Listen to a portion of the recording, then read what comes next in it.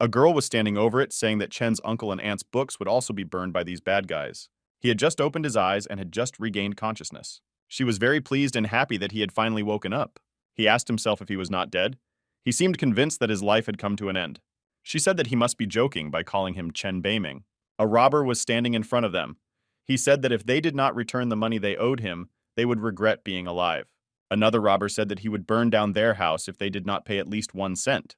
The girl covered Beiming with herself and told them not to bully her brother and asked them not to burn down her uncle and aunt's house, because this house was left for her brother.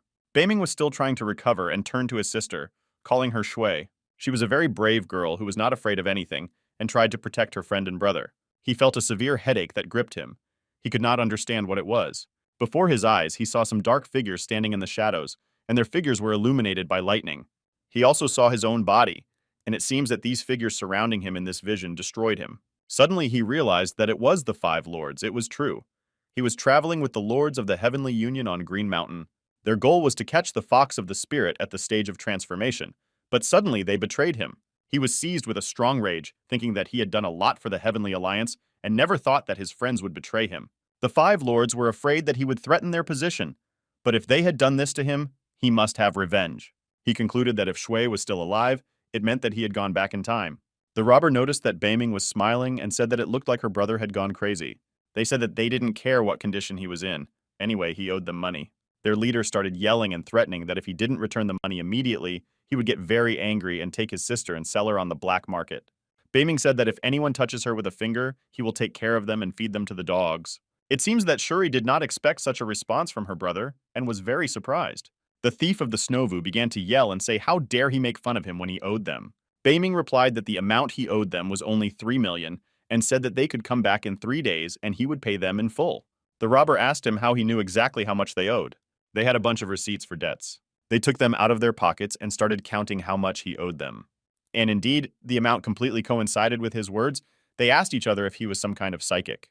Beiming thought, do they really think he's going to tell them that he's been through all this before? The robber began to suspect something and said that it was strange and they were trying to deceive him, but still asked them if they were sure they could get the money in 3 days. Suddenly, someone behind his back said that he would repay his debt. Beiming saw this person. It was Dongfang Sis. She was the youngest daughter of the Dongfang family, and he was engaged to her older sister. But right after his parents passed away, their engagement was broken off. Seeing her, the mood of the robbers immediately changed. He said if he had known that this boy had connections with such a respectable family, he would never have dared to come to his door. He started apologizing for his impudence and saying that he knew nothing. She told him that Beiming should get out of Luon and never return, and that their debts would be paid. He asked her if she was looking for valuables in his house. She said it wasn't true, and that she could have taken it from him when he didn't even have the money to pay the debt. And she won't even be able to sell this house to cover their expenses. Shui touched Beiming with her hand and said they should talk. She approached him and told him that they could not sell their house. He told her not to worry and that as long as he was alive, he would not let anyone intimidate her. After that, Beiming looked at Sis sternly and told her to get out of their house. Sis was extremely angry with his insolence and started yelling at him, saying how dare he be rude to her. He looked at her again and said, is it really necessary for him to repeat himself? After that, he turned to the bandits and told them to come back in 3 days and he would definitely return everything he owed. After that, the head of the Snowvu bandits began to threaten him and said that if it wasn't for his relationship with the Dongfang family, he would have dealt with him. But he said that thanks to Lady Dongfang he was lucky today, and he would let him save face. But he would return in 3 days to collect the debt. Finally, all the uninvited guests agreed to leave the house. Of course, the creditors were unhappy, but they agreed to the terms and left. Before leaving, Sis also decided to express her dissatisfaction and said that they were unlikely to find the money to pay off their debt. But Beiming didn't pay any attention to her words and told her not to worry about it, as they would be able to manage without her. With these words, Beiming put her in her place, and she was very unhappy that she could not impress him with her threats. And the only thing she could say was that he was just crazy. After this morning's unpleasant news, Shui and Beiming were quite hungry. Shui offered to cook lunch for refreshment. She said that Beiming had been unconscious for several days and that he was probably very hungry. He really wouldn't mind a home-cooked meal to gain strength. He missed his sister very much. But what a joy it was to just look at her and listen to her voice, Beiming thought. Suddenly something disturbed him and made him take his mind off his thoughts. It was some strange fluffy white creature that was around his neck that scared him at first. Grabbing it in his hands, Beiming joyfully shouted his name that it was a Snowball. And this little ball began to purr happily in his arms. Then Beiming looked at him intensely and asked how he got back to this state, since the formation stage had already been completed. The snowman was the one who brought him back after he died at the hands of the lords. Apparently, they didn't know he could travel through time. While Beiming was thinking about this, his sister approached him and asked if this was his fighting spirit. She looked at him, and the snowball with a question in her eyes. He pointed to it and said that its name was Snowball and that it was very obedient, and when she was sad she could play with it. When Shui heard this, she was over the moon and couldn't believe that she would be able to play with him. After that, Snowball happily jumped on her shoulder and began to purr gently. Beiming said that since she was his little sister, she could play with him and not worry about it. Beiming turned to Snowball and told him that he was his little sister and that he should treat her well, and Snowball began to purr cheerfully. Beiming said that they could go play for now, and he would have to get ready in the meantime. He went to the second floor of the house. He thought that last time he didn't have the money to pay off his debt, so he should have left, but in the end he lost the house and his sister. He remembered that his mom and dad had bought a lot of materials on the black market, and something had to be left over. He wanted to use it to create the weapon he needed, but the room on the top floor was filled with garbage and junk. Beiming was a bit disappointed and decided that he would have to put some effort into finding what he needed in this mess. The first thing that caught his attention was the handle of a dagger that was peeking out of one of the boxes. He noticed it immediately and was amazed by the discovery. Beiming immediately grabbed it in his hand. It was an inlaid steel dagger. He was extremely pleased with his find. This dagger would help him hunt demons outside the city walls. But for now, he will not have to look for another weapon. Suddenly, he heard a voice from the first floor calling him and his sister, asking if they were home. Beiming was immediately tense because he didn't know who else could have visited them and for what purpose. But that voice sounded very familiar and similar to Wu Gaoxon. Beiming decided to go down and check who had come to see them. Shui had already met the guest and called him a lazy brother. He was a burly man who cheerfully ruffled her Shui hair and smiled. He said he was looking for her brother, and he had good news for him that he wanted to share. But when he saw Beiming, the smile immediately disappeared from his face, and he looked at him seriously. Then he got excited and said that we should hurry up because he wanted to show him something. Shui seemed happy to see him and excited to get some help for her and her brother. But Beiming sternly asked him if he had come to help him with his work. But before he could get an answer, he was already being dragged by the scruff of the neck to the street. Beiming didn't even have time to react as he was already 24 meters away from the house. His brother was dragging him along and saying that this time they could really make good money. He stopped for a moment and waved to Shui, saying that he was going to take her brother for a while, but promised that it wouldn't take long. She told them to be careful and behave reasonably.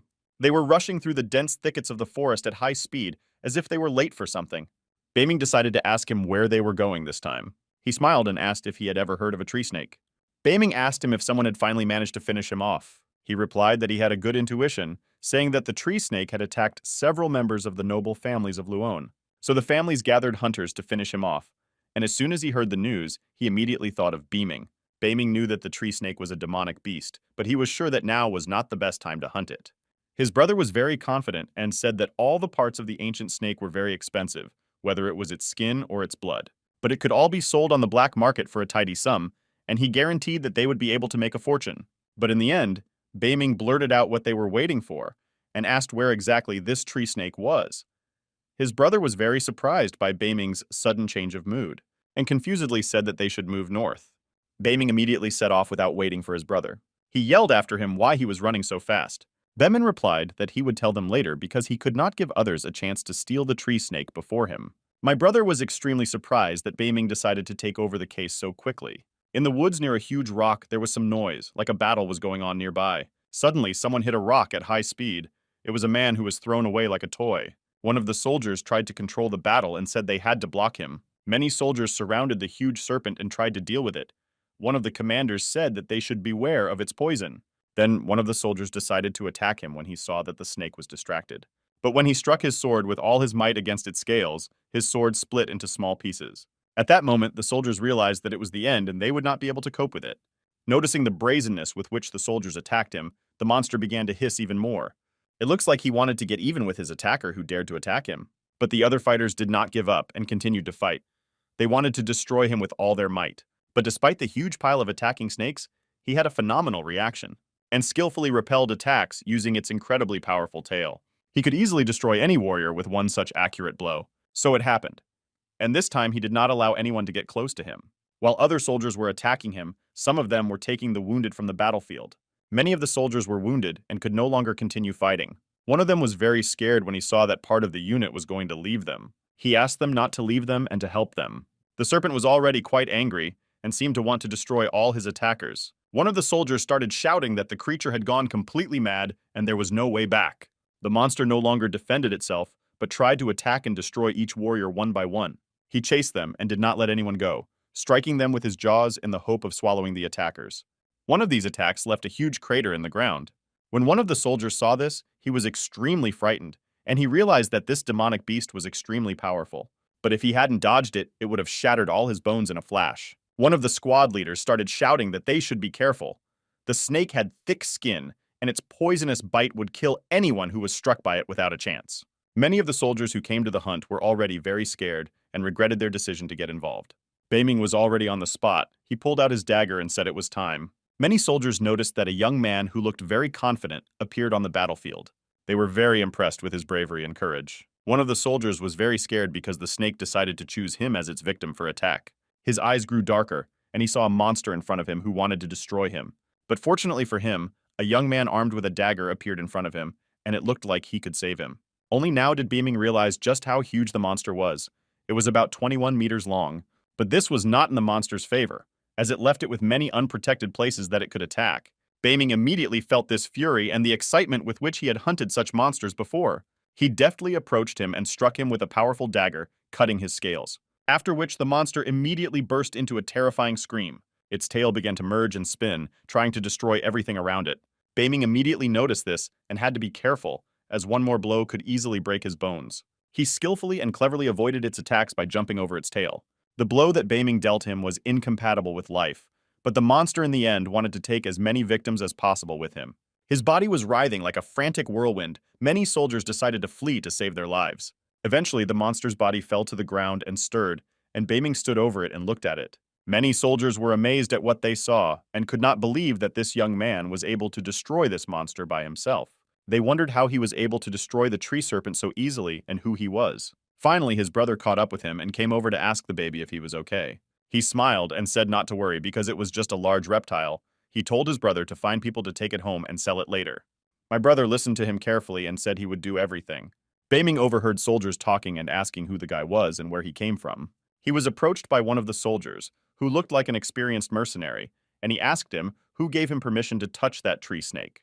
They didn't seem to want to share the spoils. But Beiming was not surprised by this, and was not afraid of these questions, and then asked himself if they were going to steal his trophy. The warrior's face became even more tense, thinking about where this young man came from and how he managed to defeat this monster alone. When he and a dozen medium-ranking hunters couldn't deal with it for so long, but he still destroyed it. Looking at Beiming, he realized that his presence was too weak. He had reached the initial stage of the hunter. But how was that possible? Then he saw something that really worried him. He was holding an inlaid steel dagger, and it was a weapon of the deity level. Turning to Beiming, the man said that it was a demonic beast that had been their prey from the very beginning. They spent a lot of effort preparing for this hunt, and suffered many losses, and yet he destroyed it. But it would be terrible if Beiming did not compensate them for it. Beiming looked at him closely and asked him what he had to pay compensation for. The man explained that it was not easy to raise a hunter in Lyon, and that his intentions should not worsen the situation, and added that if Beiming agreed to give him his dagger, they would allow him to take the snake. He knew that the inlaid steel dagger was extremely valuable, and even the thick, scaly snake skin stood no chance against it. And if they can get it, the success rate of the demon beast hunt will increase significantly. This offer infuriated Beiming, and he asked him if they were really considering getting his steel dagger. His brother thought he wanted to agree to the deal, but told him it would be a mistake. He started yelling that they shouldn't give them anything because the snake had destroyed Beiming, and if he hadn't helped them, they would have all died, and they owed him for their saved lives. Hearing these words, the man became angry and said that this was very rude behavior, and how dare this commoner interrupt their grinding. Suddenly, someone kicked my brother to attack him. He didn't even have time to react and was hit a moment later. He flew several meters away and hit the ground hard. It was one of the hunters who decided to teach him a lesson. Beiming got very angry and immediately shouted Gaoxin's name to make sure he was okay. The blow was very strong and he was lying on the ground. He looked like he was in a lot of pain, and Beiming immediately ran up to him and asked if he was okay, and he said he was fine. With a shrug, the hunter said that he was able to withstand 30% of his strength, and then offered him to join their squad, where he could do the dirty work. Beiming was extremely angry and told them that they had contacted the wrong person. After that, he immediately launched an attack with a furious rage. The leader of the hunters shouted to his warrior, calling him Hong, and warned him to be careful.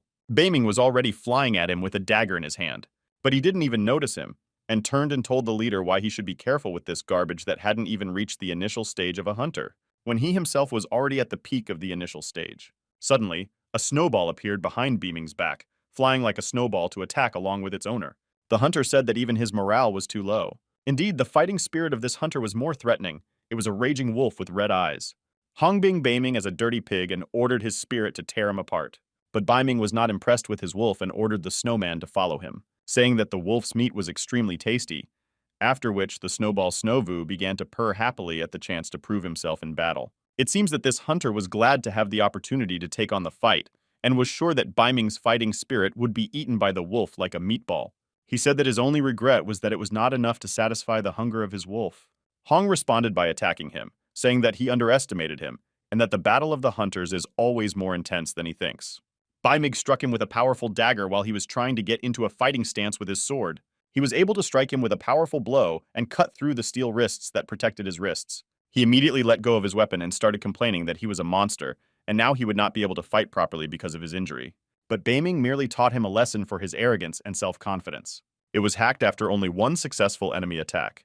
The hunters were extremely impressed and could not believe that they had seen this young man defeat an experienced warrior with such ease. Beiming once again turned to the leader of the hunters and asked if he wanted his dagger. Hong started yelling at Beiming and calling him a bastard for injuring him, and threatened that his wolf would tear the snowman to pieces for that. But the snowball seems to have been playing with the wolf and did not perceive it as a threat at all. But after hearing these words, the snowball decided to attack him anyway, and then delivered an extremely powerful blow directly to the wolf's head. But he fell to the ground without strength, and the cannon sat on his unconscious body and began to purr contentedly. When the hunter saw this, he was completely bewildered. He could not believe that this ball could overcome his beast. His fierce wolf was destroyed by this ball, and he even took its core.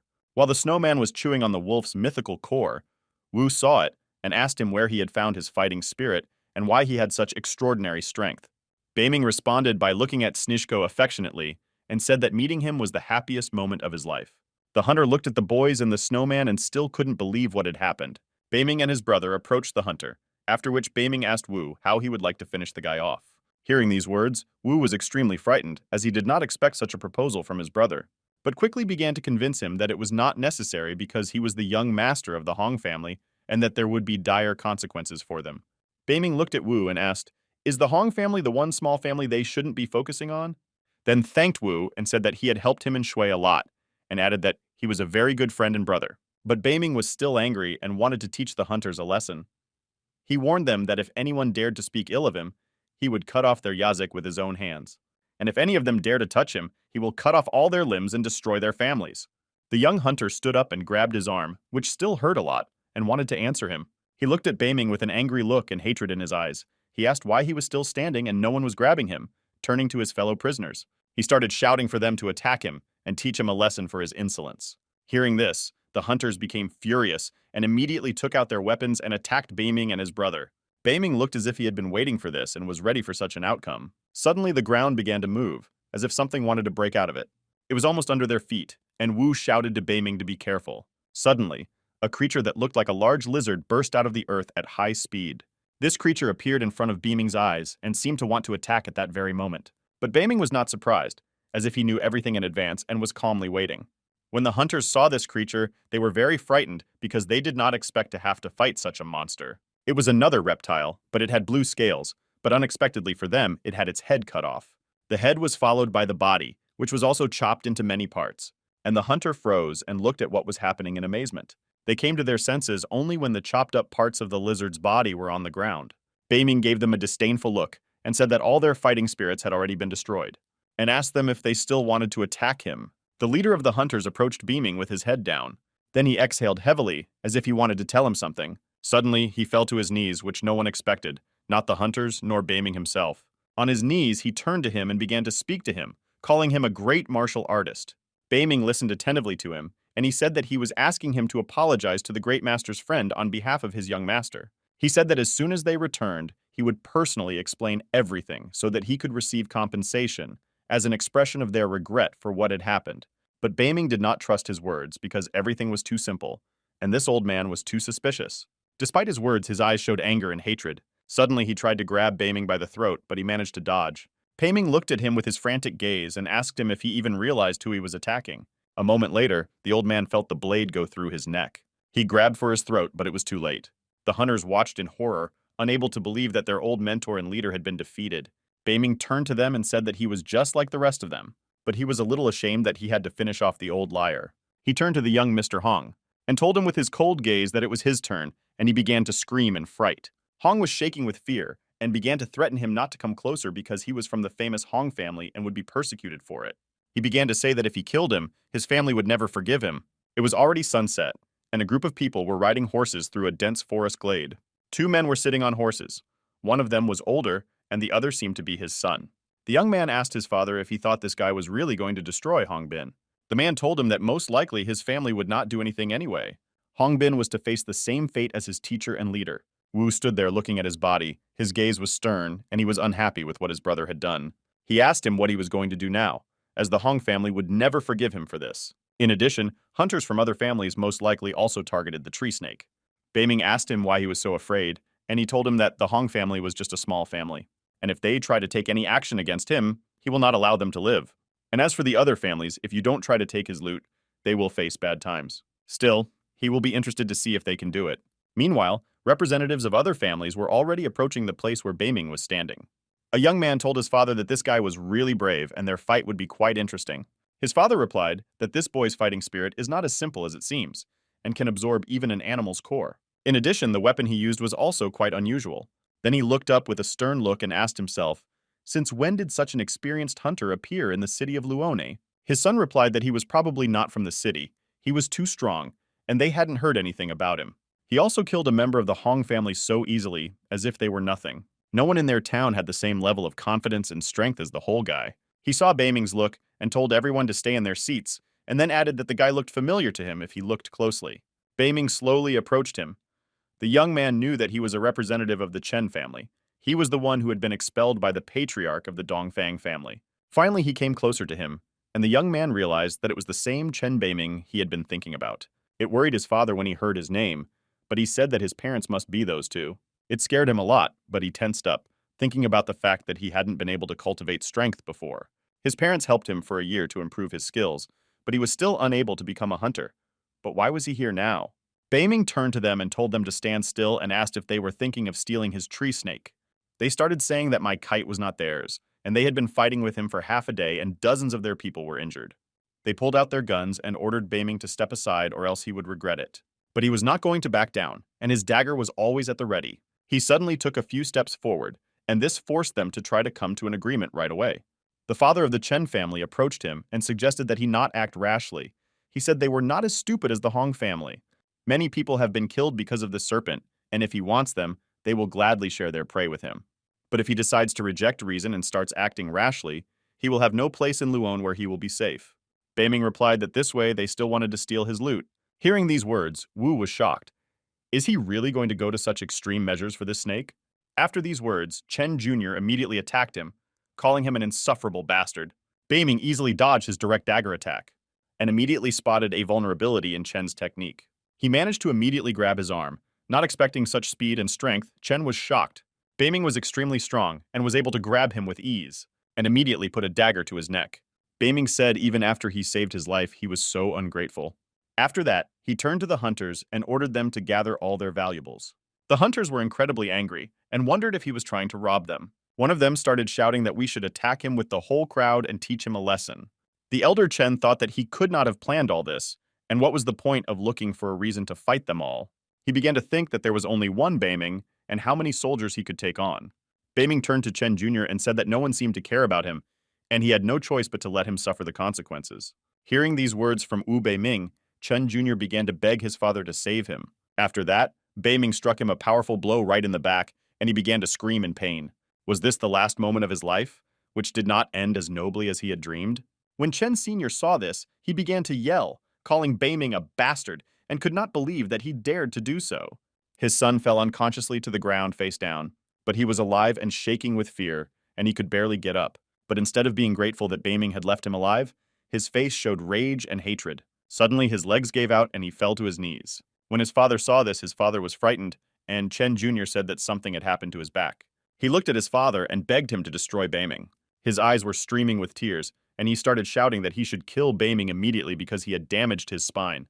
My father looked at him with a frightened look, and only slowly said his name. His name was Lao. The hunters were completely furious, and Chen Sr. started shouting that Baming had already gone too far and that they should immediately capture him and punish him for what he had done today.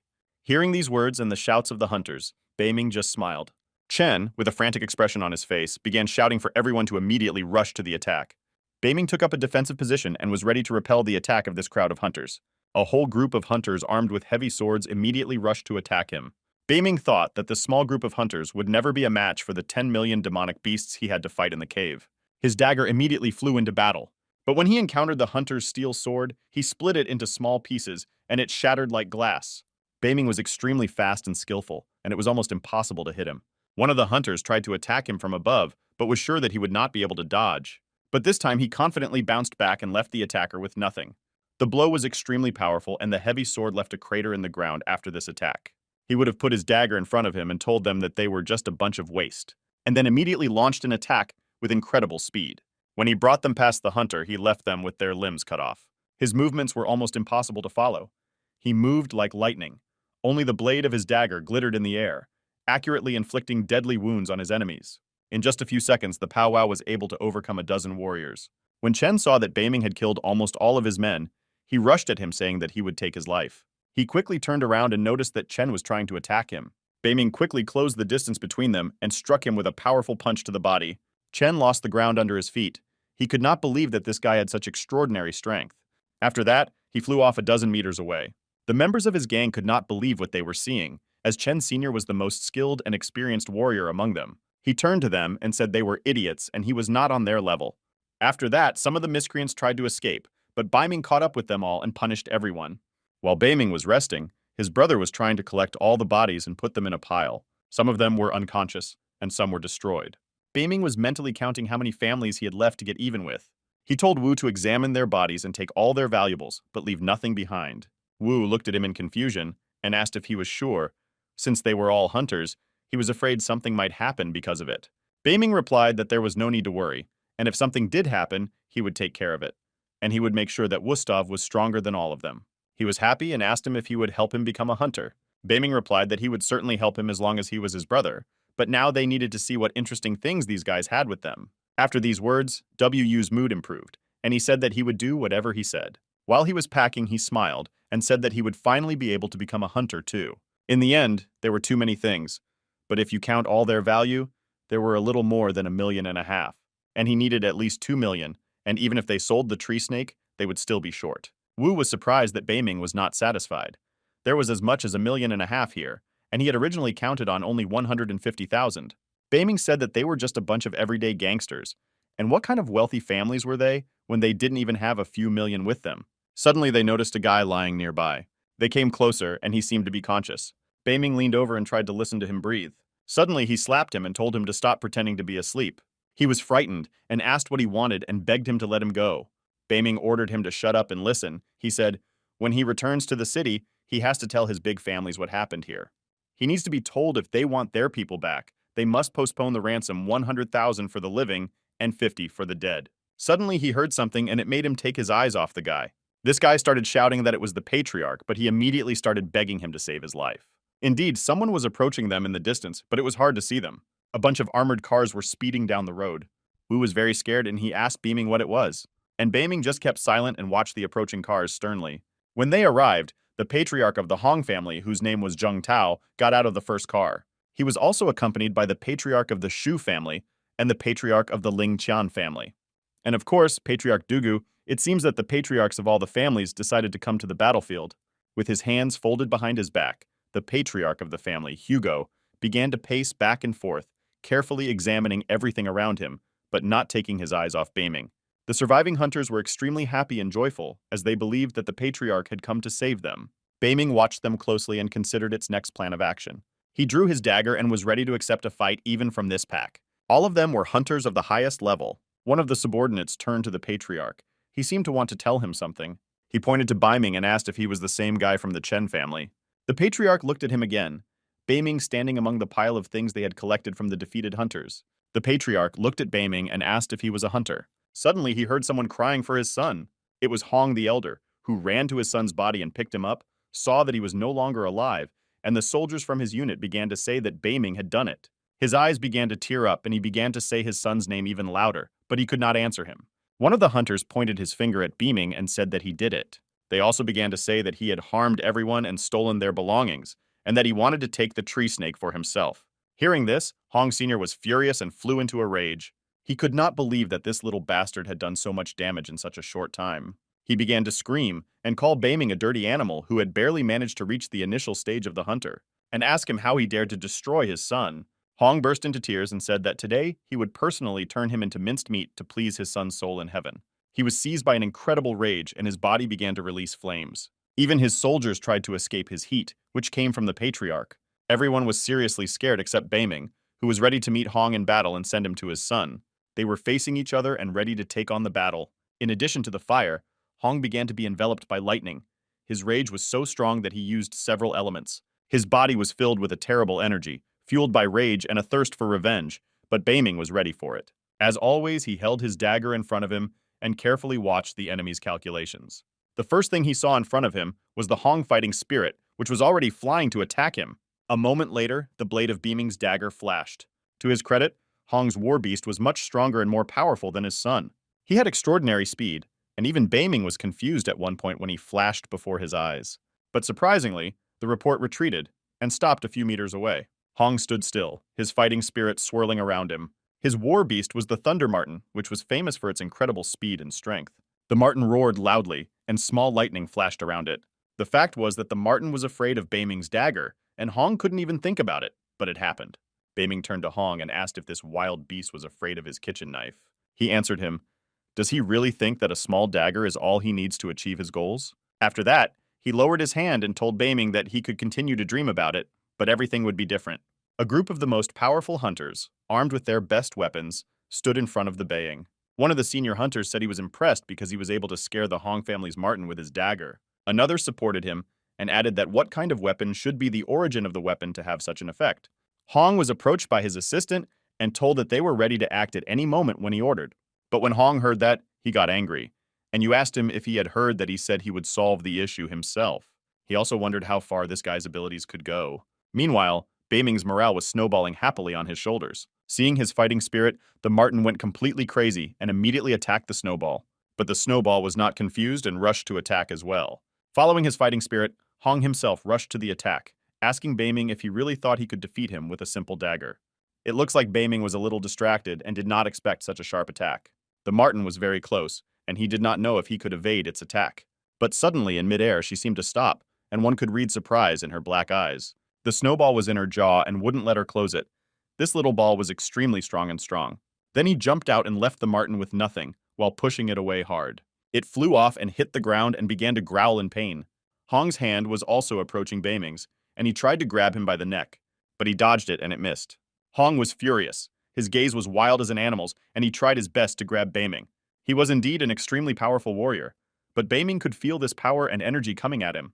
He struck with his bare hands, and Beiming only managed to dodge his attacks. It looks like this fight was not going to be as easy as he initially thought. Hong also appreciated the guy's speed and was somewhat surprised, but he still managed to hit him. You can see it on Beiming's t-shirt, which had a mark on it, as if it had been attacked by sharp claws. Beiming looked at him carefully and said that it was a small fighter's technique. Hearing this, Hong was shocked and his eyes became even more furious. He rushed to attack him with his arms outstretched. His attacks were like those of a beast, and it is not surprising that his spirit animal was a Marten that hunted zeros using its claws. The next moment, everyone saw a red, thick liquid splashing in all directions. The hunters of high families were shocked by what they saw, but they could not have expected it. Hong's attack was stopped by Beiming's dagger, which pierced his arm with its sharp blade. Hong could not believe that his small fighter technique, which was capable of splitting even mountains, was defeated by an ordinary dagger. Beiming said that this technique strengthens the bones at the first level and strengthens the flesh at the second level, and finally at the third level, so Hong did not even reach the second level. After that, he pushed Hong away and said that without the proper training, he still had the nerve to come and make a fool of himself. Hong's face expressed shock and confusion. He had not expected this, and his heart was filled with resentment and anger. He was immediately picked up by his soldiers and offered to bandage his wound and stop the bleeding. But he quickly regained consciousness and heard the conversations behind him. Other hunters were already discussing the fact that he had been defeated by a boy at the initial stage of hunter training. They said it was a stupid fight on Hong's part. One of the hunters said that the Honga equipment his family is famous for was smashed to pieces by some snot-nosed kid. They began to think that perhaps it was the dagger and it might hold some powerful secret. One of the hunters said something that the others were not ready to hear. It was a deity-level weapon. But it was impossible, even with the capabilities of the head of the Chen family, to create a divine-level weapon was extremely difficult. And they didn't even engage in such research. Besides, if they managed to create such a weapon, why did it appear only 2 years after their disappearance? He also had a rather strange fighting spirit that I had never seen before. The Patriarch himself thought about this as he looked at Snowball, who was circling around beaming merrily. Suddenly he thought he might have someone very powerful supporting him. Suddenly the marten rushed at Snowball, and this time she managed to grab his leg with her teeth. After that, Snowball became completely angry, and this time he was not going to play with the marten. He struck her with an incredibly powerful blow right in the head, and began to hit her with blows one after another. The marten's speed was incredible, and it seemed as if it was being struck by lightning from all sides. This time the Snowball wanted to finish off the marten for good. He struck her a huge bunch of blows, and she flew down unconscious. It hit the ground hard and fell at the feet of its owner. Hong couldn't believe that this strange little creature could actually defeat his marten. He put his hand on her and stroked her. He didn't expect to lose his fighting spirit so easily, and the Snowball was already jumping happily on Beiming's shoulders as if nothing had happened. He looked at his master with a guilty look. Hong stood in front of Beiming and looked at him and his fighting spirit.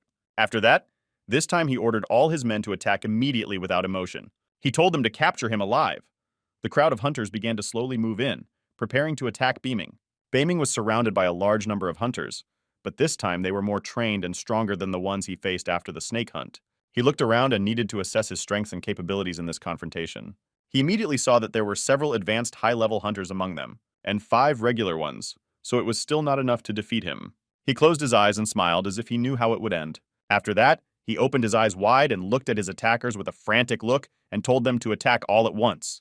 When they heard this, they were shocked and frightened at the same time, his audacity making them numb. Other hunters were in no hurry to attack either. One of them said that the Hong family could not defeat him alone, so they decided to call more people, as they were afraid of losing face. The other powers said that this guy should not be taken lightly because he possessed a divine weapon, but they had no other way to deal with such a serious threat as he was. Besides, this guy seemed very familiar to him. He had a feeling that he had seen him somewhere before. When the Patriarch heard this, he thought about his words because it was all quite strange. Beiming Snowvu turned to them and said, "Are they really afraid of a child in the initial stage of a hunter?" And sarcastically added that it looks like the Hong family is not as strong as they say they are. He tried his best to provoke them and succeeded. They started shouting that a dirty animal like him had no right to say such things about them. One of the hunters said to be careful with that bastard's dagger and said they should work together. Finally, they agreed to attack and decided to attack together. They even became more confident by agreeing that if they attacked at the same time, they would be able to defeat him. One of the hunters ordered to start the attack. But when he rushed into the battle, he noticed that no one else did it. But for now, he was looking around at his indecisive allies. Beiming had already struck him with an incredibly powerful fist right in the face. After that, he immediately blacked out and fell to the ground. But as he lay on the ground, he muttered and asked his allies if they hadn't agreed to attack together. Seeing this, the hunters began to panic because Beiming easily knocked out an elite fighter with just one blow. One of the leaders also noted that he dismissed the advanced hunter too easily. Really, that little shit was in the early stages. Some of the leaders have already begun to panic and say that a veteran from the Hong family cannot even touch it, let alone ordinary hunters. Patriarch from the Dogfan family reflected on the fact that this guy had committed a terrible crime, and after that they had no choice but to destroy him, but he was so strong. Suddenly one of them started pounding his fist on my palm and saying that he remembered everything. He turned to him and asked if he was the same Chen Beiming, the son-in-law of the Dongfang family, looking at Beiming with round eyes. Many of the hunters began to discuss something.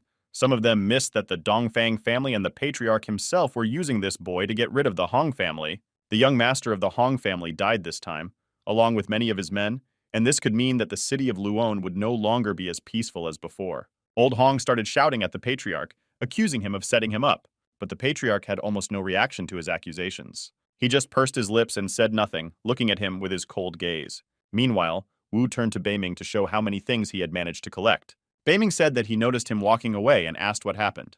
Wu dropped the pile of things he had collected on the ground. He exhaled heavily and said that nothing happened. He just didn't want to disturb him, so he found a place to hide while he was fighting. After catching his breath a bit, Wu asked him with surprise, so Beiming was able to defeat the whole pack without even getting hurt. Beiming smiled confidently and said that they were just mediocre fighters and that he didn't think they could do him any harm. After that, Wu asked him worriedly what they should do now, since they did not even know what the situation in the city was like. Beiming said that he had listed everything, so they would wait until everything calmed down. Suddenly, he heard a noise that made him tense. The fact is that the hunters switched from him to each other and wanted to get even, because they decided that the Patriarch had arranged it all. Hong turned to the Patriarch and said that his family had never been his enemy and had always honored them. But at the same time, his son-in-law killed his son and injured his arm, while the Patriarch silently listened to his accusations. After that, the Hong broke out in a screaming fit and started yelling that it was trying to consume the Hong family completely, including skin and bones. Other old hunters seemed to have believed it too and appealed to the Patriarch to tell him what was happening. It seems that they were all already against him. They said that there was no need to destroy the whole family and demanded immediate explanations from him. He replied that this guy was not related to him in any way and he had nothing to explain to them. He said that their family had long ago canceled the marriage with the Chen family and that it didn't matter whether this guy was alive or not, as he no longer had any connection to the Dongfang family. If the Hong family believes him, they can do whatever they want with him, and he won't bother them anyway. Hearing this, Hong became even more angry and accused him of being an old trickster, as it was obvious that he could not handle him, and told the Patriarch to wait. They will definitely get even with him for this. Then he said that he had no relation to the Dongfang family, which is nice to hear, but the divine-level weapons carried by this Paul's little shit are too powerful. After that, he accused Beiming of stealing a bodily serpent, destroying a bunch of his people and harming him if they didn't need him now. Sooner or later, the entire city of Luon will be at his feet. Hearing his words, Beiming just smiled with satisfaction. After that, he suggested that they should all take care of this filthy beast together and make every effort to destroy it here and now. Hong appealed to the leaders of all the families and said that he was asking them for this favor and expected them not to refuse him. The leaders of the hunters thought about how much damage this could have done to them, and they could have lost many of their men trying to overcome this young man. Hong started to get nervous because there was no response. The leaders began to discuss how funny it would be if many of them followed this guy alone. But if they can't defeat him with so many people, rumors will spread through the city, and it won't just be the Hong family that will have to leave Luon. Another leader said that he did not see any benefit for his family, as it would affect their combat capability, and he would rather not get involved in this murky business. Suddenly, Beiming started clapping his hands, which ended their discussion and said that he wanted to ask for their attention. He suggested that they first pay him before continuing their discussion of the case, and named a price of 1 million for one life and 500,000 for a body, and emphasized that there would be no discounts and that the promotion was valid only today. Hearing this, Hong began to shake with rage and called Beiming a dirty animal. Suddenly he heard that the older hunters had finished their discussion and made a decision. The Patriarch said that they agreed, and the Dongfang family was willing to pay a ransom of 1 million for his life. Others agreed with him and said that it was not a problem if they could use the money to solve the situation. If it's such a small amount of money, the family will not be against it either, said the head of the family Dugo. It's only a few million, but he'll treat it like paying to watch a good fight, Ling said. Hong began to complain and blame Beiming. Suddenly, something happened. A storm rose, and that something caught the attention of everyone present. Everyone was shocked and surprised at what was happening. This applied to everyone, even Beiming and Wu. It was like a sandstorm, and something was approaching them at high speed, and there were some terrible sounds coming from it. It seemed very familiar, but he had seen it before in his life. In the middle of this storm, you can see images of dark bodies with red glowing eyes. Beiming looked intently at the direction from which the danger was approaching and said that it was a fog of beasts. The hunters started to get nervous and asked each other why the fog was so thick. The fog of beasts. It was a fog caused by the poisoned air around the demonic beasts. Within it were ominous currents and the smell of flesh.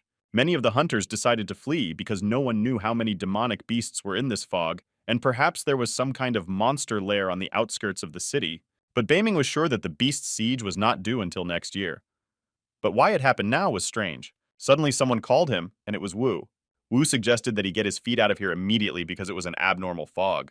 It wasn't going so well since the hunters had already agreed to pay him, and now this fog, he looked carefully at what they had managed to collect. Then he wondered if his resurrection could have changed the timeline, and that is why the siege began so early. He recalled sitting in a destroyed house and apologizing to his wife for not being able to save her. He promised himself that in this world, he would not let anything happen to her. Wu noticed that Beiming was thinking, but they didn't have time to wait to make a decision. Beiming looked again at the fog that was approaching them with every step. He told Wu to return to the city and protect Shui instead. He said that he would return only when he had finished with the demonic beasts. Wu did not expect such a decision from his brother, and was very frightened, and Beiming rushed to attack with his dagger. As he was running away, Wu told him to be careful and take care of himself. The hunters were also in a fuss, but they tried to gather themselves. Ling was shouting that they were ready to go, and he had to make sure that they still evacuated. They were shouting that we should immediately put all the dead in the truck and get out of here. The hunter tried to take all his people as quickly as possible and get out of here. This time, all the families forgot about their disputes and acted simultaneously to help each other. The Patriarch's assistant pointed his finger at Beiming and said that he seemed to want to fight with this pack of beasts. The Patriarch was incredibly shocked and surprised to see this. Beiming was already a few meters away from the fog. He looked out into the garden, and it was a long battle. The hunters began to discuss whether he was such a fool or had gone completely mad, because this fog of animals was too thick even for him.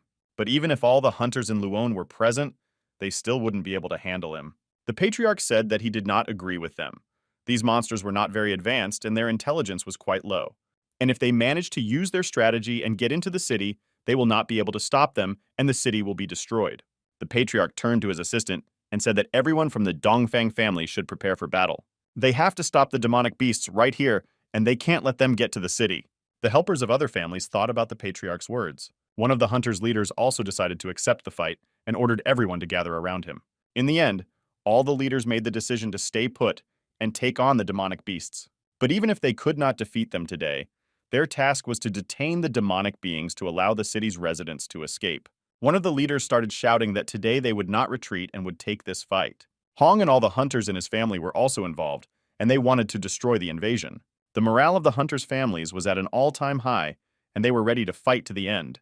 Wu was standing still and could not even turn around out of fear, as he was very worried about Beiming. The fog had almost reached him, and he and the Snowball were waiting for the battle to begin. Under this dust, the body of the first monster that approached him had already begun to move. It was a huge demonic wolf with sharp and burning eyes. He was so big that he was several times taller than Beiming.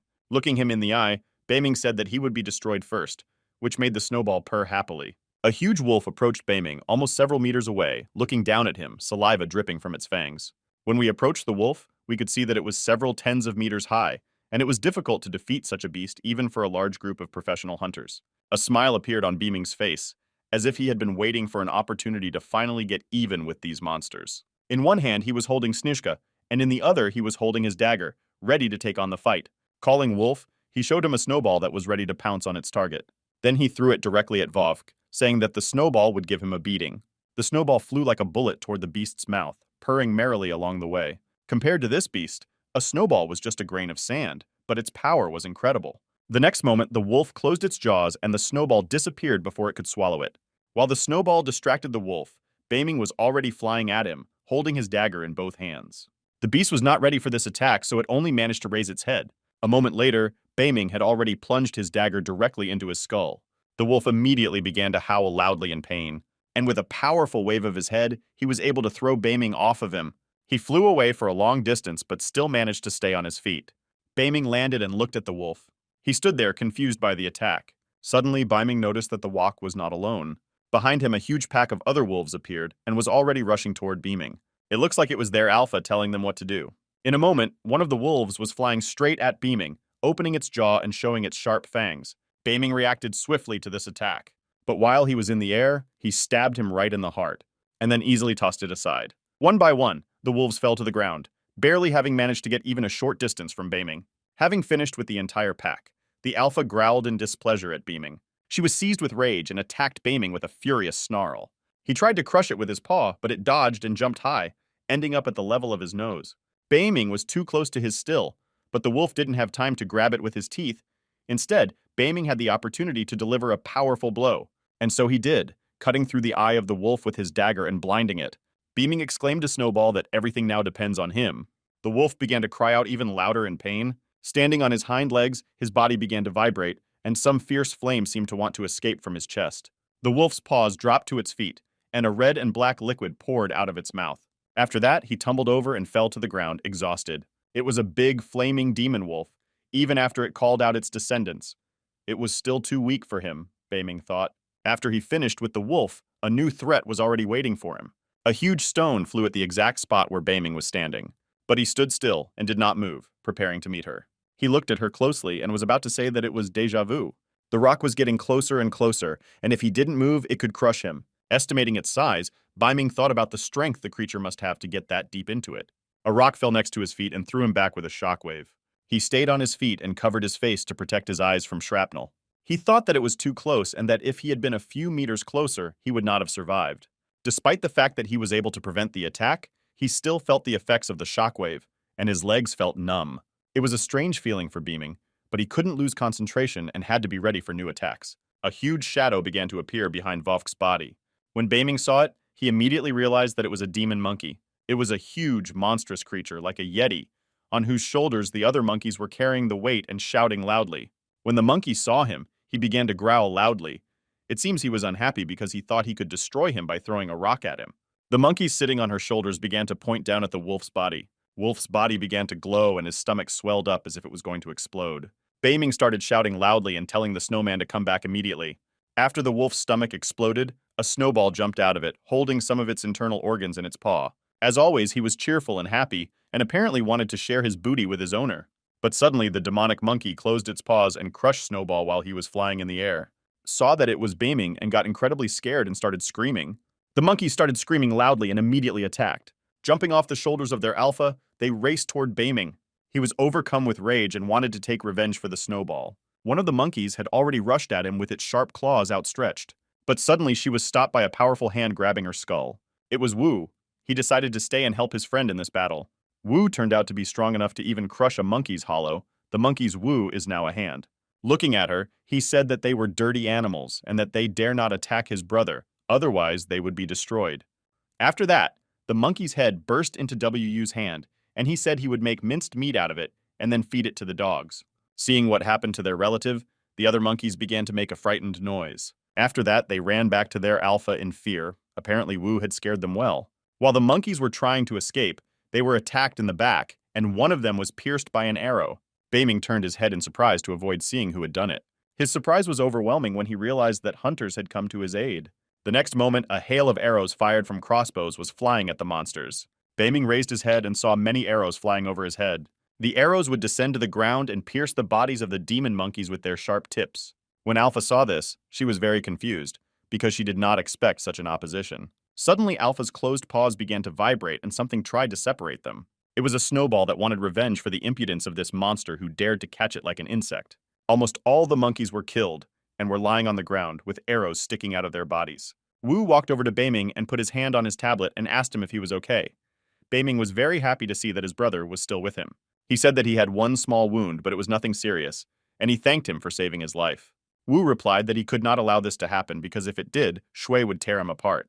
The brothers had no choice but to be together at such a moment. Meanwhile, the Snowball continued to deal with the monkey Alpha, who was beginning to worry that he could not overcome this fierce little creature. The king of the demon monkeys could instantly destroy even a burning demon wolf, but a Snowball is all that holds against him. Beaming guessed that the Snowball had absorbed the core of the demon wolf when it was inside his body. Thus, the Snowball began to have an incredibly powerful force that could not be compared to anything else. He broke free from the clutches of the demon monkey king and rushed at him with such speed as a metal arrow, and then punched him through the head. When Beaming saw this, he was incredibly shocked. He could not believe that the Snowball was capable of such a thing. You couldn't believe it either. He just said quietly that he was able to destroy it. The Monkey King was still on his feet, but his head was torn from his body, and the Snowball was spinning in the air, holding its core in his paws. The monkey's body fell loudly to the ground, and the Snowball flew merrily victoriously, holding its core above it, and then ate it like candy. In this short period of time, several extremely strong and powerful demonic beasts were destroyed. The Snowball was sitting near the body and hiccuping happily from the large amount of food it had swallowed during this time. The Demon Monkey King is a middle-class demon beast. How could he be destroyed so easily, Ling thought. Another hunter asked what kind of fighting spirit this child had, and he had never seen anything like it. It seems that this beast uses only brute force. They have never seen it use any abilities before. But maybe it was just a coiling animal and there was nothing special about it, the hunters assumed. They also drew attention to Wu, saying that even this fat man has potential. Hong thought that this dirty bastard was just lucky. As soon as they returned to the city of the hijacker, he would personally cut him into 10,000 pieces for his crimes against his son. The Patriarch was told by his assistants that the demonic beasts had retreated. The hunter smiled and said that this scumbag Beaming had suffered some injuries, and there was an opportunity to take advantage of it to defeat him. The Patriarch replied that there was no need for that, and ordered them to return, and first of all to treat all the wounded. He also wanted some of his men to search the bodies of the demonic beasts, so that they could get some valuable things from them. After the demonic beasts were dealt with, He turned his attention to the hunters, but they still did not pose a threat to him. He saw the patriarch discussing something with his assistant, who was stealing glances at him. He knew that they could not be trusted, even after they helped him, and that he should always be cautious. Baming turned around and noticed the Snowball. He was still dragging some of the wolf's meat with him. Baming turned to him and asked what he was carrying. It was quite disgusting, and he would have decided to reach out and check it out. But it suddenly started glowing and vibrating, and I was startled and asked him what it was. Baming plunged his dagger into it and tried to cut it open. He started cutting it open to see what was inside.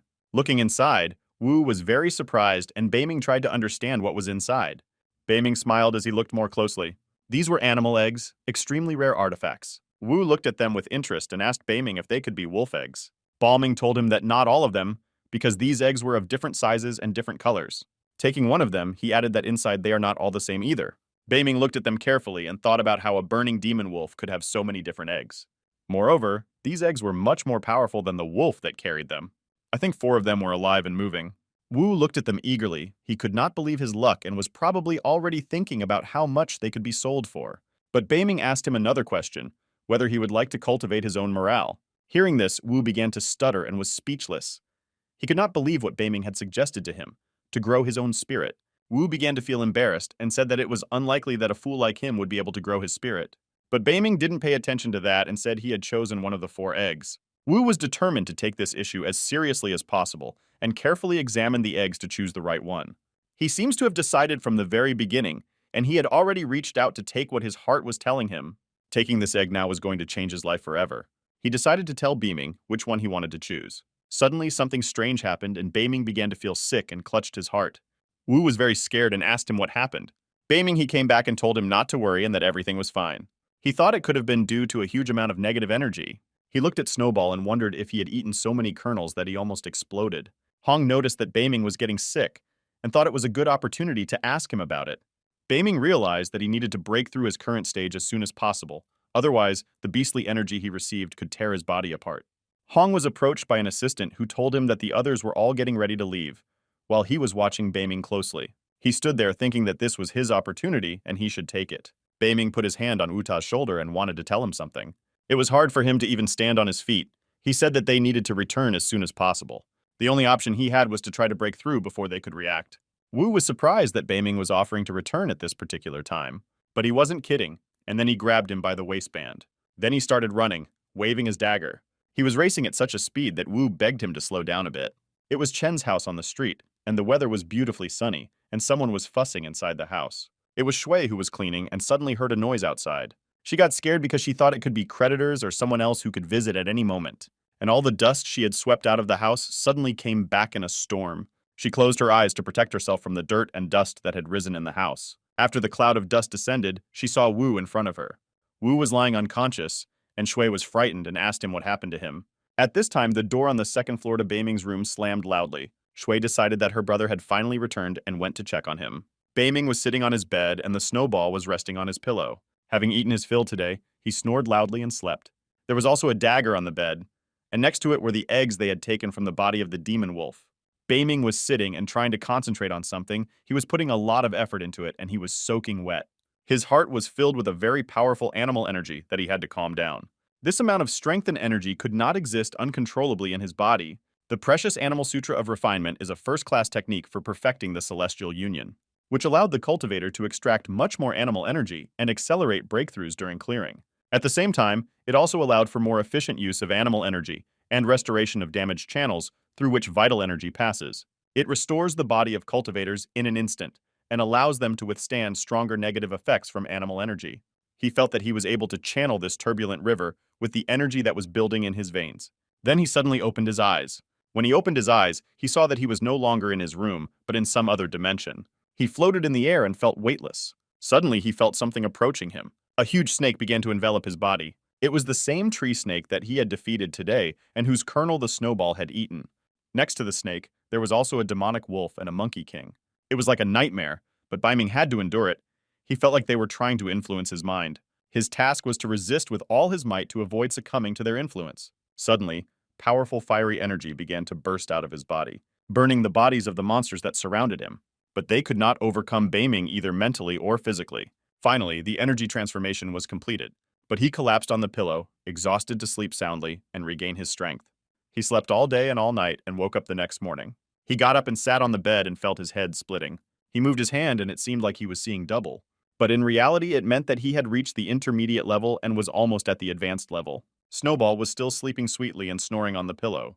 Beaming thought that if the Snowball had given him a little more energy, he would probably have collapsed and been destroyed. Suddenly, Beaming looked down and saw that he had a dagger on his bed, next to the eggs he had taken from the wolf. He remembered everything that had happened that day, but it seemed like a dream. But the presence of these items indicated that it all really happened. He opened a box and remembered that he had put it away with all the other stuff. While he was fumbling around in his things, the snowman continued to sleep sweetly. It was a crossbow in the form of metal armor, called a demon splitter. With this crossbow, he could easily take the initiative in battle and always strike first, and not worry that someone might attack him unexpectedly. Suddenly, he heard a noise from downstairs. It was Shui, and she was screaming to be let go. Judging by her screams, it was Wu asking him what happened, and Beiming was surprised to hear it. Beiming went downstairs and saw that Wu was still sitting on the floor with Shui by his side. He was scared and asked him how he felt and what was wrong with him. He abruptly jumped down the stairs and covered Wu and Shui. Suddenly, hunters appeared in the house, and it was not clear what they wanted. When they saw Beiming, who suddenly appeared in front of them, they were quite frightened. Beiming sternly asked Shui what was going on here. She said that while her brother had not left his room for several days, something happened. The Hong family wanted to force Wu's brother to obey and swear allegiance to them. When he refused, they beat him.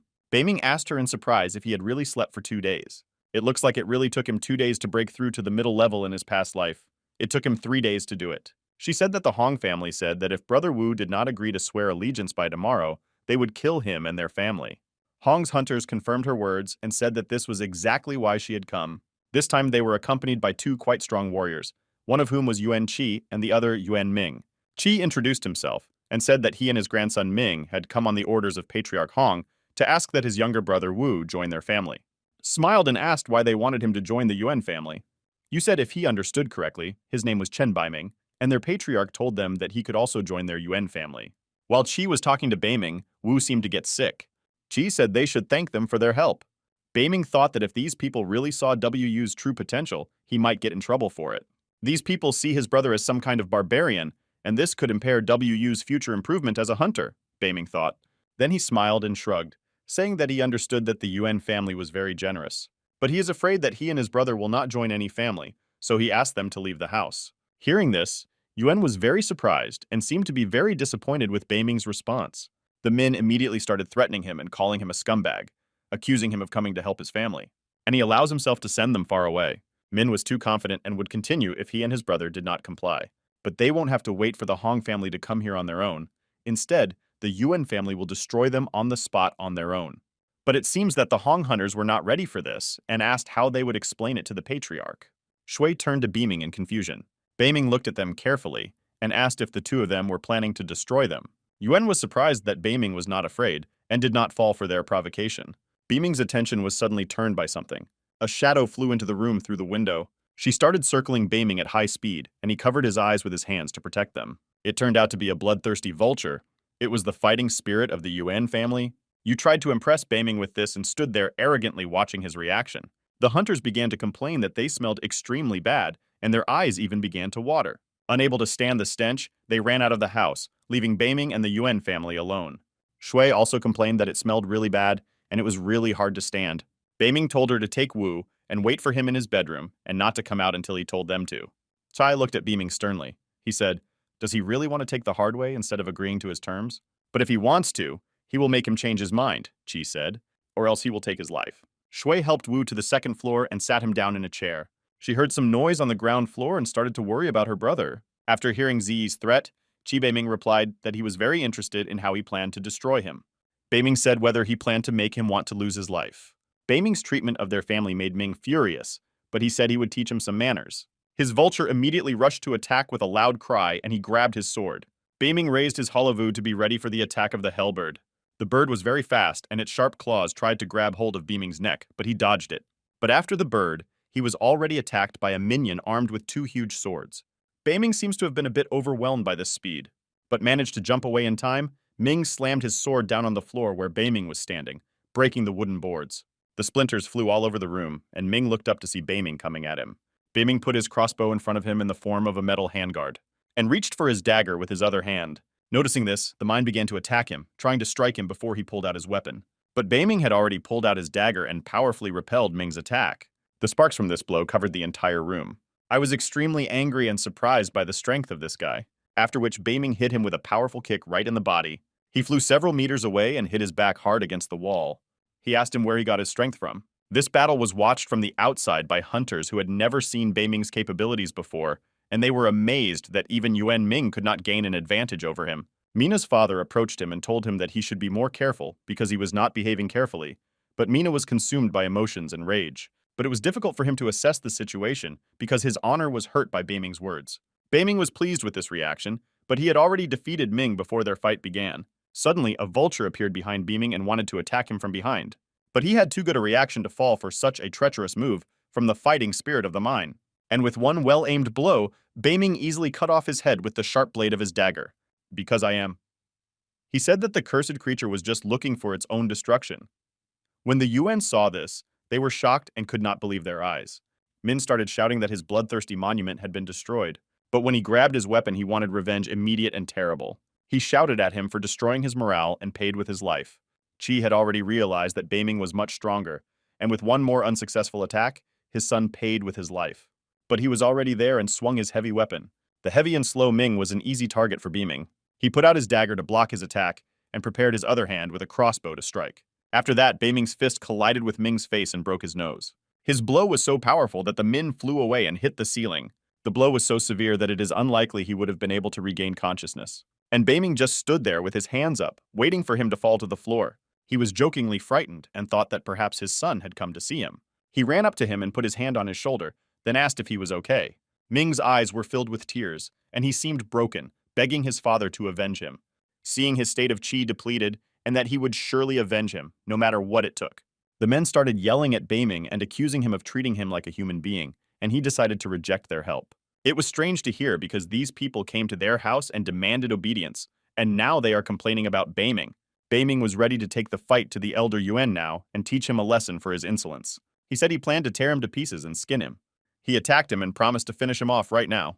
His vulture, with its sharp claws out, swooped down on Beiming. Qi ordered him to use the cleavage claws. Beiming was ready. He thought about what cleavage claws this old man was talking about since this bird hadn't even reached the stage of a battle knight. The only way he could use such a technique would be if he were a royal vulture. If this vulture is royal, it makes sense that it has a combat ability, but only when it is at an advanced level. Beiming thought he had too many thoughts about this bird in his head. He decided that it was too late and that he would not be able to resist this attack. When the vulture's claws were about to tear into Beiming's body, a snowball suddenly landed on him, cheerful and smiling as ever. He seems to have slept well, and as always, he came to his master's aid at the right moment. The snowball grabbed the bird's feathers and started playing with them until it screamed in pain. When he saw this, the Qi was extremely impressed, and his eyes almost fell out of his head in amazement. He perceived Snishko as a pest, and grabbing his son's weapon tried to drive him away from his vulture. But while he was rushing to attack it, something struck him. It was Beiming who tried to knock the weapon out of his hands with his dagger. He stopped his attack and he landed on the ground. He stood there with a gun in his hand and cursed at Xian, calling him a little bastard. And again he began to threaten him that he would destroy him no matter what it took. Hong's hunters, who were standing outside the house watching the fight, had already started placing bets on the winner and saw the fight as a good show. Meanwhile, Qi flew to the nearest wall after Beiming's blow. After that, he delivered another strong kick, but he managed to get away in time.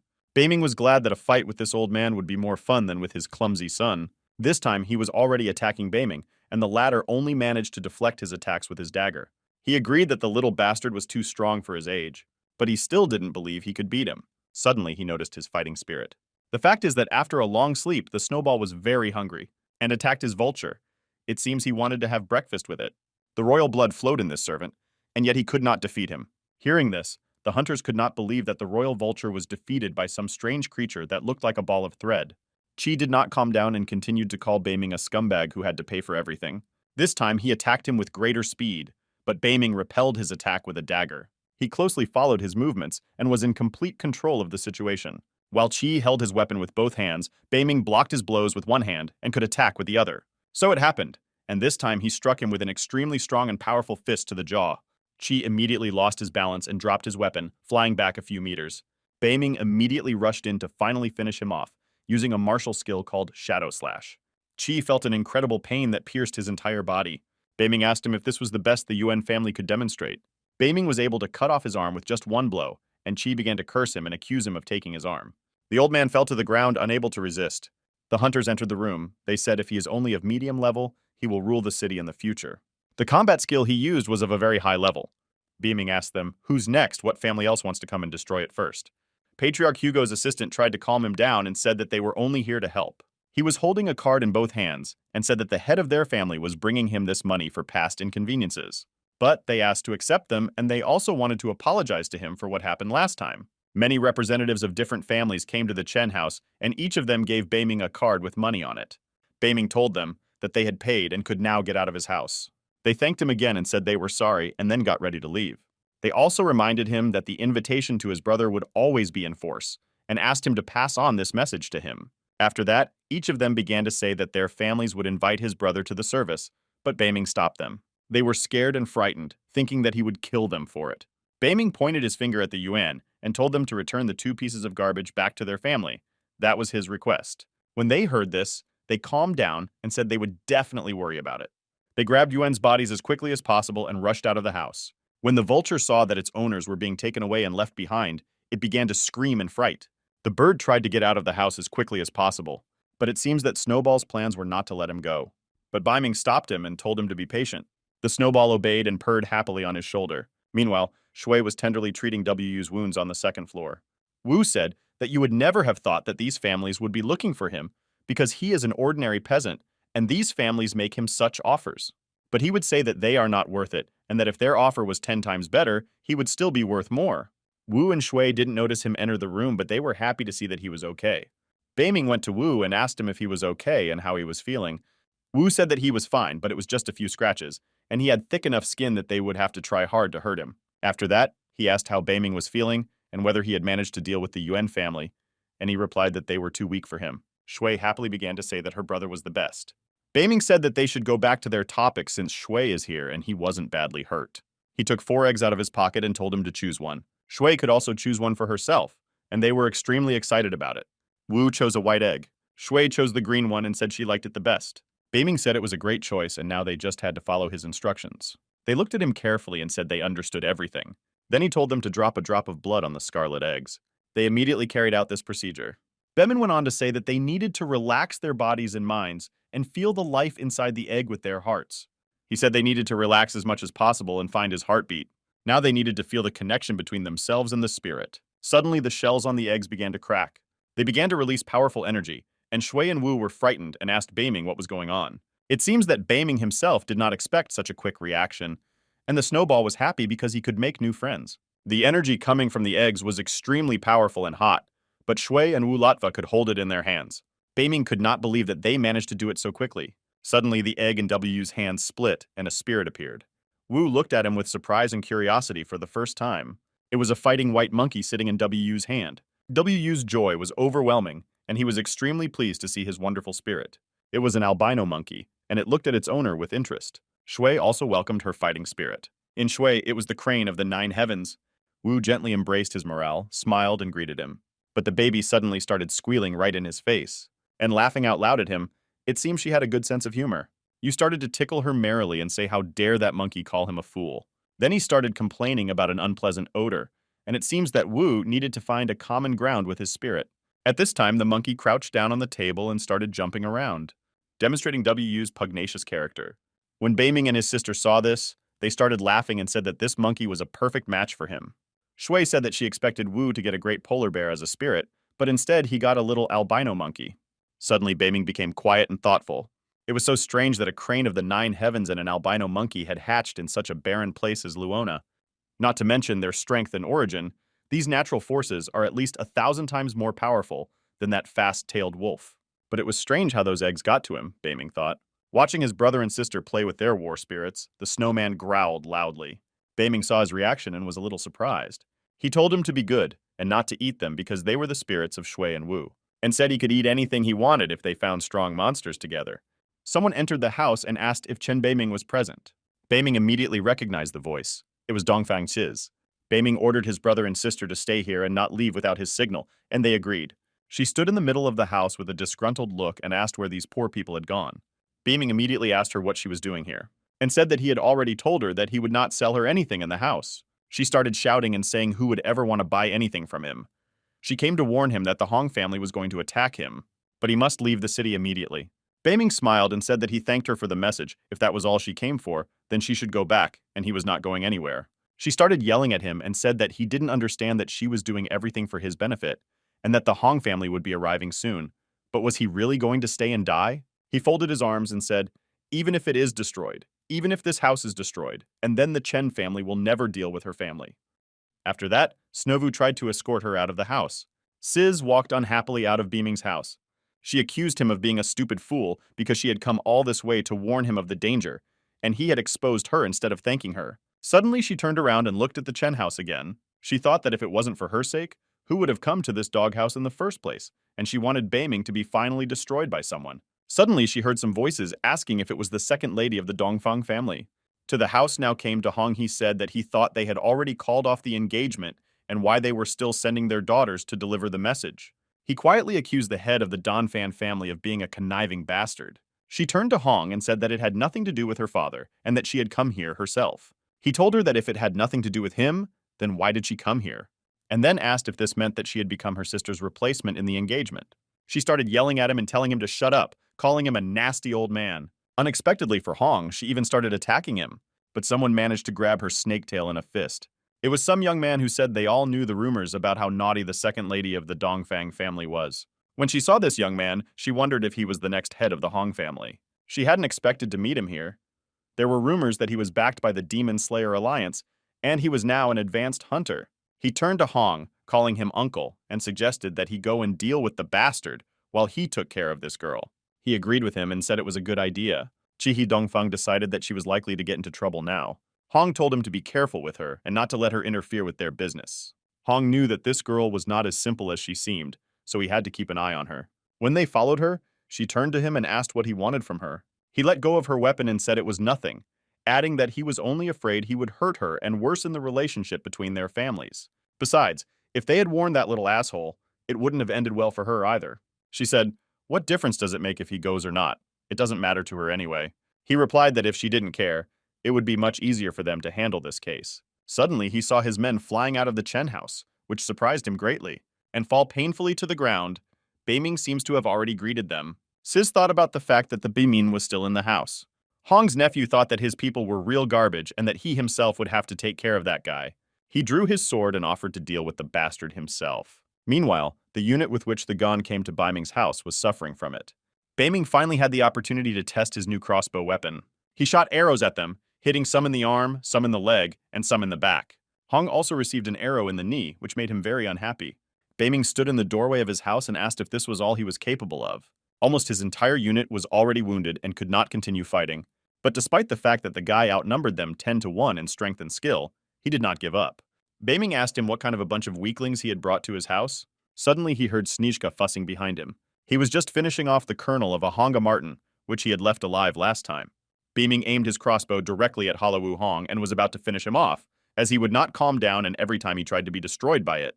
Beiming said that from the very beginning he had planned not to have problems with him, but if he came himself, he had no choice. And then said that he was going to send him straight to hell. If he did not answer anything, he was most likely ready to accept his horrible fate. All Beiming had to do was pull the trigger and end this family forever. Suddenly he felt the threat of a threat approaching, and it distracted him. A powerful blow flashed by his hand, so that he could cut off a little bit of it. He was lucky that he had time to react and dodge. He struck a powerful blow with his sword. Beiming immediately asked him who he was. He replied that his name was Hong Minto, and he was from the Hong Wucheng family, an elder of the Demon Slayer Alliance, and he was here to avenge his cousin. When Beiming heard this, he was very surprised because he had never heard of any Demon Slayer Alliance. Hong was very confident, but he told his uncle that someone had taken the shelter and left this bastard for him. Beiming said that he didn't care who he was and what alliance he was from. If he didn't want to end up like this old man, then he should take this garbage and get out of his house. He suddenly approached Beiming, surprising him, and asked him what would happen if he refused. Beiming even jumped back a little to put more distance between them because he didn't know him and didn't know what he was capable of. He drew his dagger and wondered how he could close the distance between them so quickly and unexpectedly. Hong told him not to worry, that he would not destroy him because he liked him, but a professional like him should not be left in a hole like the rest of the city. Hong invited him to join him and said that he could introduce him to the Demon Slayer Alliance and he could also forgive him for offending the Hong family. Beiming said he was sorry, but he was not interested in his stupid alliance. Hong said that he was very sorry because he was a very far-sighted fool, and then immediately launched an attack at high speed. He was moving so fast that Beiming couldn't even react to his lunge, but he managed to wound him. He could not believe it, and was shocked by what had happened. Hun, sensing his superiority, immediately became enraged and began to shout that he must be destroyed. It was a beautiful and sunny day, and Sis Dongfang's sister was walking around their estate. It was Chixiong Dongfang who was engaged to Beiming. She heard quick footsteps approaching her and immediately recognized them as her sister, and then immediately asked her if she had fulfilled her request. Sis started screaming and telling her not to even ask her about this bastard, but he's not going to listen to anyone in this life but himself. Sis was furious and said that she thought the Hong family was taking him away now. Chichiong asked her to be more specific about what happened in Beiming's house. She said that Hun Mintu had come to see them. She immediately asked him his name, as if trying to remember who he was. Meanwhile, the battle between them and Beiming continued.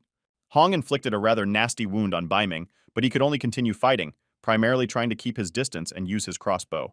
But he was horrified to see that he easily evaded his attacks. Hong was the only member of the Hong family who would be able to lead the next generation. Beiming seems to have been unable to control Hong's incredible movement speed, and he gained the upper hand in this fight. This was not surprising, as Hong was a member of the Demon Slayer Alliance. He attacked him powerfully with his sword, but Beiming was still able to deflect the attacks with his dagger. It is worth recognizing that this was one of the hardest fights for him. If something goes wrong, she can't let it happen. She has to go to her father to stop the Hong family. Z started to scream and ask her sister why she was doing everything, and that bastard didn't want to be her fiancé anymore. She couldn't understand why after all this, she still continued to worry about him. This way she would just piss off the Hong family, and the Demon Slayer Alliance, shouted Sis. Moreover, she said that her father had already broken off her engagement to the family, and that Beiming had nothing to do with them anymore. But Chichiong wouldn't listen to her and said she was a fool. She said that her grandfather had signed the agreement. She was his wife and part of the Chen family. And even if her father broke off their engagement, nothing would change. She said that she was born to become, when she is destroyed, the ghost of the Chen family. These words touched Sis, and she was concerned about her sister's reaction. Hong said that he could really hold him back well like that, and he was impressed. Stood with his dagger in front of him, he had to be ready to attack at all times because this Hong was too fast. Beiming didn't listen to his words, but concentrated on his movements, trying to understand his technique and gain an advantage in the next fight. It seems that Hong was quite crazy. He started licking the blade of his sword and said that now the games are over. Hong stood off to the side and watched them fight. In fact, he hadn't even imagined that Hong would be able to hold off the bastard so easily, but he decided that the fighter's strength should not be underestimated. Looking at him, he began to dream that now no one would be able to stand up to their family. Looking at Beiming, he thought that during the battle this bastard could still defend himself, but maybe it was only because of his weapon. With these ghost-like movements, even if he used a shadow cut, he could easily dodge it, Beiming thought. Suddenly, Beiming wondered how he could have forgotten about the ghost shadow technique, because it is exactly what can help him cope with warriors of this class. Hong Snow closed the distance between them extremely quickly and was about to strike with his sword, aiming for Beiming's neck. In his mind, he was already imagining cutting off his head and sending him to hell. Beiming realized what was the reason for this speed and used shadow steps. This time he used them to get as close as possible and as fast as possible to deliver a surprise strike. Hong felt he was superior and overconfident, and in his mind he had already defeated his opponent. But suddenly, Beiming started moving at the same speed as him, but he just disappeared from his field of vision at some point. Beiming's Snovu appeared in front of him and asked him what he planned to do. Hong was sure that he had been able to cut him in the last attack, but he had somehow dodged it. He thought it was impossible, and he most likely used an illusion. This is how Nadezhda hopes to deal him a decisive blow this time. He decided to use a mountain-destroying blow. The power of this impact could have split the earth and caused an earthquake. But it was enough to destroy Beiming. Suddenly, Hong heard applause. It was Beiming. He applauded him and said that the kick that split the earth was quite good and impressive. Hong could not understand what was happening and wondered how it was possible. Beiming, he folded his arms and said that unfortunately, he was not a master at it. There is a part of destroying mountains, but there is no part that splits the earth. This criticism and the impudence of Beiming made Hong extremely angry. He attacked him and said that he was talking nonsense. But while he was flying to attack Beiming, he was already behind him and explained that if he had a part of the punch that splits the ground, he could have defeated him. Hun told him to shut up, but he was already starting to panic because he didn't realize when he had lost his advantage. Suddenly, he received a powerful blow to the back. After that, he lifted his head and saw something he did not expect. Beiming hovered above him in the air, holding his dagger, that he had only one chance to destroy it, and he didn't use it. Then he cut off his arm using a shadow cut. Hong screamed in horror and pain, and he could not believe how this was possible. Hong and his squad saw that they were shocked and frightened. They too could not believe their eyes. But it was true. Hun's hand was lying a few meters away from his body, along with his sword. Hong was sitting on his knees and his body was shaking incredibly. He could not understand how Beiming became so fast so unexpectedly for him. He started calling him a fucking bastard and accusing him of losing his arm because of him, and said that he did not depend on it, and that he would take his life for it. The hunters from Hong's group asked their master what to do, because they did not expect Hong to lose. Hong replied that there was nothing to worry about, and that nothing could happen to him as he was the last hope of their family. But when he looked at what happened again, he began to doubt it, because the power of this small stream was much more powerful than it had been before. And if he does not start taking the necessary measures now, it could be the end for their family. Hong began to think about how he could act more cunningly, because this guy could not be overcome by force. Meanwhile, Shui decided to look out the window to see what was going on and if her brother was okay. She lowered her head down and saw her brother standing next to Hun's crippled body. At that time, Hong noticed her and decided to use Beiming's sister to manipulate him. He immediately called his hunters to him and said that he had a special task for them. Beiming immediately noticed that Hong was up to no good and was planning to annoy him somehow. He looked at them suspiciously and tried to hear what they were saying. Meanwhile, Hong was trying to find a counsel for his hand, but he had no better idea than to grab it in his teeth and continue the fight. Beiming saw this picture and was quite impressed by it, because even after such a severe injury, he did not give up. Hong stood in front of him with his hand in his teeth and his sword in the other, ready to continue the fight. It didn't take long for him to jump up and run at Beiming. He tried to throw a rather strong and unexpected punch from the bottom, but Beiming managed to dodge it. Even with such a serious loss of a limb, Hong continued to fight fiercely, and Beiming barely managed to parry his attacks. But while Hong was trying to sort out his hands, Beiming showered him with arrows from his crossbow, hitting him right in the back. It looked like it was over. Beiming turned to him and said that he was just a pest, but he had to finish him off. Hong, meanwhile, finished telling his men the plan of action, and judging by their faces, they were very impressed, and sometimes scared by his plan. But he had no plans to retreat, and was ready to do anything to defeat his enemy. He ordered them to do everything possible and capture that little bitch, he said of Shui. Hong said he wanted to teach this bastard a lesson, and make sure he would always remember what it means to piss off the Hong family. His people understood him and agreed to do as he said. After that, he waved his hand and told them to get to work. Hong's hunters immediately broke into the house in search of Shui. She noticed that some people had run into the house and were obviously looking for someone, and she was very scared. Hong realized that such an act was low for a warrior, but he had no choice. Beiming continued to fight with the Hun, but noticed that Hong's men were nowhere to be seen. He needs to get rid of Hun as soon as possible so that he can return to the house and make sure that his brother and sister are okay. He began to bombard Hun with arrows to finish him off as soon as possible, but this time he used a shield that could stop arrows. Beiming realized that this could not go on, so they had to come up with something else. Hun was a warrior and a rival, but he had already begun to piss him off, and he wanted to finish him off quickly. Jumping into the air, Beiming suddenly dissolved like ink in water. After that, lightning began to appear in the air, appearing in different places with incredible speed. Then his voice was heard announcing the shadow cut attack, after which he delivered an extremely strong blow, aiming for Halawu Huna. But they were able to block this attack with all their might. The impact was so powerful that he was even carried away by a force wave several meters. But before he knew it, he felt Beiming behind him. He was really his shadow and could easily follow him wherever he went. This was the meaning of the shadow technique. Once behind him, Beiming asked if he would allow him to rule hell. Suddenly, there was a huge explosion that distracted both Beiming and Hong from their fight, and thus saved Hong. Beiming woke up and saw that something had happened in the house. Was also distracted and watched what happened.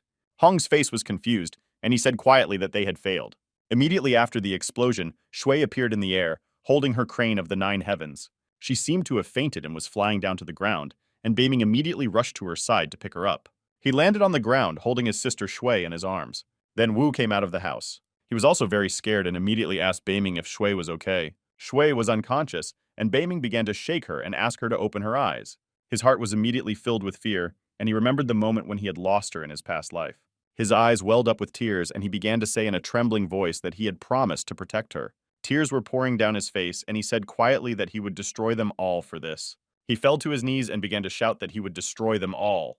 An incredible, powerful energy began to emanate from his body, which knocked everyone standing nearby off their feet. Hong had never felt such a strong intention to destroy in his life. He came back and addressed Hong and told him that he would destroy his entire family, and then immediately jumped on him holding a dagger, saying that it was going to be destroyed. Suddenly, his powerful blow was stopped by something that caused a strong spark. It was the Hun who was able to block Beiming's blow at the last moment and save his uncle. He told Hong to run away and that he would deal with him. Hong Snoo began to attack Beiming with renewed vigor and fury, shouting that he should pay him for his lost arm. The battle continued. Hong was very pleased that he had managed to escape, and before that, to inflict a very strong pain of loss on Beiming itself. He clenched his fists and was seized by an even greater rage, wanting to inflict even more pain and suffering on Beiming. He called all his men and told them to leave. They tried to get out as soon as possible because they did not know how long Hun would be able to hold him back. Beiming saw that they were trying to escape, but he said that he would not let them do it. Meanwhile, Hong attacked Beiming and tried to use a sneak attack to cut through the ground. Beiming was very surprised because he did not expect to be able to do it with only one hand. A powerful energy burst from the blade of the sword of Hong and flew towards Beiming. He tried to block this energy strike with his dagger and stay on his feet. Hong was trying his best to finish him off, but suddenly suggested that they stop fighting for the day. Beiming was enveloped in dust and thick smoke caused by Hun's powerful blow, and his voice was heard in the air saying that they would continue their battle next time. When the smoke cleared, he noticed that he was nowhere to be found. Beiming promised them that when he found them, he would leave them with only bones. He was about to follow their trail, but suddenly he was stopped by a familiar voice. It was Wu. He was sitting on the ground, holding a shui in his hands, and he called Beiming and told him to help him. Beiming was surprised when he saw them. Was shui really alive, he thought, and hope appeared in his heart. She was unconscious and not breathing. He put his hand to her forehead. He tried to use healing energy to bring his sister back to life. Wu looked at him worriedly and asked what he was doing. He said that she would live, but her organs were somewhat damaged, her morale was broken, and they needed high-level herbs to heal her. Wu could not believe what he was saying, and was very happy that there was a chance to save Shui. He started to say that it was his mistake and that it was all his fault.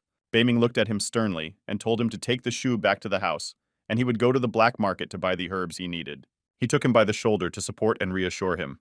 Then he looked him in the eye and told him not to blame himself, and that he would take revenge on the Shui and make them pay for it. Beiming told Wu to stay at home and defend the territory, and if Hong's family returned, he should notify him immediately, and then called Snowball to help Wu and Shui. Wu told him to be careful on the black market and promised him that he could count on him when he started his revenge. Beiming told him that he trusted him and promised that everything would be fine.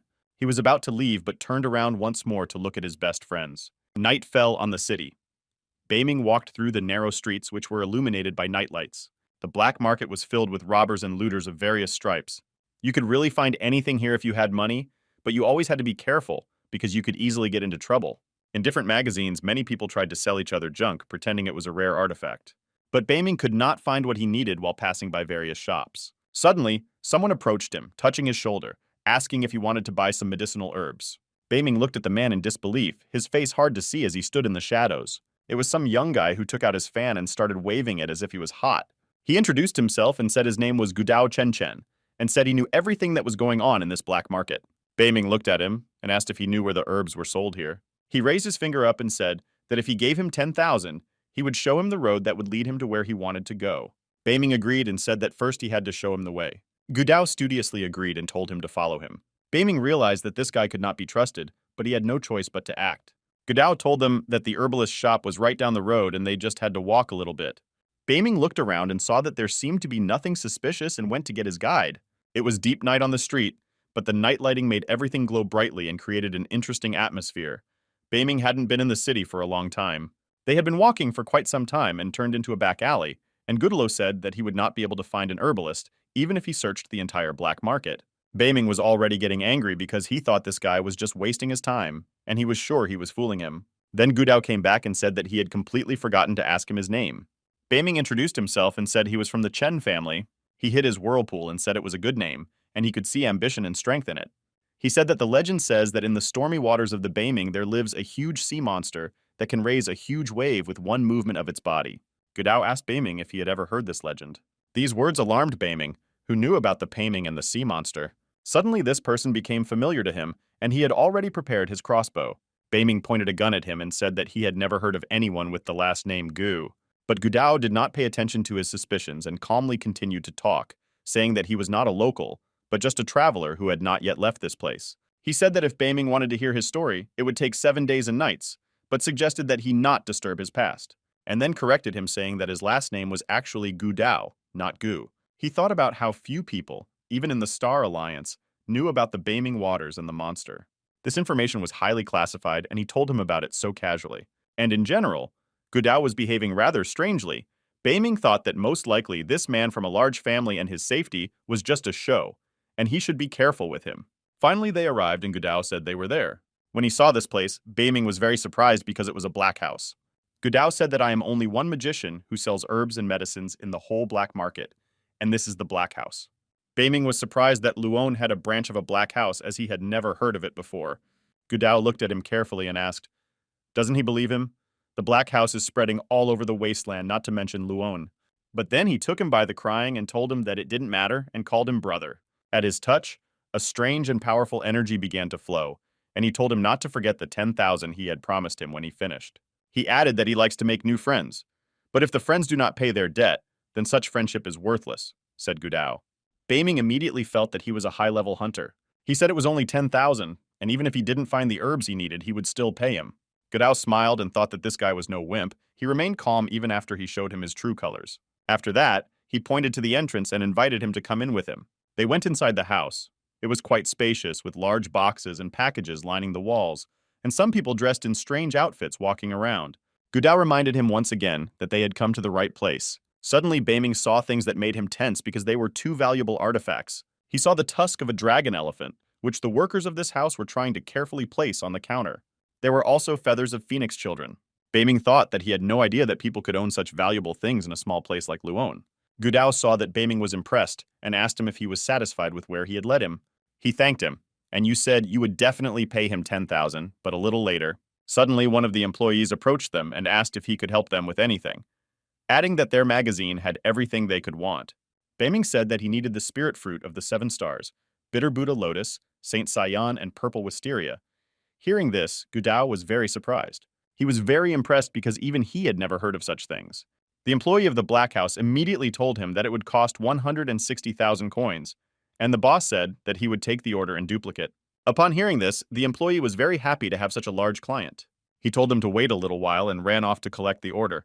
Gudao smiled and said that Beiming must be from a big family if he spends such a huge amount of money. He looked suspicious and said that this was not true. He had just managed to earn some money recently. The workers of the Black House began to bustle about collecting the necessary orders for Beiming. Suddenly, on one of the shelves, he saw something that interested him greatly. His eyes immediately rounded and he could not believe his luck. He turned to one of the employees and asked to see the plant that was on the rack next to him. Gudao was acting suspiciously and trying to figure out where the guy's money came from. A worker in the Black House got what Beiming wanted and said it was a white jade bone and it was worth 3,000 coins. Beiming thought that it was only 3,000 for such a price. If this white jade bone was in the Star Alliance's magic shop, it would be worth at least 50 million coins, but here it is only 3,000. He also told the worker that he would also take this bone, and they were immediately happy. Suddenly, Beiming stopped and looked at the seller suspiciously. He started to get nervous, and sweat broke out on his face. Suddenly, there were 2 more people in the magician's shop. A man said that he also wanted to buy the bone. The employee began to explain to the man that this young man had already ordered it first, but the man shook his head and said he didn't care. He approached Beiming and said that he always gets what he wants. After that, he gave Beiming a stern look and said that if he were him, he would have given him a jade bone and not bitten off more than he could live with. Beiming, he asked him if the Li family didn't know that the early bird gets the worm, and added that this bone would be his. A young man from the Li family started shouting at the seller and asking how much he wanted for this white jade bone. He also said that it cost 3,000. Li was very surprised to hear this price. He went up to his sister and, with his hand over his mouth, started asking her something. He asked her if the master really wanted the white jade bone and if she was sure he needed it. She was outraged by his question and said, "Does he think she is lying?" When he saw her reaction, he immediately began to make excuses and say that of course he didn't think so. He was afraid of his sister. Li said that his master's birthday was coming up. If he knew what a cheap gift he had given him, he might even be angry with him. His sister said he didn't know anything. Their father had searched 3 major cities for white jade bones, but they hadn't found any. If it wasn't for the news that Luone had one, they wouldn't have come here, said Li's sister. Now his sister came to Beiming to negotiate. She said she would buy the bone from him for 3,000, but he said it was not for sale. Then she said another amount, this time 10,000. Beiming Snoo reiterated that it was not for sale. She mentioned the amount of 100,000, but he should think twice before refusing because it was a very good deal. Beiming confidently refused them and said that he would not sell this jade bone and that he wanted it for himself. He knew that this bone was a very good find and he would never sell it. Li could not stand it and started yelling at him and calling him a bastard for refusing to do as they wanted. He had already drawn his weapon and turned to his younger sister, pointing at Beiming, and said that if this bastard didn't want to make a good deal with them, they would make a bad deal. He held out his hand and said that this white jade bone would be his. Beiming decided to give the bone to the seller for now and said that he would come back for it, so they should be careful with it. But for now, he had to resolve the issue with the Lee family. Just because you couldn't get what you wanted, you immediately turned to violence and they were very badly brought up, Baming said. After these words, Lee immediately attacked him with a weapon. Baming easily dodged this attack by taking a few steps back. His dagger was already at the ready. He wanted to teach the family some manners. Before Lee could even turn around, his whip was already cut into pieces. When he saw Baming's dagger, he immediately realized that it was a divine weapon. His sister was also shocked when she noticed the blade of his dagger. Baming stood in the battlefield and waited for the next attack. Gudao stood and watched these events with interest. He was smiling slyly as usual, covering his face with his fan. Lee turned to him and asked if he had the guts to allow himself to spoil his bone whip. Lee was overcome with rage and lust for destruction. He said that he swore by his own name that if he did not destroy him today, he would destroy himself. He immediately summoned his Blood Eagle war spirit and ordered it to tear the Bayman to pieces. Baming stood ready to gut the bird. In just a few seconds, a huge aural appeared in front of his face. But he managed to react and grabbed the eagle by the neck. Baming asked if he really thought that his fighting spirit would be enough to destroy him. When Lee saw that his aural was trapped, he immediately attacked Baming, shouting at him to release his bird. Lee himself went for the rapprochement, which was exactly what Baming wanted, and now it was easy for him to get it. Holding the eagle in one hand, Baming struck Lee with a powerful kick right in the jaw. Lee was shocked and could not believe that this guy was so strong and could resist him. After receiving a powerful blow, he immediately flew to the nearest wall, breaking glass windows on the way. He fell heavily to the floor and seemed to have lost consciousness. His sister was shocked by what she saw and even began to worry about her brother. But he was alive. He just couldn't get up and come to his senses after such a blow. Now Gudao has had a chance to evaluate the financial strength of Baming and was pleasantly surprised. But when he came to, he regained consciousness and started threatening Baming again. His sister could not stand it any longer and said that he had finally shut up. When he heard her words, he was very surprised. She told Baming that her brother Lee did not wish him any harm and asked him to let go of his blood eagle. Baming replied that this was unlikely to be the case, since judging by the eagle's talons, it wanted to do him as much damage as possible. After that, he ordered them not to lie, and eventually they asked him what he wanted. He told them he wanted 10 million as compensation. When Sister Lee heard this amount, she was confused. Lee Snovu began to yell at him, calling him a bastard, and then threatened him that if he did not let go of his eagle, he would no longer hold back, and now he would really destroy him. Baming smiled and said that it looked like he wasn't going to give it back. Baming squeezed the eagle's throat even harder and said with a crazy smile that his owner seemed to no longer need him. Then there is no point in its existence anymore. Lee's sister rushed to Baming in the hope of stopping him. But it was too late. He broke his neck. The Lee siblings were horrified. They were not ready to see it, and they did not expect that someone could just snap the neck of their morale. Lee wanted to say something to Baming, but it seems he was speechless when he saw the body of his destroyed bird. Now his younger sister could not contain her emotions. She said that he dared to destroy the beast of a student of the Supreme Court's level of fighting spirit, and asked him if he was tired of living. Hearing this, Baming only smiled in his mind. Gudao got a little tense when it heard about the Supreme Court. Suddenly they heard a strange sound that scared them a little.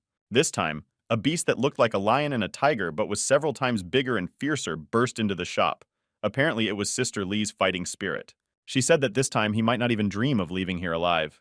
If I had seen him, I would not have realized that it was a dark tiger, Leo. She said that after he had destroyed his brother's blood eagle, he should be a good boy and join him. The workers of the Black House were seriously frightened when they saw this creature in their shop. They stood and watched each other closely, not daring to make the first move. When he saw Beaming, the dark tiger began to growl loudly. When Gudao saw this spirit, he also recognized it. He had heard of them before. Lee's sister was also a high-level hunter. Seeing his sister's spirit, Lee was also a little surprised, as it seems that rarely anyone managed to make his younger sister angry. Suddenly, Gudao remembered something and started stuttering. He started saying that he knew this girl. She was the daughter of the leader of the Supreme Court, Lan Zhao. Unlike Gudao, Baming had never heard of it before. Sister Lee was pleased to be recognized, but she began to tell Baming that praying for forgiveness would not help him. She turned to her tiger and told him to be careful with Baming's dagger and ordered him to tear it into pieces. The beast immediately attacked, and she shouted at him to finish him off. It seems that she was really very angry and determined to destroy her enemy. Baming turned to her and asked if she really wanted to destroy him with this demonic beast, and having prepared his dagger, said that these attempts looked ridiculous. The tiger was already at arm's length from Baming, but unexpectedly, he did not decide to attack him directly but jumped over him. He realized that it was a demonic spirit that was able to evade him, which meant that it might have a developed intelligence. The tiger decided to jump over it to avoid Baming's dagger and landed on the sales counter behind which the seller was hiding. He started circling around behind him and looking at Baming, scaring a lot of vendors at the same time. It seems the tiger did possess a strong powerful. He watched the baby's dagger and its movements before attacking. Beiming also watched the beast and its behavior before they faced off in battle. Suddenly, someone approached them and ordered them to do it immediately. The Lees were also surprised by the appearance of this man. Godao just smiled and said it was getting more and more interesting. A man surrounded by guards appeared near the stairs. He addressed the young people and said that it was all very stupid, calling them scoundrels. It looks like it was the owner of the magician Xenu. He said that they dared to make a real mess here by starting a fight in his black house. One of the sellers was hiding behind the counter and couldn't even answer. One of them started screaming, shouting the name of the 9th leader. He came closer and asked who dared to do this in his dark tower. A salesman ran up to him and tried to explain everything. He said that first this young man came to buy medicine and a white jade bone, pointing to Beiming, and added that Mr. Lee also wanted to buy the bone, which led to the fight. The 9th leader turned to Lee and said that he saw that he had the courage to make such a mess in his dark tower. Then he asked them if they were going to destroy this building. Lee replied with a cheeky smile that the 9th commander had misunderstood everything. He began to blame Beiming for everything and said if he hadn't destroyed his bloody eagle, they wouldn't have fought him in that dark building. He asked the 9th commander to be fair in this situation. He replied that his problem had nothing to do with the dark building. Destroyed shelves? He said that they should pay compensation for the damaged goods 10 times the amount. Otherwise, they will not leave this building alive, said the 9th commander. Then his soldiers pointed their spears at them. Lee's sister said she didn't mind paying 10 times the amount. If this allows her to get a white jade bone, she is willing to pay even 100 times the price. Hearing this, the 9th commander was very surprised. He repeated that their problem was not related to the black building, and that 10 times the size would be enough. He said they could pay 10 times the amount, but were they brave enough to take the money from them? The 9th commander told him not to make him laugh and that he had nothing to fear. Lee reminded the commander of the Supreme Court. When he heard this, he was seriously frightened, because the Supreme Court was the 3 highest powers in the city. Even the head of the black building did not dare to joke with them. The commander asked Lee what he had to do with the Supreme Court. They were very confident and wanted to show the commander that they could do whatever they wanted. A smile flashed across his face, and he said that it looked like he didn't know yet. He started bragging and saying that he was Lee Mu 6 months ago to join the Supreme Court, and this girl, pointing to her sister, was a gem of the Supreme Court, Lee said. The commander was horrified when he heard this. He asked if she was Lan Zhao from the Supreme Court. After that, his tone changed immediately, and he said that they were honored to have the princess of the Supreme Court herself visit them today. She stopped him and told him that they had had enough of this farce, that what she wanted was to get a white jade bone. She was ready to pay for the damage 100 times over, but the Supreme Court will never bother them again, she reassured the commander. But the commander told her that she had heard that the white jade bone had already been sold, and that according to the rules of the black building, the things that had been sold were not allowed. Had nothing to do with the black building anymore, the commander said with a smile. Lee turned to the team and said that there was a misunderstanding between them. The commander asked him what he meant. He explained that the white jade bone had not yet been sold. With these words, he surprised Beiming and Godao, who were closely following their dialogue. The commander started shouting at the seller and asked him whether the white jade sistra was sold or not. The seller was frightened and began to explain that the guy wanted to buy not only jade bone, but also medicines. So his assistant prepared everything and put it in the pantry so he could pay for everything at once. The commander started shouting and saying that they had not yet paid for the goods, so the white jade bone still belonged to them. He asked the seller if he did not know about it. The seller realized that he made a terrible mistake and paid for it.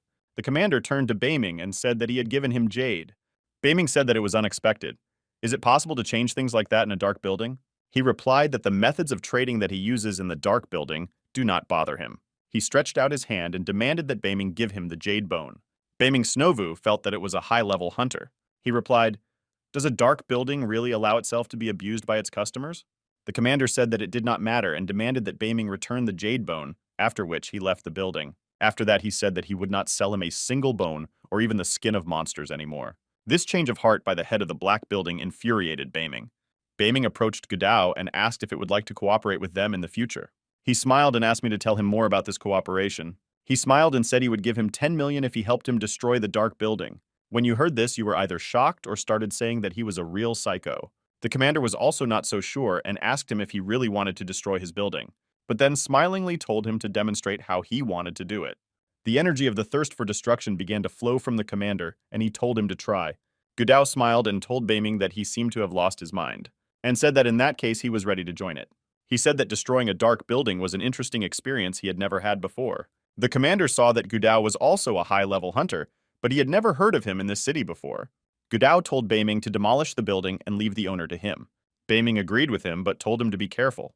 After that, he immediately threw his arms around me. First, he had to deal with his guards. The commander ordered his guards to finish off Beiming. Beiming had already pulled out his dagger and was ready to cut these inept guards to pieces. They started swinging sticks in the hope of hitting, but they failed. When I saw that it was the commander, I realized that this guy was not so simple. Suddenly, he took out a bullwhip on a big chain and started swinging it, immediately launching it at Beiming in the hope of knocking him down while he wasn't looking. But it was easily broken by Gudao breaking the chain with his fan, saving Beiming. The commander could not believe his eyes. Gudao addressed him, calling him an old man and saying that he had chosen the wrong opponent. He was amazed that his golden phantom raven chain was so easily destroyed. Moreover, it was done with some kind of fan. Gudao took a part of the commander's weapon chain and said it was a piece of garbage, and asked him if he was worried about losing such garbage. Li saw this too, and she was surprised that an unknown tall plains hunter appeared in this fight. He was also armed with a fan of a mountain river. She said he was from the Gu family. Li said that she means the family in Wushan Chen, but why is he here then, Luone? She said that according to rumors, the young master of the Gu family was a useless boy. She said he ran away from his family because of some cheap girl.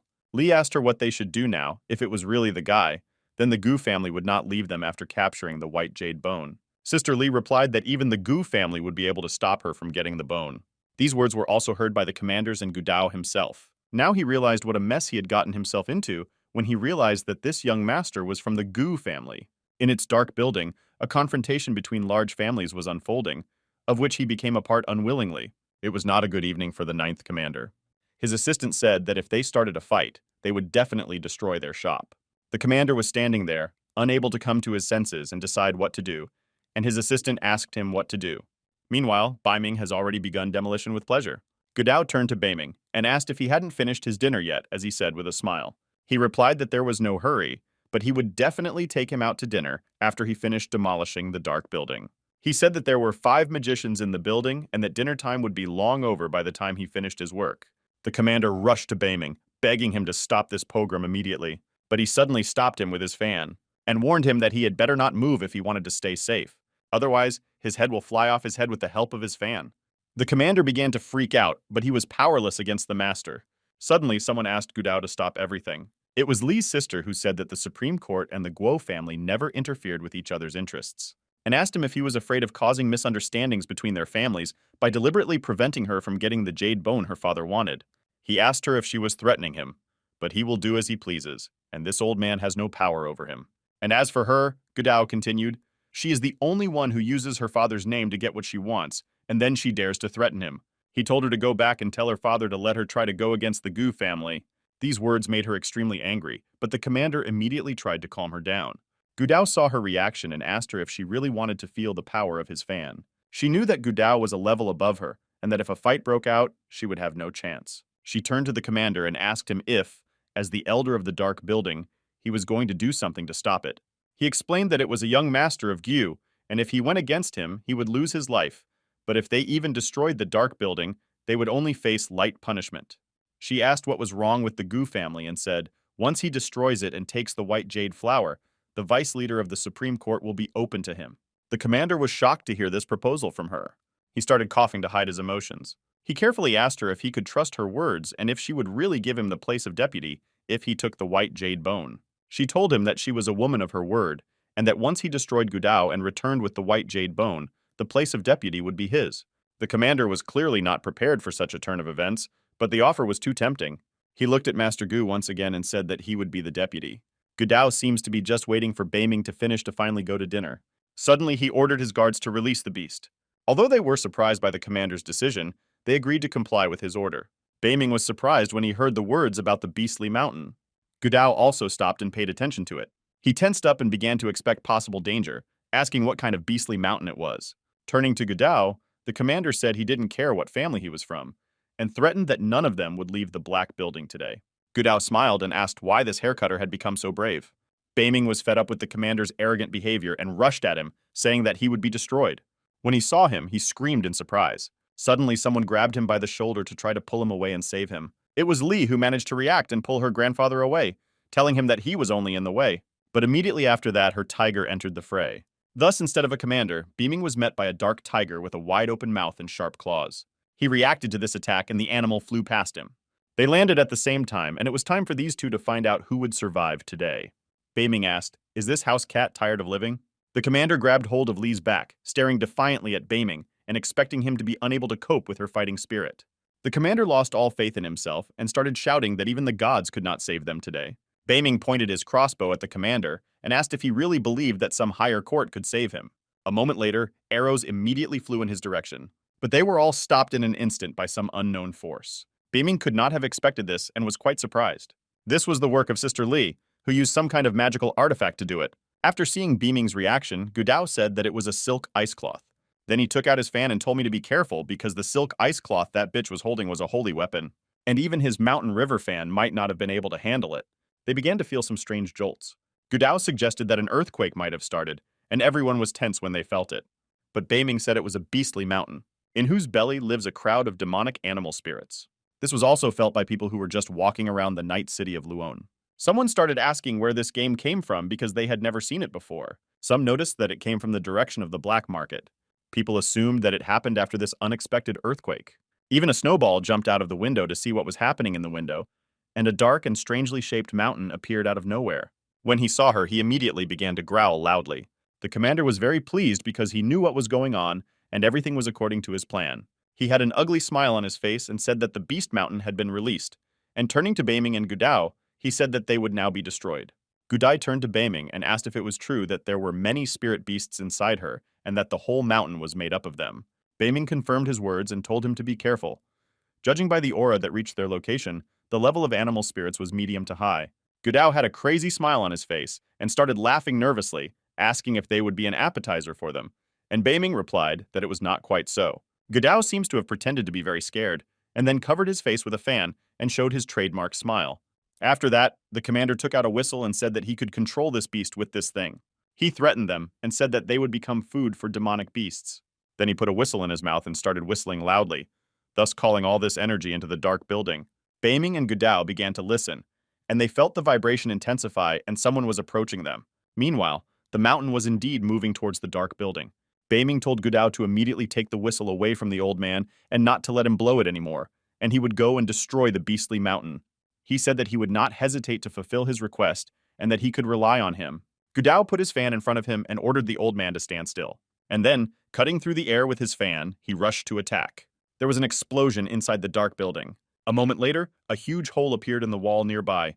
Baming flew out, armed with his dagger. Leaving the building, he once again addressed Gudao and said that he was leaving the dark tower to him. He was moving at great speed, jumping over the roofs of houses toward the mountain. Gudao stood there watching his new friend. He was smiling and looking after him as usual.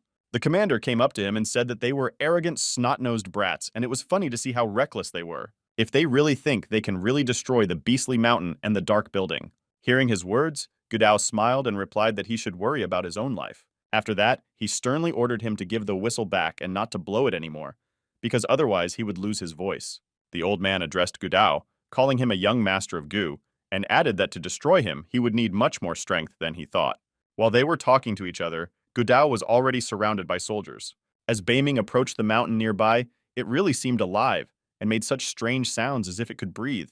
In one of the holes in the mountain, a wolf-like creature appeared and began to growl loudly when it saw Baming. Baming also saw this animal and immediately attacked it with a dagger, saying that no one would leave this place today. Meanwhile, the commander turned to his soldiers and told them to take good care of their visitors today. They politely agreed with their commander and promised to do whatever was necessary.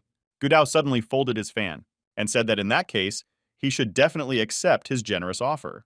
The mountain was still moving towards the city, making very strange and scary noises. Baming continued to fight the first beast he met in this strange place, but the animal could not resist for long and fell at the feet of the young hunter. Inside this mountain, danger awaited him at every step, and this time a shadow began to sneak up behind him. Baming immediately sensed the approaching danger and returned to neutralize the threat. It was some kind of huge scorpion-like beetle, its eyes glowing with red light, and its fierce claws planning to claw at his body. But Baming's dagger was ready and flashed its blade in the darkness of the cave. With one quick movement, he cut the monster's body into pieces. But he wasn't alone. There were a whole bunch of them, and they gathered around Baming. Looking further into the tunnel, he saw the eyes of demonic wolves. Growling loudly, they ran in his direction. Baming thought that he had a lot of work to do in this cave, and immediately rushed to meet him, holding his dagger in his hand. A few successful strikes, and the wolves could no longer pose a threat to him.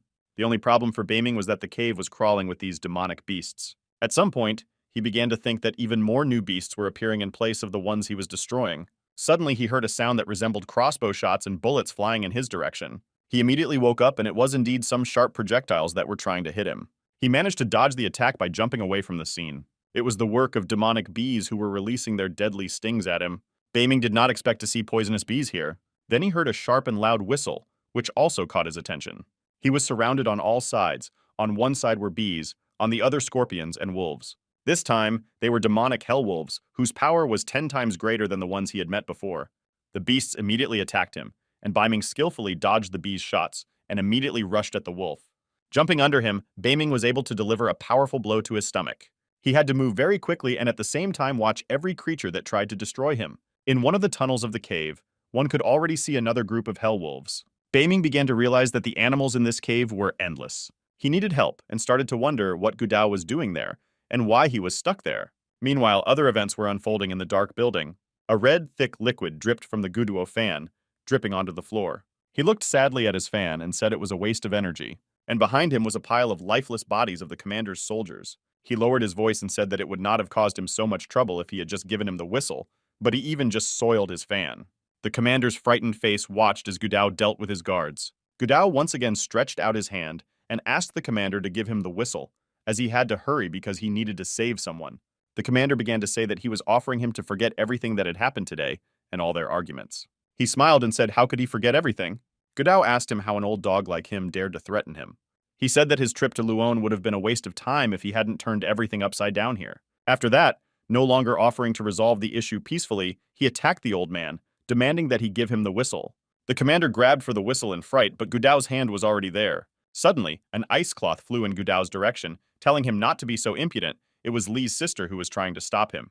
It was quite unexpected for him, as he had already forgotten about it, but managed to defend himself skillfully by repelling the attack with his fan. He should have been more careful as he was not alone here. The Li family was also nearby, and they also posed a serious threat. But he still delivered a powerful kick right into the commander's body. He immediately lost the ground under his feet. After this powerful blow, the whistle immediately flew out of the commander's hands and flew down to the floor. Wudao immediately picked it up. He turned to the commander, calling him a stinking old bastard, and let him not even think that he can be protected by these creatures. The commander, trying to come to his senses, told Gudao that even if he took away the whistle, the pursuit of the dark building would not stop. He smiled and said that he didn't mind and would definitely be waiting for them. Gudao looked closely at the whistle and said that nothing would happen if he blew it just once, after which he did so by blowing this whistle very loudly. After he did, he immediately broke out in a sweat, and his body began to shake. He felt very bad, and even dropped his weapon and clutched his heart.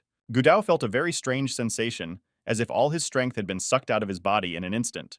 He looked at it again, and realized that something was wrong with the whistle. The commander looked at him and smiled impudently when he saw the young man's reaction. Gudao started yelling at him, and demanding that the bastard tell him what was going on. The commander started laughing even louder, and said that the whistle of the dark building was not as simple as he thought, and then told him to get ready to pick up the body of his new friend, which scared Gudao to death. Baming Snovu felt a strong vibration, and the energy inside the mountain became even heavier. He asked what was going on. At some point, it seemed that the beasts inside the mountain became even bigger and stronger than before, and their number also became much larger.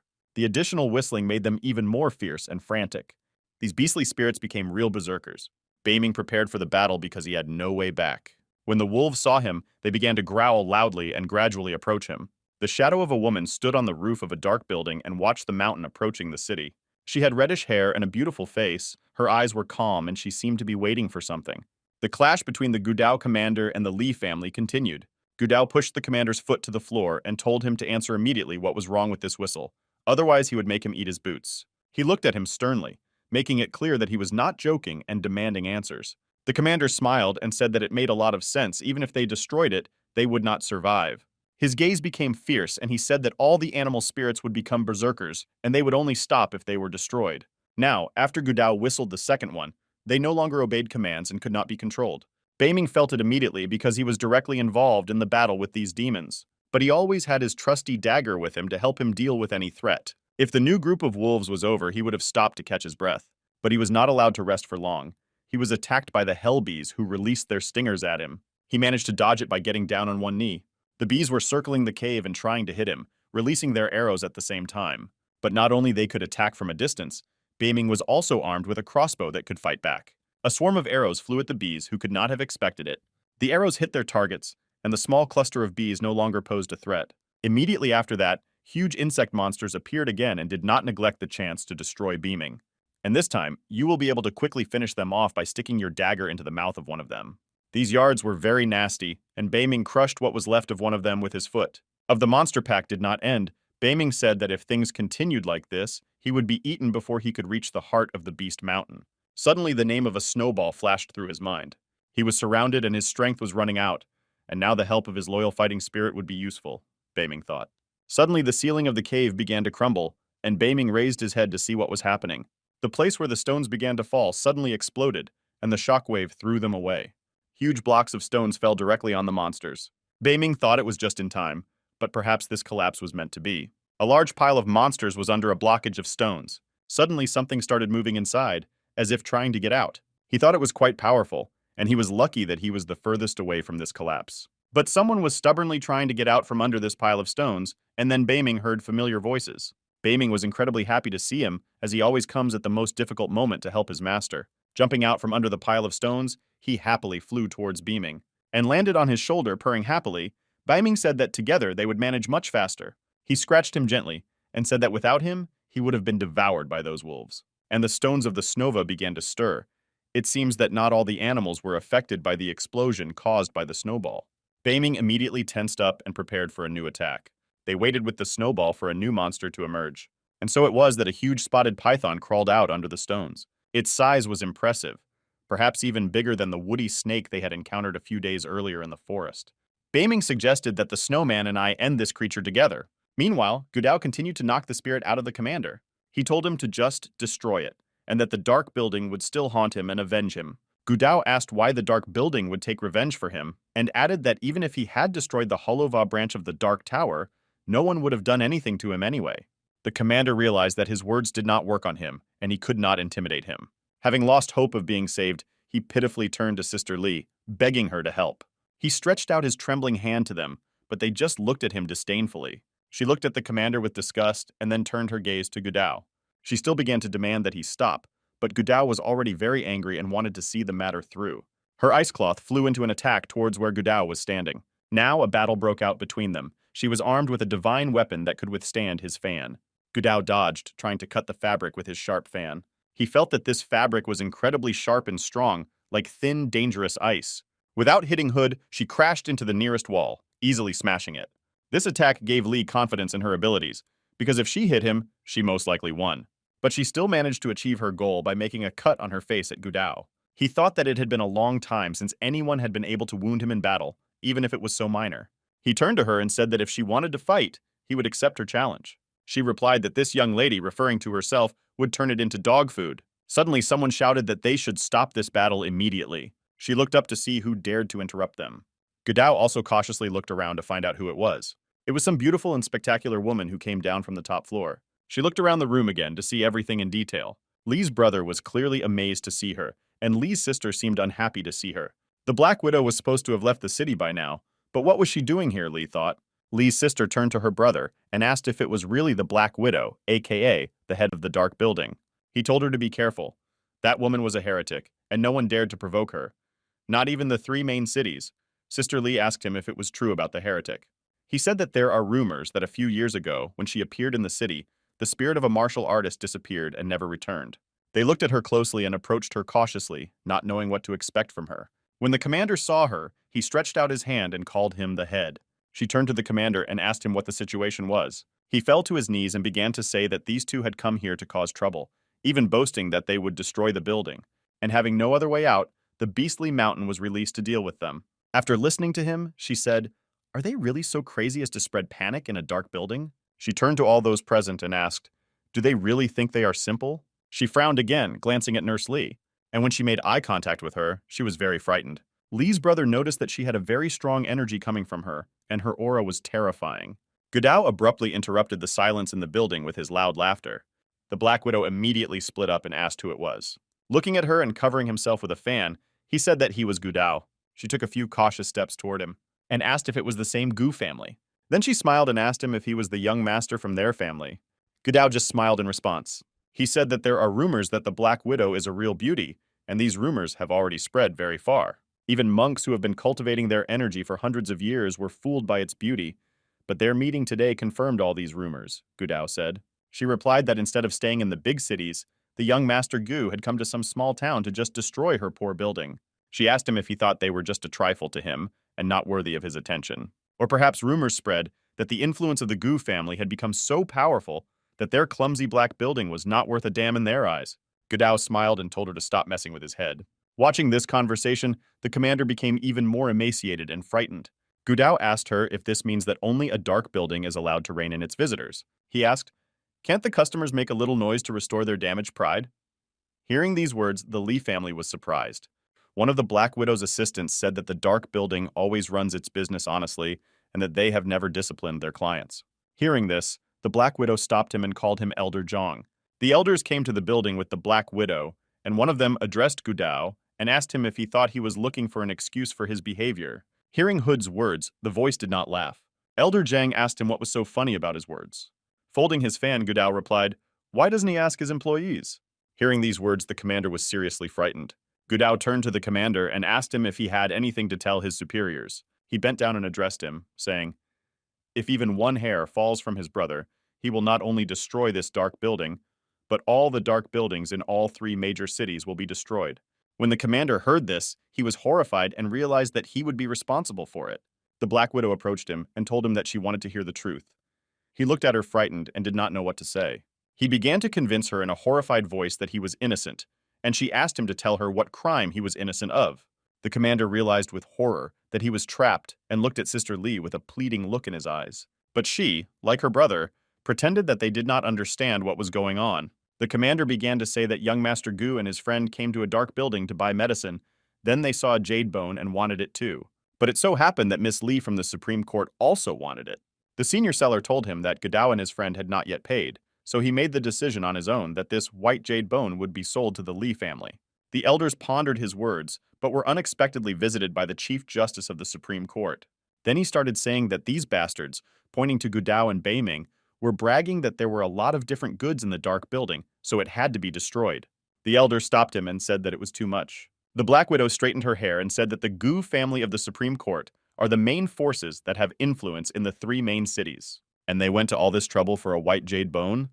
Wasn't that childish? The widow said, trying to shame them. Li was told that if they gave her the white jade bone, she would be willing to pay for all the damage they had caused. The Black Widow turned to Gudao and asked what it could offer in this case. He asked if the Black Witch was going to be on their side, and explained that the white jade bone had already been sold to his brother and no longer belonged to them. And now she couldn't even give a clear answer and is not going to give the bone back. Does she think they will just leave it alone?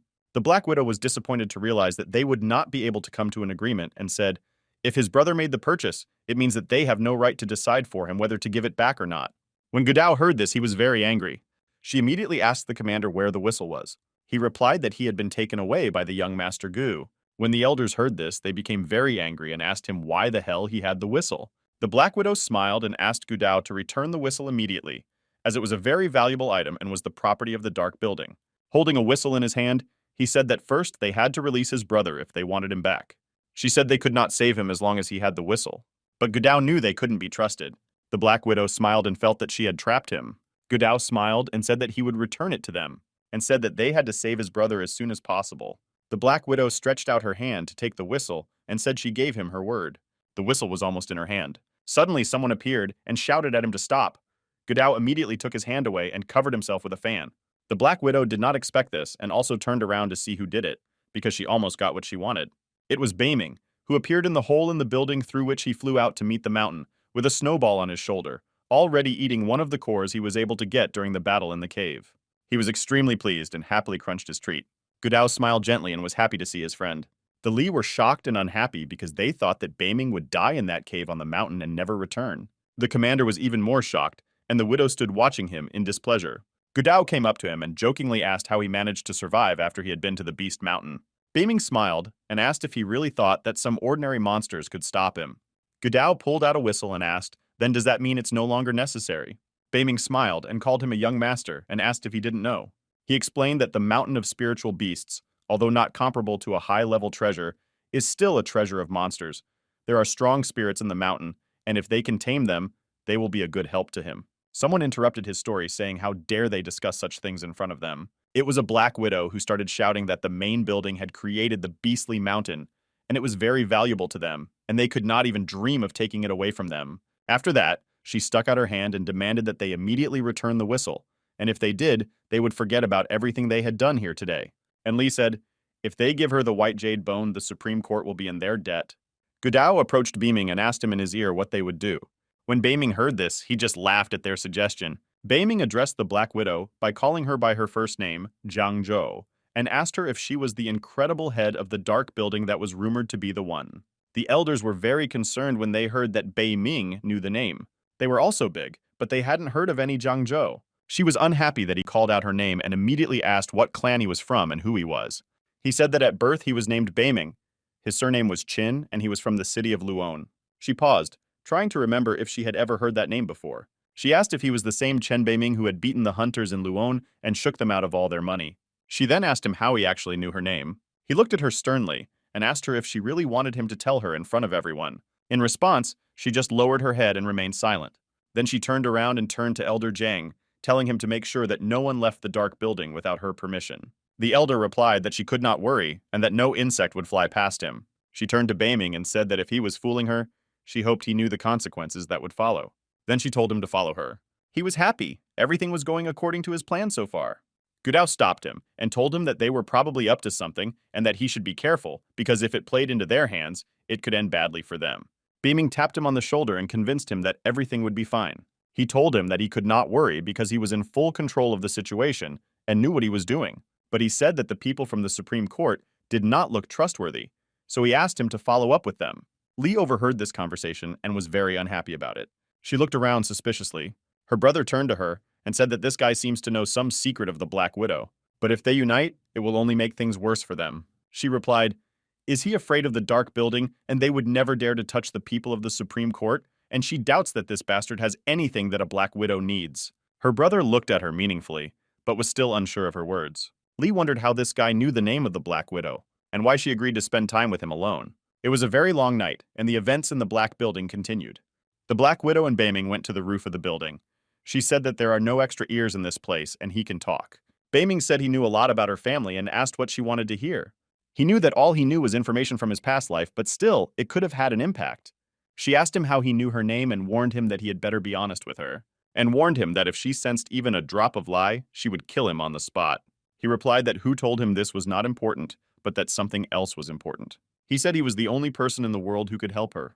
She looked at him suspiciously and asked how he could help her. He noticed that she was holding a weapon in one hand, and she told him not to think that having won the victory over the families in the city, he was now all-powerful. But he was mistaken if he thought he couldn't find a worthy opponent, because in her eyes, he was as worthless as they were.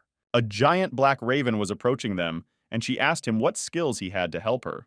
And what else he knows, the Black Widow asked him. Then, looking him in the eye, she asked him again how he knew and who told him about Jiang Zhou. Beiming lowered his voicemail and reluctantly replied that it was Jiang Yuifai. When she heard this name, she did not believe him and immediately became angry. But he said he knew everything about it. This answer frightened and confused her. He said he knew where to find Jiang Yuifai, and he also knew how to neutralize her innate poison. The weapon she was holding in her hand fell to the floor. She fell to the ground and started crying. Beiming looked at her sternly and said that the family of his brother Zhang Yuifai was unrivaled by the entire Zhang family, and that this family was the richest among the 3 main cities. Her eyes are where you cry, and Beiming went on to say that everyone hates this family, and everyone envies them because of their money. She started begging him if he knew where her brother was, he should tell her. He replied that the Zhang family had sold it to the Heavenly Alliance. She asked him if it was really the Heavenly Alliance. He said it was an unrivaled force behind the distant ruins and the impassable terrain on the other side of the cliff. In the very center of this abyss are only Imperial possessions with many monsters and hunters everywhere. But he did not mention the troops of the Celestial Alliance of a dozen knights who constantly guard him. She said monsters, Imperial hunters. Is there really so many powerful forces around him? She said that she had never heard of them before and how she could be sure that he was not lying. He said the more he told her, the less she would believe him. After that, he said that he was not lying to her. But if she did not believe him, he could not help her. She clenched her fists and said, if that's the case. Her eyes were filled with tears, and she said it meant that she would never see her brother Zenovu. Beiming approached her, trying to calm her down, and then added that he had told her at the beginning that he could help her. She immediately rejected his hand and asked him irritably how he wanted to help her. If her brother is being held in the most horrible place and God knows how he is being treated there. Beiming told her that she should just calm down, her brother's origin should remain a secret, but if they found out about it, it would be impossible to save him. She asked, with hope in her voice, "So if you don't find out about his origins, he'll stay alive?" And whether he was sure of that. He looked her in the eye and said yes. She started screaming and threatening him if he tried to deceive her, she would turn him into dog food. Then he asked her why he would lie to her, and if she wanted to see her brother as soon as possible, she should hurry and prepare herbs for him, because there are people who still need help from him. She looked at him carefully and said she agreed. The widow looked down and saw someone approaching the dark building. It was Liao Erjiang. He and his bodyguards were heading towards the building. She said that he had been here before on the instructions of the central government. She said it had a great history of service for 1,000 years. She said she thought he had left the city with his family, but it was not yet time for the annual financial audit. Beiming said that in any case he came here to cause trouble. He said that the people from the central office were known for their crimes, and he did not feel good intentions coming from them. Then he said that he would go after her together. Beiming and the widow went downstairs to meet Liao. Together they immediately felt some kind of danger approaching them. Liao stood behind Li and smiled strangely. She warned Beiming that Liao was strong and that he should be careful. The Black Widow turned to him and said it was too early for the financial inspection and asked why they had come to the Black Building. Liao replied, "Does she really think he can only visit them for a financial audit?" She replied that if his servants came for goods, she would personally accompany them. Then she looked at him and said he was here to find trouble. The tension between them was growing and could have reached its peak.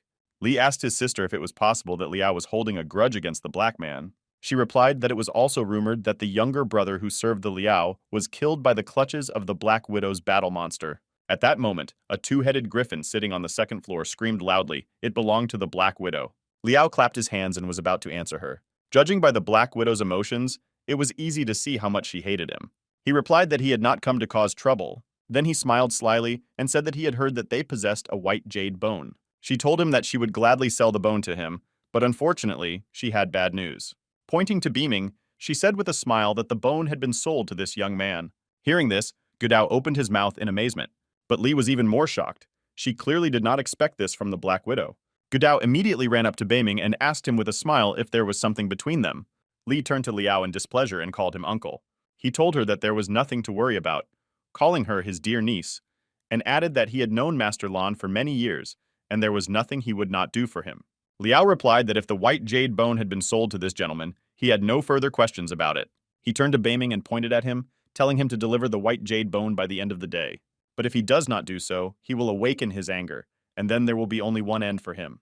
Gudao smiled and said that the Black Building was just fine. First, they intimidate their customers here, and now they have Liao's servant from the headquarters. He turned out to be Li's sister's uncle, and he thought he was her biological father, Gudao said sarcastically. Liao immediately started yelling at him, calling him a dirty animal, and telling him that he had no right to say such nonsense out loud.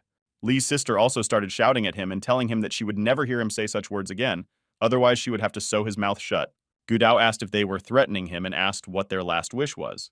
Then he opened his fan with his family's initials on it. When Liao saw this, he immediately became quiet and almost salivated. He lowered his voice and began to say that he did not know that he was a young master of Gu, and apologized to him for that. Gudao said at first he cursed him, and now he suddenly became so polite. Why did he ask that? Liao began to make excuses and say that he simply did not know who he was. Li turned to her uncle and held her ice cloth in her hands and said that he should not make excuses and be afraid of Master Gu. Since the Supreme Court would protect him and give him strength anyway, Gudao only smiled when he heard her words. When Liao heard this, he was very surprised and asked her if the Supreme Court would give him power. A smile appeared on his face, and he asked her if she was sure about it, and she said she had no doubt about it. Liao Snawu regained his confidence and decided to continue the fight with Gudao. Liao said that this case was between them and the Black Building and that he had no right to interfere. Gudao smiled and said that he was doing it for a long time, and ironically suggested that Liao must be cooperating with the Supreme Court. Beiming could hardly contain his laughter when he heard this verbal attack from his friend. Liao clenched his fists in anger, and Gudao continued and said that he seemed to be the head of the Liao family. Liao said he would be happy to accept any of his suggestions. Gudao replied that he was well impressed with his understanding. Then he asked if they would allow him to clarify the situation. He said that some people want to attend the Hong family's wedding celebration, and the only thing missing from the gift list is a jade bone. He said that if all the Hong families knew that the white jade bone was in the Black Building and that it had been stolen, no one would have left it there. and then added that he was sure they would not dare to discuss it now. Beiming gave him a stern look, making it clear that he was not afraid of his threats. Beiming turned to Liao and told him that he was talking as if he had stolen the bone, but he could assure him that he had bought it with his own money, and whether he is now using the Hong name to his advantage to force them to hand over the bone. Liao turned to Beiming and said that he could call him brave, but he didn't dare to talk to him like that. Even a young master doesn't allow himself to do so. Hudu began to mock him and say that he had recently cajoled him like some kind of pitiful animal, and now he was cursing him simply because the Li family offered a little strength and protection. After that, Beiming decided to clarify something for him as well. He said, if he wants the jade bone, he should just go and take it from him. Beiming asked him who he thought he was. Liao stood in a stupor and could not believe that he was being treated like this. Beiming asked him why he should give him his white jade bone. He was not his servant who ate, drank, and slept at his command. Liao was shocked and didn't know what to say, and Gudao said that Beiming was absolutely right in his words. He started screaming and calling Beiming a scumbag and asking him how he dared to humiliate him. He ordered his guards to immediately attack and finish him off, then take his bone and hand it over to him. The Black Widow was prepared for this development, and immediately stopped Liao's soldiers. Liao looked at her angrily and said how dare she interfere with him. She said that she didn't care what he was going to do with Beiming, but she was the head of the Black Building, and he would have to deal with her first. He turned to her and said that at the moment all the powers were in his hands. If she did not stop, her actions would be considered as resistance to the authorities. She gave him a disdainful look and asked him how a servant of the authorities could decide her fate. She said that the Black Building has always treated its customers as guests, and that no customer destruction has ever been committed on the premises, and never will be. And even the head of the central office should follow these rules, she said. Liao started shouting how she dared to speak out against the head of the central committee. Suddenly he took out a metal sphere. It was a ball of light and darkness. When the Black Widow saw it, she asked him where he got it, and the balloon appeared from the main central building, since there were only 2 of them in the world. To which Liao was simply let off the hook and smiled ominously. The ball began to vibrate and glow. A hologram-like figure emerged from it. The guy stood there and watched what was happening. The man's hologram said his name was Zhao Chaoli, and he said he was the head of the central building. Zhao was radiating strength and confidence. This man was definitely powerful and influential. When Beiming saw him, he called him master, and the Black Widow noticed. He said he could help her, but he doesn't even know the lobby of the central building, she said. Beiming smiled and said he may not know him personally, but he knows his son, Jiang Tian. With these words, he made her think. Zhao began to shake his head rapidly, trying to figure out what was going on. He turned to Liao sternly and asked if the Hong family was here, and if the wedding celebration was over. Liao frightenedly began to explain to him that they were in a black building in the city of Luon. He started shouting at him and asking him why the hell he had used the ball of light and darkness before the wedding, and if he hadn't heard his order. He was seriously frightened and began to ask his master to have mercy on him, explaining that he was forced to use the bullet before the required time. Zhao sternly asked him what forced meant, and if he didn't get a decent answer now, Liao would be fired.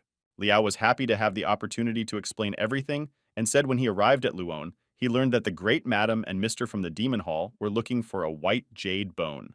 He began to say that the original plan was for the Dark Building to send a white jade bone to the Hong family as a wedding gift. But as it turned out, the Black Widow refuses to give them the white jade bone. The Black Widow cast a disdainful glance at Liao. Zhao stopped him and said that if the Demon Hall and the Supreme Court were looking for this bone, it would make a really good gift. Then he turned to the Black Widow and asked her to give him the white jade bone of the Liao. She bowed and said, "With all due respect to the Lord, this bone was sold before the Liao arrived here." Zhao said it didn't matter and that she should tell the person to return the bone and give it to the Liao. She said that if she asked for the bone back, the reputation of the Black Building would be at stake. Zhao irritably started shouting and telling her to remember her place. The Demon Hall was very important to them. But if she cannot fulfill such a simple request, she does not deserve to be the head of the Black Building, Zhao said. Now Liao turned to the Black Widow and said, "Didn't she hear her lord's order?" and demanded that she give him the bone immediately. The Black Widow became darker than a cloud, and her heart was filled with rage. She said how dare they talk to her like that. She was the head of a Black Building. Liao was shocked to see that even the Overlord himself could not influence her. The widow took a few steps forward and approached the orb, which was broadcasting Zhao's image. She glanced over at Zhao and looked down at him, who was surprised to see what she was doing. Liao was scared because he didn't know what she was up to. Then she brought her foot in and struck the ball with a powerful blow, and was immediately split and destroyed. Liao thought he was going to faint from the shock. Sweat dripped down his face and he could not even speak a word. The Lis were also shocked by the victory, since no one could afford to treat a lord like that. Even Beiming from Gudao was impressed with it. Liao couldn't stand it any longer and fell to his knees over the bullet. He looked at the bullet fragments with wide eyes and said that it had destroyed him. He began to shake with rage and hatred. He asked the Black Widow if this meant that she had betrayed them. She closed her eyes, smiled, and said that she renounced the Black Building. And if so, what would they do to her, she asked. Liao began to scream that she was crazy and had gone completely insane. She called her griffin and turned to Liao and told him to get out of here with his men. Then she counted to 3. Her morale could not wait to receive the order to attack. Upon seeing him, Liao immediately turned pale with fear. She had already started counting down, and Liao started yelling that she would definitely regret it. She said 2.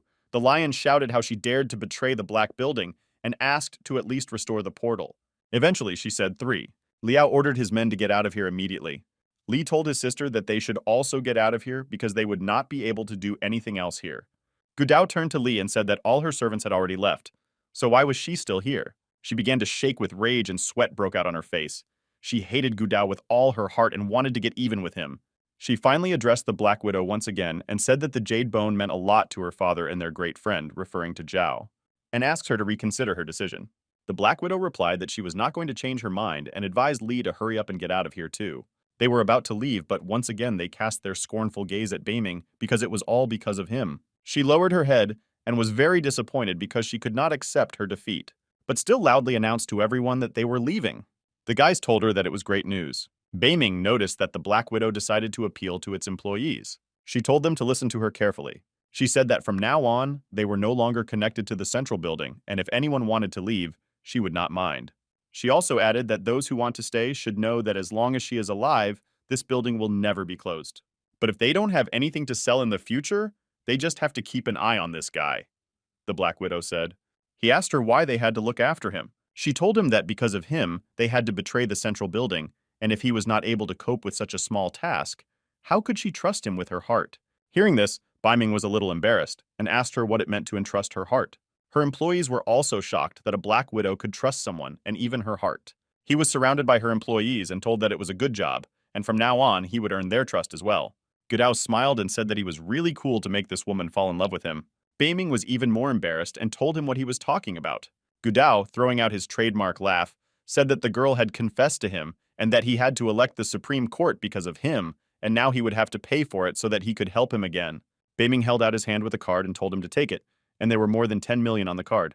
Beiming said that if he wanted to repay the debt, he would just have to cover it up. Gudao said he even had money and wondered if he came from a wealthy family. The Black Widow turned to Gudao and said, "What's the point, but it doesn't change anything." Gudao replied that without rumors, the world would be too sad a place. Beiming told them to come to his house in 3 days, and he had a surprise for them.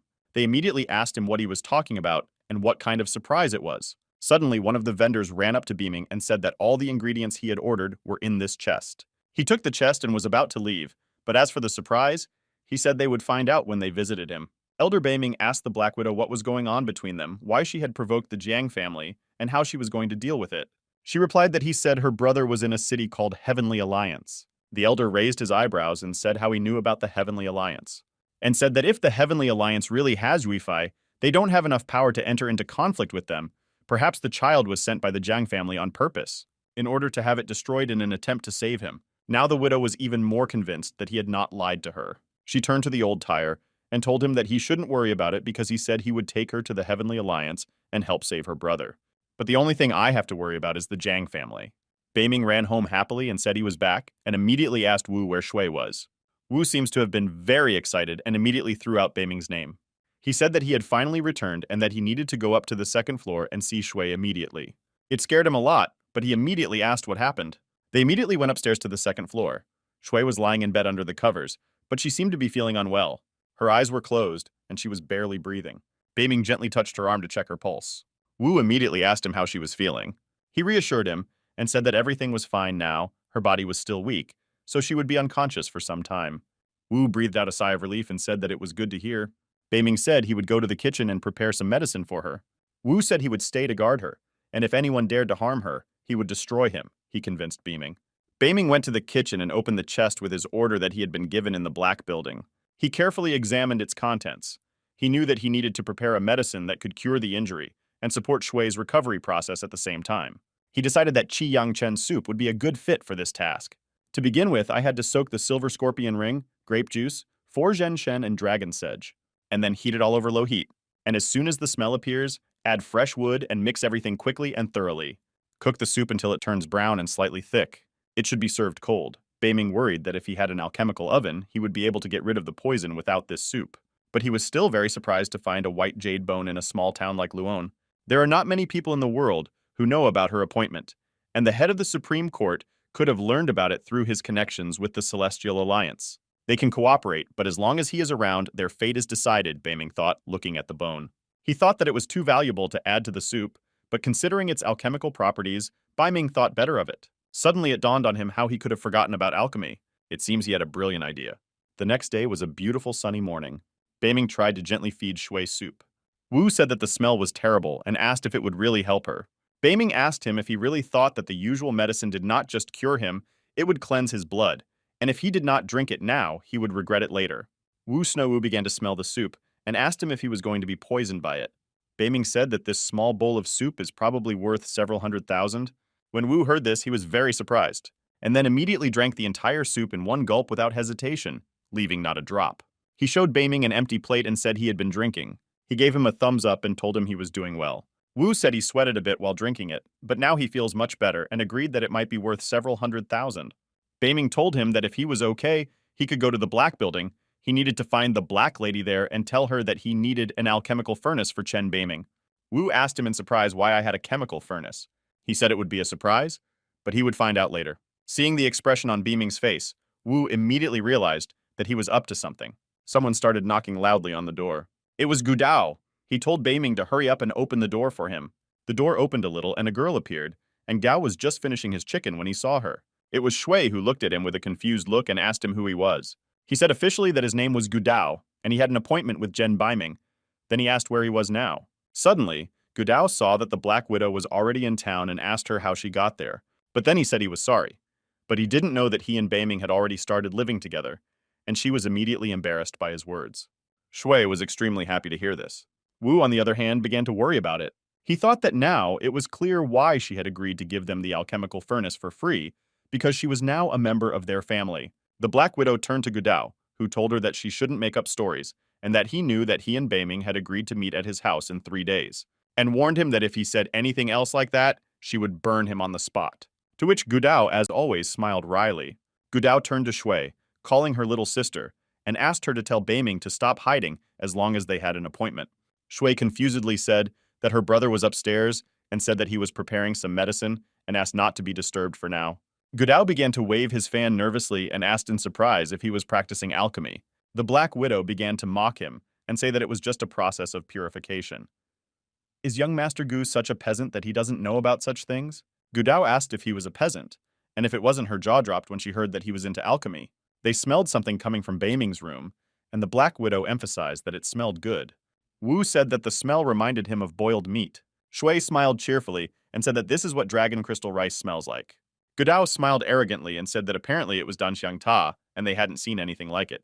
And indeed, Danshan Shui and Wu had never heard of such a thing before. Gudao was impatient to know what he was doing, but he was clearly good at it because it smelled much better than when the alchemist and his family did it. The Black Widow thought that there were no masters in the world who could surpass Beiming with such power, and that there would always be those who would follow him. The only thing that bothered her was the big pile of secrets he had in his heart and mind. Suddenly they heard a strange sound. Even the Black Vodka was a little confused by this. A huge demonic animal appeared in the forest nearby. It was a wild royal boar, and it had already found its way into Beiming's house, probably led here by the smell coming from his room. Gudao asked how he could be here, since they could be only a few 100 kilometers away. The Black Widow said, he must have come here to smell the broth. Gudao wondered how the scent could have traveled so far. If this medicine was that good, even the worst monsters could have come here. The royal boar was already flying at them, preparing to tear them apart with its tusks. Gudao shouted that he was running right at them, and they should dodge. He raised his fan and tried to drive the beast away. Gudao jumped up high and started waving his fan, cutting through the air, and then shot a bolt of energy directly at the beast. When he hit the boar, it began to scream loudly. Immediately after that, the beast received several more powerful blows. This time it was a Black Widow who struck him with her whip and said she did not know where the beast came from or why it was so attracted to the smell. Hoodoo warned her that she had to be careful with this beast because it had a very thick skin, and even the best weapons could not pierce it. But the Black Widow was not impressed by this, and was not afraid of this monster. The beast, furious that they dared to attack it when it smelled delicious food, attacked its offenders with a furious roar. But he suddenly stopped. Maybe he wanted to choose who to attack first, either Voda or Gudao.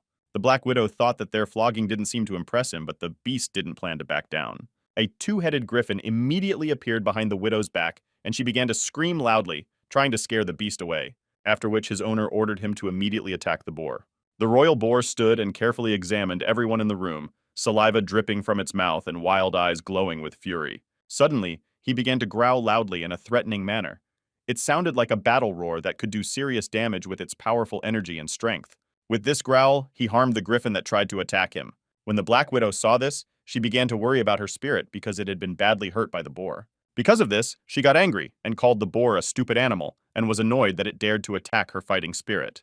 Gudao saw that the boar could not be dealt with so easily, and he told the Black Widow that he would help them deal with the beast. The boar began to scream unbearably loud.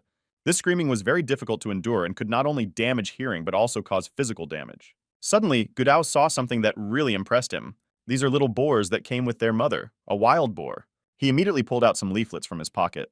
And looking at them, he said that now they would know the power of his spells. He started throwing them in the direction of the boars, shouting the names of the spells. But suddenly they just fell to the floor and nothing happened. The boars were not impressed with his spells either. He took out another handful of leaflets from his pocket and said that he was just getting started. After that, Snowvu began to quickly throw these leaves with inscriptions in the direction of the animals, shouting the names of spells, including lightning, earthquake, explosion, divine delight, and others. But this time too, the leaflets just fell to the floor, creating a huge pile of paper, and nothing happened. Gudao was very disappointed and said it turns out that all the spells he was sold were fakes. After obediently waiting for Gudao to use all his spells, the boars decided it was time to attack. Wu suddenly called out and, shouting for her to get out, ran toward the boars, trying to scare them away. Meanwhile, the disappointed Gudao said that one day they would wait, and the young master would destroy them all. But while he was making idle threats, Wu suddenly jumped up and struck the floor with a powerful punch, and with the shockwave he was able to drive the flock of boars away. This impressed the young master, and he was even afraid of the surprise. Quickly gathering the boars in his hands, Wu turned to Gudao and said that an experienced hunter like him should be able to use brute force instead of spells. It is also very effective against animals such as these wild boars, Wu said. Then he harshly exclaimed to the widow and Gudao that if they were not going to fight for real, he would no longer protect them. Gudao replied to Wu that he really thought he needed his protection and could easily defend himself. Suddenly someone exclaimed that they couldn't even handle a small pig properly. All were startled when they heard this voice. It was Baming, and he was flying with his dagger to attack the boar. He said that all monsters have weaknesses, just like hunters. In a moment, the boar was already cut open by his sharp dagger, and collapsed to the floor exhausted. Gudao was shocked to see how easily Baming handled the beast. After that, he said that before finding this place and delivering the decisive blow, it is better to concentrate well. Then he looked up at the black door and asked how this huge boar had ended up in his house. She replied that he could thank his good skills in alchemy for that. He asked, "Does she mean to say that the demon pigs appeared here because of his Dangxiang?" But he said it was very strange because he didn't remember them being around the city. Gudao and the Black Widow looked at him in confusion. The widow said she had seen a herd of wild boars 100 kilometers from the city and added that they could have migrated here, and the smell of Dangxiang brought them to the house. Baming said it didn't look like a coincidence, but it was all very suspicious. Gudao said he would take the remaining boars and that if they were cooked properly, they would be delicious. Then he asked Baming if he had succeeded in preparing the medicine with the help of alchemy. Baming smiled and took something out of his pocket. Then he took out some blue round pills from a small jar. He held out his hand with the pills and said that they were Xianban pellets he had been working on, and that they could take them. They were very impressed and surprised when they saw them. Baming said that he used white jade bone as the main ingredient. As he prepared to swallow the pill, Gudao said that he now understood why he did not want to give it away. The Black Widow said that if she had known that she was so special, she would not have sold her to him so cheaply. Looking at the Xianban granules, she said that she had never seen such quality sold in the central building. Gudao also began to sniff and examine the pellet carefully. Suddenly, he started shouting that he had never seen sweet-smelling medicine before and asked what its effects were. Baming answered that with the help of them, one can concentrate the spirit well. They were very impressed and surprised by this. Seeing their reaction, Baming explained that each person has different physical abilities and everyone has a different spirit. They can improve the quality of the body based on this, and the strength of the person who takes this medicine will also increase. But it would be better to wait until he has perfected the drug, then the effect will be complete, Baming said. Gudao said he gave them something special and it was very generous of him. Gudao said that he would be his little brother, and if he came up with something useful, he would definitely share it with him. The Black Widow asked him if he was only concerned about profit, while he was a young master of a big city and had to take care of his family's reputation. Gudao said what his family had to do with it, and he promised to stay out of their relationship with Beiming, so she should stay out of his business, Gudao said. When she heard this, she was very angry and began to threaten him that if she heard it again, she would break his leg. Beiming smiled when he heard them arguing and said that if Gudao wanted to be his brother, he didn't mind, and if he wanted to have a drink together, he just needed to call. Gudao said that in the future, his sister would follow Chef Chen and him, and in the future they would eat meat and drink together. Suddenly, someone came to their house and asked for Beiming. It was an old man. He said his name was Dongfang Fu. Beiming asked him what he was doing here, but he thought he had nothing to do with the Dongfang family anymore. Fu said he hoped they would forget about their disputes and that there was no point in fighting each other anymore. Beiming said that he was the head of the Dongfang family's servants and that he was the only one in the whole city who could become a chain dog. He said that if they hadn't kicked him out of the Dongfang family, he wouldn't have become who he is today, and then ordered Fu to get out of his house immediately. Wu also said that he always knew he was nothing more than a dog on a chain. Fu Snovu apologized, but asked them to wait. He said he was ordered to tell them important news today. Beiming asked what could be so important that he decided to come to his house. He said they were having a party in honor of the head of the family's birthday and would like to invite Beiming. After that, Fu handed him a beautiful invitation decorated with gold. Beiming asked if it was really that important that they decided to invite him to his birthday after everything between them. After that, he threw it in his face and asked why he had to go there. Fu started to get nervous and said that the head of the family wanted to see his old friends at his party, so he mentioned him and his parents. Beiming asked him sternly if he knew about his parents. Fu began to say in a confused, clumsy way that he knew everything. Still, Beiming decided to accept the invitation. Shui was clearly alarmed by this and contacted Beiming, as it could be a trap. But Beiming warned Fu that if it was a trap from the Dongfang family, he was not responsible for himself. Fu began to convince him that everything would be fine, and that he had become very famous in the city, and his master would be very happy to see him. And convincing him that he had nothing to worry about, he extended him an invitation. Beiming accepted the invitation with distrust. He looked at it carefully and read what it said. Fu was pleased that he had managed to convince him, and said that he would report this to his master, and then added that he would pick him up tomorrow and take him to the festival. Suddenly, he was interrupted by Gudao, who said that he too would not mind attending the celebration. Fu was confused by this, but it seems it was not according to plan. Still, he said that they would be honored to have a person like Master Gu attend their holiday. Fu was about to leave so as not to invite any more guests, when someone else approached him, hinting at an invitation. It was a black widow who arrogantly said that if Gudao was allowed to attend the celebration, then she could too. Fu shrugged and said that of course the owner of the black building could attend his master's birthday. He said that despite the fact that they would eat the hearts of bears, they would not dare to interfere with the life of the owner of the black building. Judging by Fu's face, he was very unhappy that he had to invite two uninvited guests, but he could not refuse them. Then Beiming told him to get the hell out. Fu bowed and left the house and said he was leaving. Gudao told Beiming that he thinks there's a reason for everything, and that they're up to something. The Black Widow agreed with him and expressed her opinion, saying that this banquet was just a lie, because if they really wanted to establish relations with them, they would have waited for his parents to return. Huda smiled and said that he wanted to go to the party and see what traps they had prepared, and then burst into his sly laughter. Beiming said whether they are wrong or not, he is not going to miss the chance to meet the head of their family. Meanwhile, walking through the forest, Fu was returning home. He wondered when this boy had become friends with the Gu family and the Black Widow, but it seemed that this was clearly their first meeting. He decided that he needed to report it immediately. Beiming stood in his room by his alchemical furnace and looked at the invitation Fu had handed him. The invitation said that it was a celebration in honor of his birthday, and he realized that it was almost 100% a trap for him. But he didn't want to miss this opportunity to settle the score with the donors, so he threw it into the fire. He looked at his stove and said that the Don fan would probably like to see what kind of drugs he was selling. He took out a pellet of xianban he had recently made from his pocket and looked at it with curiosity in his eyes. Beiming asked himself whether his body could cope with medicines made from white jade bone. Then he clenched his fists and said to hell with it, and was about to swallow a pellet of sledgehammer. Then he put it in his mouth and swallowed it. Suddenly, he was overcome with very strange and frightening sensations. His body stopped obeying him, and his heart felt like it was in a vice. He had never felt so bad he fell to his knees. He began to be enveloped by a strange energy that had a destructive power, and the Snowball sat there and watched him frightened. Beiming did not expect it to have such an impact. Will this be the end, and will some pill because of his overconfidence destroy him? Beiming thought. Gudao and the Black Widow were on the ground floor and did not suspect anything. Suddenly they heard some strange sounds coming from his room. Shui turned to the Black Widow and asked her if her brother would be okay. She put her hand on her head and stroked it, trying to calm her down. She said her brother was very strong and there was nothing to worry about. Gudao turned to the widow and said that if she left, she would attract many monsters, and he would not be able to help her. She gave him a displeased look. She was about to say something, but suddenly got distracted. But she suddenly looked up to the second floor where Beaming's room was. The door of the room opened loudly, and waves of energy began to burst out. It scared them very much, but she started screaming and asking what happened. They immediately all ran to the second floor to check on Beaming. Gudao was the first to stand up, shouting Beaming's name. Shui stood behind him and was very frightened by what she saw. Beaming was sitting in the middle of the room, screaming loudly, and streams of destructive energy were coming out of his body. In the middle of the room, a real storm started.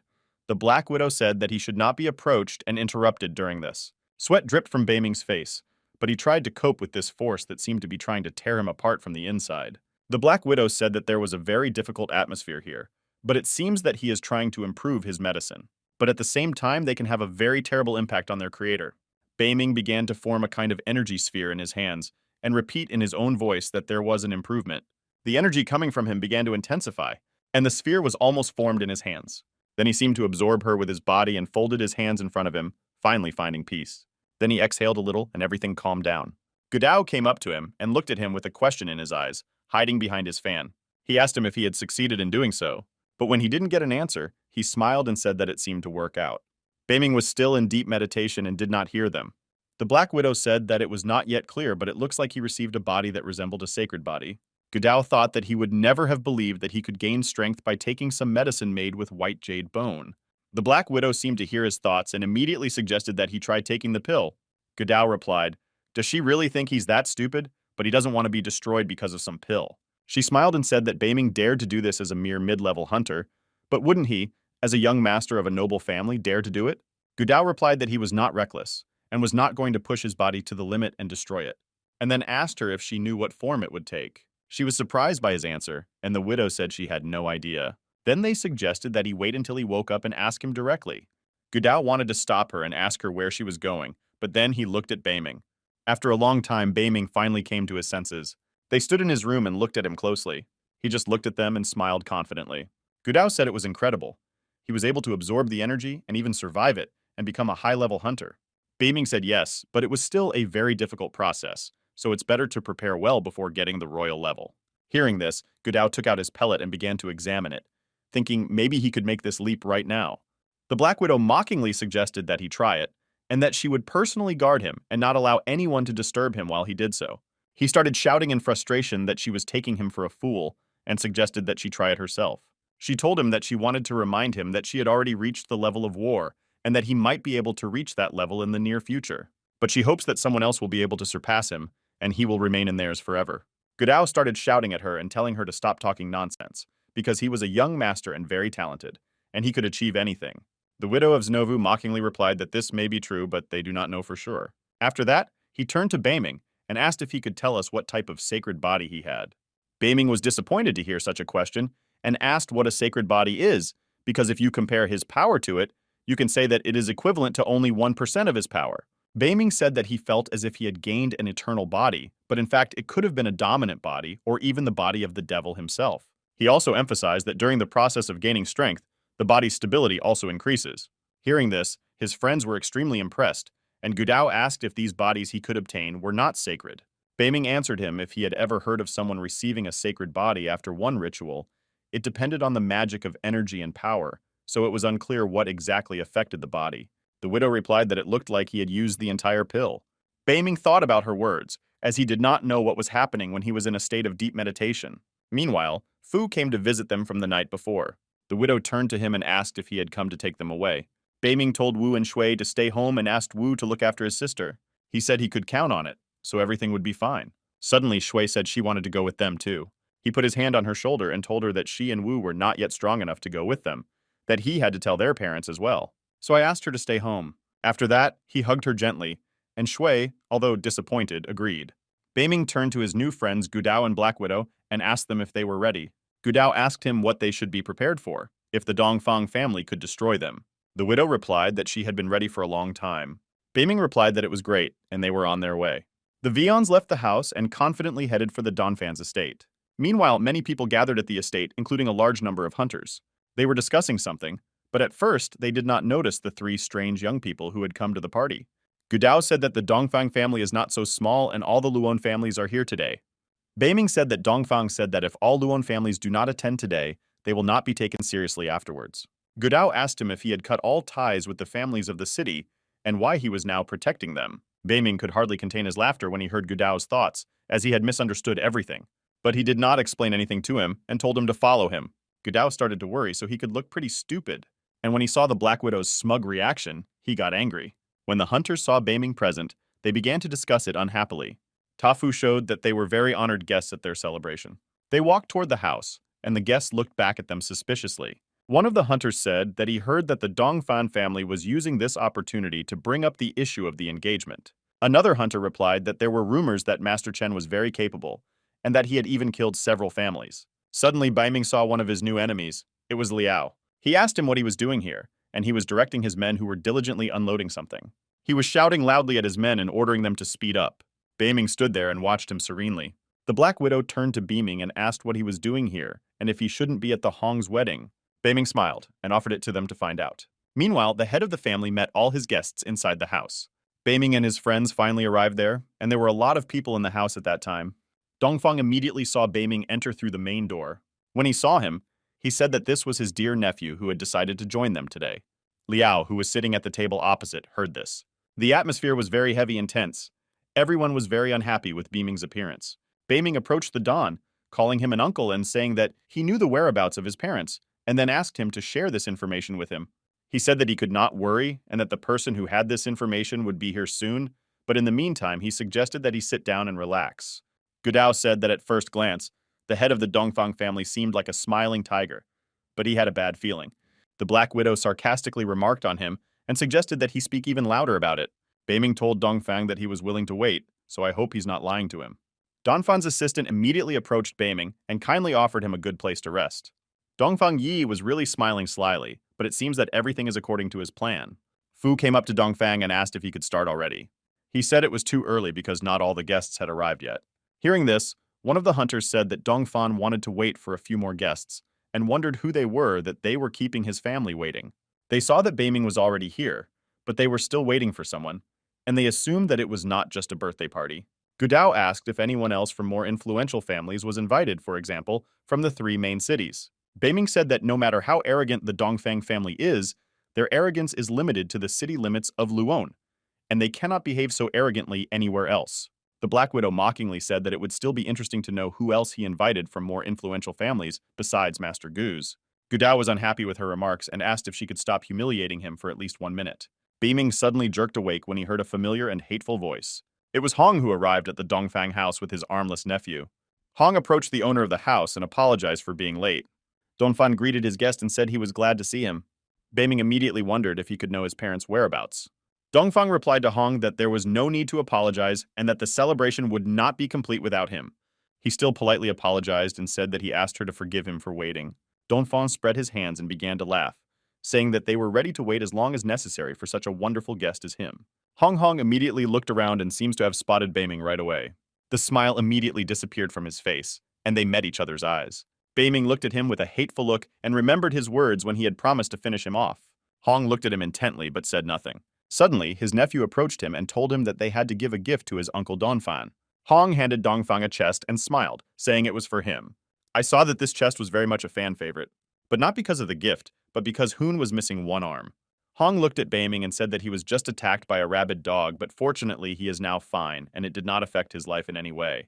He looked intently at Beiming and did not take his eyes off him. Beiming just smiled smugly at his words. When they opened the chest, they saw that there was a dagger inside, and the Hun said that it was a divine-level weapon and that his master had given it to him. But now he wants to give it to his uncle as a gift. The dagger really looked quite powerful, with a sharp painted blade and a gilded handle. Dongfang gingerly reached for the dagger, asking in surprise if it was really a divine-level weapon. The hunters began to discuss that the Hong family is really very generous because they can afford to donate weapons of this level. All those present gave precious gifts, but this one was clearly different. Dongfang turned to Hong and told him that this weapon was given to him by his master, and that because he was now giving him this dagger, he might get into trouble. Hong said that if they were going to become a family soon, they shouldn't worry about it, and that they could give him anything of such high value. Hong also said that they are now one family and that there is no need to worry about it. The Dongfang smiled and said that everything was fine then, and he accepted their gift. He had already reached out to take the dagger. Suddenly someone smiled and said it was a good idea to choose a gift that you can't show to others and that will become a family heirloom. It was Gudao, and he was laughing at this attempt to impress Dongfang with his gift from the Hongs. Hun immediately started shouting at him and asking him who he was and why he allowed him to talk to them like that. He said that it was very important for him to take part in this, but that was not the point. Those watching this skirmish between Gudao and Hong Beiming with the Black Widow could only smile. Dongfang told Hun to calm down, that there was nothing to be angry about. He told his uncle not to worry, he just wants to talk to this person. He said, if they don't clarify the situation, guests might think that the Dongfang family is scared. Gudao was pleased that he had managed to piss off these impudents. They will think they have a dislike for each other like a cat with dogs, Gudao said. Hong said, if he wants to admit his mistake in front of the guests, he can just cut off his yazik, and he will forgive him, he told Gudao. Gudao asked him what would happen if he refused. Negative energy began to emanate from the Hun, and one could feel that he had awakened a thirst for destruction. Gudao took out his fan, but when he saw Hong's reaction, he repeated that he would still refuse his offer. He could hardly contain his rage. Then he pulled out his dagger and began to advance toward Gudao. But the very next moment, the dagger was about to be stabbed into Gudao's heart, but he dodged it with a twist, still keeping a smile on his face.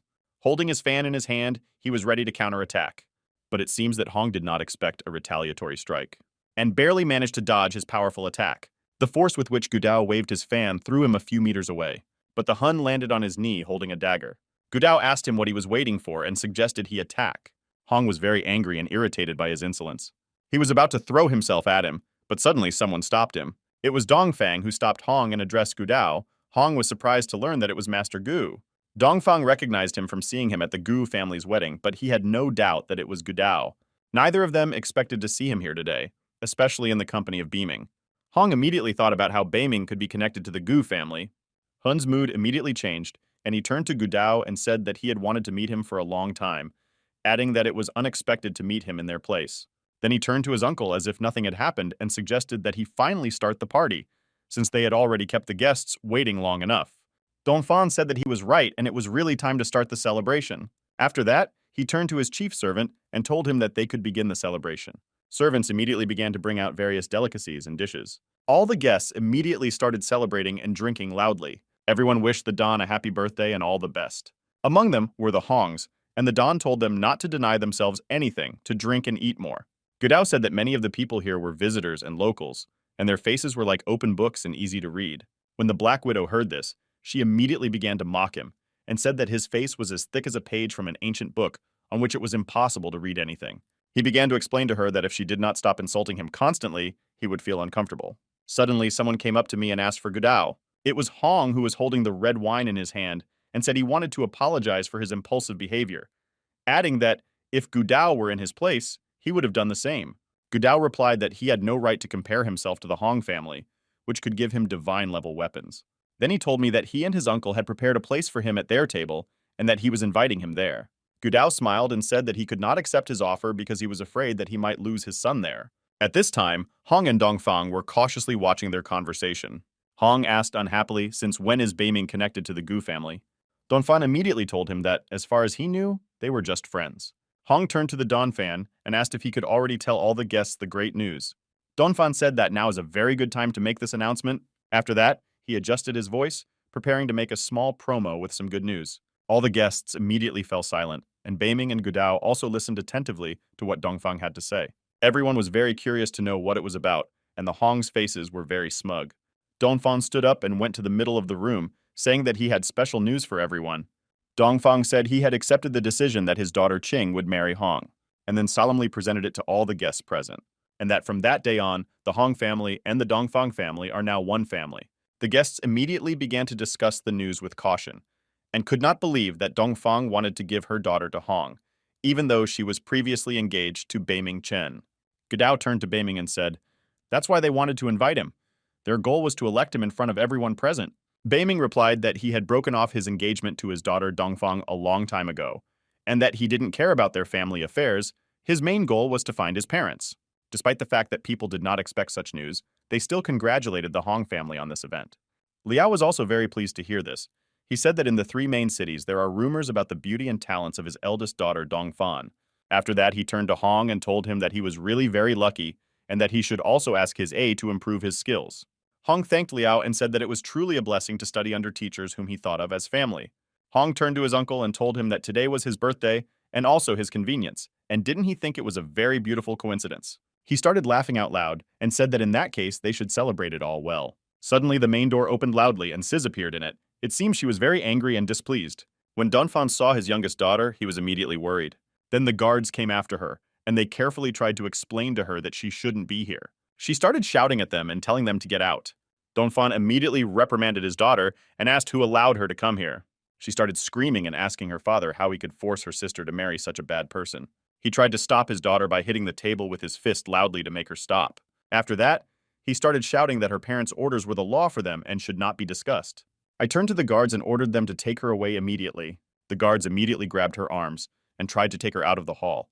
She struggled with all her might, and they begged her to calm down for the sake of her integrity.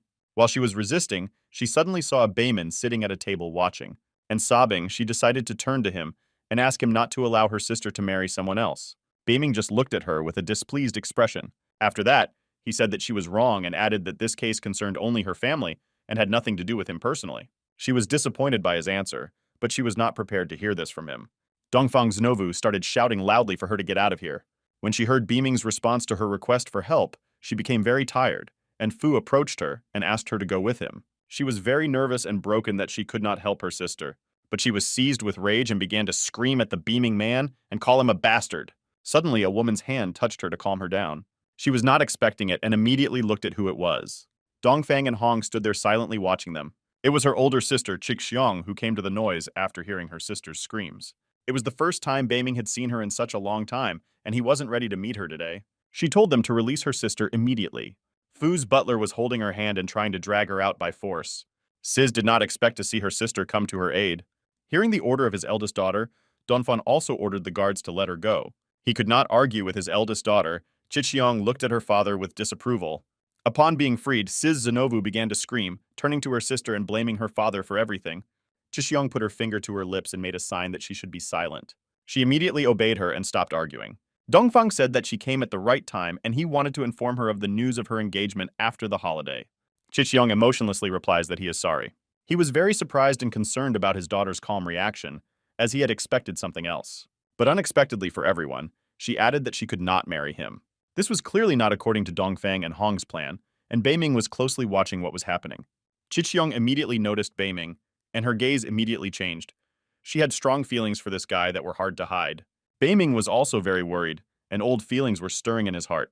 Donphan started yelling at his daughter, accusing her of never listening to him. She calmly replied that when her grandfather had betrothed her to the Chen family, she had decided that she would always be a member of their family, and added that if he didn't want her to become part of the Chen family, it would be dangerous for her to be left without the Dongfan family. She pulled out a dagger and pointed its blade toward his heart, saying if he wanted his daughter to marry someone else today, then she would have no choice.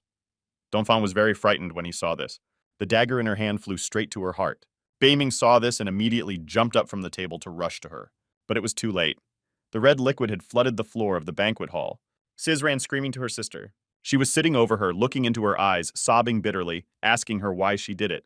Dongfang also ran to his daughter, but he did not know what to say, since the fault was his alone. But her eyes were already closed, and a lonely tear was flowing from them. She apologized to her father and said she could no longer obey him. Sis cried and asked her sister how she could have done such a rash and stupid thing.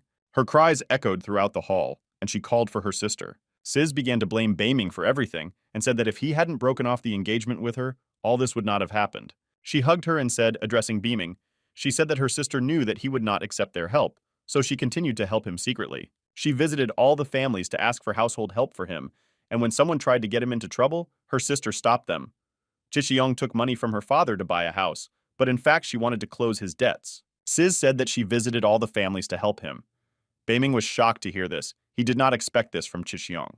She also said that if it wasn't for her sister, Wu and his sister would have died of starvation long ago. Sis said that her sister first started to smile many years later when she learned that he had become a hunter and was able to overcome many influential families. She was crying and asking him what was wrong with her sister and why he was so cold to her and why he didn't care about her feelings. Hearing all this, Beiming could hardly contain himself.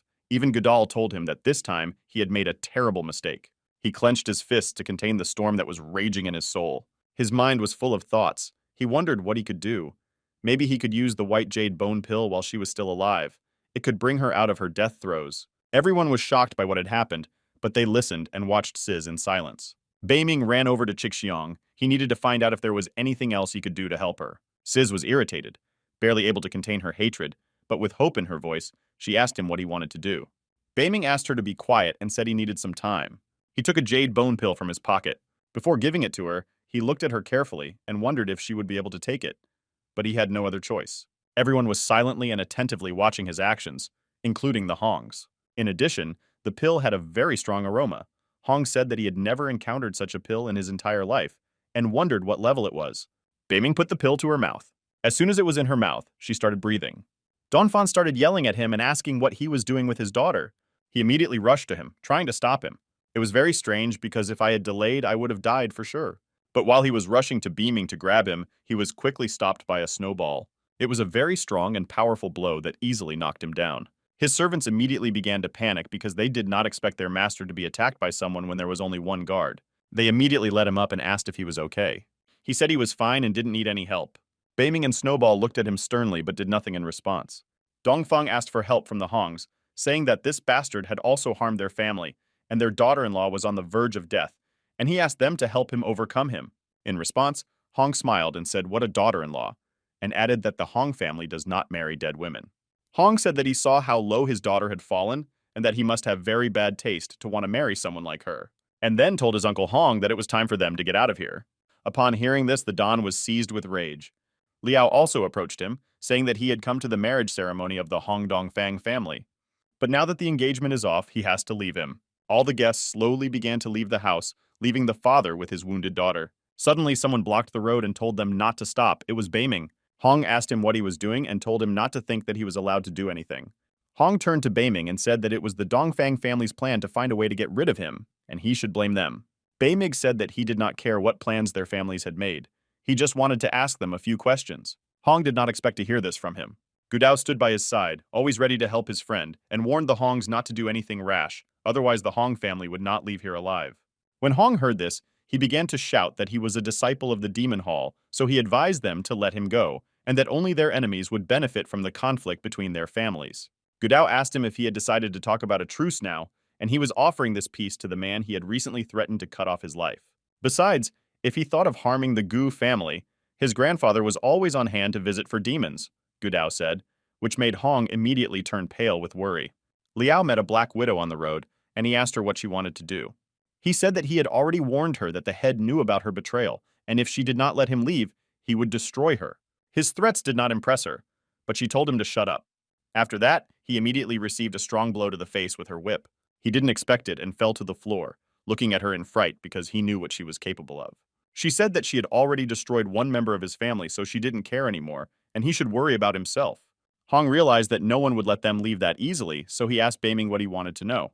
Beiming asked him what he knew about his parents' whereabouts. Hearing this question, Hong was immediately frightened and asked how he could know anything about where they were. Beiming immediately noticed his strange reaction, which meant he might know something. Beiming turned to Dongfang and said that he had said that a person who knew where to find his parents should come, and then asked who this person was. Dongfang was about to tell him who it was, frightened. But Beiming interrupted him and warned him that if he deceived him, just because he wanted to elect him today, he should not blame him later because he would destroy him and his family for it. Beiming looked at him sternly again and asked. Hong noticed that in this short period of time, Beiming had become even stronger, and his level of snow hunter had increased. Hong asked if it was all because of that pill. Fu approached Beiming and asked him why he wanted to attack his master, and why he was acting so aggressively towards him, and if he was not bothered by the fact that his master was his parents' teacher. But Beiming did not listen to him. He wanted to know the truth here and now, after which Beiming angrily ordered Fu to move away from him. With just his reaction and voice, he was able to throw him several meters away without even using force. Fu fell down and started screaming in pain. The energy Beiming possessed was very powerful and strong. Hong saw this, and they were very intimidated by such a powerful beaming force. Beiming said that he had served the Dongfang family for so long, but hadn't learned anything. He said that if they answered his question on the count of 3 now, he would destroy both their families.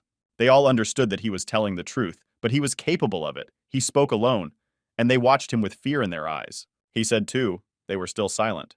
He said 3 and was ready to destroy everyone around him. Suddenly he was stopped by Dongfang, who said he would tell him everything. Hong turned to the Dongfang and warned him that if he dared to say anything about their family, they would wipe him off the face of the earth. Suddenly, after these words, someone attacked Hun. He only had time to look up to find out who it was. It was Beiming who decided to deprive him of his other arm for his insolence and long yazik, and he began to scream in pain. Hong began to shout loudly that he had lost his arm. Beiming smiled and said that now he didn't think he could hurt anyone. Hong fell to his knees. Now morally he was destroyed, he could no longer fight. Beiming turned to the donor and said that he could now continue. He said that from the very beginning it was all planned by the Hong family, in order to avenge the destruction of their master. He said that they used the Hall of Demons to blackmail him and thought about how to deceive him. He began to make excuses and say that he would never have cheated him because he and his parents had a good relationship. Hong responded by accusing the Donphan and saying that he had actually planned the whole thing and was now telling a lie, and they were innocent. Hong couldn't stand it any longer and started shouting that his parents disappeared because of Dongfang, but doesn't he know that they were with him at the time? Dongfang's gaze became even more anxious and frightened. He and Hong were like two hyenas fighting for their miserable lives, trapped in a lion's den.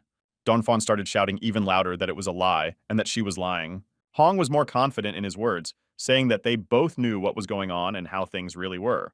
Dongfang's Novu turned to Beiming and told him not to listen to Hong. He and his father were friends because he was his savior. Swore that he would never dare to harm him in his life. Beiming told him to shut up because he felt that they were both lying to him. He said that he was not here to listen to nonsense from mentally ill old people. He wanted to know what happened to his parents. And if they provide him with this information, maybe then he will allow them to leave. Suddenly, Hong turned to him and asked if he had the strength to throw such threats in their direction. Banning was very surprised that he dared to threaten him. Suddenly, he saw the third elder of the demon hall appear in the house with his fighting spirit. But it seems that this appearance did not impress Beiming at all, and the Snowball saw that it could make a good living in the near future. This huge animal looked like a cat with eyes of different colors. Her owner was standing next to her, smiling strangely. Beiming was furious that someone had come to interfere with him. He's already prepared his dagger to respond to the coming attack. The Snowball was also ready, and they were expecting an attack. Beiming felt something moving behind him. It seems that this spirit could teleport, and was very fast and agile despite its enormous size. Beiming immediately struck with his dagger, slicing through the air where the fighting spirit had just been, but the beast of Snovu dissolved as if it had never been there. Beiming realized that he was not hunting him, but his Snowball. The third elder ordered his spirit to stop, after which his devilish cat immediately appeared at his side. Hong was immediately excited and felt that it could be his skin when he saw the elder and began to greet him. His name was Wei. Beiming said it was a devilish cat with 9 lives. Gudao and Black Widow were watching everything closely and were also ready for the upcoming battle. The cat looked at Beiming with the Snowball and began to hiss loudly. Elder Wei immediately noticed that his cat was behaving very strangely and was very restless. It was not like him. He missed that it was most likely because of that little creature sitting on the guy's shoulder. Wei turned to Beiming and told him that he had harmed him by turning his disciple into a demon, and the punishment for all this was destruction. But considering his abilities, he will forgive him if he picks himself up and admits his mistake. The Black Widow knew Elder Wei and said that the Hong family should be punished for the crimes committed today, but she advised him not to interfere. Wei smiled and said that the Black Widow had turned against them and the demon hall, siding with this guy. Wei was immediately approached by Liao and told that the Black Widow had been kicked out of the Black Building, and that whatever she was doing now had nothing to do with them anymore. Wei asked Liao if it was true. Liao said it was true, but if he hadn't come here today, the head of the Black Building would have destroyed them in the near future. He smiled and said that he thought the Black Widow was good at her job, but that she had decided to play the role of a bodyguard for a scumbag. She told him he was wrong, but she was not his bodyguard. He looked at her suspiciously and thought that if the Black Widow was no longer cooperating with the Dark Building, who had allowed this young man to challenge her from the Hall of Demons? Gudao started to get nervous and told the Black Widow that if she wanted to fight them, it was time to start and stop talking to them. Suddenly, Elder Wei saw Gudao, and he was very surprised. He asked him what he was doing here and why he was cooperating with him. Gudao smiled and ironically asked him if he would ask him to break his as a punishment. Wei appreciated his joke and said that he had been told that the young Gu master was very cunning, and it seems they were right, and told him to just leave if he didn't know why he was there, and warned him that his interference could harm him and his family. Gudao started shouting that he didn't care about his family, and that if he wanted to fight, he offered to start right now. Wei called him a stubborn man and said that if both sides wanted to do this, he had no need to break his arms. Then he began to shout loudly that those who dared to harm anyone in the Demon Hall would be punished in accordance with the rules established by the Demon Lord. But this will be expected of absolutely everyone, regardless of their status. All the guardians and hunters immediately drew their weapons after these words. Gudao smiled and asked Beiming if this situation seemed very familiar to him. They had been in this situation before in a dark building. The Black Widow said that the Elder and the people from the Demon Hall seemed to have gone mad. Wei smiled and said it was good that the Black Widow was the first to offer her candidacy for destruction, and immediately reached for his weapon. He pulled out his double-edged blade and began to spin it in the air. Then he threw it in the direction of the Black Widow and said that he would fulfill her wishes. She did not expect this attack and immediately started screaming. But by jumping high, I managed to dodge it. Meanwhile, Wei was launching it like a boomerang trying to hit her. He just smiled when he saw her abilities. The Black Widow immediately decided to counterattack by throwing a dagger in his direction. He was not prepared for such a quick response either, but managed to dodge it. The dagger was followed by her whip, who managed to knock the weapon out of his hand with a powerful blow, and hitting the wall immediately shattered it and splintered it. Gudao turned to the behemoth and asked him if he could join the battle as well. Beiming smiled and said that of course, besides, he would finally be able to assess his abilities and see if he could overcome them. Opened his Gudao fan and began to spin in the air, consolidating his energy. After that, he gathered the energy of the mountain river and struck a powerful energy blow at Elder Wei's guards. The pins immediately fell to the floor like clumsy pins. They seemed to be in great pain, and one of the guards began to complain that whoever possessed the magic fan would become a holy warrior, capable of cleansing thousands of mountain rivers, and why the Ghoul family had given the fan to this loser. They asked him how he used his magic fan and where he got such power. Gudao heard what they were saying about him and asked them if they really wanted to be destroyed today. Suddenly, he started behaving very strangely and waving his arms wildly. Beiming took his hand and stopped him, and then immediately asked what happened. Gudao explained that he used too much energy for this attack and needed some time to recover. Upon hearing this, the Wei guards immediately drew their weapons and decided that this was their chance to destroy him while he was recovering. But now it was Beiming's turn, and he looked at them and said that they had asked for it, and then immediately launched an attack on them. In a moment, Beiming was already in front of the first guard, and he immediately sliced his body with his dagger. The elder told his soldiers to beware of his dagger because it was very sharp and a divine weapon. Beiming smiled and asked them who was going to be next. Suddenly, he felt a demonic cat appear behind him and stick its claws out to cling to him. He immediately called Snishka to have you deal with him. The snowball immediately appeared in front of him and flew to meet the cat. Upon seeing him, the cat immediately started screaming, either out of surprise or fear. But the snowball managed to hit him hard enough to make him fall on his back. Wei started shouting that the creature had harmed his morale. While he was watching his cat, the Black Widow's whip flew into his face. But he immediately lost the ground under his feet and fell to the floor, just like his cat. He fell loudly to the floor, and his guardians began to panic, as they had never seen anyone overthrow their master before. The Black Widow, holding her parents in her arms, advised the elder not to get up. His guards were already seriously frightened and asked the elder to stop because they did not want to be destroyed today. They told him that they should surrender, but he was very angry and did not want to listen to them.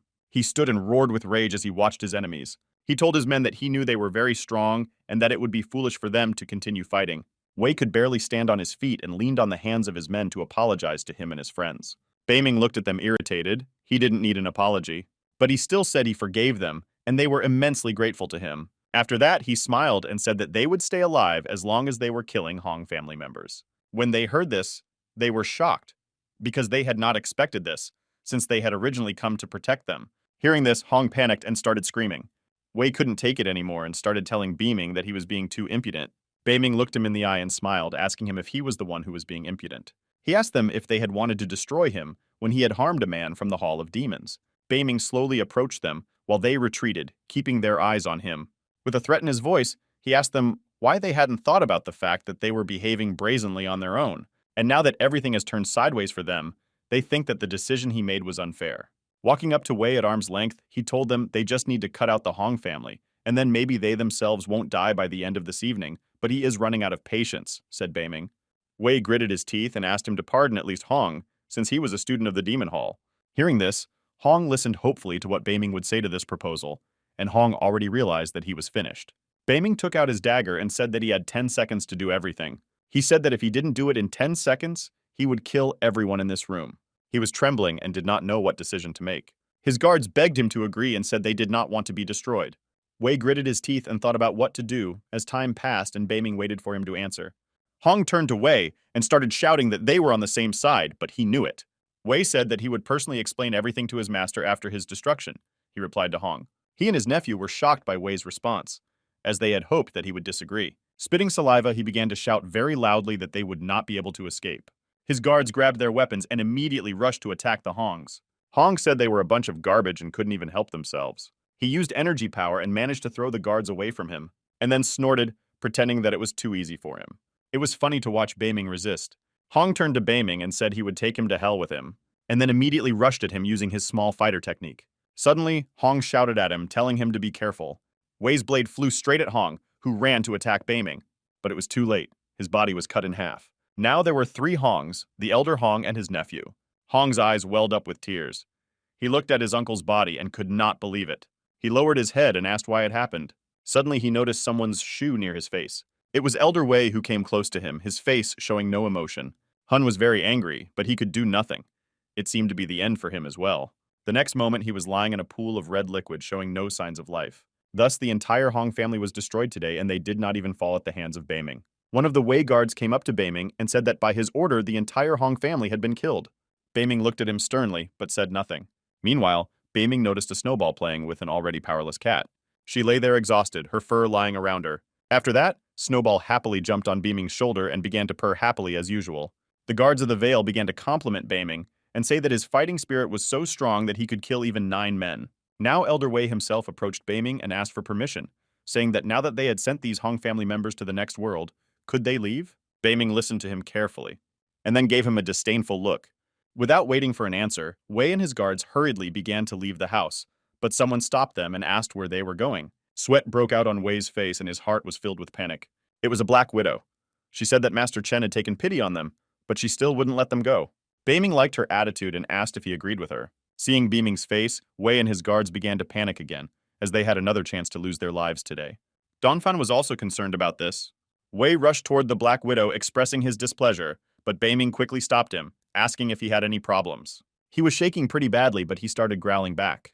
But he pulled himself together and begged them to forgive him, since they were only following the orders of the Demon Hall and had nothing to do with the Hong family. Wei then turned to Liao and asked if the attack on the Black Building was carried out on their orders.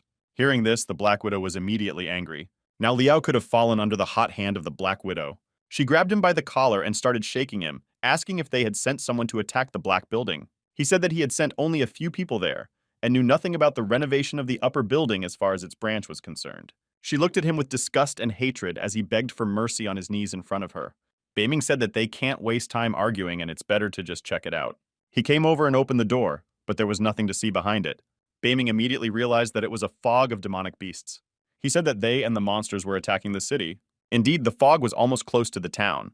Everything happened too quickly and people did not even have time to prepare.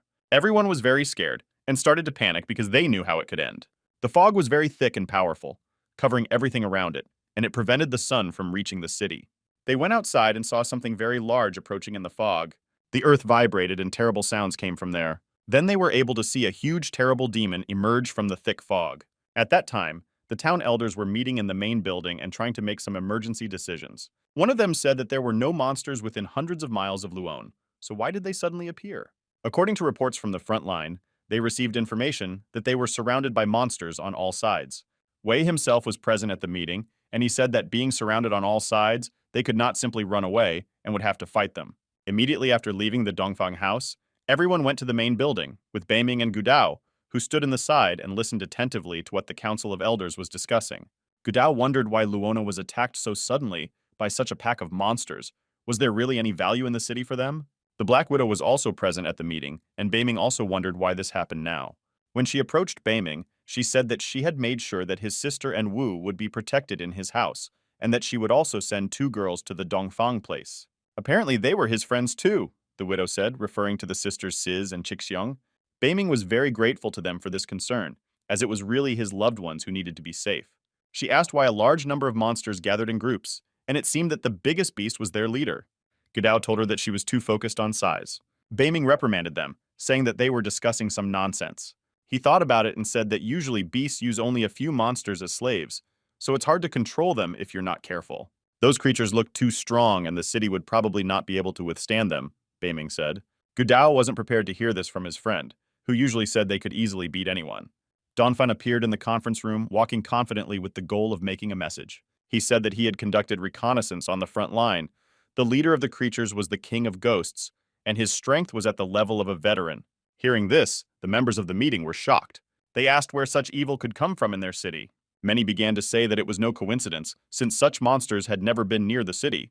Beiming was also surprised to hear that their leader was the King of Ghosts. Elder Wei suddenly addressed Beiming. He asked him with concern if things continued like this. They would definitely be destroyed and asked if he had any plan to solve this problem. Beiming immediately answered that the main task was to destroy their leader, and if they succeeded, the other creatures would run away. One of the elders said that even though this idea was good, the Ghost King probably had guardians who would protect him, and the Ghost King himself was incredibly powerful. Others began to say that it was almost impossible to destroy the Ghost King and asked how they planned to do it. Wei Snovu turned to Beiming and asked if his proposal was really the only way out of the situation.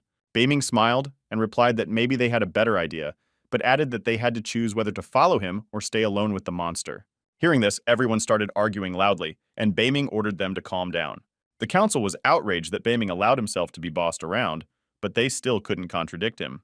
Meanwhile, the Dongfang sisters were at Beiming's house, and Chixiang was feeling much better after Beiming gave her a pill made from your bones. After the meeting, they returned home. They went inside and loudly announced that they were home. Sis asked why they were back so early and if they shouldn't have discussed the plan of action at the local town hall. Beiming was unhappy and said he didn't want to discuss it because they were too stubborn. When Beiming saw Chixiang, he immediately asked her how she was feeling and if she could walk. She smiled and said that she had already fully recovered thanks to the table he gave her. The Black Widow said that they are just a bunch of greedy people. Even when the city is in danger, they still doubt each other. Gudao turned to Beiming and asked if there was another way to avoid destroying the Ghost King. Hearing this question, he smiled and said that there is, but it's not a very good idea, but if it works. He paused for a moment after saying that, thinking about it. Gudao asked what was going on. Beiming confidently told him that negotiations were underway. Gudao and the Black Widow looked at each other incredulously. Beaming, he said that the Demon Lord came to the city with a large army and seems not to be with the goal of establishing his own rules, so they have the opportunity to find a compromise. When the Black Widow heard the name of the Demon Lord, she was very afraid. She asked him if he thought the Ghost King was their leader. Beaming replied that although the king was strong, he was unlikely to lead such a large army, given his lack of knowledge of the art of war. Gudao thought about it and said, "But if there is a warlord Demon Lord, why does Beiming still offer to destroy the Ghost King?" Beiming gave him a slap on the wrist and told him he wouldn't understand anything anyway. But he still explained that it gives families motivation not to lose hope and fight the army of monsters, but they still need to relax and wait for their child to be born. Gudao rubbed his chin and said that he understood everything now. The Black Widow asked Beiming if he was afraid that the demon warlord would destroy him if he went to negotiate with him. Suddenly, Beiming was listening to Chixiang, but he could trust her like everyone else in the house. After which he said the word explosives. Everyone was very worried when they heard this, and Sis started to ask him unhappily why he needed the explosives, and if he was going to threaten the demon warlord with them, because it was crazy. He smiled and replied that this is exactly what he plans to do. Sis started to ask if he was crazy, but said it was a stupid idea. Chixiang, on the other hand, liked his idea and said she remembered where the explosives were stored. Beiming said it would be enough, and then immediately took her hand and dragged her somewhere with him. Sis started shouting where they were going. Beiming told them that if anyone was looking for him, they should tell them to wait. They were fired up about his idea. After some time passed, Beiming returned to the house, but he was alone. Sis immediately asked him why he came back alone and where her sister was. Beiming replied that Chixiang had some business and I would be away for a while. Wei was in the house with other elders. He bowed and said they were glad he was back. Beiming said that if they were here, they must have made some decision. Wei smiled and said that they agreed with his plan to destroy the Ghost King, and then asked what they should do now. Beiming replied that judging by what he had learned, his mini-squad would be able to leave the city safely, but he did not know where they should go next. Elder Ling said it was a good idea if they could get out of the city safely. Donphan asked Beiming with concern what about the families who did not arrive. Beiming replied that if they hadn't tried it yet, they should deal with their own problems. He said that they would start their plan tomorrow, and that they would attack when the monsters were least expecting it. At that time, the demons had already destroyed a part of the city, and the residents they managed to capture were preparing dinner. The rabid creatures looked very hungry. The next day, part of Beiming's unit was already on the outskirts of the city. They watched the aftermath of the demon attack. The Black Widow asked Beiming why they weren't looking for the king. He suggested that she should take her time and wait a little longer. One of the members of the squad ran up to Beiming and addressed him as if he had some important news. He said that the lady ordered him to tell Beiming that everything was ready. He said it was good news, and they should come back. He bowed and agreed with him, and the Donphan was watching, and he was a little unhappy that Beiming was in charge. Other elders also perceived him as a new leader, but Donphan's role as patriarch was weakening. Beiming said as soon as the Ghost King appears, they will do it right away. Gudao and the Black Widow trusted him completely and were confident in their leader. The other elders were also satisfied with this plan and considered it reliable. Meanwhile, it was the main estate of the Zhao family. Despite what was happening in the city, the head of the Zhao family calmly drank his tea. Suddenly, his terrifier burst into his room, and he almost dropped the cup from his hands. They all looked at him with displeasure. and one of the people present asked if they really thought that the boy's idea would work. But if they really want to fight the Ghost King's army, they must be tired of living, said one of the attendees. Zhao said if they want to buy some time for them to be destroyed by the monsters, then let them, and they can get out of the city for now. He was thinking that as soon as they could get out of Luon, they would be right back in their memory, enjoying their lives. The hunters and elders of his family were pleased with his decision and were ready to follow him. Zhao was happy that during the battle all the families would be destroyed and only his would remain. Meanwhile, the shadow of the Ghost King appeared from the fog. Beiming and his squad were ready, and had been waiting for him at this spot for a long time. Beiming confidently ordered his men to attack him. They rushed into the battle with joy and enthusiasm.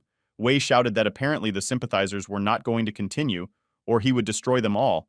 Gudao asked him to wait because he wanted to join. Together with the King of Ghosts, various animals rushed into it. Demonic wolves, monkeys, and other evil spirits. Gudao immediately took on the great demon wolf and used a magic fan against it. By stabbing the animal with a wind blade, it seems that Gudao was able to accumulate a large amount of energy before the battle, and now he used it effectively. When Elder Wei saw this power, he was very surprised. He didn't even have time to get to the monsters, and they were already cut up by the Gudao fan, and their bodies were lying around. He thought that he had clearly underestimated this young master. Beiming knew that the Gudago's power was limited, but told him not to waste it, as their task was to have a diplomatic conversation with the Ghost King. But this conversation can go in the wrong direction at any moment, so you have to save your energy. The King of Ghosts was already very close. The guys were waiting for him with confidence and courage. I was immediately accompanied by little demons, and I wanted to pounce on the guys and feed on them. But the Ghost King immediately stopped them like annoying flies. He asked in a loud and eerie voice if these were the people who wanted to meet him. He said that they were just in time because the king wanted to cook delicious meat for everyone today. The little demons began to salivate and tell them to come to them. The guys did not respond to these threats, and Wei looked very scared. The Ghost King was looking at them carefully and waiting to see how they would react. Then he asked why other people from the city did not come with them. The boys stood silently and did not answer him. Wei said they have more than enough to take care of him. He smiled and called them fools, and said they should just wait until the king made mincemeat of them. The Black Widow replied that she was afraid that all his teeth would fall out in the process. Beiming, he said that in spite of everything, the Ghost King has royal blood in him, and the monsters of the Demon Lord trust him, so his power will be appropriate and he should not be underestimated. Hearing this, he raised his hand and called them a miserable bunch of insects. Gudao immediately tensed because he thought that he might be about to cast a spell. Everyone was very scared because they didn't know what to expect from him. The demon's hand, enveloped in some strong energetic matter, moved in their direction. He carried out the attack with a ghost. This attack was extremely swift and strong, but they managed to evade it. The king began to laugh out loud and mock them. He raised his hand to attack and asked how much longer they could dodge him. Beiming shouted out to the third elder to be careful. This skill belongs to the demon family, and it can destroy even king-level hunters even if it just hits them. Hearing this, Wei was very tense because he knew it was a demon skill. He put 2 fingers to his nose, summoning his own power, and immediately used the phantom dagger, directing a powerful bolt of energy toward the demon. Meanwhile, the phantom claw was circling at high speed, trying to hit members of the beaming squad. Seeing that his attack had hit the target, Wei smiled. The King of Ghosts said, "How dare they come here looking for trouble on their own with their pathetic abilities," and then ordered his demons to attack them. The demons immediately flew to attack, and he began to laugh out loud. The ground and air began to shake, and something began to approach them. A purple image of a demon appeared in the air. He summoned a small demon ghost and ordered it to appear. The boys watched this demonic entity closely. This creature was known for being able to control destroyed people like puppets. They could also arouse fears in people's hearts and influence their psyche. Wei told the Black Widow to beware, because there was a little demon behind her back. The ghost appeared unexpectedly, and she was unable to react. He immediately bit her in the neck, and she screamed loudly. When Wei saw this, he also screamed and got scared for her. After that, the ghost immediately disappeared, and the widow stood there breathing heavily. The King of Ghosts began to laugh and tell her to be careful. Wei had a strange smile on his face, and he told the Ghost King that he clearly underestimated him if he thought he could fool him so easily with his tricks. In a moment, he was already surrounded by these ghostly demons, many of them. Wei began to absorb the energy around him. He sought to form a ghostly sword that would allow him to destroy these ghosts, and then immediately launched a massive, powerful attack. This attack had incredible power, which was directed towards the demon and his minions. Fear immediately appeared on the faces of the demons. They did not expect such a retaliatory attack. The energy blades swarmed at the ghosts, easily slicing through their bodies. Even the King of Ghosts was amazed by this and did not expect such a thing from a human. The boys watched in awe as Wei destroyed a swarm of demonic ghosts. Beiming smiled and said that the time had come. Gudao answered and realized that it was worth starting. Some green stones immediately appeared in his hand. and in one deft movement he launched them into the air. They fell down at the feet of the demons. Gudao smiled at Beiming and said that the thunderstones were in place. Beiming said that now is the time of the Black Widow. She said that everything was ready so he could go up. With the powerful vortex of energy she created around her, she drove away some of the demons that surrounded her, and in the process was even able to grab one by the throat with ease. She asked him if he thought he could manipulate her with his fat, evil thoughts. After that, she easily crushed it and it disappeared into thin air. The Black Widow turned to Wei and said it was time for them to leave. But Wei seemed to want to stay to buy some more time. The Ghost King could not understand what was happening. In the end, everyone suddenly started running away. Elder Wei joined them, and he looked very pleased and seemed to have found the right thing. She smiled and said that no one would have ever thought of her as an actress at that age. It seems that the King of Ghosts himself realized that it was just a performance for him. He said that he had a good laugh watching their self-confidence, but then said that they did not dare to fool him, and immediately rushed to catch up with them. Beiming told Gudao that he could attack and he would back him up. Gudao nodded silently. Then he abruptly stopped and told Beiming that he could rely on him. He closed his eyes and raised his voice to the sky and told himself that he had to do his best. Then he immediately grabbed and opened his fan. He addressed him as if he were alive and ordered him to execute the demon with the help of a magical wind. Gudao used the available energy in his body to do this. The Ghost King also stopped abruptly, not realizing what was happening. After that, an incredibly powerful wind attack hit him, and he only had time to cover himself with his wings. His demons were also shocked by this attack. Their bodies were simply torn apart, leaving them no chance.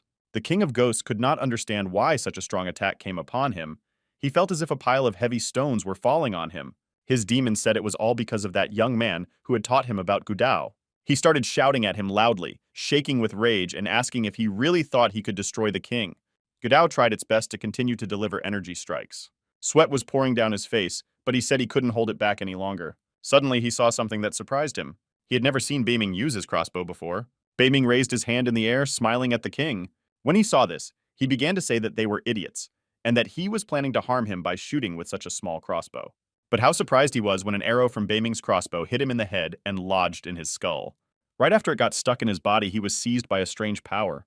He started screaming, and the thunderstones started working. Beiming said that for a ghost king like him, ordinary weapons like heavenly fire or thunder would not be able to harm him. Taking this into account, he put arrowheads with thunderstones on them, which became an ideal weapon for destruction and caused him very serious injuries. The Ghost King screamed in pain, and Beiming mocked him and asked where his arrogance had gone, and demanded that he show it to him. The Ghost King fell to his knees and began to call Beiming an annoying creature, repeating that he had to destroy him. Beiming said, does he really want to be destroyed by remaining so arrogant, and has it not occurred to him that he is digging his own grave with such behavior? The King of Ghosts ordered all his servants to immediately attack and destroy him. A bunch of demons immediately rushed in his direction. Beiming also ordered his men to attack back. When Elder Wei heard this, he finally said that he had been waiting for this for a long time. This time he used shadow layers. The energy layers immediately flew towards the demons. The King of Ghosts could only keep track of what was happening. Gudao smiled and said that it was time for the thunderstones. As soon as the shadowy layers reached the thundering stones that were scattered under the feet of the demons, they immediately began to explode, ruthlessly destroying all the demons within the blast. They were torn to pieces and their bodies rained on the ground. The Ghost King was shocked and began to say pitifully that they had destroyed his children. Now that the Ghost King is without his guard, it's time for Beiming. He then approached him and ordered him to answer as honestly as possible if he did not want to be destroyed. He told me to answer the question of who his commander was. The king was extremely angry, his eyes glowing with hatred, and he called Beiming a worthless creature. After that, he said that he had destroyed his demons, and now even if he ran away to the ends of the earth, he would still find him and destroy him. Beiming glared with eyes that showed contempt and rage for this monster, but he immediately pointed his crossbow at him and shot another arrow. Once hit, the arrow of the Snowball began to inflict incredible pain on the King of Ghosts. Beiming told him that he did not have the ability to control a large number of different monsters. After that, he again ordered him to immediately confess who ordered him to come to the city. He began to say in a trembling voice that it was King Oral. Beiming did not expect to hear this name. He said that he had brought them here through the Sea of Ghosts. It was an endless, dark, and dead sea. Beiming knew that the Oral King was ranked first in the list of the strongest monsters, which meant that things were bad, since it was not for nothing that this monster let him attack the Ghost King. Seeing that they were having a conversation, his squad approached Beiming and asked what they had learned. Wei asked, since the Ghost King had been captured, did that mean they could leave the city? Beiming said they would not be able to do it. The city may be surrounded by the Eagle King's army in places they can't even see, but he doesn't know how many monsters may be lurking in ambush. The Ghost King was surprised that Beiming was able to learn so much when he only told him one name. He wondered how he had managed to find out what they were thinking, since he hadn't said a word about it. Hearing this name, Wei immediately asked who King Oral was, and whether the head of all monsters was the king of ghosts. Gudao also could not understand everything completely, and asked the Black Widow if the enemy was destroyed, were they now safe. After that, Beiming ordered the Ghost King to tell the Eagle King that he should come here. And if he doesn't agree, then everything in the place will be destroyed, Beiming said. The Ghost King was extremely surprised that Beiming wanted to see the Eagle King. Beiming said that he would give him 1 minute to think about it, and he would not wait any longer. They watched the ghost closely. He started that King Oral was here. In the fog, one could see huge wings. The Black Widow said that he had an extremely strong aura, and it seemed to be a demon lord. Gudao also stood and listened to the surroundings. Beiming waited patiently for the monster to appear. Meanwhile, Zhao was idly spending time at his estate. He said that he felt a very strong aura, which meant that the demon lord had arrived. His people began to panic and said that if the demon lord was the cause of all this, it meant that they would all be destroyed. Zhao just laughed when he heard their concerns. He recalled them saying that if the lord of the demons ruled Luon instead of the 3 main cities, it would be better. His servants looked at him in confusion and asked him what he meant. Zhao smiled and replied that they should trust the demon warlord. Beiming and his troop were waiting for the warlord to appear. He circled above them in the air, shrouded in fog, and asked who wished to meet the king. Beiming smiled, said his name, and said he wanted to meet the Eagle King. Oral told him that he had wounded the Ghost King, but did he really want to threaten the king to make him retreat? Beiming said that he would never have allowed himself to do that, but he just wants to make a deal with the Eagle King. As Oral continued to circle, he said, if he wants to make a deal with him, it means he must be tired of living, and why does he think the king will negotiate with him at all? Beiming Snovu turned to the eagle and said that with his strength, he could easily destroy it. But why not listen to his thoughts? Otherwise, his visit to the city would be in vain. It seems that Beiming's words convinced the eagle, and he went down to talk to him. Suddenly, he disappeared from view. Beiming was suspicious and ready for anything. The wind increased and a real storm arose.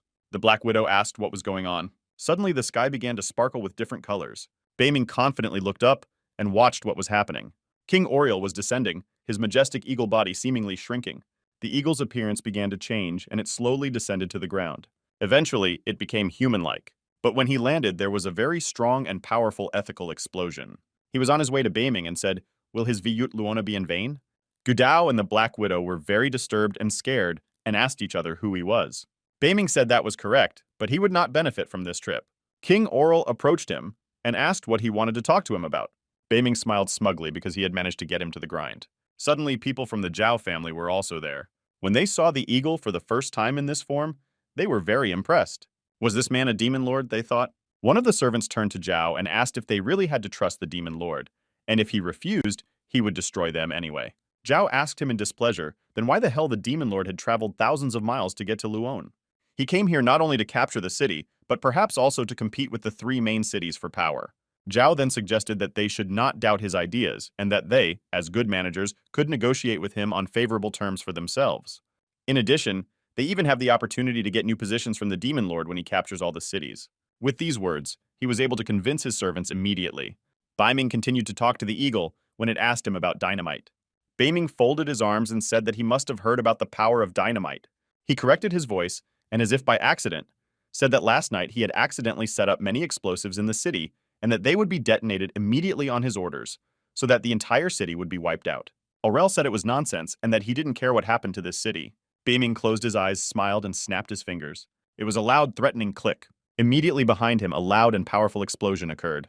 The eagle's face immediately changed from the most confident to anxious. Beiming noticed the eagle's reaction and said that the underground vein of the stone in the soul was still intact and that it was done just to scare him. Then he said that his offer was quite simple. He needed to agree to discuss some issues with him, and then he would not reveal the secret of the vein of the soul stone.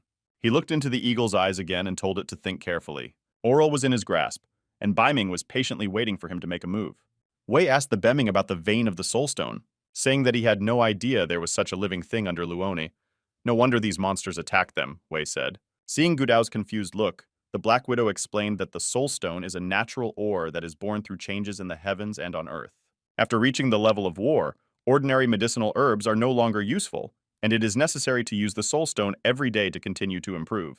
And it looks like the demon lord came here for Ruda. If this information leaks out, then the 3 main cities will fight over it. Aurel could not have expected Beiming to know about the ore, and thus gained an advantage over him by manipulating this issue. Aurel said that even those who are millions of miles away will not sit still when they hear the news. Beiming smiled and assumed that Aurel would now tell him that he probably didn't have enough explosives to destroy a 1,000-mile-long vein. Then he said that he would be right. He wouldn't be able to destroy the vein completely, but he would be able to destroy part of it, and added that the grease is highly flammable and he not only planted explosives but also spilled a lot of grease in the veins, but he only needed one small spark. Aurel thought about his words. Most likely he had gone over in his head the risks that could await him depending on the decision he made. Suddenly, another loud explosion was heard. Aurel lowered his voice and exhaled heavily, making a difficult decision. He said that he would let them go, but Beiming was very surprised by this. But he reminded Beiming, if he tells anyone about the vein of the Soul Stone, he will face terrible consequences. Beiming said that he could be sure that he would not let even an animal know about it. But before that, he had one more thing. Before Beiming said this, someone approached the king. It was Zhao with his henchmen. He said he was glad to welcome the Demon King to the city of Luon. Gudao, Wei, and the rest of the squad were scared because these idiots could now ruin everything when they had already made a deal with the Demon Lord. Gudao asked what these miserable shy dogs were up to. The Demon King asked Beiming suspiciously if these people were with him and what else he had invented. Beiming was furious at the appearance and just closed his eyes, holding back his emotions. He looked at Zhao. Zhao said they came to serve him and had nothing to do with the Beiming people. When Wei heard them say that they had come to serve him, he was very surprised. Beiming also had a smile on his face after these words. Aurel started pointing his finger at Zhao and mocking him, saying that he had been to many human cities, but this was the first time he had seen someone like him. Then his face became serious, but he said he understood. Zhao smiled with satisfaction and thanked his master. He then asked Beiming why he was not leaving the city and why they were still here. Zhao asked him in confusion why they would be leaving the city. Beiming replied that even though he had promised them that he would let them leave the city, his troops were still waiting in ambush, and they, as the younger generation, were unlikely to be able to leave safely. Aurel was very surprised that Beiming knew about the ambush. He immediately threw a fierce glance at the Ghost King, suspecting that he must have told him everything. He immediately began to shake with fear and make excuses, explaining that he had not said anything to him. Aurel began to suspect that something was amiss, but he must be being fooled. Suddenly, he loudly ordered me to return. Everything went according to Beiming's plan. Aurel and Beiming stood opposite each other and watched each other as equals. One of Zhao's henchmen asked him if they should join Chen Beiming. He gave him a fierce look, as if he had chosen him with this question. He immediately started shouting how he could rely on him, and that if he wanted to and was not afraid of being destroyed, he would not hold him. With this answer, he made it clear to them that he was not going to do it. Aurel was still standing and looking around. Beiming looked him in the eye with confidence and courage. Aurel turned to his servants and asked if everyone had returned. A voice was heard telling the king that absolutely everyone had returned. The king of the Tiger of Red Flames reported to him, and next to him was the king of the White-Headed Aurel, and of course the king of the Red-Tailed Vulture. The Demon Lord turned to Beiming and said that all his people had returned, so he could lead his people out of the city. Beiming smiled and said he understood and thanked King Eagle. Then he left him and walked away. Gudao turned to Beiming to ask something. He sternly replied that they had to leave immediately and quickly. He said that King Aurel has always been fickle in his decisions if he decides that they pose a threat to him. Hearing this, everyone was quite frightened because they thought they were safe now. Suddenly, a car appeared from somewhere and was heading to the place of their negotiations. Beiming didn't expect it, but he didn't know who it was, and any little thing could have ruined their plan. The heavy car door slowly began to open. Shui emerged from there, greeting her brother joyfully. Beiming was immediately relieved and very happy to see her. Wu immediately emerged from the car. Beiming ordered everyone to get in their cars immediately and get out of here as soon as possible. He turned to Wu and told him that they needed to get out of the city as soon as possible. Wu said he could rely on him for this. He knew a good route that would allow them to leave quickly. Once in the cars, they immediately began driving north to the nearest exit from the city. The white-haired Aurel turned to the Lord and asked what was going on here. Then he pointed his finger at Zhou and his men and asked what they were doing here. To which Aurel replied that they should not leave anyone alive and that they should all be destroyed. Hearing this, Zhou began to scream loudly in surprise and fear. He started begging them not to do it and said that they were here to swear allegiance to them. But the king of the tigers didn't care. He had an order from his lord. It seems that this time, Zhou's managerial skills did not help him negotiate. The cars were moving at high speed towards the city border. Beiming and his friends were sitting in the same car watching the road. Shui asked Beiming what would happen to the people who remained in the city and whether they would be exterminated. He lowered his voice and did not want to answer anything because he knew he would not like the answers. He told her that under the city, there is a vein of soul stone that King Aurel and the other kings want to get. They don't want to let the information leak out, so they will most likely destroy everyone. Shui heard this sadness and let her head down. She knew most likely her brother's response was something similar. Beiming said that if it hadn't been for the explosives, he wouldn't have been able to threaten them, which meant that they could have been in the same position. Gudao immediately asked Beiming if this meant that when they dealt with the explosives, they would come for him. Beiming hadn't thought about it, but Gudao was probably right. Chixiong was also in the car, and she was sitting and looking sadly out the window. She looked like she was worried about something. Suddenly, Beiming told Wu to stop the car immediately. Wu looked at him in surprise and asked what he was up to. He went somewhere without answering. Wei saw the beaming and asked him why they had stopped. He addressed all those present and said that they had left the city and then suggested that they all go their separate ways. When they heard this, they were very surprised because they realized that Beiming was their only defense and in fact, he became the new leader. He said that King Aurel would soon send someone to catch them, and if they continued on the road together, the risk was very great. Beiming said that if they were not careful, monsters would take them over. It was a smart decision, and in this way they increased their chances of survival. But it was hard for the elders to accept this information. They were used to acting together despite past disputes. If they split up and are overtaken, at least they will not be destroyed all at once. As for those who were unable to escape, they can only pray for them now, Beiming said. Wei looked sternly at Beiming and said that it sounded reasonable. He bowed to him and told him that he was a very talented master, because thanks to him they were able to leave the city safely, and if he ever needed his help, he could call him. The other elders also thanked Beiming and said that if they ever met, they would try their best to thank him for what he had done for them all today. The elders of all the families bowed to him and thanked him for his strength and courage. He just looked at them and realized that they would probably never see each other again. Donphan also approached Beiming, saying that he had caused him a lot of difficulties in the past and that he regretted it. He told him that he did not dare to ask him for forgiveness, but he wanted to ask him to take care of his daughters. After that, Donphan said that he didn't know if they would ever meet again, but he hoped they would survive. He said that Sis and Chixiong would help him. Beiming looked at these people carefully and silently. After that, they turned around, got into their cars, and drove off in different directions. Gudao said that they had all left and that they should leave too. Beiming agreed with him and said they were going to Star City. Upon learning this, Gudao became very pleased for some reason. All along the way, he could not calm down and was rejoicing. The Black Widow asked Beiming what was wrong with him. Beiming said he didn't know, but he's been acting like that since he said they were going to Star City. Gudao smiled and said that the old city was his city, and as long as he was with them, no one would say a word to them, even if they walked sideways along the street. The Black One was quick to point out that he was not a crab to walk sideways, thus teasing Gudao as usual. Beiming asked Chixiong how far the distance between her and her little phoenix reaches the limit. She was surprised and wondered how he could know about her fighting spirit, since she had never told him about it. But she said that another mile and the connection between them would be cut. After that, he said they were too far away and it was safe to light them. Chixiong said it was fine and she would do it. She raised her head up as if she was about to mentally address her spiritual beast, and Gudao watched her with a look of amazement on his face. Then, they heard an incredibly powerful thunder and explosion coming from behind them. Wu asked what it was. Beiming told him it was explosives. Wu looked at him in amazement. Beiming's plan reached its culmination, and it was all over.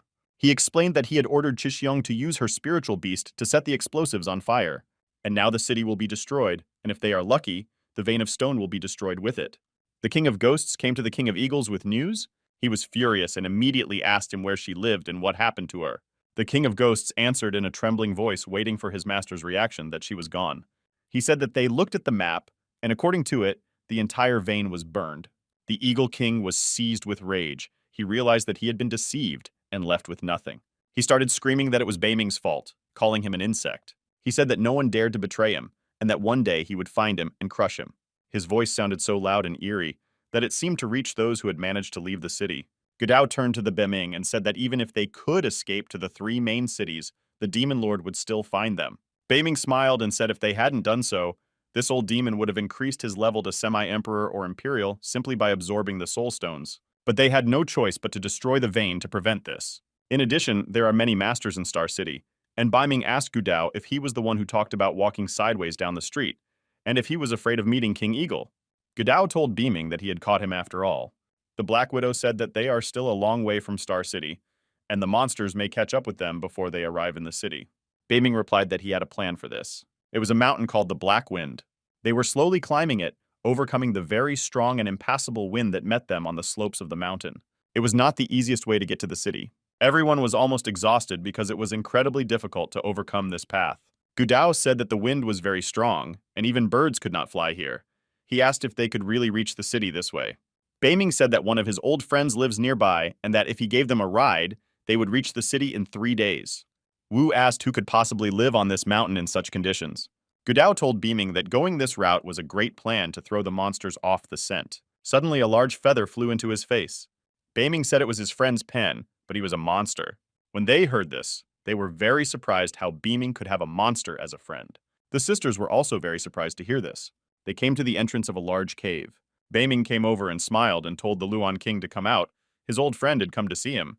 When Gudao heard his name, he was surprised to hear that there was such a monster in this world. The Black Widow said she had never heard of such a thing and that he must have been from some rare species. Some eerie noises began to come from the cave. Then a pair of blue demonic eyes appeared in the darkness. Shui got scared and hid behind Beiming, asking him who it was. Sis was also scared, unlike Chixiong. Then a bird-like paw appeared from the cave. It was King Luan, and he was a huge bird. Its size was really impressive. The Black Widow said that the level of this monster was war. Gudao saw this bird and said that it did not look like his friend. Beiming smiled and said that he hadn't seen him for a long time, and then asked when he stopped being a vegetarian if he wanted to eat them to change his condition. King Luan looked at them carefully with a question in his eyes. Then Beiming took out some treats and offered them to him. In his past life, he teased him for months before sending him to Star City, which was unpleasant, but this time he won't let it happen. Beiming said he was only here to make a deal with him. Then he took out a pill and said it would be useful for him. When Luan saw her, he immediately changed and brightened up. Beiming asked him to deliver them to Star City and then it would be his. Luan looked him in the eye, thinking about his suggestion. But Luan said he wanted 5 grand for it, and Beiming said wouldn't it be easier for him to just rob him. Then he said that he could give him a maximum of 2 pills and not a single pill more. Luan began to think about this proposal. Beiming looked at him sternly, expecting him to finally agree, but the bird was still silent and in no hurry to answer. He lifted his wing and pointed with his feathers that he wanted 3 pills. It was not for nothing that he was a king and knew how to negotiate well. Finally, Beiming said he agreed, and for this service of bringing them to Star City, he would pay him with 3 jade white bone tablets. But Beiming warned him that he had to get them to Star City first, and only then would he give him the other 2 pills. The bird shows that it agrees by using the OK symbol. Beiming turned to his team and said they should hurry. Feathers began to fly in the air. This meant that everyone was already flying at full speed to the city.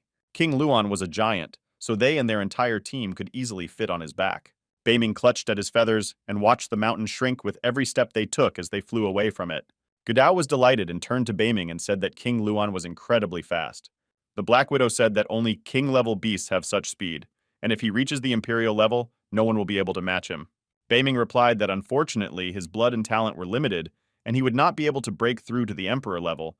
It would only happen if he was very lucky. These birds are not very good fighters. They hide in their caves when they are in trouble. And unfortunately because of this, they may become extinct, said Beiming. Everyone was delighted with this beautiful animal, but Shui heard her brother's words and turned to King Luong and asked him to save her life and not to die out. Beiming was happy to see the sincere reaction of his friend's joy that this trip provided, and the Luan King himself was very happy because he was able to receive a nice gift from Beiming. He began to rise sharply to the top, and Beiming warned his friends to hold on tight. Hood liked this flight very much, but when the king was picking up speed and rising into the sky, it scared him a lot, and they felt like they were on some kind of hellish roller coaster. After spending a short time in the air, they could already see the city on the horizon. Gudao was incredibly happy that they had finally arrived and breathed a sigh of relief. The Black Widow began to mock him and say that he could barely hold on to that bird, but she thought he was more courageous. To which he replied that he thought the road would be less bumpy, but he was just very shaky in the flight. Beiming explained that they should have approached the city from the safe side, because if King Luan had taken them directly to the gate, it could have stirred up the city's inhabitants, and they could have become their mercenaries. Gudao said that it was a pity to say goodbye to it because it was a very good means of transportation.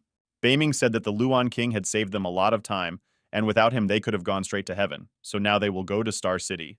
And he can go back and ask the king if he will agree to be his means of transportation, Beiming Gudao replied with a reproachful tone. But Gudao didn't care, and said they could talk about it later, and now he offered to show him around his city. Star City looked like a very modern and developed city. Friends walked down the streets and looked at the beautiful architecture with amazement. Gudao said that Star City is not like their city Luon, but as long as you have money here, you can get anything you want. He said that you could even buy dragon meat here, which surprised Shui, who was an avid cook, and then asked if it was tasty when cooked. Beiming replied that it was not much different from the usual one, and he was already tired of eating it, which surprised Gudao, as it was a very expensive delicacy. The Black Widow asked what he meant by tired of eating, because even the smallest piece of this meat is very valuable, and apparently his family was very wealthy to afford large quantities of dragon meat. But they immediately recalled the words of Gudao, who had promised that they would stay in this city as long as he and they could afford anything. He replied that there was no time to delay, and that they were village people who wanted to taste the dragon meat right now. This time, he was not as confident in his words as he was when they were just heading to the city. Someone came up to me holding a package and said there would be time and they would try it another day. Someone ran up to them. It was a man who greeted Gudao, calling him a non-master. But it seems that Gudao was not very happy about this meeting. The man was very happy to see him and immediately grabbed his hand, saying that he could not believe that the young master had returned. He started to bow to him and his eyes were crying. He said that if Gudao had not returned, things would have been very bad. Gudao suddenly started to get nervous and yell at the man, asking what was wrong with his grandfather. The man said that he did not know what was wrong with the elder master, the family doctors did not know what to do either, but in the end, the Wang family alchemist prescribed him drugs that kept him alive. Hearing this, Gudao was very worried. It seems his grandfather had fallen ill before he left the city, and all this time he did not know what was wrong with him. Suddenly someone's hand touched the man's package. He immediately tried to pull it out, but it was Beiming who strangely started sniffing it. The smell made him anxious. When Gudao saw this painting, he was surprised to ask Beiming what he was doing. He told him that he and the Black Widow would take him to his family, as it happened that he understood medicine and that he might be able to help his grandfather. Gudao was immediately happy and said that he had forgotten that Beiming was an alchemist, where he smiled and addressed the man, calling him Shun, and told them to leave the care of his grandfather to him. Then he ordered the man to take care of the girls. He bowed and said that he would do everything as his master ordered. He immediately invited the girls to follow him. They immediately looked at Beiming to see if it allowed it. He nodded in the affirmative and they realized they could trust him. The trio immediately went to Gudao's house, and on the way he asked Beiming if he knew anything about the illness that had overcome his grandfather. Beiming replied that it was possible, but only if his guess was correct. Hearing this, the Black Widow and Gudao exchanged a meaningful look, Beiming all the while curiously looking at the package held by the servant from the Gudao family whom they had met by chance. Finally, they reached the great estate of the Gu family. A large statue of a lion stood at the entrance, and guards were standing by. After seeing their house, Beiming said that the Gu family deserves to be the main family of Start City, because they had the courage to place an ancient stone statue of a raging lion as a decoration for their home. The Black Widow said that it was just a pile of stones and how much it could be worth. Beiming smiled and said that a small piece of this statue could buy her entire black building, which impressed her greatly. While they were standing and talking, one of the guards noticed Gudao and recognized him immediately. He immediately began to shout that the master had returned and that they should immediately inform the elders. Meanwhile, his grandfather was in a hospital room fighting for his life. His name was Gu Boy, and he was a respected master of the Gu family and beyond. But he was not as old as he might seem. Someone's hand touched him to check for a pulse. It was one of the alchemists of the Gu family, Danshin, who said that the new ones were not good. One of the men asked what was wrong with his father. It was Gu Binyao. He was also Gudao's uncle. Danshin sadly began combing his mustache before giving him an answer. Suddenly, the alchemist Danshin saw something in the window and started to fuss. At the same moment, one of the guards ran into the room and said that the young master had returned. Binyao was very shocked by this news. Upon hearing the news, all members of the Gu family were very concerned. Gudao entered the house and everyone was finally convinced that it was true and that the young master had indeed returned. Someone approached him and ordered him to stop immediately. It was Gu Xiyue, his third sister. Gudao told her not to disturb him because he was going to visit his grandfather. She started screaming with rage that he was talking nonsense. But he does remember his grandfather's face, and if it wasn't for him, his grandfather wouldn't be in this position. Gudao said that what she was talking about didn't make sense, and he wasn't even here when his grandfather got sick, so how could she blame him? She called him a fool because he ran away from his own wedding. The whole Gu family was covered in shame, and the grandfather was so angry that he got sick. And as long as he's here, nothing good will happen, she said.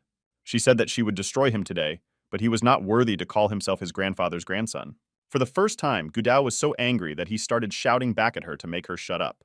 Beiming and the Black Widow were very surprised by his reaction, as they had never seen him like this before. He said that he came to visit his grandfather, not to diminish her chances of becoming the head of the family, and said that if she became the head, he would do whatever she said. Siyuya was furious and was about to attack him, but Gudao pulled himself together and apologized to his friends for the drama. Beiming put his hand on his shoulder to reassure and support his friend. He told him everything was fine, and suggested he just go to his grandfather's house. Gudao smiled and agreed with him. After that, they simply left Siyuya in spite of her and went to the ward. Siyuya was furious because she thought that her worthless brother was serving some young scumbag. On the way to Gudao's grandfather's room, he had to meet another relative. It was his uncle, and they stood and looked into each other's eyes in silence. Binyao stood and looked at his nephew, staring at him with a cold gaze. After that, he asked him sternly why he had returned. And pointing to Beiming and the black veil, he asked him who the losers were. Gudao replied that he had heard about his grandfather's illness and so invited his alchemist to examine him and asked why they hadn't told him anything about it. Binyao asked him with a strange expression on his face if he had ever been an alchemist. The family's old alchemist was just leaving the room, and he hadn't been able to explain what was going on with Gudao's grandfather for a long time. When Gudao saw him, he was angry because a whole bunch of these old people could not help his grandfather. Hearing their discussion, Danshin said that he had been associated with the alchemist unit for decades and had never heard of such a young alchemist as the one Gudao introduced to them. Danshin began to preach to Gudao, saying that he was easily fooled because he was young, implying that Beiming was a fraud. Beiming immediately told him that just because he hadn't heard anything about him didn't mean it wasn't true, and added that he would know for sure after he examined Master Gu. After that, he looked into the old alchemist's eyes once again and asked if he thought he was a liar, and told Danshin that he was very short-sighted. Danshin's assistant started accusing him of impudence and saying that he could not afford to talk to their boss like that, but Danshin agreed with Beiming and said that he would allow him to examine Master Gu, but still warned him that he would not succeed. Gudao smiled and said that if he failed, he would give away all his belongings, the houses he owned, and everything his grandfather had bequeathed him. His uncle was very impressed by his nephew's confidence in his alchemist. Danshin asked him again if he was sure about it. Gudao replied that yes, but if he could cure his grandfather, they would have to cover all his expenses during his stay in Star City. Danshin smiled and said he accepted his offer. He opened the door to the ward and gently invited them inside. Despite his self-confidence, Gudao still whispered in Beiming's ear that his life was in his hands. Beiming approached the old man and touched his hand, and then carefully examined it. He said that his pulse was weak. It looks like the damage was caused by a heart attack that was triggered by anger, but because his cultivation is quite high, there is no reason to worry, Beiming said. They were impressed by his accurate diagnosis and recognized that he was indeed an alchemist. But heart damage could not be the cause of his current condition, so they rejected this version during the initial diagnosis, other alchemists said. Beiming Snovu took his hand and carefully examined it. He looked at his skin and fingers carefully. Eventually, Beiming stated that the symptoms he was experiencing were not caused by heart damage, and said it might be poison. Binyao and his guards began to fuss and ask each other who could have dared to do this. Gudao looked at them in anger and asked who could have done this and why. Suddenly, another man entered the room and immediately said that it was nonsense. It was Wang Haiqiang. When the Black Widow saw him, she said that the man looked serious. Beiming said that this man looked like someone who could cause problems. He went up to Beiming and asked if he was saying that Master Gu had been poisoned. Beiming said it was, and it was confirmed after the inspection. Haiqiang said that there are a lot of strange things happening now, for example, when people who do not understand anything treat other people. After that, he started shouting at Binyao and asking him if they really believed him. Beiming turned to Gudao and asked who the man was, as he was very suspicious, and what he was doing here. Gudao replied that he was the most famous alchemist in Star City. He was the twin brother of the head of the Wang family. His abilities in alchemy were recognized everywhere, and Beiming should be careful with him. Beiming smiled and said, "Really? This old man was recognized as number one, and how many people live in Star City?" thus questioning his recognition. Binyao turned to Wang and asked him not to be angry, explaining that Gudao had brought this alchemist, but they had nothing to do with him. Wang said that he knew that Master Wu was sick because he was tired, and that explained why the young man said he had been poisoned. Binyao recognized his authority and agreed that only he could know what was wrong with his father, and only he could cure him. Seeing his uncle's behavior, Gudao mentally called him a rag. After that, Binyao began to expel Gudao and Beiming, accusing them of interfering with the great Master Wang's treatment of his grandfather. Gudao asked his uncle why he disrespected him so much, and he said that he respected him as an uncle, but he was trying to drive him out, and he didn't remember when he started to rule here. His uncle was behaving very inappropriately and immediately started accusing Gudao of treason. Gudao replied that if he was convinced of this, he would invite his daughter to fight him, but otherwise, he should show respect for him and not make his empty accusations. This made him very angry, and he started shouting for his people to throw him and his friends out of the city immediately. Beiming suddenly stopped them and told them that they shouldn't be kicked out before he heals Master Gu. But doesn't it seem that they are too biased towards the younger generation? Wang told Beiming that he could say whatever he wanted, but that he had always been kind to the younger generation. Beiming pointed to the package they had brought with them and asked Wang if this was his recommendation for treating Grandpa Gu. He took out a box of herbs that were wrapped in paper. He examined them carefully and said that among them was tinder feverfew and ghost lotus, emphasizing that they were very good medicines. Wang replied that Master Gu was suffering from fatigue, so he needed the right medicine to purify his blood and restore his qi. Binyao immediately supported him and said that the alchemist had thought through everything very carefully. Beiming replied that as a member of the younger generation, he can say that he is a conscientious hard worker, and he respects him for that, but he had questions about one ingredient in this kit. namely to the funeral flower of the soul. If you mix this flower with the phantom lotus, they can create an incredibly toxic poison, Baming said. Hearing this, Binyao began to shout loudly, and Van's smug smile immediately disappeared from his face. This time, Baming asked Wang directly why he decided to poison Master Gu. He started yelling at Baming, calling him a small insect and accusing him of slander. Baming said he didn't think it was slander, then took out a pill and said he was going to show them something.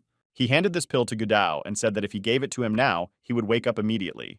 Gudao asked Beaming what kind of medicine it was. He replied that it was a special Orless cleansing pill, a basic medicine that can be used at home when traveling or killing people. Gudao reached out to put the pill in his grandfather's mouth. He immediately began to wake up. He opened his eyes and saw a bunch of people around him. Grandpa immediately regained consciousness, and Gudao hugged him, and they sat and watched the reaction of his attackers. He looked angrily at Van, who began to say that he was very happy that the master had finally come to his senses. He looked at him sternly and asked him if he was not disappointed that he had managed to wake up. He began to make excuses and say, "Does Master Gu think he could have done it on purpose?" Master Gu said why ask if he already knew the answer. After which he immediately ordered his guards to seize Wang. He started shouting and threatening him, telling him not to do it because he was trying to heal him, and he had no intention of poisoning his master. The grandfather said that he was trying to divide his family, so he shouldn't blame him for having to take special measures against him. He once again ordered his men to capture him immediately. Wang Ziyi and Wang Mingzi suddenly appeared in the room. Van was glad to see them, and hope appeared in his eyes. Gudao asked what she was doing here. Beiming asked who she was. He explained that she was the eldest of the sisters in the Wang family, and anything she didn't give up would be a priceless treasure. Beiming felt that she had the level of a king. She turned to the master and said that her great-uncle had been very kind to him and treated him, so why was he doing this to him now? Master Gu said he was grateful to God that his treatment was completed, but he wondered why he was still alive. Wang pointed his finger at Beiming, who began to complain that he had slandered him. Z turned to Master Gu, who said that he didn't even know where the boy came from and trusted him anyway. Master Gu started to get angry and told Z not to change the subject after what they had done to him. Did she really think they could get away with just a couple of words? She approached him and told him that in a few days there would be a vain competition, and if they didn't agree by then, things would be very bad. And the magicians on Zhenyang Street will be given to their families. When Gudao heard this, he became furious and began to shout, "Does she really want to pay for everything they did with a few magicians?" But the grandfather stopped his grandson and said he agreed. She smiled and said that this was a different matter, and then they got ready to leave.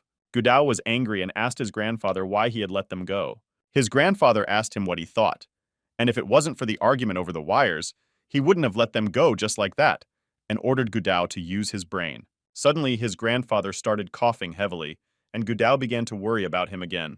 Beiming turned to him and told him that there was still poison in his body and that he should move less. He looked at Beiming and said he was grateful for his help. Gudao asked Beiming what other medicines his grandfather would need so that he could send his men to get them. He replied that it was not enough to treat him with medicines from the magician's shop, and that they would cure him with alchemy. Hearing this, Gudao was even more surprised. The alchemists of the Gu family were also impressed by this. My grandfather said that the true art of alchemy was lost many years ago, and then ordered Gudao to go to his older brother, who was at the highway estate. Gudao said irritably that this estate belonged to the Wang family. Had his grandfather forgotten about it? His grandfather told him that he had completely lost his mind and asked him if he knew where he was. Gudao replied that it was Zhenyang Street, but his grandfather immediately asked him a leading question about who owned the houses on this street. And Gudao understood. Gudao said that now everything was clear to him. Grandpa Guoznu wrapped his arms around Beiming and thanked him, saying that he had saved the life of an old man. He said that he was very grateful to him for this, and that now the buildings on Zhenyang Street belonged to him, and he could decide whether to sell them or not. It was very generous of him, and the boys came to the estate immediately. Just as they were about to enter the house, someone called them. It was his servant who said that as soon as he heard that these estates now belonged to the Gu family, he hurried to bring his friends here. But he corrected him and said that these estates did not belong to the Gu family, but to the Chen family. A butler and guards came out of the house. They bowed and said they were welcoming their new master. The butler's name was Gu Feng. Gudao smiled and asked the butler when he managed to change his surname to Gu. He replied that now that the estates belonged to the Gu family, it would be fair if they changed their surname. But Gudao said that these estates belonged to the Chen family, and he would have to change his name. He said he was fine and introduced himself to Znob, saying his name was now Chen Feng. Someone else appeared behind them and asked if they had returned from Laozu. It was Wang Chen and his retinue. Gudao said that he was very happy to see him, but for now the estate was closed to visitors. Chen said that everyone knows that the estate belongs to his sister and him, and although she gave it to the Gu family, he did not agree with it. Then Chen said he was giving him some time to get out. Gudao told Beiming that this Chen was a despot, but he believed that he would not be able to resist their family this time. Beiming stepped in and told Chen that he was now the new owner of the place. He started shouting in displeasure. "Who is the new owner?" Gudao said that Beiming had saved his grandfather, and to thank him for that, they gave him the manor and the magicians on this street. He started to get angry, and you told him that he was the same boy who had slandered his great-uncle. He said that if they met today, he wanted to clarify one thing with him. Beiming smiled and asked what exactly he wanted to know. Chen told him that he had to return the house to him. Then he had to go to the Wang estate and pay 3 obeisances to his sister and great-uncle. Beiming asked him what would happen if I refused. He replied that in that case, they would act in accordance with the rules of Star City. But a huge tiger immediately appeared next to him and growled menacingly at Beiming. Someone asked if it would be a battle of monsters. Chen said that both sides will fight with their beasts, and the battle will not end until one of them is destroyed, or until one of them surrenders. Chen said that if Beiming did not have a tame beast, he could use a military monster. In this way, the estate will go to the winner. Gudao called the behemoth and said he wanted to discuss something with him. He said Chen was a famous animal tamer in Star City, and the origin of many of them was unknown. But he usually provokes young craftsmen from prominent families into these battles, and always comes out on top. Shui was scared and asked if the Snowball would be in danger because of this. Beiming smiled and asked Snow if he could defeat the beast. He began to purr belligerently and was already rushing into battle. When Chen saw the war beast Beiming, he began to mock him and told him not to even think about fighting, but rather to bend the knee and beg for mercy. Beiming said that he will fight, but if he can't handle the young master and how he will enter the star set in the future, he smiled, feeling the taste of the coming victory. He turned to his servants and ordered them to bring 5 kings. Beiming asked who the other 5 kings were, and whether he really wanted to fight 5 against 1. Chen said that the beasts do not obey the rules, but he could bring 4 or even 400 more monsters, and he would not interfere with them. Chixiong and the Black Widow said they would be happy to lend him their animals. Even Shui said that she could zeech her crane, and the Snowball couldn't wait for this battle. Beiming told me not to worry, and that they would be able to cope without any help. His kings had already arrived in Chen and were waiting for the upcoming duel. It was a huge tiger with bone wings, a 3-headed wolf spotted with red, a large, fierce golden-scaled snake, and the demon ant stealing the earth. Gudao said that they were all unbeatable in battle, and it is said that Chen made monsters into warlike beasts, and it seems to be true. Chen told Beiming that he had to cower before his 5 kings, but if he admitted defeat now, he would understand and let him go. Beiming said enough of this talk, and immediately threw Snowball into the fight, who was incredibly happy to have the opportunity. The Snowball immediately released its little claws and rushed to attack. The first one went to the golden-scaled snake, which wanted to swallow it right away, but the Snowball hit it hard on the head. After receiving this blow, she immediately fell to the ground. Chen was shocked to see this. Chen started yelling and saying how dare he strike first, but he still had 4 kings. He ordered his wolf to tear the Snowball apart immediately. The wolf and the snake decided to swallow the Snowball right away. But this little lump was not so simple. The wolf just had time to click his teeth and the Snowball disappeared. Chen was very pleased and told the wolf that it was a good job. Beiming smiled and said that this battle makes him feel nostalgic, as Snowball's first battle was also with a wolf. Beiming turned to Chen and told him that he could consider his wolf already destroyed. He didn't understand what he meant, as the wolf had swallowed the Snowball, but the confidence of Beiming's words scared him. He saw that something was wrong with the animal and asked him what was wrong. The wolf started whimpering and behaving very strangely as if it was in pain. He stood on his hind legs and his chest began to rise strongly. Suddenly his belly exploded and a joyful Snowball flew out. The 3-headed wolf, torn apart, fell exhausted to the ground, dripping with red liquid. Congratulations. Chen barely held back his tears and began to threaten him, saying that he shouldn't expect any mercy now. He shouted at his surviving kings and demanded that they immediately destroy the snowman. Beiming said that now it was not the turn of the 5th beast. It seemed that the more Snowballs defeated the monsters, the fiercer they became, and it seems it was not enough for him. Gudao said that the 5th king was a rotten rat. He could jump high, and his specialty was his surprise attacks, and if he was not quickly disposed of, the battle could go on forever. The Snowball could not wait for the next monster. Suddenly the ground exploded and something jumped out. It was indeed a giant angry rat with a sour body wrapped in bandages. She began to growl loudly, and her fierce red eyes glowed as she watched the Snowball. But he quickly lost sight of Snishka, and with a lightning-fast move he closed the distance to the rat, and I was close to him. The rat is used to chasing its prey, but this time it was the other way around. The Snowball immediately struck him hard on the squeak, but he flew down to the earth with a loud whimper, but the Snowball wasn't going to let him go that easily. The rat fell down and saw an ant circling around it. Poisoned saliva dripped from the ant's mouth, burning the ground under its feet. Snowball was happy to see the new monster and hoped that he would be able to play with it longer. The rat could no longer fight, and the ant began to slowly approach the Snowball, spraying its venom. Also, ants appeared more or less near it, which were no less dangerous. There were a lot of them, and they tried to surround the snowball. Chen said these fire ants had a great sense of smell, and they could smell anything from hundreds of miles away. And if this ball of wool killed one of the ants, the others would come to avenge it. Chen's assistant said that although he was right, the ants didn't seem to listen to him, pointing their fingers at what was happening. Suddenly, in the middle of the battle, Gudao appeared and kindly asked Snowball to throw some ants into his sack. Beiming said that fire ants are a great addition to food, and if you fry them, they will become even tastier. Fortunately for them, the snowball did not eat them all. Chen began to freak out when he realized that they were mistaking his fighting insects for food. The snowball happily devoured ant after ant. They seemed very sweet and tasty to him. It seemed that no one could stop him. He liked the taste of these insects so much. Chen was horrified at what was happening. He said they were all just crazy. Snowball was just in seventh heaven with happiness. He hadn't had such fun and delicious food for a long time. Then it started sucking up ants like a vacuum cleaner. They flew into his mouth at once, and he chewed them cheerfully. But Snowball still decided to share some of his food with his owners, and they were very grateful for it. Gudao and Beiming said that they had gained enough and that the snow could end them. Chen was extremely angry and felt that they were just making fun of him. He started jumping and shouting with hatred that he would destroy them all. The golden-scaled snake was still alive and well, and the tiger with bone wings had not yet joined the fight. So Chen decided that at least they could defeat the snowman together. While the snowman was eating the ants, a tiger rushed at him, trying to tear him apart with his claws. But during this small meal, the snowball managed to gain a lot of energy and strength. Suddenly, a small explosion occurred in the place where the snowball had just been standing, leaving only a cloud of smoke. The tiger stood there confused and looked around, trying to smell his trail. Chen, too, could not understand where he had gone, or how he had done it, or how he had done it. Suddenly, a snowball flew out of this cloud. It was a pretty good trick that could confuse the enemy.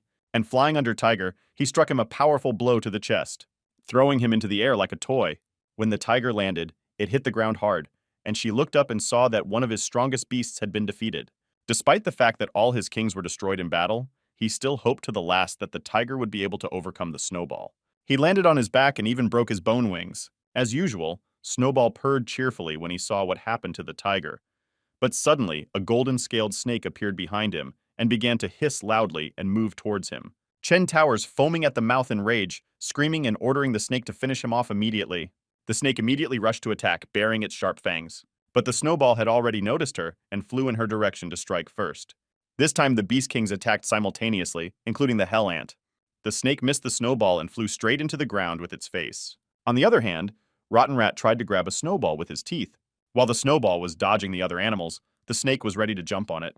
But suddenly poison poured on it, like a snowball using the power of its enemies. Looking at the snowball just tearing his animals to pieces, Chen was in a stupor. His servants had already begun to tell him that they should give up.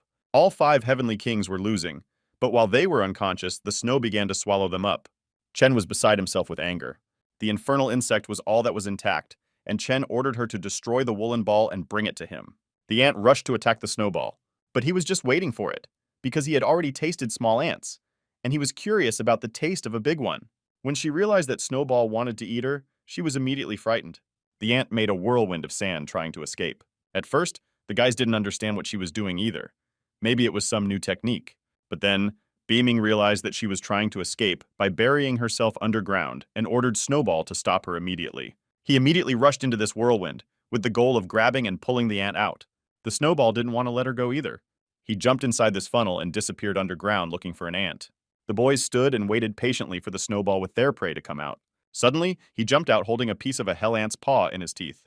Chen was stunned by this. Beiming looked at him as if with a challenge. He asked Chen if he wanted to continue the battle. Chen was seriously angry at his insult and powerlessness. He started shouting at Beiming not to be so smug and that he was just lucky, but he would definitely win next time. Beiming was surprised by this reaction because he had suggested this battle to him, and Chen began to threaten that it would end badly for the Gu family. Beiming said that he also wanted to remind him of something, namely that he had lost a fair fight, and if he continued to cause trouble, Beiming would make sure that the Wang family was destroyed. He was about to leave, but these words struck him. Gudao went up to Beiming and asked him what Wang Chen had said to him, and Beiming asked him what he could say, since they had lost. After that, he told Hood to stop asking questions and to send his men to get medicinal herbs for alchemy, and added that while he was doing this, he needed to put things in order. Gudao was a little offended by these tasks, as he was his brother and friend, not a servant. Meanwhile, the Wang estate lived its own life. Chen returned home unhappy. Suddenly, someone stopped him and called out. It was his sister. She said she had heard that he went to the mansion on Zhao Street to fight that guy and lost. She asked if it was true. Chen would not want his sister to know about his shameful loss, and now everyone in town will know that he lost to some ignorant person. Chen started to make excuses and say that this bastard Chen had some kind of woolly ball, and he didn't know what it was. But he managed to defeat all his kings with just one punch. His sister looked at him and thought he had lost his mind, because how could a ball of wool defeat his beasts, and with just one blow? But suddenly she wondered what if it was an alien. Chen began to hope that it was all for a reason, that he hadn't lost to some crooks and that it was all planned to destroy their family. She said it didn't matter, because insulting the Wang family would end badly for him anyway. Besides, they don't know what kind of creature this guy has, but it probably won't grow much, so they have nothing to worry about. Then she ordered him to go to the auction house and sell something, and he did not expect such a task from his sister. He started shouting in displeasure that this treasure had been passed down to them by their ancestors, and how she could sell it so easily. But she just looked at him with a displeased expression. She came out pointing her finger at his chest and asking him what he knew, and said that, in the end, the Star family and the Gu family and other families would fight each other for this treasure. It was her cunning plan, but she said that when it all happened, they would take it from under their noses and win because of it. He said that it was a very insidious plan, but now he understands everything, and he will definitely do it. She asked him where the treasure of the Wang royal family was. A few days later, Beiming, his family, and friends have already started living in their new estate. Unexpectedly, they received a package in the mail, but they were in no hurry to open it. But Beiming decided to do it anyway, and saw that there was something inside. He looked at it and said that it does not disintegrate and does not burn. The note said it was found 10,000 miles away behind the grave of the Lord. Wu immediately asked him what kind of medicinal flower it was. Suddenly, Gudao came running in from the street, looking very happy and shouting that he had good news. Black Widow and Beiming immediately thought something was wrong. But Gudao was in a good mood, and said he had a good surprise for them. Beiming asked suspiciously what the surprise was. He pulled out a map and put it on the table, and his friends immediately began to look at it carefully. It looked like a treasure map with marks where exactly to look for something. The Black Widow asked in surprise what kind of card it was. Beiming said it was a map of the ancient Buddha's kingdom, but then asked Gudao where he got it. Gudao started to brag and say that it was an auction house. Because he had heard that the Wang family was selling this map, he decided to go there and buy a copy. The Black Widow said that despite the fact that the ancient Buddha's kingdom was destroyed, there are still rumors of countless rare jewels that were hidden there. She immediately noticed that it was very suspicious, and asked why the Wang family decided to sell the card. Gudao said that the ancient Buddha's kingdom was destroyed decades ago, and many strong beasts roam that land. Perhaps the Wang family does not hire people to use them to get to the treasure. The Black Widow immediately told him that he had been deceived, but Gudao defended himself and said it was not true, convincing her that the Wang family had already gone to the ancient kingdom to search for him. Meanwhile, Beiming was thinking about something, and Gudao immediately asked him what he thought about it. He realized that the Black Widow was probably right, but it was very tempting to go on a treasure hunt in the Buddha's kingdom. Then he smiled and invited his friends to explain whether it was true. Meanwhile, the border of the ancient kingdom will be moving a lot of cars. Beiming and his friends decided to check out the area and make sure that people were out searching. Gudao turned to Beiming and asked if they had really entered the ancient kingdom. But Beiming was closely watching the cars moving toward the north, and he ignored Gudao's questions. Then he approached some bushes and carefully examined everything around him. When he pushed the overgrown bushes apart with his hand, he saw that behind them was a rock with inscriptions. The Black Widow said that the city of 1,000 Buddhas, the holy capital of the ancient kingdom, should be close by, but for some reason everyone stopped here. Friends stood on the cliff and watched the treasure hunters. Gudao said that, remember that only a few cards were sold at the auction, but today there were a lot of people here. Perhaps they tried to test their luck. Beiming said that they are most likely waiting for the card holder to show up. They stayed warm on the cliff and watched closely what was happening below. Suddenly, Beiming saw something that turned his attention. Another car arrived, and Vanna's brother and sister got out. It all looked very suspicious, and they looked up the hill. I think they knew their enemies would be here. Chen turned to his sister and said with satisfaction that everything was going as she had said. Another respectable man got out of another car, Louis Zi, and addressed Wang Zi and told her to tell him what had happened to the city of 1,000 Buddhas. But until she does, no one will even dare to enter the building. It seems her uncle was an old treasure hunter, and this time he didn't want to miss a good opportunity, especially when it came to their family. Z replied that she did not know what was happening in the city of 1,000 Buddhas, but according to her ancestors, the ancient kingdom was teeming with many monsters, so the journey would be quite dangerous. For this reason, the ancestors of the royal family made a map on which they marked safe routes before leaving the kingdom. However, they can no longer be sure that these paths are safe, so she can only advise them to move in small groups to avoid attracting the attention of monsters. Now Gudao was sure that he had been deceived, and copies of the cards had gone around. The Black Widow said it was understandable that they would never sell the original card, and the cheap fake copies were good bait for the crooks. Now the treasure seekers realized that hoping for a map was a futile idea, but they were happy that only 9 were sold and they still had hope. One of them said he remembered that the idiot in the family also bought one. Gudao heard these conversations and said that he had a bad feeling. After a while, Baming and his friends were surrounded by hunters. Now it was clear that it was a planned operation. But Gudao said they were surrounded by guards and the people with the maps had already left. They were approached by a bald man demanding that Gudao give them the map. It was a representative of Mingju Supermarket Palace. Also among them was Lao Bi, also a representative of one of the Star City families. There was also an old man with Wen Shun, all of whom wanted to buy the treasure map before they had time to buy it, but instead wanted to get the map that Gudao had. Gudao smiled and said that it was not a good idea to intimidate him and his family. In response, he was told that his strength was not worthy of representing his family. Lao approached Hood and offered to give him the map, and in return, he would protect him from the other families. Gudao was beginning to get angry at their insolence, and he said that there were too many people who wanted to come. Then he said that if they wanted it, they could just come and get it. Ming told him that his words made sense and that they would soon follow his suggestions. Beiming smiled as he addressed them, holding a map in his hands, and said that there were too many of them and only one map. So who should I give it to? Looking at Mina, he asked if she should be given to the Ghost Palace. Then he turned his gaze to the representative of the Wu family, Lao, and asked him if he could give it to him. The representatives of these clans looked at Beiming in confusion and did not understand why he was acting so defiantly. Then Beiming smiled and said that he decided to give the card to the representative of the Ghost Palace because he liked him better. He had already reached out to take the card and wanted to say something. Suddenly someone stopped them. It was Louis who started shouting at old Ming, saying that he had no right to get this card. Min's eyes immediately filled with rage. A moment later, a real argument started between the clansmen, which almost escalated into a fight. Ming rushed at Louis, telling him that he would not be able to destroy his ghost palace because he would destroy it himself beforehand. A moment later, Ming's fist flew into Louis's nose, driving it into his skull. Louis fell to the floor. His servants immediately surrounded him and asked him in panic if he was all right. He started shouting at Min and saying that he was probably tired of living. Now that they had forgotten about the treasure map and wanted to destroy each other, Louis ordered his men to go to the Palace of Ghosts immediately to destroy it. Ming yelled that he was bluffing, but they had to kill Louis now and take the card for themselves. A real battle immediately broke out between the clans. Gudao asked why they suddenly started fighting with each other, and Beiming and the Black Widow watched this battle with pleasure. Ming screamed and threatened Louis that he would not leave here alive today. Louis had already begun to feel the aura of thirst for destruction and realized that he was not joking. Ming has already summoned his fighting spirit. A blue demon immediately appeared in the air, who immediately directed all his rage at Louis. He yelled at Ming and said that if you spend all day with ghosts, it's no wonder why the Palace of Ghosts has such a low life expectancy. Louis's guard ran up to him and asked if they should continue the battle. He replied that they could not fight the Ghost King and ordered his men to retreat. Suddenly the fight ended and Louis retreated. Ming smugly said that this miserable old man could not fight him. Meanwhile, Wen folded his arms and recited a prayer. He turned to Ming and said that this card was not his, but belonged to him, and he had to give it to him as a sign of their friendship. Min Snovu began to rage, realizing that now this old man would want to get a map. His assistant came up to Mina and said that it was all because of Beaming, and he was just fooling them by bumping them head-on. He turned to Beaming and told him how dare he deceive him, but he was angry that he had been played around by a young man and threw the card back at him.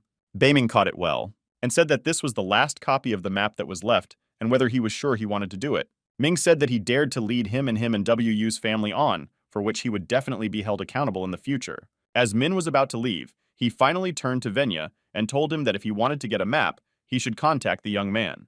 Gudao approached Beiming and whispered in his ear that it seemed his plan had failed. They were left with only the Mantsuji temple, and it would be difficult to deal with. Beiming asked, "Are they really that strong?" Gudao said that whether they are strong or not is another question, but the sacred book that Venya was holding was very powerful. But as long as he thinks about her, he will be like a lost soul. There were a few ordinary families in the city who belonged to Venus, and some of them called him God. It was something like a sect. When Beiming heard about it, he realized that he had heard about it before. Wen turned to Beiming and told him to give him the map, and that he would spare him for it. Beiming said that he would give him the card if he had enough strength to take it. Wen said that Beiming used a very loud and disrespectful tone, and whether he was afraid of being punished for it. He looked up because he heard something behind him approaching him. It was one of Venya's men who wanted to sneakily attack him from behind while his master was talking to him. But he had too advanced fighting skills and always controlled the situation by covering his back, so such attacks usually failed. Moreover, he was not alone here. The Black Widow's whip immediately stopped this warrior, rapping his neck. The Black Widow watched the soldier fall and immediately began to pray. Wen started yelling at her and accusing her of daring to touch one of his men. Gudao pointed out that Wen started first, but he was the one who wanted to hurt them first. So why is it their fault? Gudao asked him. It seems that Wen did not expect anyone to contradict him and told Gudao not to talk nonsense, after which he began to threaten and say that today he would destroy them with the help of drachma. Beiming has already taken out his dagger and said that he would like to see how strong his drachma is and compare his strength with his dagger. Wen began to think that no one could resist his brainwashing abilities and that he should make them kneel and beg for mercy. He immediately took out his book and began to recite prayers, saying that the sea knows no bounds and that they must repent to the Buddha. It looks like it was some kind of hypnosis that he wanted to use against Beiming and his company. But while he was quickly trying to read the lines from the book, Beiming had already pointed his crossbow at him, firing several arrows at the king. He raised his hand, trying to stop them from going to their god. Oddly enough, the arrow did stop without hitting a shield. Wen shouted that the Buddha's will was infinite and that he would make them eat their weapons. It seems that he managed to finish his prayers and began to rise into the air. Pentagrams began to appear around him, illuminating everything with bright light. But when he saw it, Beiming said it was just a pathetic stunt. He jumped high, trying to jump over its protective field. Wen realized that his tricks didn't work on this guy. He easily jumped over him and pointed his dagger at him, then asked if he had anything else up his sleeve. Wen was horrified to realize that he had easily evaded his abilities and even managed to tear his sacred book. And if he survived, he would most likely become a serious threat to the city. Wen realized that he had to be destroyed anyway. He called out to the scriptures and enlightenment, asking them to come together and help him. The Black Widow and Gudao watched this show that Wen put on with fascination. His adherents fell to their knees as if hypnotized and began to point their fingers at the sky in awe of the intricate patterns Wen had created. The Black Widow said that his words could easily control people's minds, but for some reason it did not work on them. Beiming replied that this level of hypnosis only works on hunters who were below average, but it has a lot of success on hunters who are above average. He said that in the Star League library, you did not use hypnotic drugs, which were banned. As usual, Gudao did not understand what was going on and asked what they were talking about. Then he sent the power of enlightenment to him. Gudao noticed this and turned to Beiming, telling him to be careful. Wen started yelling at Beiming and calling him a stupid child and threatening that he would regret it. Beiming began to be surrounded by some kind of energy that tried to penetrate his body, but he just smiled, feeling a little tickled. Wen was confused. He said that this was impossible because anyone who was attacked by the scriptures would be neutralized, but this young man could resist it, and so easily. Beiming told him that if your heart is as hard as his, then it will be very easy. After that, he attacked the old man, saying, "Let him try to call him a stupid young man now." Wen began to scream loudly in fear, realizing that this could be his end. When it was over, the friends slowly moved down the slope. Beiming and the Snowball were carefully examining the map. Gudao said that the Wens suffered a crushing defeat. Fortunately, the other families are too scared to try to interfere, and emphasized that Beiming used some tricks to win this time. After that, he added that he should not have left old Venya with only a broken arm, but should have finished off this charlatan. The Black Widow said that Beiming did everything right while the others were busy fighting. Some Master Gu even rested somewhere. Gudao looked at her reproachfully and said that he had to be careful, and it would be very bad if this old man took over his mind. Meanwhile, the Snowball noticed something and began to loudly report it. Then he looked at his master with a significant look. They immediately tensed up. Gudao and the Black Widow asked what was wrong. They knew very well that the Snowball had a very good sense of impending danger. Gudao said something very strange, asking if it was pirates. But the Black Widow already knew what it was. She said it was a military-grade monster. Gudao started to get angry and said that that stupid girl said that this route would be safe, and then they met a military-grade monster. Beiming looked at the map again to see where they could have gone wrong. Then a strange smile appeared on his face. The Black Widow immediately asked him what was next and whether there would be monsters along the way. But Beiming was in a great mood and said that it might actually be a hidden blessing, and maybe they had found a shortcut to the ancient city of Buddha. Gudao started asking Beiming if he really wanted to fight this monster. Something was coming loudly through the forest, and it frightened the birds that were sitting peacefully on the tree branches. It was easy to spot because it was so close. Beiming immediately ordered everyone to get ready. Dust rose near the forest, the ground began to rumble, and stones were lifted up by heavy footsteps. Finally, a huge monster emerged from the thicket of trees, a three-tailed red fox. His friends were amazed by its size and immediately asked Beiming what it was. Beiming smiled and immediately turned to Snowball, saying that he had a job for him, and then ordered him to attack immediately. The Snowball flew into battle with a loud and cheerful purr. A lightning bolt appeared in the sky, and the Snowball flew away from the fox and hit Beiming in the chest. Gudao asked Beiming what had happened and if the baby had been injured. Beiming explained that it was a three-tailed red fox, and even if he met a monster stronger than him, he would not back down. These creatures were very fast, so they often climb into the caves and steal the eggs of other monsters. The Black Widow said that this monster must be very strong, because it is not afraid to enter the caves of other monsters. Godao started to panic and asked Beaming how they could handle him if he was so strong. Beaming turned to the Snowball and asked if it had hit him once, if he wanted to try again, to which the Snowball nodded in the affirmative. Although I was still a little unsure of myself. After seeing the Snowball's reaction, Beaming said that he actually had a good idea, but he needed their help. They started to put their plan into action. Snowball was just supposed to distract the monster. He circled around the fox, trying to irritate it as much as possible, making it lose its vigilance. Meanwhile, Beaming and his friends had to choose a good moment to attack the beast. To win and succeed, they had to act in sync. Beaming looked at Snowball and realized it was time to act. The fox was already completely furious with rage.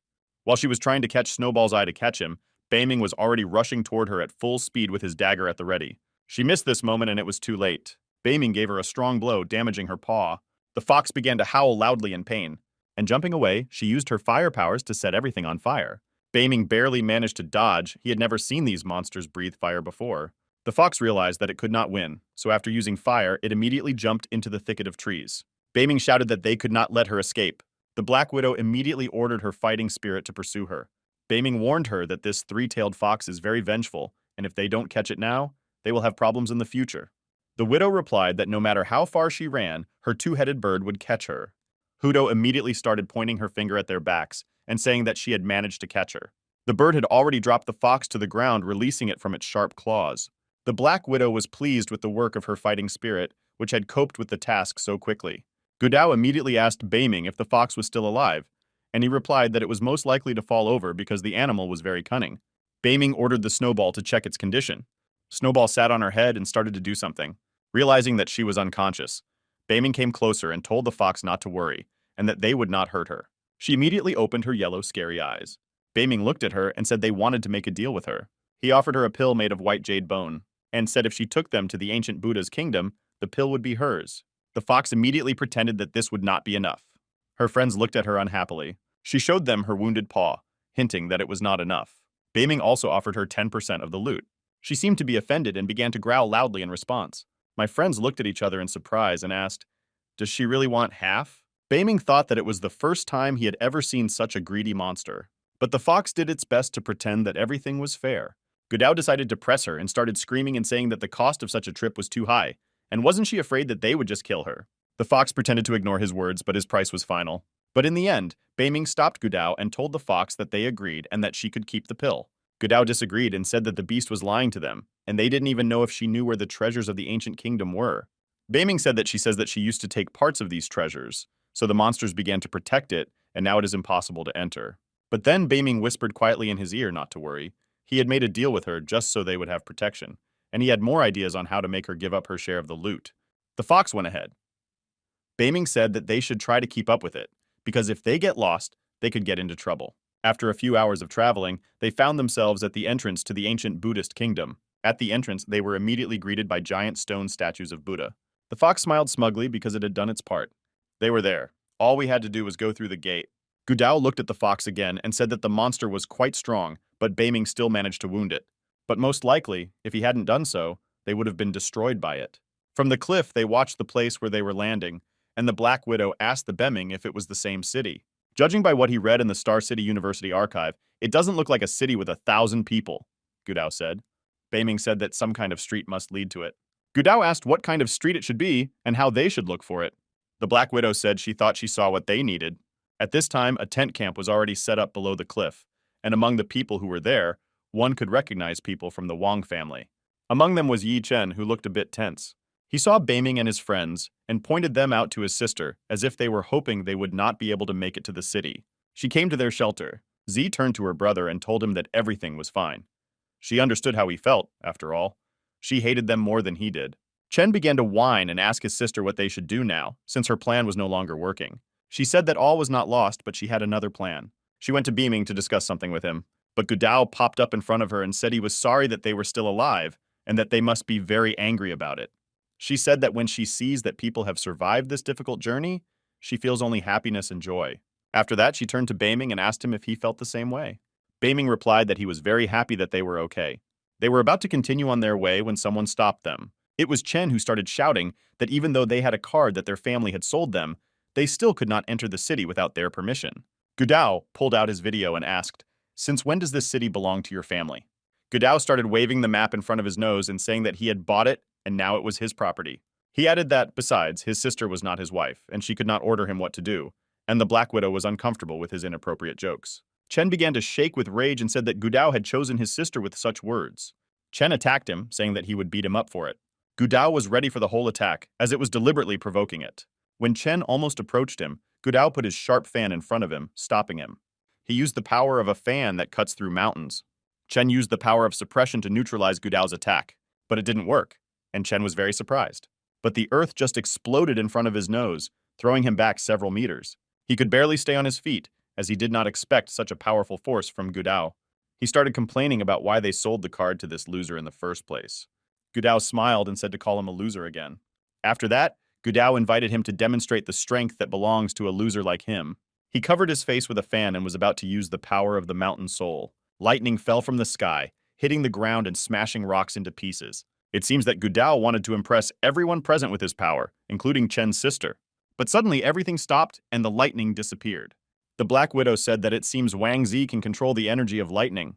Beiming said it was a true Yuan lightning bolt. True Yuan light is a form of kung fu concentration of light of a certain shape in one's body.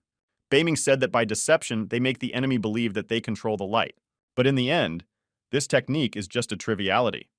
Its power is 8,000 times less than that of true light, and it barely reaches the level of the light of Buddhist monks. But the most important thing is that this technique takes too much true Yuan energy, and therefore the effect of the technique is very limited in time.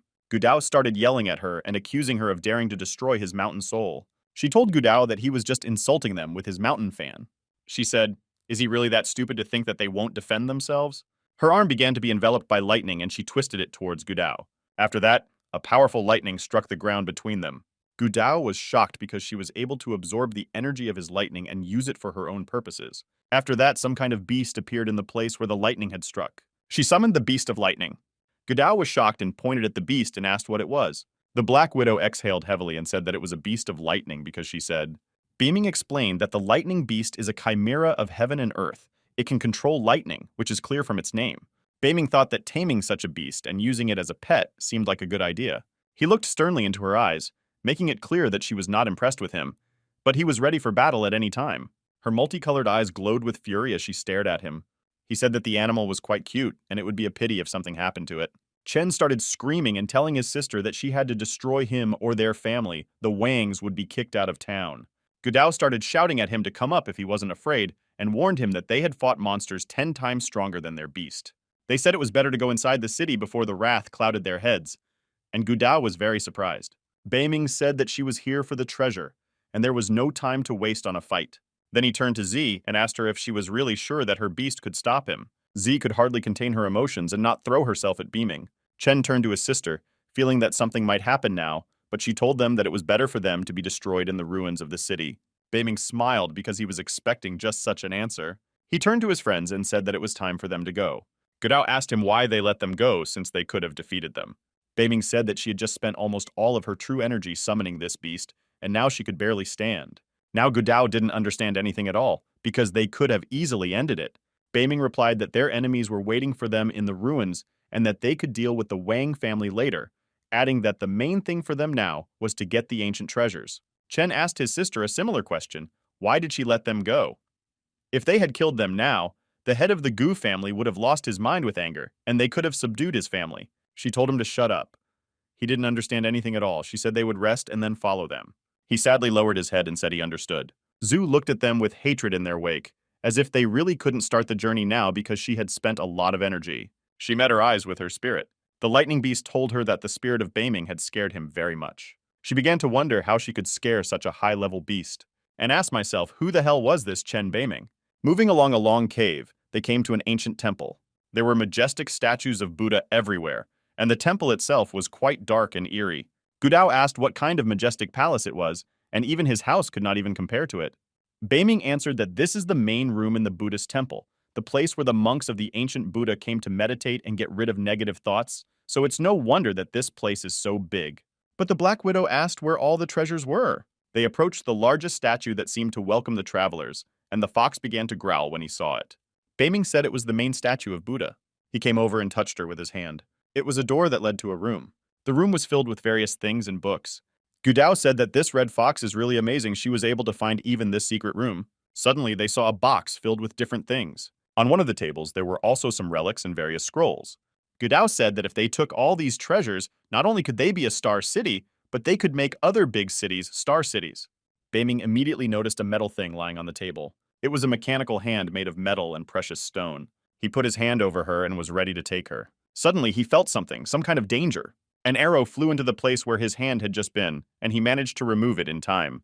They were not alone there, and a man told them if they wanted to touch the treasures. First, they have to ask permission from them. It was the Vans who were able to somehow get there before Beiming. Chen turned to his sister and said that it was really worth it, because they were following them. They were able to lead them straight to the treasure. Z said that there were suddenly a lot of treasures here, and even their ancestors did not warn them about it. Chen teased his sister and said that maybe it was because these treasures were secret. Suddenly, Chen turned to Gudao and said, if he leaves this place empty-handed, then they will forget about past offenses. Gudao started to get angry and said that it was their place, as they were the first to find it, and they only wanted to steal everything from them. Suddenly, someone else appeared in this treasury and said that only the strongest would take all this treasure. He was a treasure hunter who came with the Vans.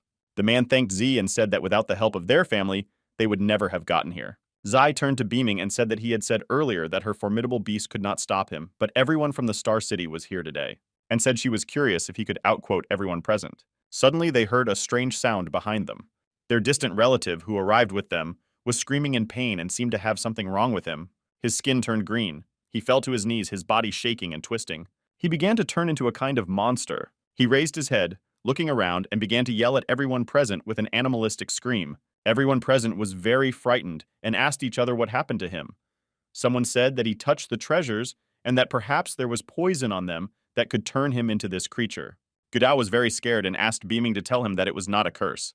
Meanwhile, this man has finally turned into a monster. He finally turned into a vampire, and in a creepy voice said that it had been a long time since he last tasted red human juice.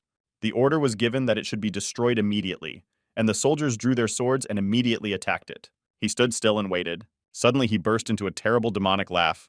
When the soldiers saw and heard this, they were extremely frightened. After that, he delivered a powerful energy blow, throwing everyone away from him. Gudao asked what kind of ghost it was and whether it was immortal.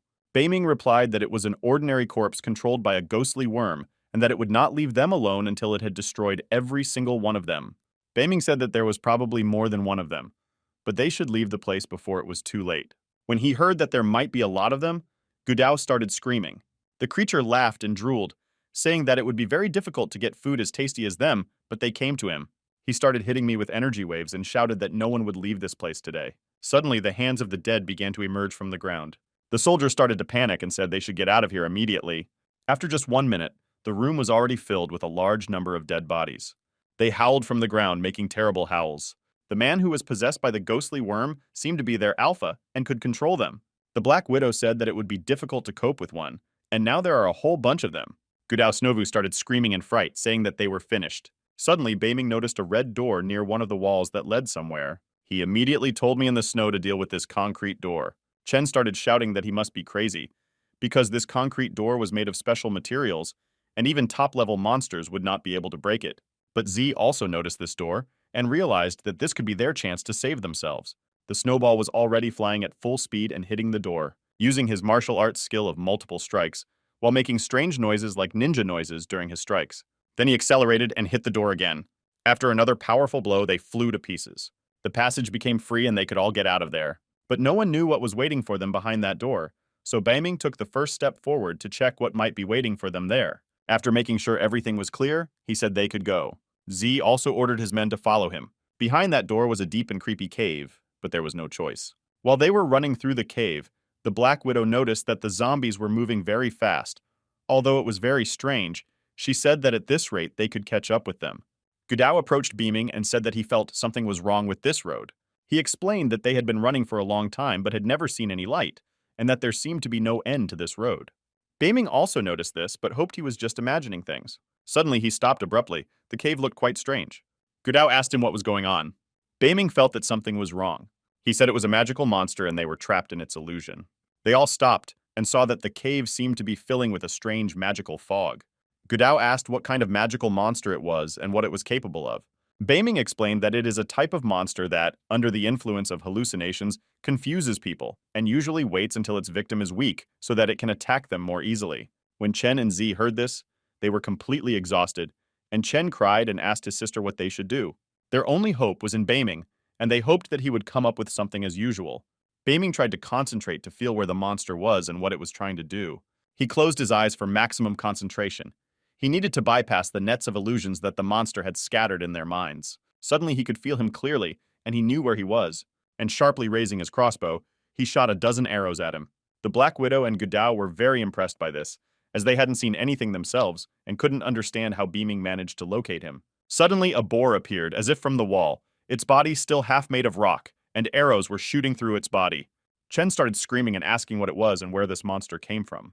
Beiming asked Chen why he was so scared, and wasn't he the expert on freaky monsters? Everyone was very impressed by the unexpected appearance of this creature. Gudao started shouting that the Snovu was trying to disappear and deceive them with his illusion. Someone was shouting at them to look ahead. The fact was that the road that had just been clear was now blocked by a large rock. This rock blocked their path of retreat. Chen said that the only thing they can do now is to fight the monsters that are chasing them. He would ask his sister what they should do and immediately demand an answer from her, since she was always in charge. She was already freaking out about it because she didn't know what to do now. Unexpectedly for everyone, she decided to address Beiming, respectfully calling him Mr. Chen. She bowed and said that she understood that they had a grudge, but that in order to get out of here and save their lives, they had to forget about it and work together. Gudao looked at her skeptically and said that he didn't think his friend would agree to it because they were always ready to stab him in the back. Chen started shouting at Gudao, saying that he was too impudent, and did he really think they couldn't get out of here without his help? They started a fight and began to measure their strength. Beiming the Black Widow and Z, who were just watching them quarreling like little children, were displeased. Z contacted Beiming again and asked him what he thought about her proposal. He said that they only wanted to join them for a while, so he was fine with it. She replied that this was a good thing, but warned her people that they must now obey Master Chen's orders, and that anyone who disobeyed his orders would be considered a traitor to the Wang family. She spoke sternly and confidently, and her people realized that she was not joking. Although many of them were shocked by this, and some were even unhappy, they had no choice. Chen walked over to his sister and asked her quietly in her ear if she really wanted to join and work with these people. She looked at him sternly, letting him know that he should stop talking and asking meaningless questions. Chen immediately realized and stopped, although he was clearly unhappy about it. After that, he also turned to his assistant and told them to do as his sister said. Z then asked Beiming if he had any ideas or a plan to get out of this situation. He smiled and said that since the other group was playing well, let's not let them down in their good intentions. Beiming said he plans to send them a huge surprise. Meanwhile, the zombies continued to chase them. Suddenly, the darkness of the cave was illuminated by the glint of a blade cutting through the bodies of zombies. It was Gudao who was skillfully working with his fan. He needed to take over a part of the group of zombies. He ordered the people who went with him to stop the others and not let them go on. Chen was with him, and he began to say that he already knew everything and that he didn't need to be taught. Gudao raised his fan. He wanted to use an energy attack. He used the pressure of a mountain hairdryer. This powerful energy attack using lightning and current could defeat many enemies at once. The impact was very powerful. Stones fell from the ceiling and the cave began to vibrate from the explosion. He was able to destroy a large number of dead bodies, but it took a lot of energy. Chen was still shaking with fear after the explosion. When it came to serious tasks, Gudao was very focused and serious. His task was to delay the monsters in order to buy more time for Beiming. Beiming told Gudao to take charge of a squad that will include members of the Wang family, where they will have to kill the zombie leader. Then Beiming said that he would be doing something else. After that, he walked up to the wall and punched it hard. And because of this, a magical boar suddenly fell from the ceiling. It seems that the pig could no longer effectively build its illusions. Gudao was surprised to see that the boar had become several times smaller. Beiming said that it was not surprising, because this creature always misleads everyone to scare them. Then he said that their task was to destroy the leader of the zombies, so that the others would no longer pose any threat. Z gave her people a new order, saying that they must now obey Gudao, and warned them if they disobeyed his orders, that she would not be offended. Chen began to think about how they could listen to orders from a representative of the Gu family, as it would be a great shame for their family. Meanwhile, Snowball was already having fun with the pig. Z asked Beiming if these animals could lead them to the mother's lair. He replied that this pig had lived underground for a long time and that it must know every corner of this cave. Beiming ordered Snowball to take care of her, but if she tries to pull a trick, he will teach her a good lesson. The Black Widow noticed that there were many strange holes in the cave, and it looked like an ant farm for monsters. But if the ancient monks found out that their underground palace, which they had been building for centuries, would turn into a lair of monsters, they would be very disappointed. Beiming suggested that perhaps the monks themselves had launched the ghostly worm here to protect the city from uninvited guests. It was an interesting thought, and it could be true because after the monks died, someone had to guard their treasures. The snowman was riding on top of the pig, and he made her lead his friends to his leader. Suddenly, she stopped abruptly and refused to go any further. The Black Widow said that she was probably very scared of something. Z said that she felt some strange energy that increased with each step. She suggested that perhaps it was the nest of a ghost worm. Beiming told the girls to stay outside, and if monsters suddenly appeared, they had to stop them. Z was impressed that Beiming was going to go there alone. The Black Widow said she wanted to go with him for the entire Kvipadak to cover him. Beiming looked her in the eye and told her not to worry. Suddenly there was a very strong and loud explosion. He did not hurt them, but forced them to cover their faces from the pieces of stones that flew in their direction. They were confronted by a huge, ferocious bear. It was the old, destroyed bear whose body was used as a welded worm, and he broke the wall powerfully and unexpectedly attacked Beiming and the girls. The pig was also very frightened when she saw him, although she lived in this cave all the time, but it seems she had rarely seen such monsters. Snowball slapped her on the head to make sure it wasn't an illusion. The Black Widow said that this demon bear was controlled by a ghostly worm. Beiming said that they should be careful because ghost worms can use the whole energy of the corpses they control, so the controlled creatures remained as strong as when they were alive. The bear, making a loud roar, rushed to attack. Beiming immediately prepared his crossbow and shot a dozen arrows at the bear, while it continued to move in on them. But he growled loudly, and the arrows stopped and fell to the ground. Beiming did not expect this and was shocked by the strength of the bear. He said that the arrows would not be able to pierce his skin anyway, but he had already prepared a dagger, realizing that he would have to fight close. After an unsuccessful attack, the furious beast rushed at Beiming, but the snowball was already flying to his aid. He would never allow any animal, even a dead one, to offend his master. He found himself in front of the bear's face, and the bear was even a little surprised to see him. When he saw this ball, he immediately changed his goal, but he was already pouncing on the snowball. The bear was very fast and struck the snowball hard with its front paws, and Beiming was afraid for his friend. Was furious and immediately attacked the bear. While Beiming was running through the cave in the direction of the bear to destroy it, he saw zombies starting to howl from the ground and walls. Some of the monsters even appeared in front of his face. He realized that things were bad and that something had to be done, and first he had to deal with the zombies. He began to strike them with his dagger, cutting them to pieces. Z and the Black Widow were also surrounded by monsters, but they had to deal with them alone. Z took out her weapon and offered Zombie a taste of her jade ice sword. But the zombie seems to be unafraid of her weapon, and he even tried to wrestle the sword from her hands. Z realized that things were bad and she needed help. A sudden sharp blow broke the spine of the zombie that attacked Z. It was a Black Widow, and her whip worked well, and she could easily deal with these dead people. Z was a little shy, but thanked the Black Widow for her help. But the small tunnel of the cave was filled with monsters, and now one of them was behind the widow's back. She saw one of them jumping on top of her. They howled from the many holes that filled the cave. But the widow's whip worked as it should, and she repelled the attack with a strong blow. This bear was leading a crowd of zombies that suddenly started attacking Beiming and the girls. He gave them orders and told them to bring him a baby. Hearing this, Beiming wondered who it could be. Beiming ordered the girls to run to him immediately, as the bear wanted to call his relatives here. He stood on his hind legs and began to growl even louder, radiating powerful energy. Beiming shouted that they needed to find shelter immediately. The strength of this bear was incredible, but it was extremely difficult to deal with it now. The walls of the cave began to shake and stones fell from above. Suddenly, a zombie appeared under Beiming's feet and grabbed his leg with a strong grip. It was bad news because if he couldn't get out, the bear would be able to tear him apart on the spot. A bunch of hands began to appear from the ground, trying to grab and hold him. At one point, he even thought that he would not have time to break free and run away while the bear was running at him. The witch attacked him with energy strikes that pierced his body. The Black Widow was very afraid for him and started shouting his name. After receiving this blow, Beiming fell to his knees. This attack caused him a very severe injury, and he seemed to have lost all his strength. He had no strength to even stand on his feet and fell face down on the ground. Suddenly, the Black Widow's whip flew at the bear, and she shouted at him to leave Beiming alone. But he was able to grab him with ease. She was amazed by this because no one had ever managed to do it, neither man nor monster. He threw it aside, almost tearing it, together with him and the girls who experienced his incredible strength. They flew up and fell to the ground. The Black Widow was badly bruised and had difficulty getting up. An eerie laugh began to come from the openings of the cave. Beiming was unconscious and lying on the ground, feeling nothing. The girls heard this terrible voice calling them little insects and asking if they wanted to fight him. Then he ordered them to be captured immediately, to capture every single one of them. It really was a worm's den. The bear grabbed Beiming, put him on his shoulder, and started dragging him somewhere. He took the girls with him and wanted to take them somewhere. The Black Widow asked if it was their mother's nest. Hearing this, the bear began to growl loudly. In this way, he expressed his dissatisfaction with the unnecessary questions asked by the hostages. They went deeper and deeper into the cave tunnel. Eventually, when he got there, Bear threw Baming to the floor. They were met by a creature. She said she was very happy to have fresh meat because she and her babies were very hungry.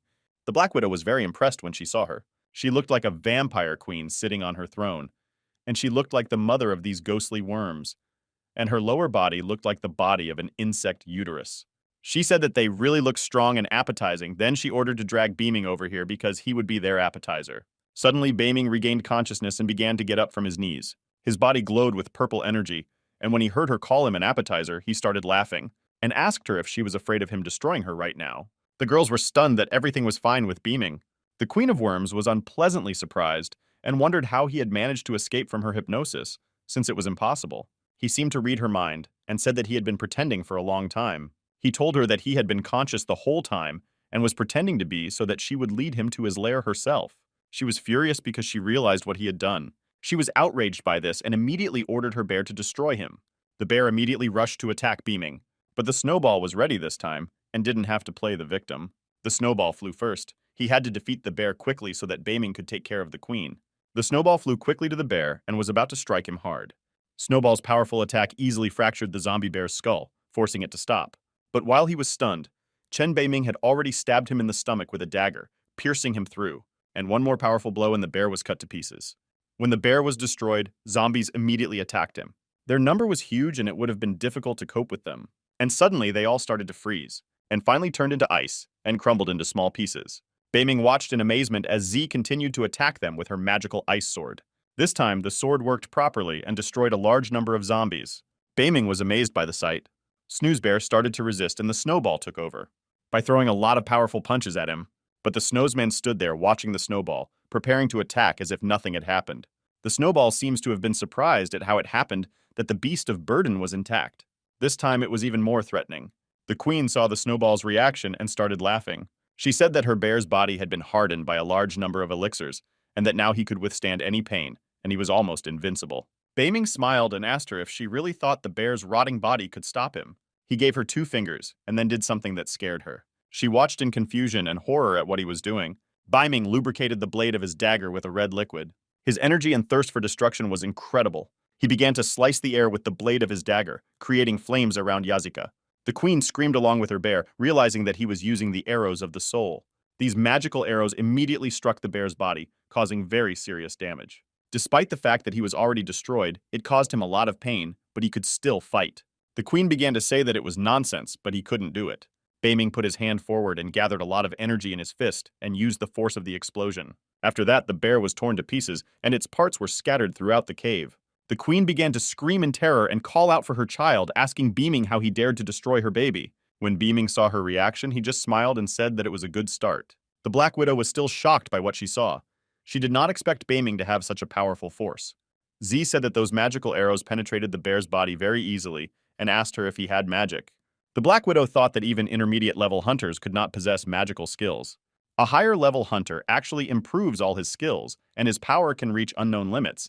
If others find out about it, they will be shocked. Beiming looked sternly at the queen and said that it was her turn. But unexpectedly for her, he decided to start by asking her to talk about the case. He took a step forward and crushed one of the larvae. Her hand rushed to him, screaming, begging him to stop. She fell at his feet and begged him not to hurt her children. Beiming told her that if he was not mistaken, she was the guardian beast that the ancient monks had appointed to protect the city. After that, he asked her to tell him where the secret treasures of the ancient city of Buddha are. She began to think out loud and ask what this mystery was, but she had never heard of any treasure. She began to plead that all the treasures of this ancient city were in the room they had come from and that they could take whatever they wanted. It will not interfere with them. Beiming closed his eyes in frustration and told her that she didn't seem to realize what situation she was in.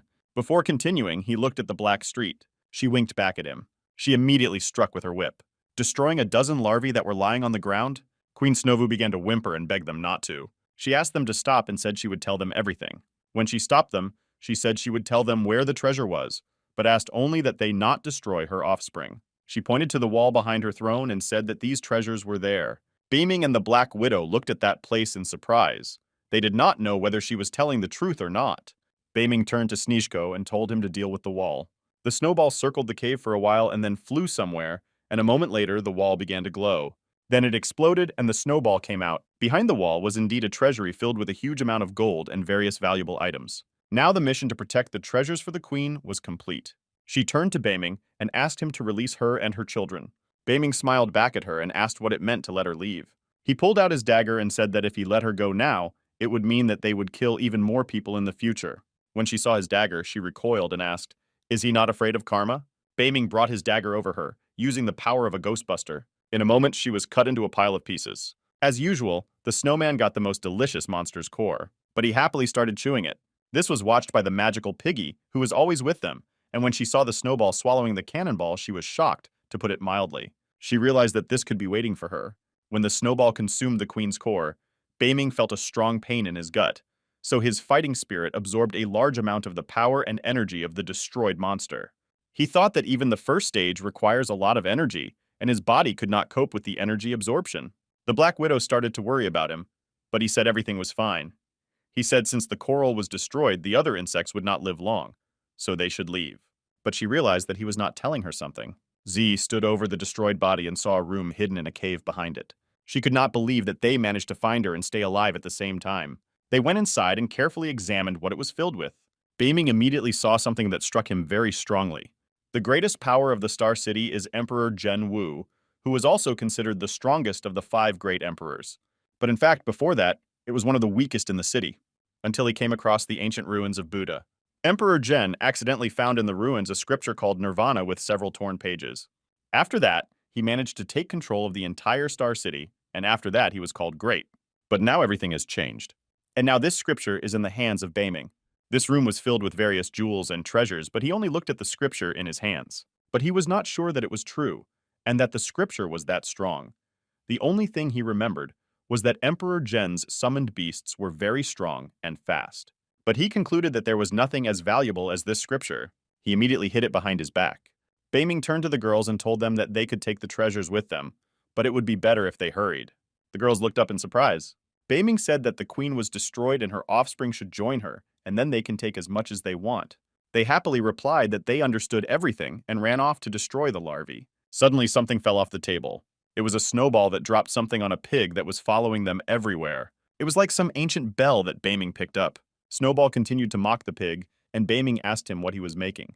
Suddenly he felt some very strange sensations. This bell he was holding in his hand began to suck energy out of him, but he couldn't take his hand off it. It was a cursed and a very, very powerful artifact. The morning Beiming saw a car driving in front of him. In this vision, there was a golden statue of Buddha surrounded by monks. The scripture indicates that the ghosts come from the bell of purification, and he must purify himself quickly before this thing swallows him up. Then he saw a glow behind him and heard the rustling of pages. It was a scripture that was revealed to him. Amazing and strong energy flows began to pass through his body. It felt like the first time a snowball absorbed a bunch of monster cores, but it had to cultivate this energy to move to the next level. The pages of scripture were opened and filled his soul and body with powerful power. Beiming was barely able to keep from fainting. The Black Widow had just returned to the treasure room and saw what was happening. She shouted his name, but he didn't hear her. He absorbed and cultivated the energy from writing and the call of souls. When the process reached its culmination, he was overwhelmed by his feelings. After that, it was like a strong energy explosion.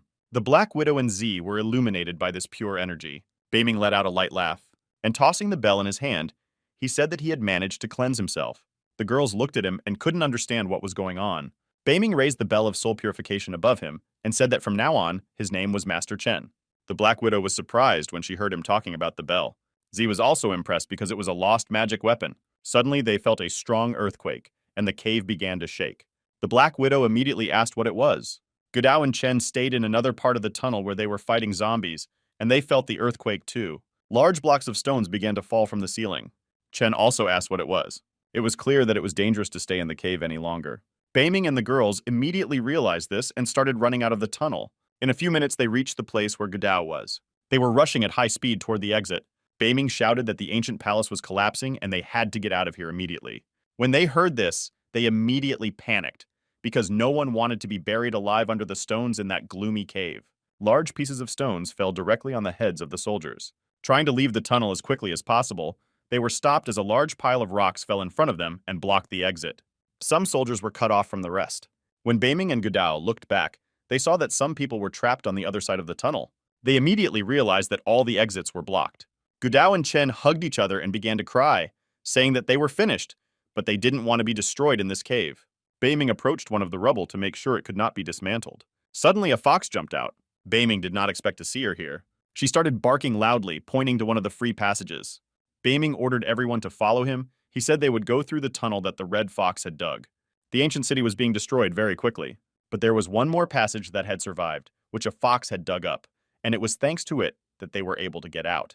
Gudao was breathing heavily and thanking God that they had managed to get out of there. He sat down on the ground, exhaled, and said, "It's wonderful to be alive."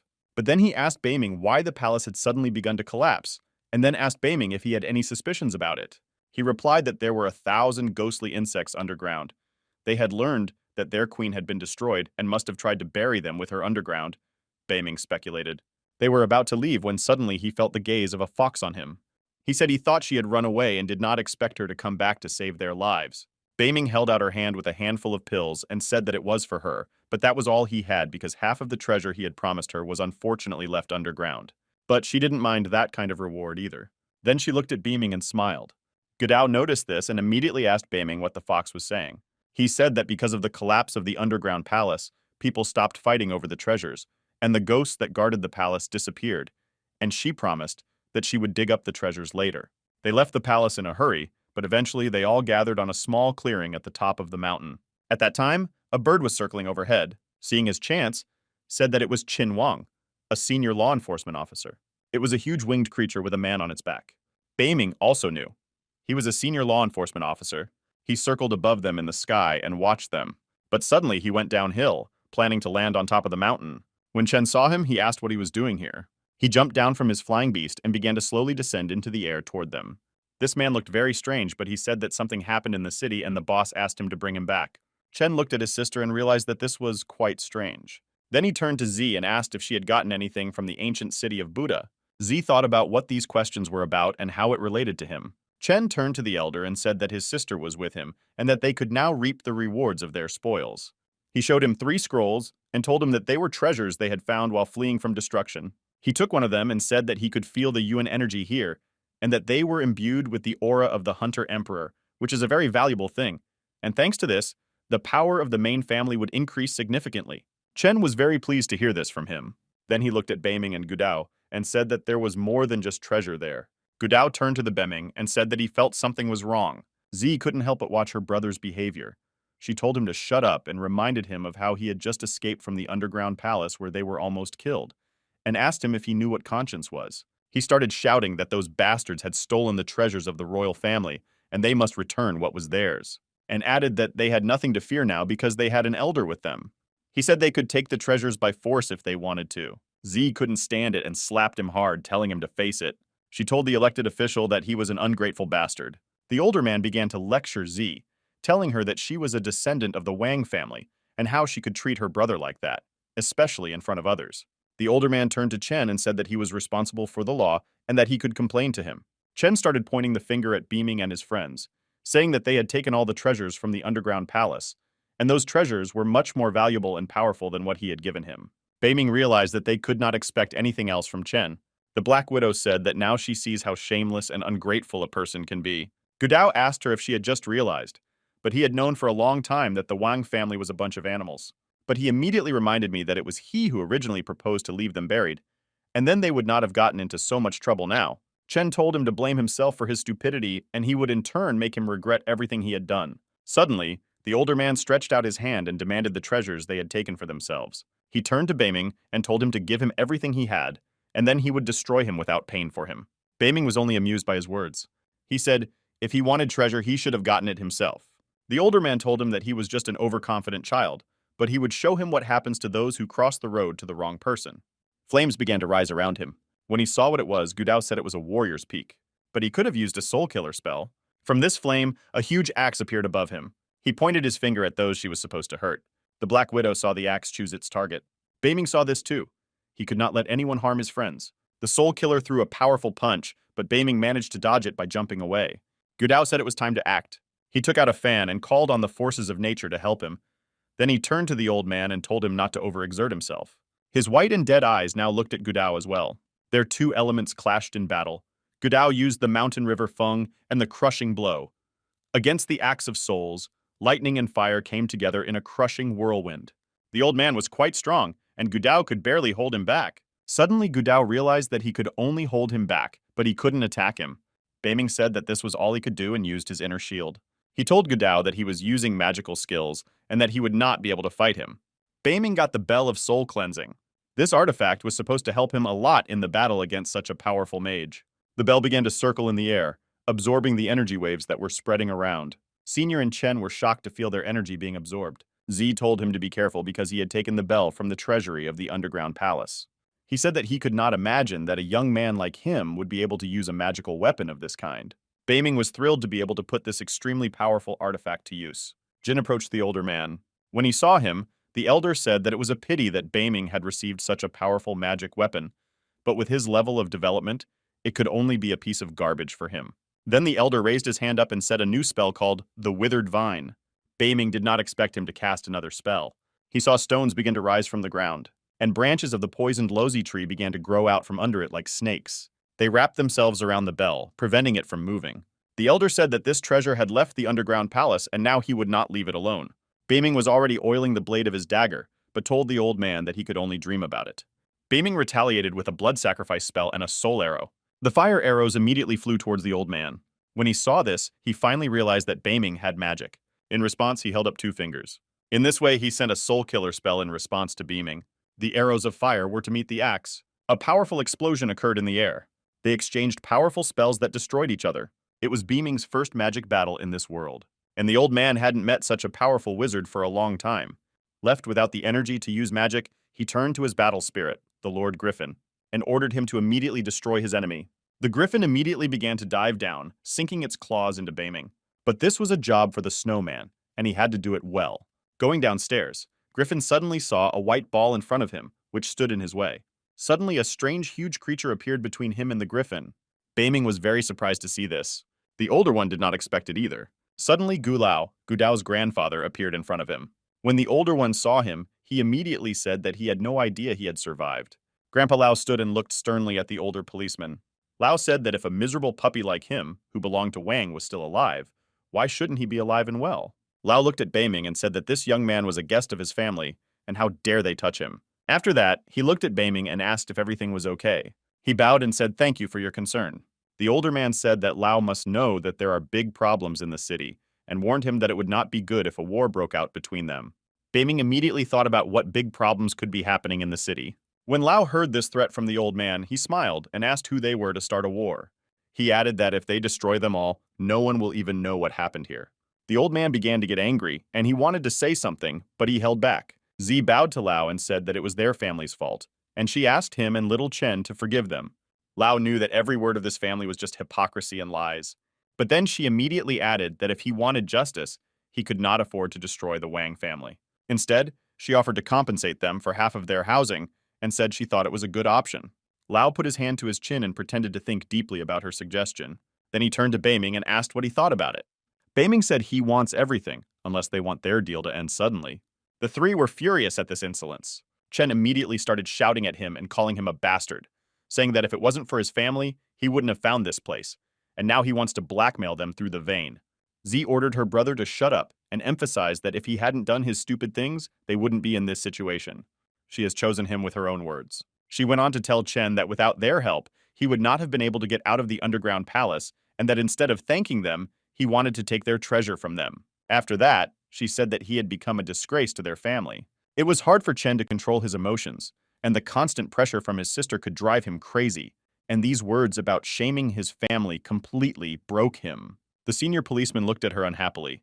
He didn't seem to share her thoughts on the matter. Z turned to him and told him to give it to them because it was just a vein, and there were more important things and the families of Star City should not fight over such trifles. He did not want to make concessions, and it was difficult for him to agree to them, but he could not overcome them either. He held this scroll in his hands and did not want to give it away, but then he threw it into Beiming's hands. Beiming opened it and saw that it was a document about the 90th vein, the strongest vein in the city, and from now on it belonged to him. But he also added that whether he deserves it or not depends only on his strength. After that, The senior police officer said they were leaving.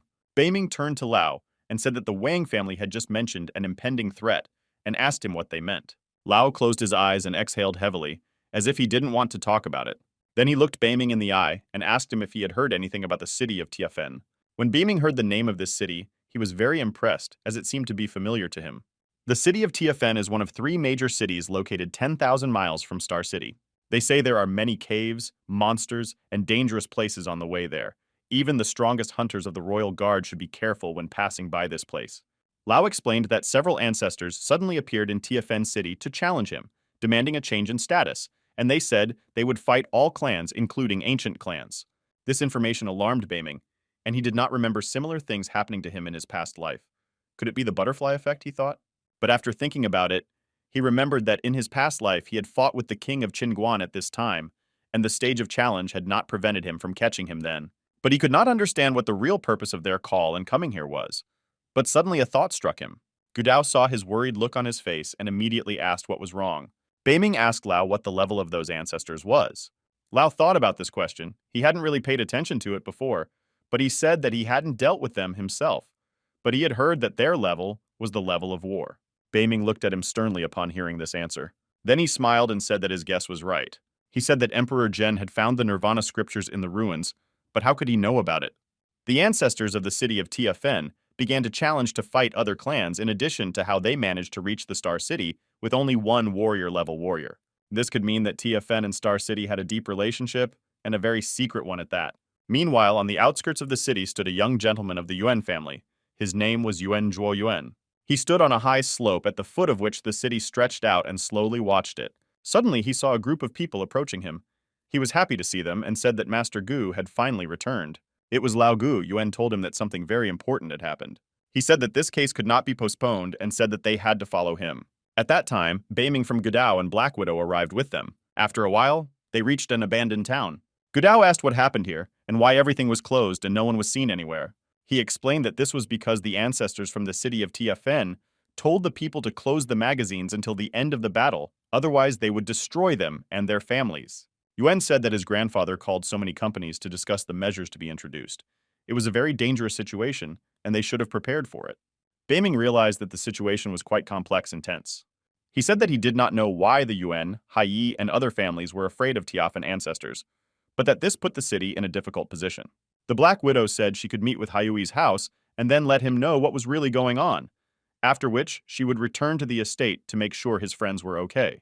He gently put his hand on her shoulder as well, since her help had always been valuable to him, and told her that he was very grateful to her and that he would always be in her debt. She only smiled gently at him in response, and immediately went to Haiyui's residencia. Meanwhile, Beiming and Gudao went to the Yuan family's place. They were together. Yuan Zhuo.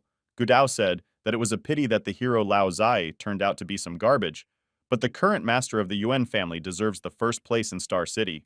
Although he has the same level as his father, his strength is a little more than Lao Gu's, Gudao said. He added that the youngest master, Yuan Hua, is only 3 years old, and he is afraid that their family's greatness will end with him. Yuan started shouting at Gudao and saying that he was insulting his family with these words, and that he would not let him leave just like that. Gudao said that he didn't think he could just scare them, but even the Wang family couldn't do anything to them. The confrontation and disputes between the families in Star City never ended, just like in Luone, and Gudao and Yuan were a clear indication of this. Beiming was surprised to hear these conversations because he did not know that the very first of all the ancient families in the Star City was the Yuan family. He recalled that the very first ancient family in his past life was the Confucius family, but here it is the Yuan family. He decided that the alliance could have had something to do with it, but there was more to it than that. Meanwhile, in the Yuan family meeting room, many elders and representatives of other clans gathered to discuss the situation. The head of the Yuan family said that the day of the gambling battle with Tianfeng City is approaching soon, but the people of Star City don't know about it, but he has gathered them all here to discuss countermeasures. Wang Xianli attended the meeting. Du Guduan was also among them. Lao Gu was sitting in front of the head of the house. Young Kan Menlo was also there. Xianli said that Lao Gu was always quite reckless, and what kind of controllers could be expected from him. It seems that he was not long before a representative of the Gu family was invited to the meeting. Lao replied that he could ask him the same question, but he had no right to decide for him. Jumped out of his seat, slammed his hand on the table, and started shouting something disgruntled. He said that he didn't want to talk about it now, but if they started, then he would have to remind them about the lives. Lao said he had nothing to say about it. Yuan interrupted the argument and said that they were both old men who had lived longer than they should have, but still argued about it. It seems they had a long-standing conflict over the territories where the vein ran. Yuan asked if they were afraid of becoming a bad example for young family leaders. But they needed to solve more pressing issues first, and they could deal with these disputes in person later. Lao addressed all those present and said that if they have something to say, let them speak now, and whoever dares to let their city down will not return home alive. Xianli said that a desperate man is always desperate, and told him that a few days ago, a master from the Qi family was torn apart because he opposed gambling battles. This is despite the fact that they had the same levels. He still lost, so they can conclude that the enemy's strength is much greater than theirs, Xianli said. Yuan said that he had learned some of the story. Yuan said it seemed their leader was the son of Fen Chenishan. Beiming was very surprised when he heard the name. They continued to listen attentively to Yuan, but he was interrupted by Xianli. He said he thought they were strong enough to handle it on their own, but he didn't expect them to be connected to Fen. Gudao asked who Fen Qiaqing was and how strong he was, and he also asked Beiming if he knew him. Beiming said that he had heard of him as the strongest of all the lords of Tiafen, but the biggest problem was that he was not the only strong man hunting in these ruins, Beiming thought. Someone slammed his fist on the table, tired of listening to these conversations, and asked if they were not just a group of small animals. Guduan started shouting and saying that even if Fen came to them, would they be able to turn their city upside down? Hearing these sentiments, Menglo smiled. He said that as far as he knew, the guard of the second generation of ancestors had the level of a warlord, while Guduan was a mid-level, and for them, he would be just an ant that could be easily crushed. The latter became indignant and asked Menglo what he meant by that. One of those present said that he was right, and that even if they won, they would not be able to afford such losses, and that the city of Tiafen would not give up even after the destruction of their ancestors. It was Henho. Yuan asked him what he was offering. He stood up and said that his proposal was an exchange. All those present were shocked by this statement. He went on to say that the ancestors would come to Star City for resources, and if they could help them with that, they would most likely leave some for them. Lao Gu said that he could agree with this because it was better than destruction. Xianli also said that it was really better than being destroyed, but immediately asked who would dare to negotiate with them. Immediately, someone's hand went up and someone said he would do it. It was Menglo who said, when his grandfather came up with the idea, their family immediately began negotiations. Yuan was pleased with this decision and smiled, then said that there was also a nephew, Lao, who could do it, but if they had no other suggestions, he would agree. Suddenly, the door opened loudly, but Wu came into the meeting room. He was all beaten up and in a very bad condition. Beiming immediately rushed over to help him and asked who had done this to him. He said that he was a man who did not know where he was, so he approached a group of people near the Hayuya estate, where he had gone with the Black Widow. He said that the Black Widow and others could not resist him, but were much weaker. Beiming was worried and wondered who it could be if even the Black Widow and Hayui could not resist him. They were all together, the Black Widow and the Taoist sisters, and someone was talking to them and said that he couldn't believe that such a beautiful place existed in such a shitty city as Star City. It was a young man surrounded by his guards. He said that such a trip could not be so sad after all that had happened. It was Qin, the second lord of the city of Tiafen. He sat and watched the girls without removing his strange smile from his face. Then he walked over to Chichiong and touched her face. He asked her why she was resisting and told her that she should just follow him and enjoy the infinite wealth and pleasure he could give her, and added that she didn't need to stay in such a gloomy city as this. But then he slapped her sharply across the face, realizing that she would not buy his words. He was very annoyed because few people could have refused him before. One of his disgusting servants came up to him and said that these chickens would not understand anything, and it would be better to move on, and there was no point in wasting any more time here. He turned to his sixth man, calling him Mr. Liu, and asked him when he started interfering in his master's affairs, and then ordered him to shut his mouth. Liu immediately turned pale with shame. He began to shake and apologize to his master. Qin continued and said that even if the master fell, he should wait until they went mad and did not save Master Yolin's will so that he would not say that the young master was cruel. He turned to Chixiong and asked her if he was right to call her a beauty, to which she only looked at him sternly and did not answer. Suddenly, a dozen arrows flew in their direction. Qin didn't see it, and Liu just turned his head and saw it. Liu deflected several arrows that were supposed to hit his master. Qin immediately began to ask who dared to attack him. Beaming's smile appeared in the shadows, and he repeated his question. After that, he immediately answered it, saying that it was someone who wanted to take his life, and Gudao, Beiming, and Wu were already standing in the doorway. Qin said that he thought Beiming ran away in fear to avoid losing his life, but as he now sees it, he only ran for help. He asked Beiming if he thought he could do anything to him. Beiming did not answer him and asked if he was a person from the city of Tiafen. Qin answered that he did, and said that this was probably the reason why he was feeling afraid now, and immediately added that it was too late. But they can't even dream of leaving this place, because his people will destroy it. Chin turned to Liu and ordered him to tear these monkeys to pieces so that he could never see their Snova again. Liu listened carefully to his orders so as not to confuse anything, and said that he was ready to carry out his order. The fire element appeared around Liu, but Bai Ming stood there, holding his dagger at the ready. A moment later, he summoned his fiery demon. It was an 8-armed fire demon, and he ordered him to destroy the enemy immediately, using the spell Fire Fist. The demon immediately sent his hands in Bai Ming's direction to grab him. Bai Ming realized that this was a pretty good trick, and he had to act before he struck first.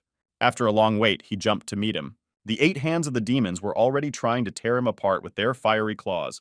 As soon as he got as close to Liu as possible, since he was a Bai Ming mage, he immediately used the purification bell on him. Liu was surprised to see such an artifact, but he was sure that Bai Ming did not have any special magical skills, so he was so confident because of the strong magical weapon. The fire demon's several hands were immediately directed at the bell, hoping that he could easily break its artifact. Liu controlled the demon's hands, trying to keep Bai Ming away from him and simultaneously restraining the effect of the bell. He struck the demon with his fists against the bell, trying to smash it, but each of these attacks failed. As the bell grew in size and moved toward his opponent, Liu managed to jump away, almost falling under it. Now he was convinced that this artifact was of a very high rank, and he wondered how he had gotten such a treasure. Seeing Liu's reaction, Bai Ming just smiled with satisfaction. Now Liu's task was not to attack Bai Ming, but to defend himself against the bell. His fire demon had divine skills and was considered one of the strongest in Tiafeng, but he was unable to break the cursed bell, Liu thought. He was in a bad way because if he did not destroy Bai Ming, he would be destroyed either by him or by his master.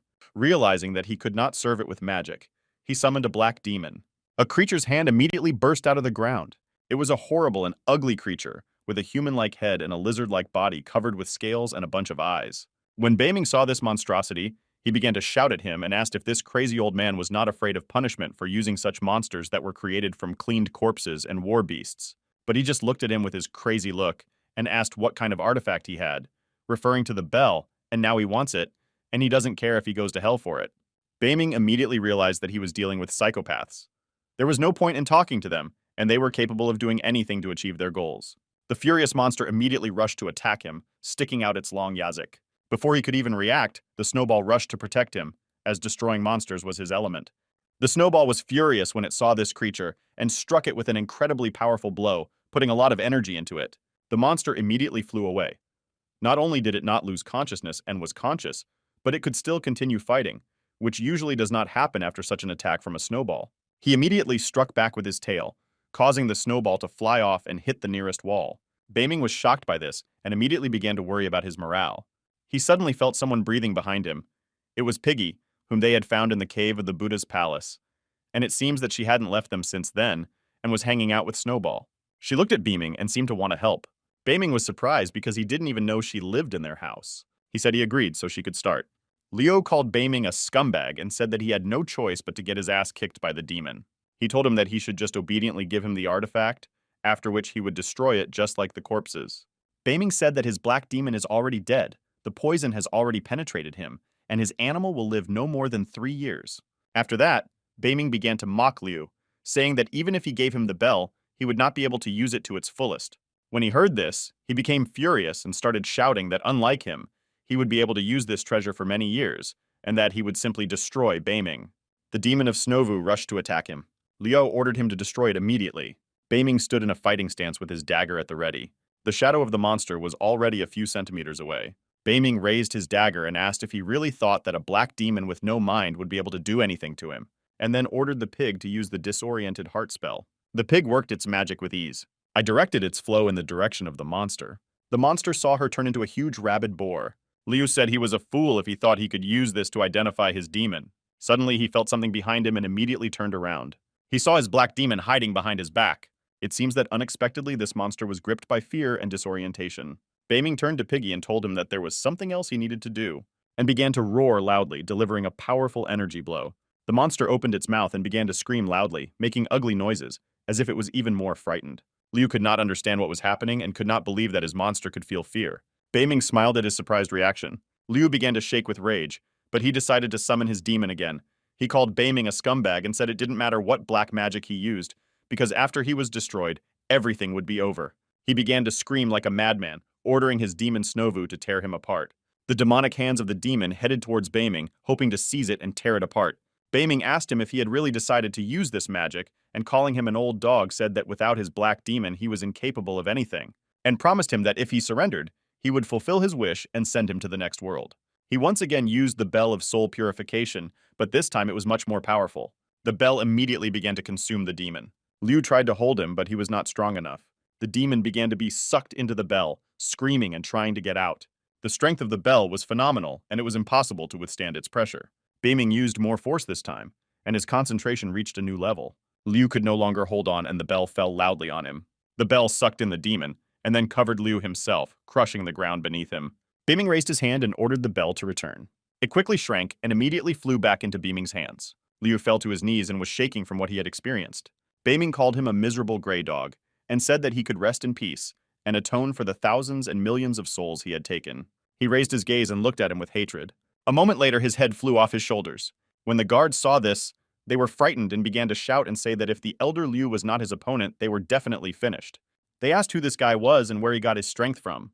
Qin said in displeasure that he noticed that he had an imaginary beast with ancestral talent, and no wonder the black demon was weak for him. After that, he smugly told Beiming that his cards were now open, and he hadn't even done anything on his end yet.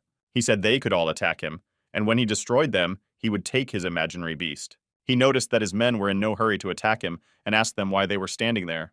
The guards began to explain that Liu was their leader, and if he could not cope with them, neither could they. And one of the soldiers asked him why he needed their animal at all. When Qin heard this, he started to get angry and called them idiots, saying that Beiming managed to destroy Liu in close combat because his body was already soaked in poison, so he lost. He would yell at them and ask why they were so stupid. His guards looked at each other in confusion. At this time, Beiming and Gudao watched Qin try to persuade his men to attack them. He said that they would only have to combine their strength to defeat him, but did they really think they could not handle one monkey like him? Qin said. Then he smiled and said that he remembered why he needed this animal. The thing is that Wu Yak's sister always wanted an imaginary animal. He said that if he could capture a pet for her, he would reward them with whatever they wanted, no matter if it was lives or treasure. Hearing this, his men immediately forgot about fear and were ready to die for the reward. Gudao saw this and said that they don't seem to be very smart. With words for his life and for his treasures, his guards immediately attacked. They rushed to Beiming, saying that the reward from its owner would be theirs. But the girls who stood in front of Beiming had been itching for a long time. Beiming did not expect this, and was very surprised that the girls got into a fight in front of him. The Black Widow asked if they wanted to intimidate them with numbers. First of all, Sis wanted to take revenge for the fact that they insulted her sister. Beiming turned to them and asked what they were doing. But I smiled when I saw that they had already started to destroy the soldiers. They screamed in pain and could do nothing. Stones were flying around and they were in chaos, and a concrete ceiling was flying at them from above. In a moment, these idiots were already pelted with stones. Beiming asked what was going on and immediately decided to make sure none of his friends were hurt. Among the dust appeared the familiar mustache. He said that he seemed to have overdone it. Beiming stood there looking at him in confusion. It was Liao Gu with his monkey. He asked what these clowns were doing here and what they had already done. When Gudao saw his grandfather, he immediately began to complain to him and tell him that he had finally arrived. But if it weren't for him, they would have been destroyed. Some soldiers remained unharmed. They asked where this old man came from and what was going on here. They immediately ordered him to move away if he didn't want to be killed. Liao looked at them sternly and told them to call him old again. He said that it looks like he will have to teach them a lot, and the first thing is respect for their elders. He stretched out his hand to Gudao and said that he had given him a fan. Gudao immediately handed him the fan, uncertainly asking him what he wanted to do. Lao from his blood and immediately turned to the spirits of the mountains and seas. He cast a suppression spell. A powerful energy nearly shredded them to pieces and fell on Qin's soldiers by throwing their bodies out into the street through a hole in the ceiling. Then he looked sternly at Qin and said that he was the only one left. He started to threaten him, saying that if he dared to touch him, his Qin family would destroy him and his entire family. Lao said that he looks like a young master of the Qin family from Tiafen City. He decided that he could scare him with this and pointed his finger at him and said that he should hurry up and bow his head before him and ask for forgiveness. And he must also cripple Beiming, otherwise he is not responsible for himself, and they will be brutally punished. Lao said that his family of dogs still dare to show their strength in front of him, but does he really think that he would not dare to dismember his body and bury it under the residence of his house? Chinya started shaking with rage and said how dare he humiliate his family. The energy of thirst for destruction began to concentrate around him, and he said that today was the day of his destruction. The Black Widow said that he was the peak level of a general's warrior. Lao told him that he was an ignorant fool who did not know what destruction was. Clean energy began to swirl around Lao. Gudao and Beiming were very scared when they saw it. Lao was a very strong and experienced warrior, but his age was quite respectable. Qin launched a very fast and powerful attack against him. Energy strong and sharp as sword blades poured down in Lao's direction, but he managed to use his shield. Beiming and Gudao were worried that he might not be able to take it. Qin used the swords of the Rakshasa clan against him. A warrior in a demon mask appeared in front of him, but someone put his hand on his shoulder and told him to back off. This person said they were looking after him wherever he was. Fen suddenly appeared and asked what they were doing here. He was accompanied by his warrior Lolo, as well as a girl named Zhang Shiyang. The heads of other clans were also approaching the estate, but they saw young Feng on the way. They say that he was the seventh in the Holy Way and he was quite strong. The rating of the Holy Way was invented by the king of the hunters of the city of Tianmo to determine the overall strength after traveling across the three mountains. They discussed its strength and the ratings that exist. He asked Qin what was going on here. The latter rushed to him like a frightened dog and began to say that he was very glad that the seventh master was here. He said that if he had been even a second late, he would not have seen his bones. Fen asked him what he meant. He started to complain and say that these bastards were mocking him in public. He got angry and tried to teach them a lesson, but he did not expect them not to use their numerical advantage. He said that they had killed his guards and promised to bury him as well. The girls were furious and outraged by his lies, saying that he had drooled on Qixiong's sister and then sneakily attacked them. Sis said it was true, and when the bastard looked at her, his eyes almost fell out of their sockets. He asked Sis if she had lost her mind and threatened to kill her for lying. Fen knew Qin well and asked him if it was true. He looked at him in confusion, afraid that he would be caught in a lie. Zhang Shi smiled and said that it was very much like Qin, who behaves like an animal when he sees such beauties. He turned to Zhang Shi and told her not to slander him, and that he was only here to help the seventh young master. He looked at his sisters again, blushed, and said that he didn't care whether they were beautiful or not. Fen looked at him sternly. Then he closed his eyes and exhaled heavily. He addressed all those present and said that what happened today was Qin's fault, but in a few days the day of gambling would come. So he suggested that we turn a blind eye to this incident and ask them what they would say about it. Gudao started shouting and saying that it was all nonsense, but he was the first to attack them, and now they want them to back down so easily. Fen looked at him and asked him what it meant to back off. He turned to them and said that they seemed to have misunderstood. Even though Qin was wrong, the people of Tianfen were not the kind of people who could be easily killed.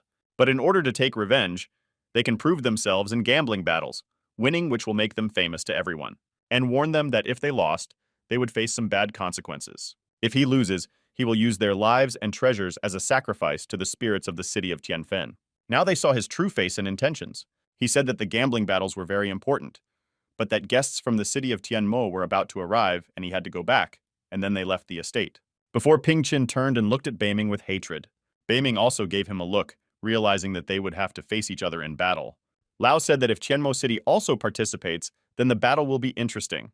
Xianli began to shout in frustration at Lao for saying such things and why he was treating this event as some kind of entertainment when their lives were at stake. Yuan said that they can't just solve everything peacefully now because of their interference. The family leaders began to accuse Beiming and Lao of making them unable to reach an agreement, and now they were in trouble. Lao stood there and listened to these lowlifes in silence. Hyunho even started threatening him and saying that he would make him pay for it. Meanwhile, Fen and his squad were already on the outskirts of the city. He was reluctant to ask the teacher how strong those he fought were. He said that the old man he fought was very strong.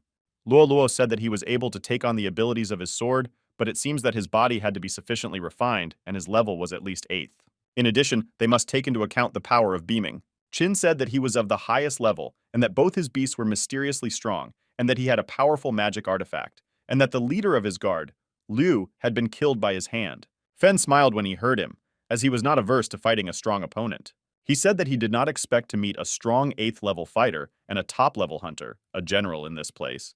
He laughed and said that this city was quite interesting. But it seems that Zhang Shi did not share his enthusiasm. A few days later, all the friends were resting at home, with the snowman and the pig sleeping peacefully on Beaming's bed, while he was engaged in his studies and the study of the scriptures. This process required high concentration and took a lot of effort. During this, his room was filled with powerful energy that was eager to escape.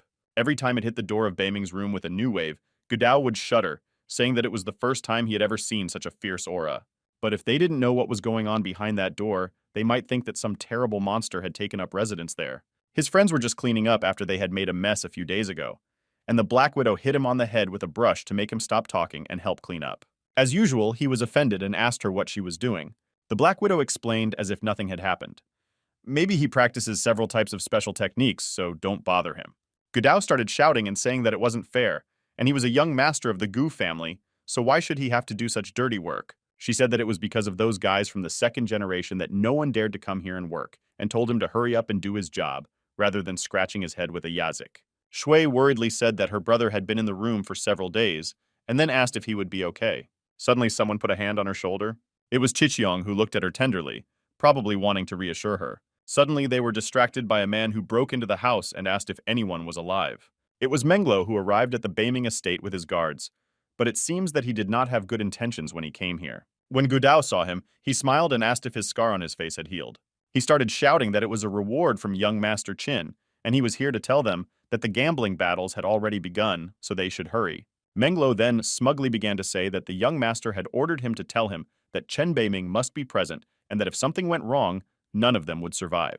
When he heard Menglo call Qin a young master and master, he concluded that Menglo was now his young puppy. Rubbing his shome, he replied that he was honored to be a puppy of the young Master Qin.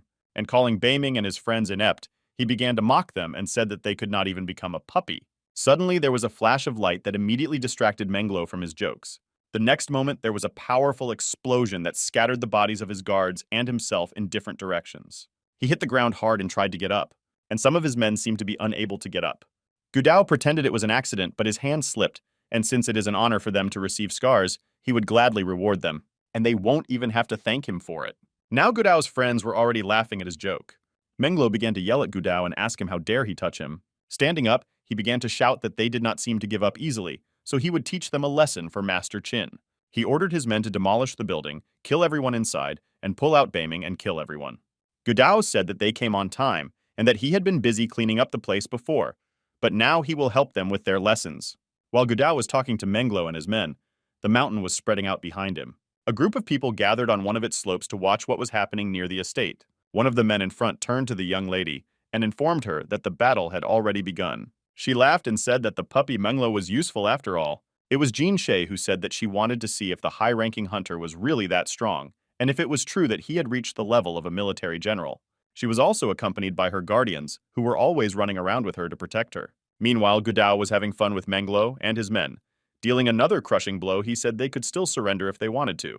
Menglo asked them why they should give up and said that it had long been clear who had won and who had lost. With these words, he surprised Gudao. Suddenly, a very powerful explosion occurred on the second floor of the building. Gudao got scared and screamed because it was Beiming's room. In response, Menglo began to laugh angrily. A few hours before the explosion, Menglo was kneeling in front of Qin, who was yelling at him and telling him to get out because he didn't want to see him. Jiang Shi asked if it was Qin's puppy and started mocking him for having scars from his beatings. He turned to her and said that he was very sorry and apologized for his rudeness, but that being beaten was his nature, which he had achieved in the past 9 lives. Then he smiled and said he was happier because of it. She looked at him with a kind of crazed look and seemed to be planning something. She approached him and asked him if he knew why Qin was so hot-tempered. He told her that he had heard that it could be because of Chen Beiming. He said that he wanted to help the young master cleanse his shame since his guard was unable to fight against Chen Beiming. Zhanshe realized that he would do anything for his master's praise, and that this could be exploited. She smiled and said that he was very faithful, and that she could give him good news. She said that Chen Beiming locked himself in his room to train, and all hunters are very vulnerable during training. And it doesn't matter what level they are, so if you attack them at that time, they can be easily defeated, said Jin Shay.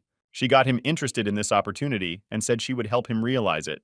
He thanked her and said he would go and finish him off right now. She wanted to achieve this by using him because it was not a bad thing to do, and if she succeeded, it would be good news for Fen.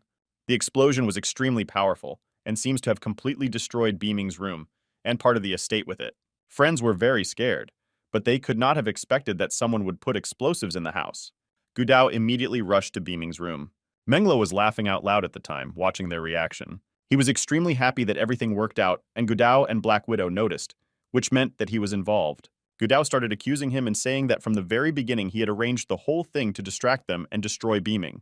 He said that of course it was, because those who had once chosen his master, Master Qin, always passed away, and he would have been ruined by gambling anyway, so it didn't matter when it happened, Menglo said. He kept laughing and saying that he hadn't expected them all to be bait, making it so easy for the killers to enter the estate. Then he said that now he wanted to get Chen Beiming's voice and show them how well his Master Qin would reward him for it. Suddenly, the smile disappeared from his face and he became more serious. A figure appeared among the fire and rubble of the house, and Menglo thought it was the killer. Menglo ordered him to immediately submit Chen Beiming's voice. He threw a sack at his feet. They stood watching the sack with satisfaction, waiting for the killer to open it to see Beiming's head. Menglo was looking forward to it and wanted to see it. But the bag contained 3 heads that belonged to the assassins who were supposed to plant the explosives and destroy Beiming.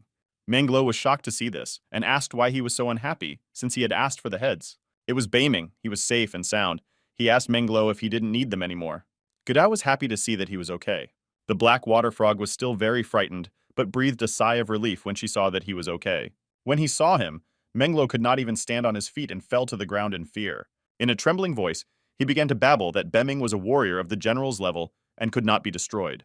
Watching them through binoculars, Jiang Shi laughed and said that this Chen Beiming, really interesting, managed to break through to a new level and even killed those killers. She said she liked him more and more, which made her want to destroy him even more. Menglo thought that even if he had become a warrior general, he was still only at the beginner level, while he was at the intermediate level. But suddenly the thought popped into his head that he could still beat him. He clenched his fists and told his men that they could still win if they fought. Suddenly, a winged, disfigured monster flew in from somewhere. It was Menlo's war animal, and he ordered him to tear off Beiming's head and bring it to him. This was a pterodactyl that belonged to the middle rank of the military general level. It is a rather ferocious beast, and it is known for its speed, and its existence is a real horror for lower-level animals. But it could only pose a threat to lower-level animals. Well rested, Singok was already rushing to attack, planning to quickly deal with this pterodactyl. It was as if a powerful cannonball had hit him at full speed. After receiving such a powerful blow, it immediately fell to the ground and did not even move its wings. Zhanshe looked at Snowball through binoculars. She said that she had never seen such an animal before, and added that it was very small and cute. Its speed and strength far exceeded that of a pterodactyl. It was a military-grade beast, perhaps even an ancient beast, Jinshe thought. She jumped down from the tree. Her desire to get a snowball was very strong. She said she couldn't wait any longer and wanted to get it right away. She suddenly ran off in the direction of the Beiming estate, much to the surprise of her henchmen. But her squad leader was not surprised because she had a strong weakness for cute animals. Beiming raised his dagger and asked Menlo if he was the one who wanted his head. He reminded him that he really wanted to get the trophy for his master. Beiming said that, unfortunately, he didn't succeed, but he could take his voice for himself. Suddenly, there was a strong flash in the air that distracted everyone. There was a lot of smoke around, and Beiming and Godao tried to see through it to see what had happened. Zhanshe appeared in front of them. She said she wanted to take their heads and, of course, take that cute little animal. Menglo, with tears in his eyes, shouted how happy he was to see her because she had come to save him. She lied to him that she told him that if things went wrong, she would come to his aid, and added that he was just a puppy who had just been brought up and could wag his tail to win his master's favor, but could not achieve good results. After these words, his good mood and joy immediately disappeared. Realizing that he was just being used, he got up and started running away with his men. Jiang Shi freely raised her hand and said that no one would disturb them now. She offered to keep her company and hang her a little bit. She pointed to Beiming and said that she had heard from Qin that he had great strength and that she had watched him and seen what he was capable of, so she hoped he could entertain her for longer. Then, with a crazy smile, they invited him to come over to her so that she could destroy him. Beiming was very impressed by the brazenness and self-confidence she displayed. Suddenly, another small explosion occurred under his feet. Soon he saw the hands that caused it. They were pointing in his direction. He was her servant and the leader of her squad, and like the chief of the Qin's guard, he was his mistress's first assistant and had magic. The Black Widow immediately assessed its power, saying it was the ultimate military-grade range. Godao started shouting and pointing at him, saying that he had allowed himself to attack Beiming in a sneaky way, and immediately offered his help to deal with him.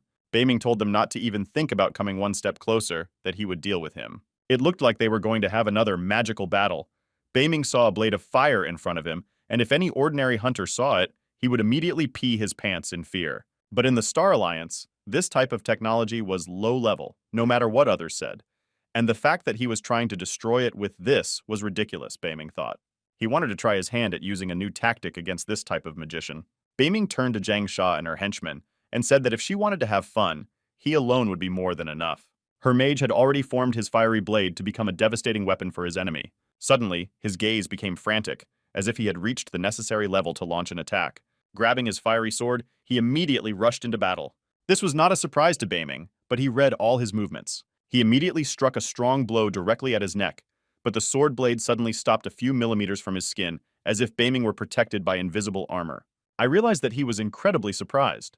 The blade of his sword was stuck and could not move. It was incredible, and it seemed like Beiming was simply invulnerable. Beiming easily threw his sword away, feeling a strong advantage and dominance over his attacker. When the sword blade passed over his body, it managed to damage his clothes, but his skin was intact. Gudao said that it seemed to him as if Beiming purposely allowed himself to be attacked, and tried to cut to test his abilities. Chixiong watched the fight with interest, as if she knew what was going on and how Beiming managed to do it. Sis noticed this and was surprised by her sister's reaction, but the servant Zhang Shi did not give up because he could not fall in the eyes of his mistress, and he had to fight to the end, even when the enemy had a huge advantage over him. This time Beiming stopped his sword with his palm with ease. He was shocked, he knew how to explain it and what was going on. Beiming, in turn, was just playing with it and testing his new abilities with it. The servant was furious, and he used his strength to the fullest to at least wound him, but it was all in vain. He thought that his fire blade could not be so easily neutralized.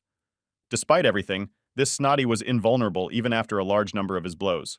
Beiming smiled and said, "I wonder if he hasn't already guessed who he's dealing with?"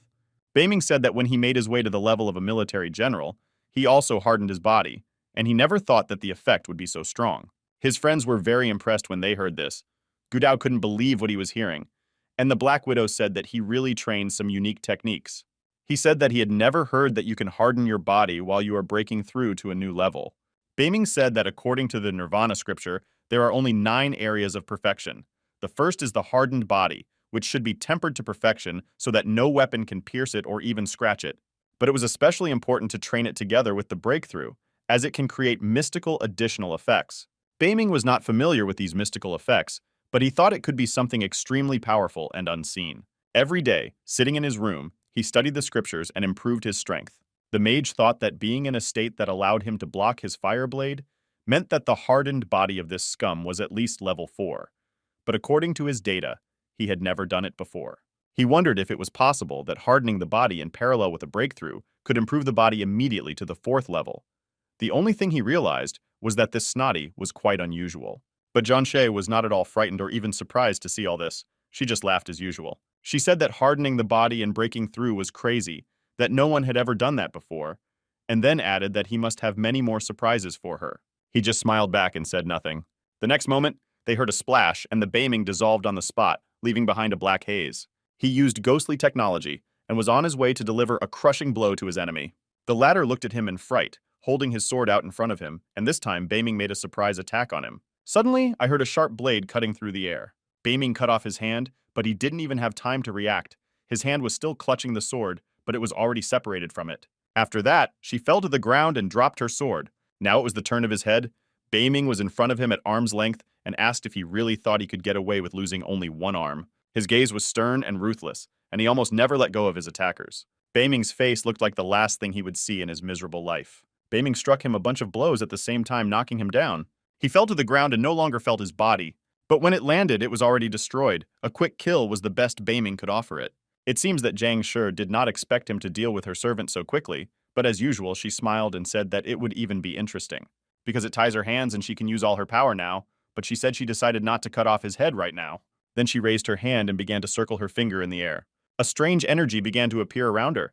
She said that he had a hardened body, and nothing could harm him, but she had something that could surprise him. Then she said that he should become food for her animal and give it his power. A real storm began to break out around her, with strange whirlwinds and purple lightning appearing here and there and filling the air with a strange aura. Suddenly, as if out of nowhere, a huge snake appeared. Its pale scales combined with red eyes could cause real terror. He crawled around her, looking at her enemies, waiting for his mistress to give him the order to destroy. Gudao said that it was a clumsy serpent, and there was nothing special about it, and even his animal could easily destroy it. Hearing this, the Black Widow looked at him and smiled and said that she had not heard that he had a war animal. Gudao was insulted by this frivolous attitude and said that he was a top-level hunter, and of course he had a war beast or two. Suddenly lightning also began to appear around him. The sky became cloudy, and thunder began to roll. He smiled and ordered him out. Immediately after that, a huge fierce thunder snake appeared. It was an impressive sight indeed, and since his friends had never seen his war beast before, Gudao immediately ordered it to attack the enemy. His blue monster immediately rushed to attack, opening its mouth and exposing huge Ikoa. It seems that Zhang Shi's snake did not expect to meet such a powerful enemy here, but began to hiss back, showing that it was ready for battle. Suddenly, the Gudao snake froze in place as if its tail had been pinched. But hiding behind his master, he made it clear that his confidence was disappearing, and he was very scared. The girls were disappointed to see this, and the Black Widow covered her eyes to keep from laughing. Gudao was angry with his snake and said that it had humiliated him. They were suddenly attacked by a white electric arrow that hit the ground at their feet. Gudao and the Black Widow were amazed, as they had never seen such a weapon before, and the arrow seemed to create an electric field that prevented them from leaving. It was an arrow from Zhang Shi that she shot from her crossbow and said that they were small fish that should not interfere and spoil the dinner for her snake. She turned to Beiming and said that they were finally alone, and then said that he had only two options: jump into the snake's mouth or be beaten by it. Beiming smiled and replied that both options were not bad. She saw that she could not frighten or impress him at all, and asked him if he thought he had any way out. Beiming attacked her, saying that he would simply destroy her and go on with his life and do his own thing. She seemed to be waiting for that all day. She jumped away and immediately shot him with an electric arrow from her crossbow. It was much harder to react to an arrow shot than to a sword strike. When Gudao saw this, he laughed and said that even the old man's fire blade could not harm Beiming. Does she really think that some arrow can hurt him? She just smiled back, knowing that her crossbow with arrows and razy was more powerful than the old mage with his fire blade. Beiming has already had several magical electric arrows flying at it. He saw that these arrows were not meant to hit his body. They formed a magical chain of fire between them, which was supposed to shackle him and immobilize him. It was a very clever maneuver, but friends like Beiming himself did not expect it. In a moment, he was already chained in chains that did not allow him to move, but it made him very angry. Immediately after Beiming was chained, the snake made a lightning-like dash in his direction to swallow him immediately. Gudao and all the others were closed by the energy barrier and could not help him. Suddenly, everything seemed to go dark, and lightning and sparks began to fly across the sky, and you could hear the blade of a dagger breaking metal chains. Beiming's clothes were still smoking from the hot chains, but he had already freed himself and taken a fighting stance, preparing for another attack. Zhang Shi was amazed by this because she thought it would be impossible to get out of such a mess, especially since he was chained, and her snake had sank its fangs into him when he stood still. But soon afterwards, Snova laughed and said, "Is he still fighting?" This time, Beiming stabbed her with a dagger, trying to cut her, but she skillfully dodged, leaving him with nothing. She dodged by circling around him and firing her crossbow. This time, several arrows hit the ground at his feet, and Beiming thought she was trying to use another barrier to restrict his movements. Besides, he thought that the chance that it simply missed was too small. She smiled and asked him if he thought she had missed or done it on purpose. She reminded him that she was only playing with him, but it was another mystery to him. Meanwhile, gambling battles were already beginning in the Colosseum. The chairman and organizer of the games sat on his throne watching the crowd of chanting people. Yuan and his son were also watching from their seats. Representatives of the Wang family, represented by Chen and his sister, were present there. The audience could not wait and asked each other how long they had to wait and when the games would start. Fen and Qin were waiting for the start along with everyone else. Feng was approached by one of the young masters, who smiled and said that he and his brother had come here for the sake of gambling and that they would have to wait for a long time, Wei Tianzhan. Qin replied that the start was soon, but they would start when everyone arrived, and now they could enjoy a cup of tea. Wei smiled and said that unfortunately they don't have much patience. His brother said that he agreed with him, but they shouldn't annoy them with this. It was his older brother, Wei Tianqin. They started to bug Fenya because he hadn't prepared everything so well. But in the end, Tianchen said that he would trust him this time, but for now he could offer him tea, but warned that if it didn't start after he finished his tea, they were only waiting for some small fish. He threatened them that something unpleasant would happen to them. Fen just covered his eyes and listened patiently to his threats. Meanwhile, the fight between Beiming and Zhang Shi continued. Gudao and Black Widow tried to get out of the energy trap that Zhang Shi had made, but so far they had no luck. They realized that this could not go on for long and that Beiming needed help. Since he was already inside the snake's stomach, Beiming plunged his dagger into it to cut his way out. It was very dangerous to stay inside this monster, so he had to get out as soon as possible. Beiming reached his mouth and once again stabbed him in the jaw, forcing him to open his mouth. Zhang Shi watched his struggle with joy and asked how much longer he would be able to survive. At the same time, she was thinking that we would never have guessed that he would be able to counterattack in such dangerous circumstances. For him, anyone in his place would have given up long ago. But in fact, it was quite difficult for Beiming to fight her and the snake at the same time. The snake tried to swallow him, but he grabbed its fangs and kept his jaw closed. This left his body defenseless against her crossbow, but she could shoot him with a missile. While Beiming was desperately resisting the snake, it aimed an arrow straight at his heart, and in a moment it seems that nothing else can help him. But suddenly she heard a strange sound that immediately distracted her. A small ball was flying towards her at full speed. But as soon as she pulled the trigger on her crossbow, he knocked the weapon powerfully out of her hand. But the arrows had already been fired and were flying towards their target. Luckily for Beiming, they hit the snake right in the eye, and he began to scream loudly. At last, the serenity disappeared from her face, but she was terrified that she could blind her own snake. Beiming thought that this was the moment when it all started for him. but now it is his turn to set the pace in this battle. He saw a blinded monster screaming in pain, and he had to take advantage of this moment and destroy it before it came to its senses. Baming immediately used a Shadow Strike, an extremely strong and powerful attack that should have easily sliced through its tough scales. Once he was above the monster, he ordered his dagger to cut, but the serpent seemed to be waiting for him and opened its mouth right under Baming. A little more and he would have hit him in the mouth, where he would have pierced his body with his long fangs. Baming saw that the snake seemed to have regenerated, but the snake was intact.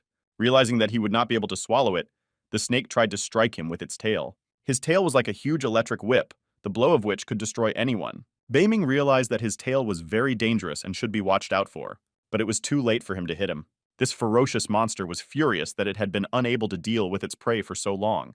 Baming, having fallen and hit the ground hard, had already regained consciousness, and standing near a small rock that had appeared as a result of the snake's destruction of everything around him, he screamed and addressed the snake.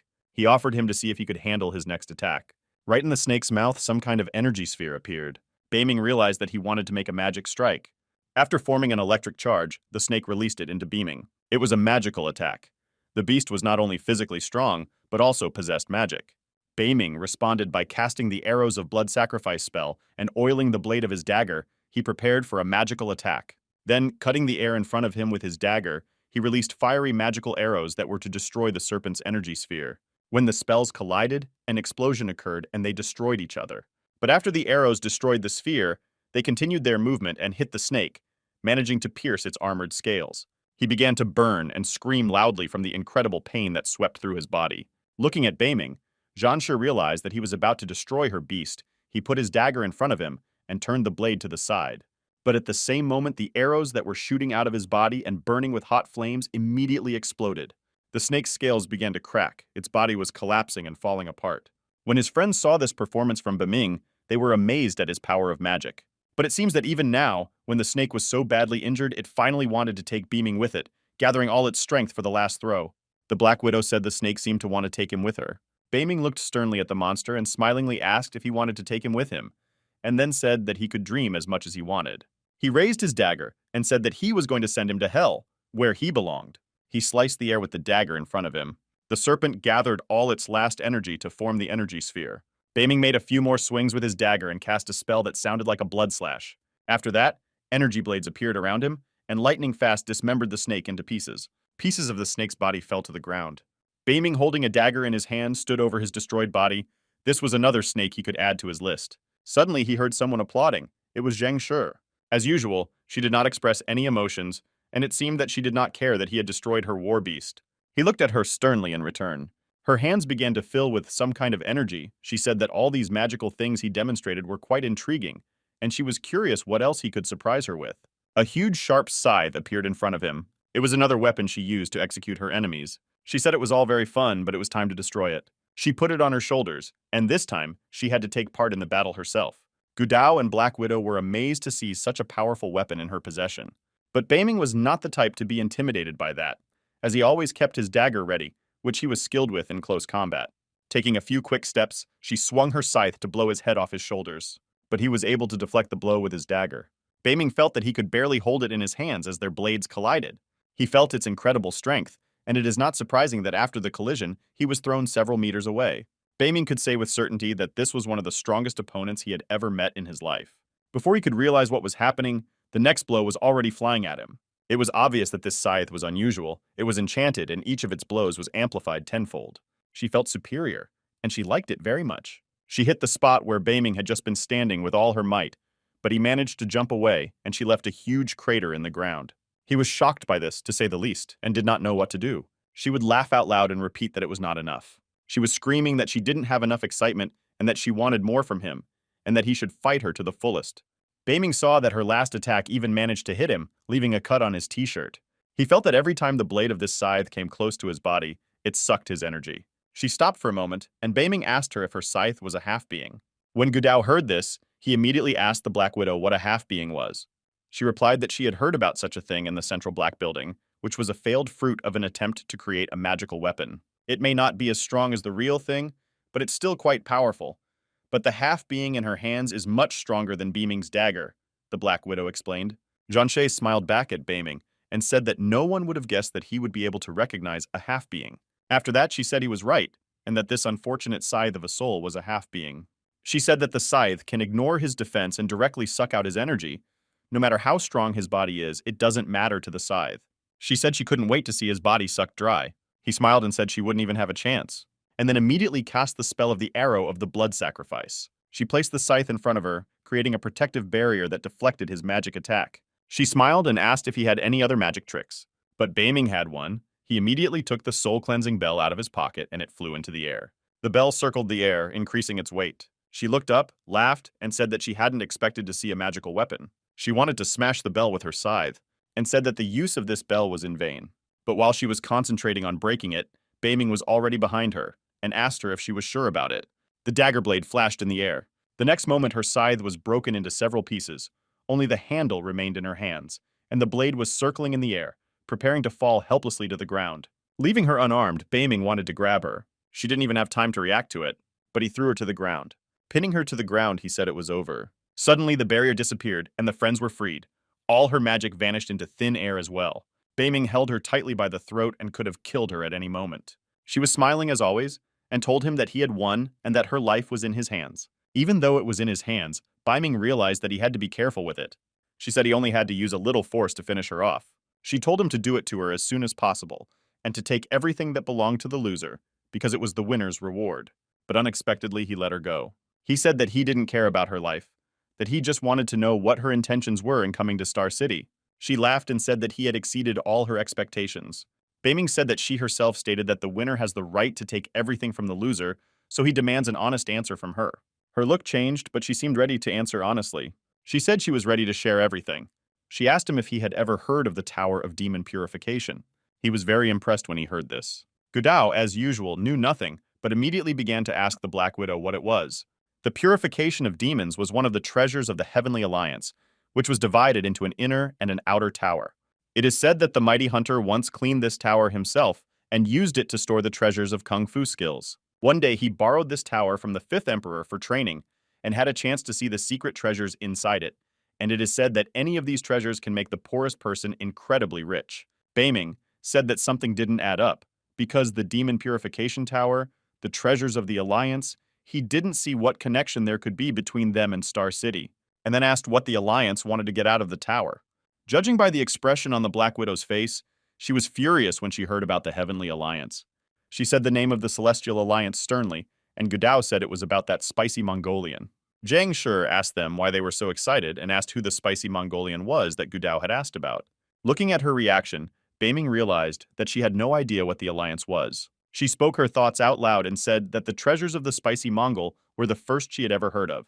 But she only knew of the treasures of the Demon Purification Tower, which belonged to the Phoenix family. She asked Baming what exactly this Mongolian wanted to do with the tower. Upon hearing this, Baming wondered how the treasures of the Alliance came into the possession of the Phoenix family, and then asked her what Fen's plans were for the tower. She started laughing when she heard this question. She replied that his main task is to conquer Star City. Meanwhile, Tianqin was talking to his brother, who said that Fen was only the son of a concubine and he could not match the skills or status of the others, but he also aspired to the throne of the Lord, and warned that he was ready to use any methods to do so, and if he succeeds in the city and wins the war against the Demon City, he will have a much better chance of becoming a lord, Tianqin said. After that, his brother asked him worriedly if they were just being used. In response, Tianqin only looked at Feng with suspicion. He said that they needed to be very self-confident to do this. He said that his goal was to get the tower. If they get the secret treasures from the tower, it is unlikely that they will be able to use them after that. But Tianzan reminded his brother that the tower had belonged to the Phoenix family for several years, and that they might have taken all the treasures long ago. He said that the Phoenix family had been trying to get this tower for many years, but they only managed to get the outer tower. On the other hand, only the first 3 floors were investigated. He said that in this way the tower was still almost full, and that he might be able to find treasures even more valuable than those found before. After that, he folded his arms and said that only 15 minutes had passed, and he could still relax and enjoy the show. Gudao was furious, and asked why this internal struggle of the heavenly city of Phoenix could also drag Star City into it, why there were so many secrets around it all, and they were the last to know about it. The Black Widow turned to Zhang Shi and asked if this was just a continuation of the family conflict, why she was taking part in it, since she was essentially a stranger. She laughed and said it was just for fun, and judging by the results, it was worth the time. After that, Biming said that she could leave now because he didn't want to know anything else, and she seemed to be offended by this. The Black Widow and Gudao asked him in surprise what it meant to leave and whether he was really going to let her go after all she had done. She laughed and told him that she would not let him drive her away. She started pointing at him and saying that after what he did, she couldn't just leave. She said that his fluffy nanny stole her steel monster, but if she returns to the clan completely unarmed, she won't be able to explain what happened. Baming asked her what would happen if he destroyed her steel monster. She replied that this way she would stay with him forever. Baming scratched his head and said it was nothing. Snowball jumped off the steel monster and then kicked him. But he landed at Zhang Shi's feet, and Baming said he was giving her back her beast, and now she could leave them. She looked at the Snowball with a delighted look, as if she wanted to throw herself at it and kiss it. But she still managed to grab him and hug him, saying that he was very cute and she didn't want to let him go. Baming thanked the Snowball for not destroying that monster, because if Zhang Shi had stayed with him, his life would have been destroyed. But one way or another, she was in his debt. Suddenly, she threw a package into his hands. She said that he might think it was a gift for letting her go, so now they are even. She said that if he was in the next place in heaven, he should find her, and then she would tear him to pieces. After that, Snovu laughed out loud and left them. The friends were incredibly happy to finally be able to bake it. Baming opened the package and saw that it contained elixirs and half body. He picked up the ball that was lying there and looked at it curiously. He'd never seen anything like it before. He felt that this ball immediately began to absorb his power, and this absorption was much more powerful than the scythe of the soul. He realized that it was undoubtedly a half-body. He realized that he could not let go of her, but if he did not only his power would be consumed, but even his flesh. I saw that it was the Black Widow who was frightened. She told him to be careful. It was a legitimate half-body, and she reached out to take the ball from his hand. The ball immediately tipped over on her. It was very painful and unpleasant. She screamed and said that the balloon began to absorb her blood. They didn't know how to stop it. Baming said that everything was fine and it was cleansing itself. It seems to have acted differently in the Voda. Baming said that he believes that the material of the half-body influenced the birth of the spirit. Most half-bodies of this class can choose their owners, and other people can't use them. And that's probably why this little witch didn't use it. The Black Widow was surprised to hear that she had chosen her. Baming remembered that the Black Widow Jian's family lineage was a big secret. The reason the Alliance was holding her brother hostage was to investigate him and learn his secret. Perhaps it was also due to the fact that the half-body chose her. It looks like the artifact was finishing cleaning. Suddenly the ball became transparent and inscriptions appeared on it. Baming said it was the language of the ancient Shura tribe. Gudao was surprised to ask what kind of tribe it was. Baming explained that this was a long-forgotten tribe, and compared to the others, the group was relatively small. But the weapons they forged were incredible, and it looks like this ball was also created by them. The widow also recognized the seal of the tribe in this inscription. Baming was amazed. The mystical weapon that had been forged by the blacksmiths of ancient Shura was now in front of them. The rarity of this artifact was very difficult to overestimate. But Baming was still watching this ball with disbelief when Shui called him. She said that the girl had left a bag of things. And indeed, at her feet was a large sack filled with something. When they opened it, they saw highly skilled weapons and elixirs inside. Baming smiled because she didn't even warn him if she was going to leave such gifts. Baming immediately offered to divide it all between them. Chixiong said she wanted to take a dagger made of firestone. Gudao and Sis collected a bunch of elixirs and were incredibly happy about it. Wu took the Bula Wu and said it looked good to him. Baming was pleased that everyone was able to find the things they needed. Suddenly, they saw uninvited guests in front of them. The Black Widow and her new artifact were ready to test their new powers. It was Luo. He said that he had come here on the orders of his masters, Feng and Qin, to inform the participants that the fighting would begin soon and that they should hurry. He said that participants who are late or refuse to participate in the fight will get what they deserve. Baming said that he knows and they will definitely arrive on time. He gave him a kind of aggressive look when Baming answered him. But it was not surprising how many treasures he saw in his hands that had been in Zhang Sha's possession before. He was still silent and didn't answer anything. Maybe he was going to attack him, but he suddenly turned and left, saying that he was saying goodbye to them. Baming smiled and said he didn't think so. Then he told his friends that they should leave. Fen and Tianqin were still sitting and waiting for all the participants to arrive. Tianqin turned to Feng and reminded him that he had asked him to wait only 15 minutes, but he had already had 8 cups of tea in that time. After which he asked, "Are they playing with them, but nothing is going to happen today?" Luo heard this conversation, and he seemed to be unhappy that Tianqin allowed himself to speak to his master in such a tone.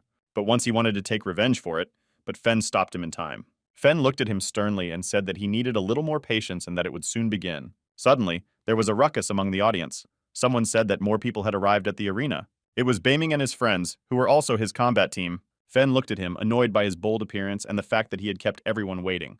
Jinshe was there, and she smiled when she saw Baming arrive. Fen said they had finally arrived, but he thought he wouldn't be able to see them today. He said that since everyone was present, they could begin. Suddenly, someone shouted that he should be detained. Tianzhen saw Beiming's squad and turned to Feng and asked, "Did they really make them wait for this garbage?" Gudao told him that for such words he could take off his head, calling him an angel's head. He began to bark and say that a dog like him would not dare to bash his angel's head in. Tianzhen was sweating with indignation, but his brother ordered him to shut up. He immediately realized that they were not the kind of people who would give up. But he did not show it, and told Beiming that he thought they were waiting for someone more special. He raised his hand and began to show some tricks, saying that they made all these Gordas wait. A bony, ugly demon appeared behind him, but he asked Beiming if he could somehow explain his lateness. It seems that he was able to scare the girls with this demon. The Black Widow said it was the python of the 9 dead. The family leaders present saw this and said that it was no wonder he was called the Young Lord of Death, since even his fighting spirit looked terrible. Beiming looked at him with a stern look and said, why the hell should he report to him? Then he smiled and asked if he wanted him to cut off the head of his python. The Wei brothers' faces immediately twisted after Beiming's bold response. Tianqin began to grind his teeth and asked with hatred if he was tired of living. After that, he immediately attacked Beiming with his fists, shouting for him to get lost. It wasn't the most successful attempt to attack him, but Beiming didn't even bat an eye. He was immediately stopped by Fen, who grabbed his hand and tried to hit him. Now he was looking at Feng with hatred, and in just a few minutes, Tianqin had several mortal enemies. He immediately tried to kick him, and they stopped him for his insolence. But Fen easily parried this blow, stopping it with his palm. He ordered him to calm down immediately. He flew off a few meters after Fen stopped him. He immediately took a fighting stance, expecting a retaliatory attack. His ugly python circled around him, waiting for him to order an attack. But Tianqin did it, and Fen kept an eye on his morale as soon as it appeared. But if this attack had happened, it would not have been unexpected. In the end, Fen said that they were here because of the gambling, and if there were any disagreements, he suggested that they leave it for the end of the battle. Tianqin said that only this would make him stop for now, as he had waited too long for these battles. But Beiming was already up to something, and Gudao noticed it right away. Fen turned to Qin and ordered him to immediately move some junk. A moment later, Qin returned with some strange things. After dumping them on the table, Beiming immediately recognized them as demonic contracts. Then he began to carefully lay them out one by one. Fen began to announce the rules and say that each family sends a member, starting with the subordinate cities and cities functioning as a camp, after which the member enters the demon purification tower. But whoever reaches the 9th level of the tower and brings the flag he left there an hour ago will be declared the winner, Fen said. The prize for the winner was a demon purification tower, and those who lose will become slaves of the Fen family forever. After the selection, the participants will sign a contract with the demon so that no one will back down. The young men who had been sent by the heads of their cities in battles did not know this, and were unpleasantly surprised to find that they were to become his slaves forever. Suddenly, Qin noticed something was wrong. Qin quietly turned to Feng and whispered something in his ear. He said the preparations were incomplete, as one contract had disappeared. Everyone present began to discuss the fact that these Cretans had lost the contract. Many did not know that the condition was that if they lost, they would become slaves, and some were already thinking about withdrawing. Fen turned to Zhang Shi to help him find him. She smiled and said he could rely on her. She walked out into the crowd and began to scrutinize everyone. Then she raised her hand and pointed at someone, saying that she chose him. She pointed to Henho, the leader of the Hen family, and said that he was a lucky man and made him happy that he would be participating in gambling battles. She made him understand that he could not refuse. She struck him a powerful blow to the chest, after which he fell to the floor dead. When Lao Gu saw this, he called her a witch and asked her what the hell she was doing. Fen said that the number of contracts was now the right amount and they could continue. Gudao saw what happened with his own eyes and started yelling at Feng, calling him an oppressor. Beiming raised his hand and ordered him to calm down. He said that after the battle he would pay for everything. It was hard for Gudao to deal with his emotions, but he agreed. Beiming addressed the heads of the families and said that everyone was in town. Star City has a quota of 15 participants, and he plans to take 4 spots from the Ocean Delight estate. Beiming asked what the other chairman thought about this. Yuan told him that others wanted to avoid participating but couldn't, and that the fact that he was so impulsive was a good thing. Lao approached Beiming and told him that he should be careful with representatives of families from Tianfen. Beiming said that he understood everything, but he would still have to ask them for choosing his sister and brother. Lao said that since their father was still alive, no one could even harm them, so this task was too difficult for Tom. Sis also wanted to take revenge on her sister Qing, but she couldn't wait. Fen invited everyone to start signing contracts. Beiming also took one contract and began to read carefully what it said. As soon as he unwrapped it, he smelled a strange familiar odor. It was like the smell of alchemical compounds. Gudao began to complain that the contract stinks so badly that he can't even read what it says. The The Black Widow also looked at the contract in confusion. Beiming said that these are the words of headless demons. The smell they smell now belonged to a decapitated demon, and the text that was written on it was written with the blood of a demon. He said that even if only a small part of the spiritual power associated with the contract leaves its mark on their souls, and if the contractor violates the contract, it will have serious consequences for him. Even Imperial-level hunters can't handle the punishment after breaking a contract with a demon, so it's often used for such cases, Beiming explained. Reading the contract, Gudao was not happy about being dragged into this, and said that these headless demons, even when they turned into a puddle of blood, could still curse people.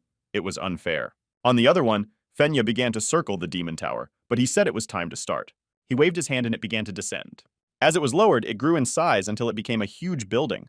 Beiming and all the participants of the battle watched this magical spectacle with admiration. Fen addressed the representatives of the families and said that when they finished preparing, the participant of their choice could enter the tower. When the tower descended and found itself in the center of the Colosseum, 8 portals appeared in front of it, 1 portal for each family of the participants. Gudao approached one portal and started pointing at it, saying that it was the first time he had ever seen a door of this type. He was about to poke his finger right in, but when he touched the portal, he felt that he could no longer pull his hand back. Eventually, he was sucked in completely while screaming in fright. Beiming began to worry about his friend and rushed after him to pull him out, but it was too late. He tried to log in, but felt that something was preventing him. He thought it was strange because he had never encountered this before when he saw similar portals in the Alliance. Zhanshe noticed this and went to Beiming and told him it was a waste. She said that one day someone came through this door, and after a while the door would close forever, and if he hurried, he could catch up with his friend. But she also added that there is a possibility that even if they enter the same door, they may still end up in different places. Beiming thought it was not a good start. The Wei brothers were also standing and watching the portals. They couldn't wait to get started. Tianqin said that such opportunities do not come along every day and that he had to leave right away. He took a few steps forward and began to disappear into the portal. Luo was about to go in too when Fen called him and asked if he remembered the map. He said that when he entered the tower, they would be thrown out at random, but if you don't memorize the map, it will be easy to get lost. And even if you have an imperial rank, you won't be able to get out. He replied that he had nothing to worry about because he had carefully studied the map, and wherever he teleported, whether it was a mountain of knives or a sea of fire, he would still be able to find the right path. Fen gave him the map and told him to take it anyway, just in case, but to make sure no one saw it and stole it. After that, he thanked him, bowed down, and said that he was his slave and he would not dare to dishonor him. Then he smiled and said they had to go. He glanced at the Dongfang sisters. He warned them and told them that they could not go through the same door and that there could be no joint work. Beiming also addressed the girls and told them to be very careful. Sizz started to get mad and said that he must be crazy because their opponents had prepared in advance, and if they met them during the battle, they would easily destroy them. Chixiong said that even if they went together, it would be very difficult for them to face their rivals one-on-one, and they could not rule out that the rivals had made a secret alliance with each other. She said that if they each went their own way, including the traps and monsters inside the tower that would be waiting for them, they could be sure that 2 of them would still be able to reach the 9th floor. Beiming looked at her and said that only she could understand his plan. Unlike the crazy girl who only knows how to complain, Beiming said, alluding to Sizz. Tixiong then turned to the Black Widow and asked her what she thought about it. She said that she agreed that they should go their separate ways, and even if they meet other participants along the way, they should try to defeat them and leave them behind. Sizz Znovu started screaming and threatening Beiming, saying that if something happened to her sister, she would not forgive him even after she was destroyed.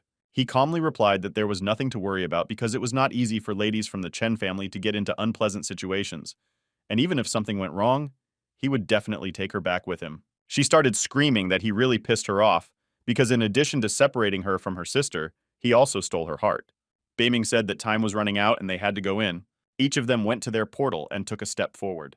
They exchanged a final glance, as it might even be the last time they see each other. The Black Widow and Chixiong began to disappear into their portals. Suddenly, someone called Beiming, officially calling him Young Master Chen, and he turned around to see who it was. It was Z and his brother Chen, surrounded by their guards. She gently looked him in the eye and told him that everything that happened before was completely their family's fault.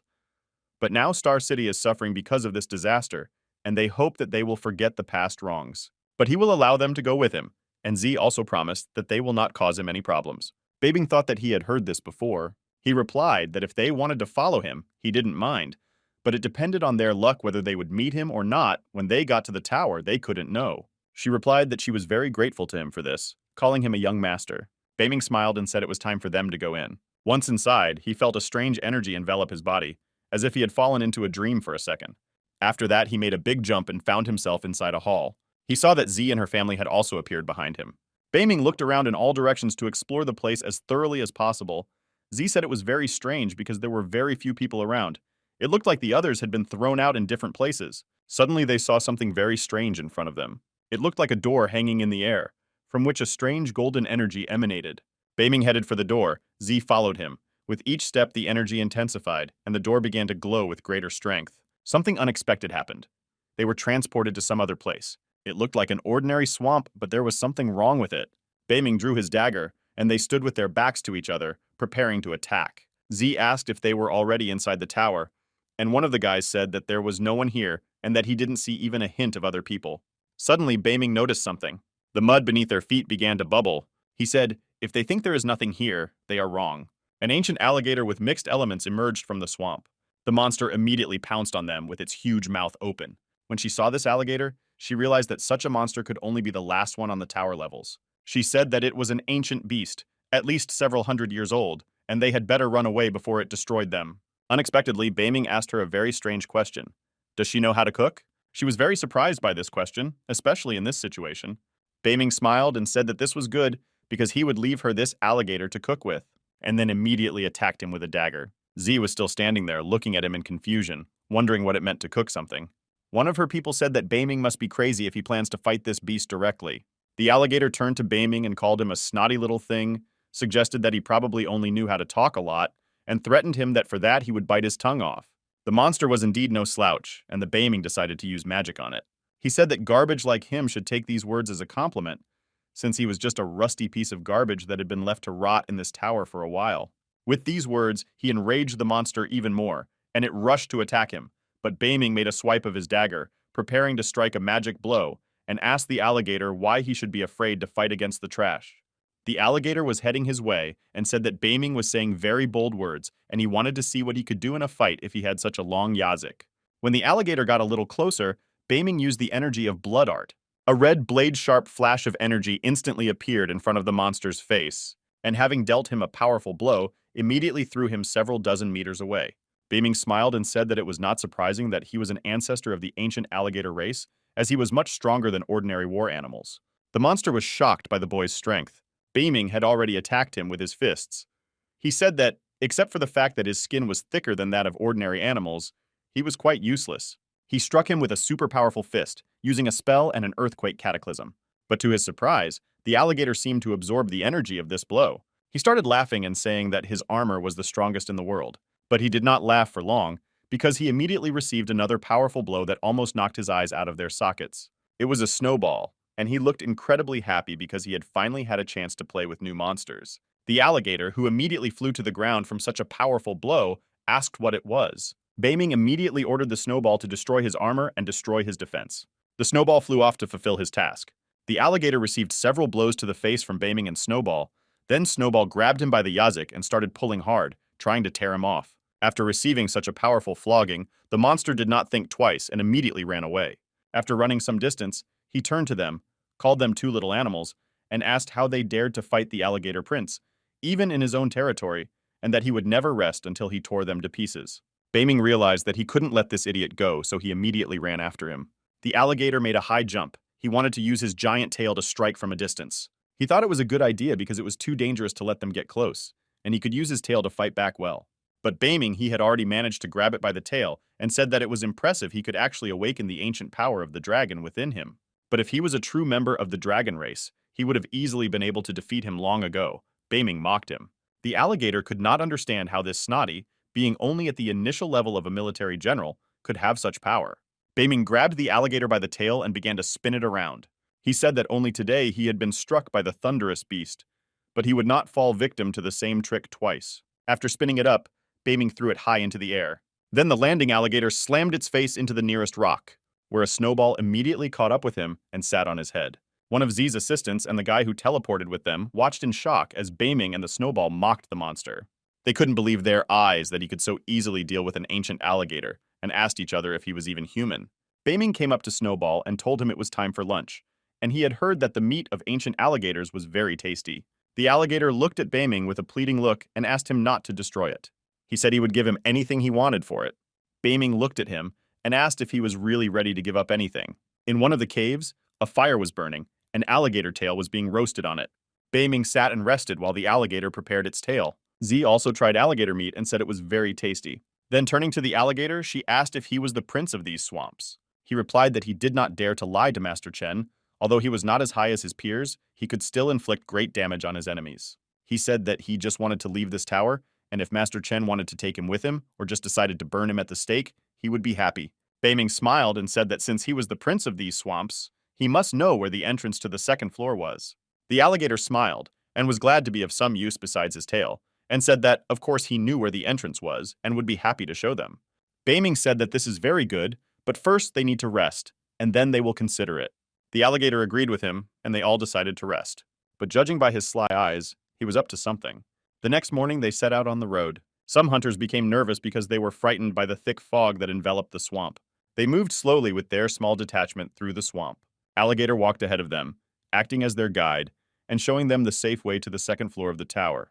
Z turned to Beaming and asked if they could really trust this alligator. He smiled and said that ancient alligators are known for their rough disposition and will do anything for revenge. But he would be stupid to believe the words that came out of this monster's mouth. Baming said that he was just curious what tricks he had come up with in the meantime to get back at him. Z thought that Baming was a psychopath. The hunters asked the alligator how much further they had to go, as they had been walking for quite some time. He said that there was only one more street to go around, after which Zerk shot them his sly look. The hunters looked at each other and decided that the alligator was trying to stay away from them, and one of them offered to chase him. Z noticed that something was starting to happen, and suddenly someone shouted that they saw something. At the edge of the swamp, they saw that they had reached a large temple. They got scared and asked each other in confusion what the temple was doing inside the tower, and the alligator disappeared somewhere. Suddenly, several large monsters appeared from the fog, one of them saying that they had prepared some delicious dishes for him. One of them even said that he saw a woman and that their meat was much tastier than the men's. Some of the hunters got scared and started shouting at them to show their faces. A large bear armed with an axe immediately jumped out of the fog. He immediately found himself in front of a hunter who demanded to see his face. The man's face immediately showed incredible fear and fright, because the monster was in front of his nose in a second. It was the king of the mountain bears, a huge beast armed with an axe, standing and smiling, satisfied that he could scare these people. Z immediately realized that he was of a higher rank of military level, on par with ancient alligators. The alligator was hiding behind a rock and smiling smugly, as if his plan had worked, but he led them right into a trap. Then he went up to the Bear King and said that these were the people he had told him about. The King of Bears immediately grabbed him by the neck. The bear began to shout at him, asking why he had brought these people to the king's temple to fight, and accused the alligator of forgetting their rules. Baming wondered what rules the bear was talking about. Alligator began to justify himself and say that he was forced to do it. These people were very arrogant, especially the one who was in charge of them, he hinted at Baming. He said that Baming was very strong and also humiliated him and drank his blood, so he had no other choice but to bring them here to get help.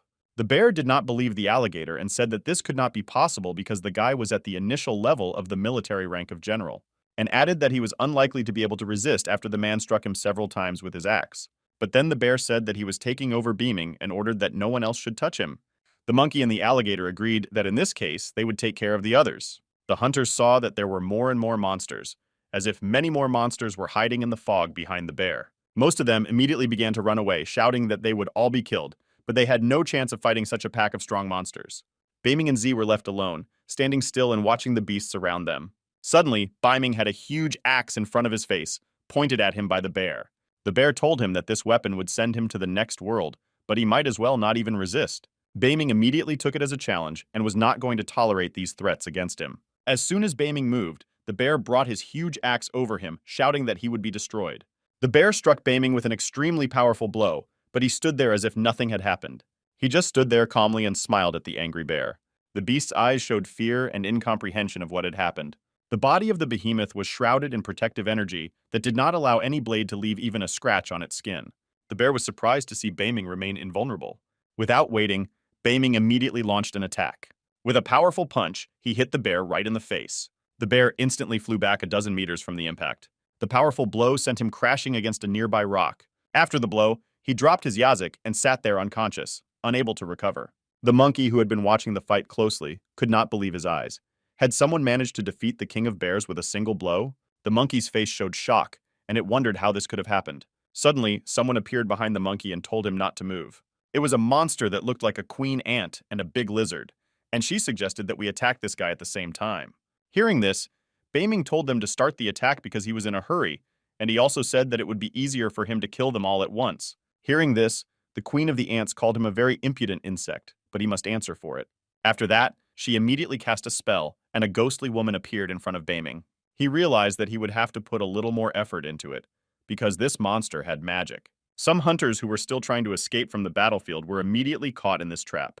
But while the ant queen and the lizard were trying to gather all the people together, he was already above them, holding a dagger and preparing to cut off the head of each creature. The speed of the beaming is its great advantage over these large and clumsy creatures. But the queen managed to notice that something was happening behind her back, but it was too late. Baiming stabbed her very hard with a dagger right in the back. Meanwhile, the lizard jumped out to stop him. She started screaming loudly in pain, and her confidence immediately disappeared. The so-called Monkey King was still sitting there in shock, not daring to help his friends, unable to understand what was happening, and at the same time marveling at the power of Baiming. The Queen of Ants immediately fell to the ground, exhausted, and it seems the injury was quite serious. She tried to get up, but Baiming had already landed next to her. Suddenly, he heard some strange words from someone who was speaking to him in paranoia and rapidly approaching him. The king was the Monkey King who was flying at him with his fists. He finally dared to attack, saying that Baiming had taken on too much. But he easily dodged the monkey's treacherous attack from behind. The monkey was amazed at how he managed to dodge, since no one had ever managed to escape his attacks before, especially since he attacked when he did not see him. But his actions made Baiming even more angry. But while he was struggling with the monkey, the lizard was already approaching him, and it began to release some kind of mucus from its mouth, similar to acid, which it used to try to hit Baiming. Streams of mucus immediately flew in his direction. But Baiming immediately reacted to this, and only smiled at this attempt from the green slug. He immediately grabbed the monkey's hand and decided to use its body to cover himself. He shielded himself from the sourness by monkeying with it in front of him, so when the mucus crawled over her, it immediately began to eat away at her skin, and she began to scream out loud in pain. A few seconds later, the monkey was completely burned out. Seeing what happened, the hunters were even more frightened. Seeing this, a snowball immediately appeared near the beaming. It was a good opportunity for him to finish off the monkey and eat the kernel. The snowball flew up to the monkey and immediately struck it hard. This was enough to finish her off. When the lizard saw what happened, it was shocked. But she was not embarrassed by the fact that she had destroyed the monkey with her acid. She was more impressed by the fact that the snowball could finish it off with just one blow. Baiming approached the lizard and said, "Looks like it was the last one in line," and shaking with fear began to slowly retreat. But there was no stopping Baiming, and he reached out to her with a frantic expression on his face. I heard the terrible moaning of foot and mouth disease, and then suddenly everything was quiet, and only a light breeze carried distant sounds over the swamp. This was the last monster that was waiting for them. Most hunters who witnessed what happened thought that Baiming had too much power. Suddenly, they heard another terrifying voice asking who dared to mock the god of tigers in his temple. Surprisingly, some of the monsters were still alive. One of them was the queen of the mule ants, and she was extremely happy when she heard the voice of the tiger god. Baiming also realized that things were far from over, and that it would be worthwhile to work harder. A huge tiger appeared outside the palace walls. It was the soul-consuming god of tigers. Slowly, he approached Baiming and Z, looking carefully into their eyes. But Z looked deeply for traces of fear, but there was not even a hint of it in their eyes. It seems that Baiming was familiar with him, but he remembered him under the name Lord of the Tigers. Her Majesty, the Queen of Ants, immediately crawled up to him, complaining to him that these horrible people dared to attack them. He also noticed that the King of Bears was lying behind him, stretched out on a rock. It seems that what he saw did not make him very happy, because all his servants were defeated without a chance. Suddenly it released its claws and sent its mighty arm into an attack. He stabbed it right into the bear's chest, right where its heart was, and then tore it out with a furious rage in front of the queen ants. Holding a bear's heart in his hand, he said that they could not even defeat these insects, and crushed it and said that they were useless. She was very frightened by this, but apparently realized that she would face the same fate. She fell to her knees in front of him and asked him to save her life, explaining that they had lost because these insects were too powerful. In her pitiful speech, she even mentioned Snowball, saying that this furry ball could destroy the Monkey King with just one blow. The Tiger Lord was amazed by this story. He looked at the snowball and was surprised that this creature was able to defeat the monkey. He thought that perhaps it was some ancient extinct species of animal. When the Queen of the Ants finished her story of her shameful defeat, the tiger laughed and turned to Baiming, saying that they had managed to defeat his servants, and that it was impressive. He said that because of this, he would be lenient with them and even let them all go, but on one condition. Baiming and Z were very surprised to hear this from him. But Baiming realized that it couldn't be that simple, and immediately asked him if he had any requirements, he should just tell them. The tiger said that all his subordinates were of a high military general level, but he was still able to defeat them, and if he let him go, it would not be fair. He suggested that Beiming divide Snishka's spiritual blood and give it to him, and in this case they could forget about everything that happened today. When the Snowball heard this, he was very angry and wanted to attack the shaggy cat. Z immediately told him that he shouldn't do it, but if he gave even half of Snowball's blood, the tiger's power would be stronger in Z's eyes, and he wouldn't miss the chance to finish them off. Z said she could see that his bloodline was very pure, and if Tiger hadn't been locked up here, his cultivation level would have been above the demon imperial rank. And most likely in this way he wants to increase his energy to use it for liberation, but Beiming is in no way going to agree to this, Z said.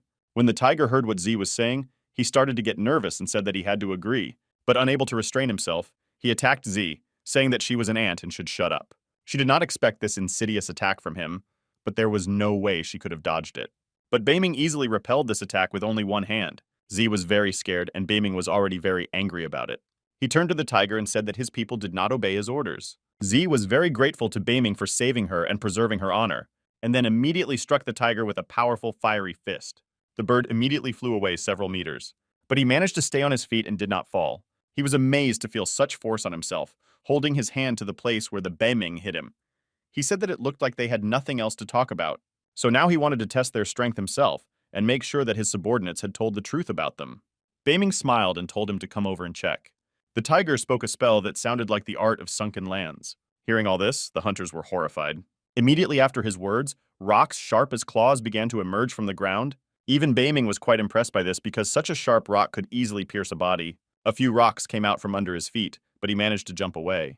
In addition to its terrifying physical strength, the tiger also possessed no less powerful magic. Rock after rock emerged from the ground, trying to hit Beiming. He thought that this magic was quite strong and powerful, and he had to come up with something immediately. Several more rocks rushed towards Beiming as if to catch up, trying to put his body on the sharp end, but suddenly there was an explosion in his place, leaving only a pile of black smoke behind him.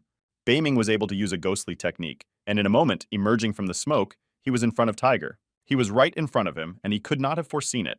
Beiming immediately struck him a very strong blow to the stomach, but this time, to his surprise, the fiery fist failed to live up to his expectations. The magical blow that Beiming dealt him seemed to be reflected in him, and threw him a good distance, but he managed to stay on his feet. The tiger's extremely angry and still amazed that Beiming had magical powers. Suddenly, the tiger had already closed the distance to Beiming and wanted to strike him again with a new blow called the Claw of the Tiger God. He tried his best to destroy Beiming as quickly as possible, but he had already drawn his dagger and was ready to take on the melee. But in spite of everything, Beiming still felt superior, and almost mocking the tiger, he jumped over him, having managed to step on his head. Meanwhile, the foot and mouth disease regained consciousness and was shocked to see what was happening around him. The tiger began to call Beiming a parasite and ask him how he dared to perform such tricks on him. He attacked him with rage and said that he was going to finish him off. Meanwhile, Beiming looked mysteriously at the foot and mouth disease, but the latter did not like this look at all. He jumped up to him and kicked him hard, but he immediately flew into the tiger's mouth, right in his face. The tiger began to growl and say that this was another idiot on his way. But before the foot and mouth disease could reach him, it tore him apart in midair. After that, the disemboweled man fell to the ground. Beiming saw this and began to mock the tiger, saying that he was trying to pretend to show his greatness, but he was just destroying his subordinates for nothing. But if his order, the god of tigers, finds out what he's doing, he'll be furious and jump out of his grave. Z appreciated Beiming's jokes and smiled. The tiger replied to Beiming and said that instead of making his bad jokes, he should think better of himself. Beiming said with a smile that he'd better apply his own advice. Beiming turned to the Queen of Ants and told her that she would suffer the same fate as the King of Bears and foot and mouth disease, and asked if she still wanted to obey him. She was both surprised and frightened by this question. When the tiger heard this, he started laughing and said, "Does he really want to lure his servants to his side and start a revolution here?" But the queen seemed to really think about his question. Then the tiger said that he wanted to tell him the truth, the fact that being destroyed for the sake of their lord was an honor for them, and even if he ripped their insides out, they would not go against him. Beiming said that this could be true, but only if they fought alone, but now he can help them. He said that with her he could try to defeat him. The queen did not expect this turn of events. The tiger turned to the queen, calling her a little insect, and asked if she wanted to go over to their side. She was clearly hesitant and asked him to remain calm. The queen tried to convince him that she would never betray him, even if she was used for her own purposes. He told her she was right, but now her task was to capture Beiming and his friends. It was not a good option for her either. He saw that she was in no hurry to obey his order, and said that she had just sworn loyalty to him, and now she was hesitating. She tried to explain to him that she was weaker than his enemy and could not fulfill this order. The tiger looked at her with rage and asked if she wanted to join the rebellion against him. She dropped her head to the ground and began to say that she would never dare to do it. The tiger turned his back on her and told her that she should not forget that her life was at stake and that she was only alive because he had been kind to them all the time while they were living in this swamp. He turned to her and said that she should attack the enemy and be destroyed for his sake. Words like these should have convinced her to finally accept the change. She has decided for herself what she needs to do. The tiger said that when he drank their blood and all these extinct insects, he would have enough strength to break out of this tower. Suddenly, something distracted his attention. It was the queen of the ants. She stretched out her hand to him and said that she asked him to forgive her, but she did not want to be destroyed. She tried to attack him, but he managed to dodge. He began to growl and say that she really wanted to be destroyed by his hands. This betrayal immediately aroused his rage. The power of melting immediately began to flow from his body and fell upon his enemies. The ant queen also received a powerful fire attack. She fell to the ground and was approached by the tiger, intending to finish off the traitor. He called her a small insect and asked how she dared to go against her lord. Then, making a high jump, he wanted to crush it and land on it. She tried to respond, but the tiger was too fast. He was flying at her, saying that he was going to destroy her. She closed her eyes, waiting for her irrevocable end. But suddenly, almost out of nowhere, the mighty fist of Vowing appeared, who was able to stop him and save the ant. The tiger landed heavily on the ground. He asked the beaming man how he was able to stop his attack. The ant queen was extremely grateful to Vowing for the rescue. Vowing reminded the tiger not to forget that he was its real opponent. The tiger replied that in that case he would send him and the traitor to hell together. Suddenly, Vowing got the purification bell. He mentally cast the spell that was necessary to use this magical artifact. The tiger immediately recognized that it was a half-body, but it could be dangerous. He raised his hand and said that he had underestimated him. It looks like he tried to use his own magic to neutralize the artifact's effects. But he told Vowing that he was not the only one who had artifacts in the tower, to his disappointment. Vowing was very impressed that the tiger managed to stop the bell's effect, and he immediately retrieved his artifact. The tiger took out a big bow and said that the real lord did not want to see him die in shame, but he made him do it. The other hunters were very impressed when they saw the tiger's big bow, which was also a half-body. Vowing felt that he was wearing the aura of the god of tigers. Perhaps even this bow was made from the bones of other tigers. The ant queen said she had heard that this soul-eating tiger bow was a legendary magical weapon that had wiped out various races in the past, and that Vowing should be careful with it. The tiger had already pulled on his tithva and said that in general he would be the first in this tower to make the tiger lord take out his bone bow. After that, he said that he would be the last person he would hit with it. After that, he cast the spell Devourer's Art and shot a red magic arrow directly at Vowing. Vowing immediately ordered the soul purification bell to absorb and suppress the attack. The bell tried to interrupt this attack and absorb the arrow inside itself. Immediately afterwards, a massive explosion occurred. Shrapnel flew in all directions, and everyone watching the battle barely had time to cover their eyes. But when the smoke cleared, judging by the tiger's face, he did not realize what had happened. He said that the half-body Vowing possessed was too weak to stop his magic arrow, and that when it hit, it would tear him apart like a piece of paper. But when he saw what really happened, he was shocked. The bell was still intact, and there was not even a single scratch on it. The tiger began to cry out that this could not be true, but he could not stop his bone bow. Vowing replied that he should not have underestimated him. He said it was an ancient artifact, and its energy was much stronger than his bow. With these words, Vowing humiliated the Lord of the Tigers, saying that his weapon, of which he was so proud, was weak and useless against his bell. Suddenly, a voice came from the sky like thunder, announcing that the battle was over. Chin raised his hand and said that they finally had a winner. The winner was Gudao from Star City, with people at his feet chanting his name and congratulating him on his victory. The women were delighted with him and wanted to hug and kiss him, and they begged him to marry them. Suddenly, someone called Gudao for a few words. It was Vowing, and he bowed to him and told him that from now on, Gudao was his boss, and if he needed anything, he just had to tell him. Gudao shook his hand and told him that they were brothers with him forever, and he should not worry about it. But he still asked him to make only 100 elixirs for him. Vowing said he would do it without any problems and immediately provided him with the necessary elixirs. The girls also said that they were ready to become his slaves and apologized for offending him before, and the Black Widow said that he could order her to do anything, and she would do it. Fen, Tianqin, and Zi also bowed to him and apologized. Gudao pretended to think about whether to forgive them.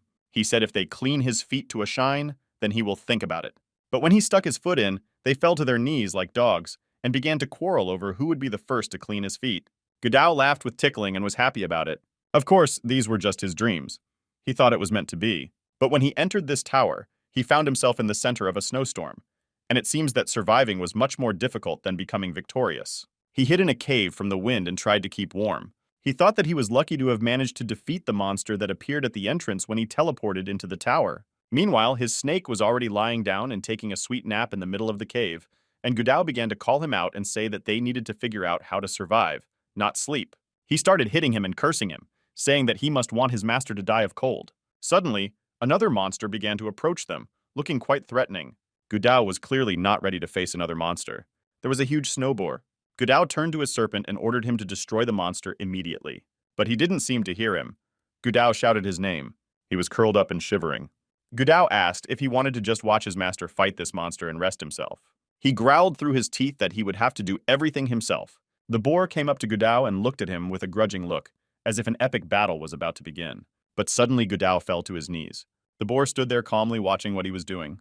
With snot on his nose, he begged him to forgive him and promised that he would serve him, because he had a big, kind heart. Even this little boar was embarrassed by what Gudao was doing. He suddenly threw him a piece of meat. He began to cautiously sniff Master Gu, and Gudao suspiciously asked who the food was for. But he abruptly turned around and went about his business. Gudao asked in confusion if he was trying to show them the way. Not knowing how else to hint, the boar raised its paw and pointed in the direction. Gudao said he understood everything now, but it was the entrance to another floor. But the boar was not going to go there. He just pointed the way and went on his way, leaving Gudao in the cave. But he called him and asked him to wait. Coming closer to him, he asked if he could tell him his name. The boar smiled mysteriously in response. After that, Snowvu turned around and went on his way. The blood boar was one of the calmest beasts. He could seem fierce, but he had a kind soul, and if you were very worried or in trouble, he could even help you. Gudao looked at him and said that if he won this battle, he would repay him for his kindness. Meanwhile, the Black Widow's battle was already underway against the attackers. This time, one of the pterodactyls fell under its destructive influence. They fell to the ground, exhausted, overwhelmed by his mighty power. The Black Widow and Chi Xiong had fought together, but she said she didn't expect to meet them here. Chi Xiong said the exit was close by, and they had to hurry. As soon as they were about to head for the exit, they saw someone stop them in front of them. It was Tianqin, standing there smiling with satisfaction. Meanwhile, the Tiger King continued to shoot arrow after arrow, trying to hit Beiming with it. But they all just exploded when they heard it ring. Beiming even pretended that this battle was becoming quite boring for him. He said that it was a waste of time and suggested that the tiger should get on with it. Then he touched his hand to his bell to remind it of the direction. The bell immediately headed straight for the tiger at high speed. He tried to cover him to suck out all his energy, but he resisted and fought back. The tiger used a lot of magical energy to do this with his bow, so it became much more difficult to deal with the bell. When the bell attacked him for the last time, he took cover with his bow and felt a crunch. He looked down at his weapon. He could not believe that his bow had cracked. He said it was impossible because it was made of the bones and flesh of the god of tigers. But in a moment, Beiming was already in front of him and struck him with a powerful dagger, but he was able to parry the blow with his bow, which was already broken. Beiming used a ghost technique to make each of his strikes quick and unexpected for the tiger. He struck again, this time with energy. The tiger felt that he was losing control of the fight. One more rash move and he could lose. Beiming went into a real rage and struck him blow after blow. Beiming's next punch hit him right in the chest. The tiger flew away for a long distance and fell to the ground. Beiming told the queen ant that she had to act right now. She used a magic wand to cast a spell to imprison heaven and earth. Tiger did not expect that she would decide to work with Beiming again. The netting began to envelop his body, but he desperately tried to escape. The queen was trying hard to weave a pavlova to prevent him from doing so. He was screaming and breaking free, saying that when he was free, he would make sure that they themselves would be trapped between life and death. But the queen diligently continued to wrap it in wool. But his struggles did not help him, and after a while he could not move at all. Z asked Beiming what he plans to do next with the demonic tiger god. Beiming replied that he was only a descendant of the Tiger Lord and offered to give his soul to the snowman to eat, and they would divide the meat between them. Hearing this, the tiger began to scream in terror but could not believe his ears that they were going to devour him. Suddenly, everyone heard a terrible sound that scared everyone. This terrifying sound was the purification bell of the soul, which was still ringing in the clearing after the magical battle with the tiger. It kept making loud, eerie bells, and Beiming didn't know what they were because he had never experienced it before. One of the boys approached Beiming and said that he had seen the bell swallow a tiger's bone bow. The bell was covered with red spots and rang as if something was happening inside it. Beiming thought that this could have happened because, having absorbed the onion, it began to purify itself. Suddenly, a spirit that resembled the god of tigers came out of the woodwork. The guys started screaming in terror that it was a ghost and that it was going to kill them all. Indeed, the fiery ghost of the tiger began to emerge from the bell. Beiming immediately drew a dagger. He didn't know what it was, but it looked threatening, and he had to defend himself. Suddenly, a powerful electric shock hit his arm and he dropped his weapon. This force was so powerful that it made him fall to his knees. Energy vortices began to swirl around him, seeping through his body. He had never experienced this before, and the sudden loss of strength and energy did not even give him the strength to return. His eyes began to close and he lost consciousness. The last thing he saw was Z running up to him. Eventually, everything went dark and he fell into darkness. Beiming felt that he was lying on a hard surface. It was very cold and his clothes were soaked with moisture. When he opened his eyes and came to, he did not understand what had happened to him. He was lying on his back in some strange place. It was like another dimension. When he stood up, he felt a severe headache, and it felt like he was spitting through space. He recalled that he felt the Tiger Lord's bow hit his body, and then he lost consciousness. He remembered that he was in the most dangerous place in the world, in the Tower of Demons, and this made him quickly gather himself and look around to see if there was danger waiting for him somewhere nearby. But he realized that he was in some very strange place with nothing around but water in chunks of ice and thick fog. Suddenly he felt someone's heavy footsteps approaching him. He saw before him the spirit of the tiger god, who was huge and had great and powerful wings, and when the spirit saw him, he roared loudly to show his strength and majesty. His animalistic glare was directed at Beiming. Beiming was incredibly surprised to see a tiger appear in front of him. Meanwhile, in the middle of the tiger temple, a flame was burning, trying to warm its audience. Beiming was planted next to him, and Z and even the Queen of Ants were there. It seems Beiming was in the process of cultivating energy. His body still wasn't ready to absorb how strong a soul was. The Queen of Ants said that once a member of the Tiger Lord race is destroyed, his soul will be stored in his wreckage. But if the bow broke, all the blackness of the soul that was contained within it would leak out and attack whoever was in sight. And this was also the appearance of the tiger, the Queen of the Ants said.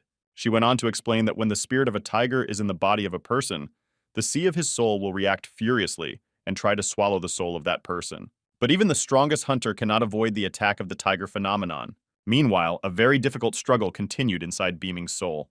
Beiming looked sternly into the tiger's eyes and asked if he wanted to take his soul. When he did not see fear in his eyes and felt the confidence of this man and his spirit, the tiger began to growl even louder, trying to intimidate him. Beiming replied that if he thought he had any chance of doing it, he suggested he try, and then called him a weakling. Hearing this, the tiger immediately attacked him with its sharp claws. Beiming immediately prepared a crushing blow for him. It was supposed to be a battle between two titans, two incredibly strong souls clashing inside Beiming's body. His fist sliced through the air and went straight into the powerful body of the tiger. And when it collided with it, a powerful energy explosion occurred. Everything around Beiming was covered in a thick fog after the outbreak. But when the fog began to clear, he felt a strong cold pierce his hand, and he saw that it was completely covered with ice. He immediately tried to get rid of it but felt a very powerful yin energy. He saw that the tiger was coming at him again from the fog, but these ice shackles gave him the power to fight. The tiger's powerful paw flew toward him, aiming for his neck, but he could not strike back. So I immediately tried to dodge this attack. Pinning him to the ground with its paws, the tiger poured magical energy from its mouth, which sought to freeze his body. Because of this, almost half of Beiming's body was under the ice. Gradually, the ice enveloped him more and more, and he could not move at all. Now he was completely defenseless against it. The tiger opened its mouth to half-eat his soul. Looking at its sharp fangs, Beiming thought that he could not be destroyed like that now. Z and the Queen also saw that he had turned into an ice floe, and they even put him in the fire. But it didn't help because it was the power of magic. He was in an extremely difficult situation, but he continued to fight within himself. They were very worried and scared all over. The Ant Queen asked Z what they should do now. Snowball was also sitting in the corner and was very scared because he was worried about his owner. It seemed that he had never been so sad as he was at that moment. He jumped on his shoulder to help him somehow and to warm him a little with his warmth. Z immediately rushed to Snowball to try to stop him, fearing that he might get in the way. But the Queen stopped her and told her not to do it. She said that it was the aura of the Tiger Lord, and if she came close, she would be attacked. Snowball sat down on Beiming's crying body and guarded his body while his owner was so defenseless. Snowball even tried to lick the ice in the hope that it would start to melt, but he realized that nothing was working. He was very angry and wanted to jump into Beiming's soul and help him fight the tiger. I saw that it was Z who said he was trying to absorb the aura into himself. But judging by the satisfied expression on Snishka's face, he started to get it. Because the tiger is very close, and just a few more moves and Beiming would be gone. It opened its mouth wide, trying to swallow his head. Beiming knew if he could move, he would fight on. But suddenly the tiger closed its mouth as if someone had pulled its tail. But when he opened his eyes, he really saw that a part of his energy body had disappeared somewhere. A piece of it had been bitten off. The flames around Beiming began to smolder as if with greater intensity. When he saw something happening to the tiger, he realized that this was his chance. He turned to the ancient elements of Nirvana for help, but they seemed to give him an answer, and he felt stronger and more empowered. His body was getting hotter, the ice was melting and getting thinner. The girls also noticed that something was happening. The ice around Beaming began to crack. He felt an incredibly powerful connection with Nirvana at that moment. The light burst right out of the middle of his heart, destroying his chains. Z and the Ant Queen saw the air begin to fill with light that looked like ancient scripture. The god of tigers could not understand what was happening. He saw that his spell was beginning to melt away. For the first time in its 1,000-year history, it felt that it could lose and immediately attacked Beaming, saying it would now absorb it. But as soon as the tiger came a few steps closer to Beaming, he was thrown back by the strong energy that came from his body in waves. This energy not only pushed him away, but also seeped through his body, causing severe pain. Beaming took off. He towered over Tiger, looking down at him. He still had chunks of ice covering his body. The magic that came from Beaming flew like hell into the tiger like chains from hell. He tried to resist, but he felt that he was much weaker than that. A magical sphere appeared on Beaming's chest, sucking in the aura of the environment and cultivating it within him. Even the power of the deity could not resist it. This sphere continued to fill and could soon explode. A moment later, there was an extremely powerful flash and explosion. Ice fragments flew in all directions. Beaming slowly sank to the bottom. He was still in a state of nirvana. When he opened his eyes, he said that the amplification was complete. Meanwhile, one of his friends continued to wander the icy desert. Godao has already lost hope that he will ever find a way out. He felt that he had every chance of being killed by the cold. But suddenly a miracle happened, and he saw a portal, which made him very happy. He immediately rushed to him and thanked God for it. It didn't take long for him to dive right in to get out of that refrigerator. Taking a deep breath, he exhaled with relief and decided that he had finally made it to the second floor. But when he felt the incredible heat, he realized that it was the exact opposite of where he had been before. But before he could get upset about it, he felt a woman's heel on the back of his head. It was Z and Black Widow, who were in a hurry and didn't even notice him. The Black Widow asked if it was the second floor and added that it was strange that no one was visible here. Tishyong said that someone had been here after all and suggested that she look down.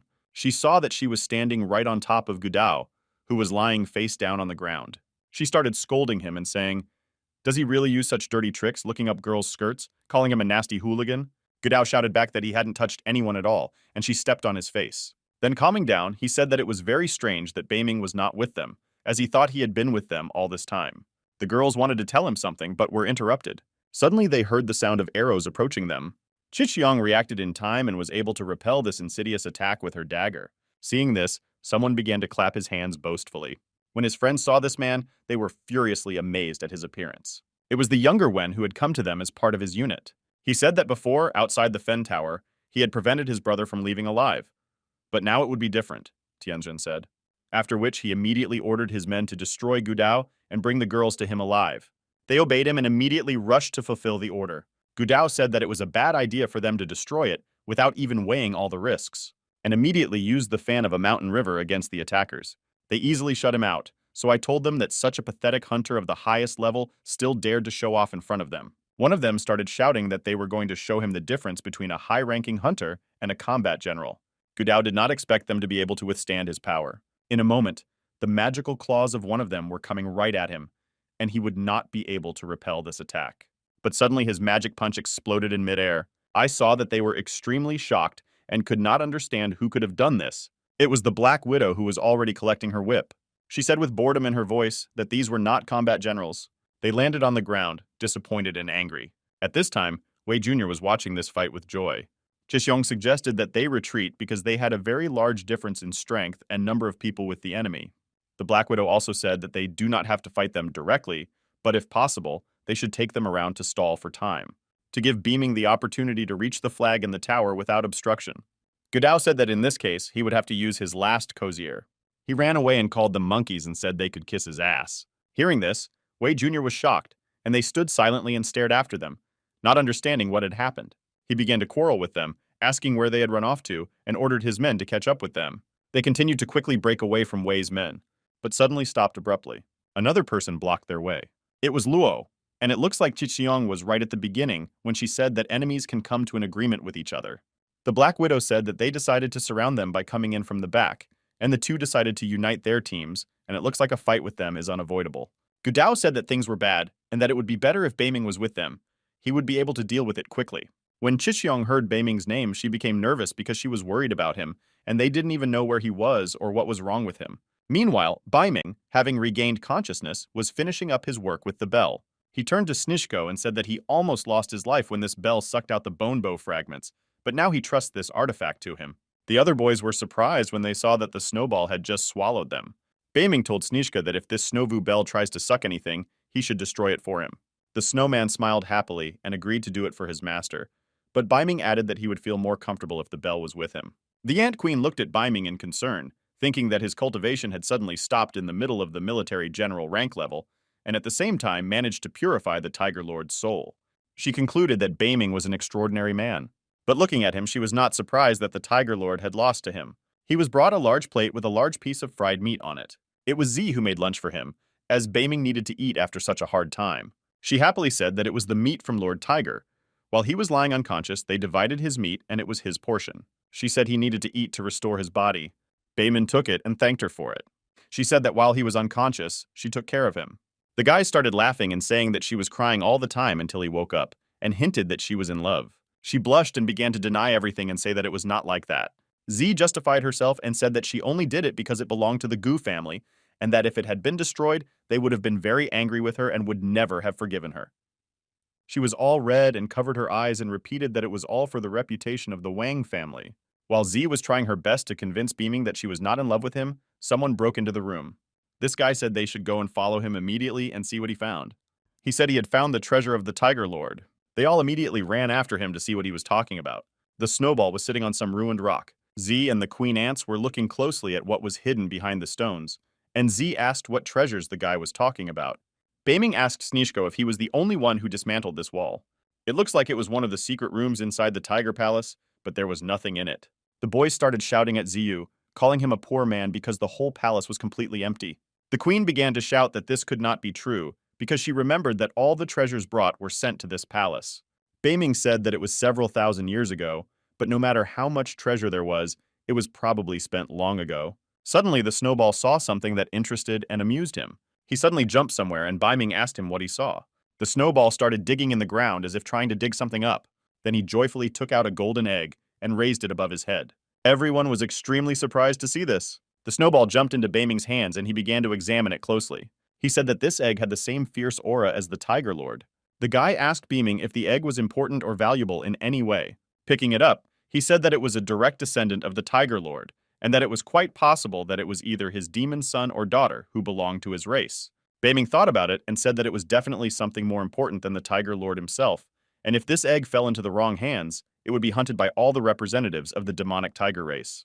Baming said that the tiger cub inside the egg was quite assertive and looked at Z and offered to take it with him. Baming reminded them that they should not relax and better go up to the second floor. As soon as they got to the second floor, they were met by a beast, who said that he did not expect to see people here because they were quite rare guests. The appearance of this creature certainly surprised everyone, including Baming. This beast looked like an old fox, and he asked them if they had succeeded in killing the Tiger Lord. Baming immediately felt that he had a top military general's rank. Or even higher, its level could reach the devil of the emperor. This creature also had strong skills, and its lineage was very ancient. The Queen of the Ants said he was the devilish fox emperor, and when he lost to the Tiger Lord, he swore that he would never set foot in these swamps again. Baming thought, how could such a strong creature lose? The queen pointed to it and said that a few years ago the fox had fought with him for this swamp, but lost to the Tiger Lord, and promised not to set foot on these lands again. And now suddenly the snowshoe appeared, and warned me to be careful with him because he might pull a new trick. The fox started laughing and said that the promises he had made to that child should not be taken seriously. She said that since that coven had already been destroyed, those oaths were no longer valid.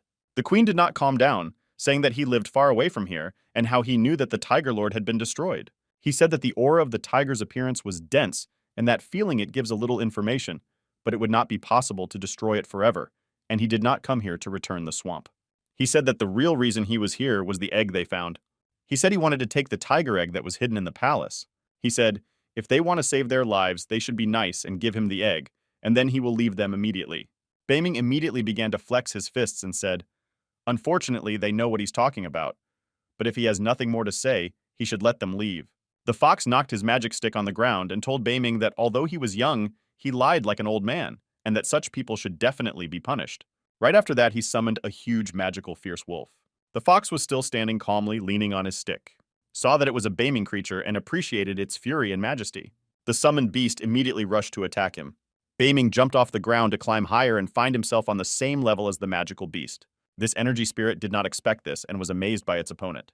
Baming pulled out a dagger and wanted to use Shadow Strike on it. He did so, and a sharp energy wave immediately bounced off the blade of his dagger. The fox saw that he was using magic and immediately tried to suppress it with a magical wolf howl. Fox's eyes were glowing with green flames. He said that this guy has good reflexes and he dodges attacks very skillfully, and it's no wonder he was able to defeat the Lord of Tigers.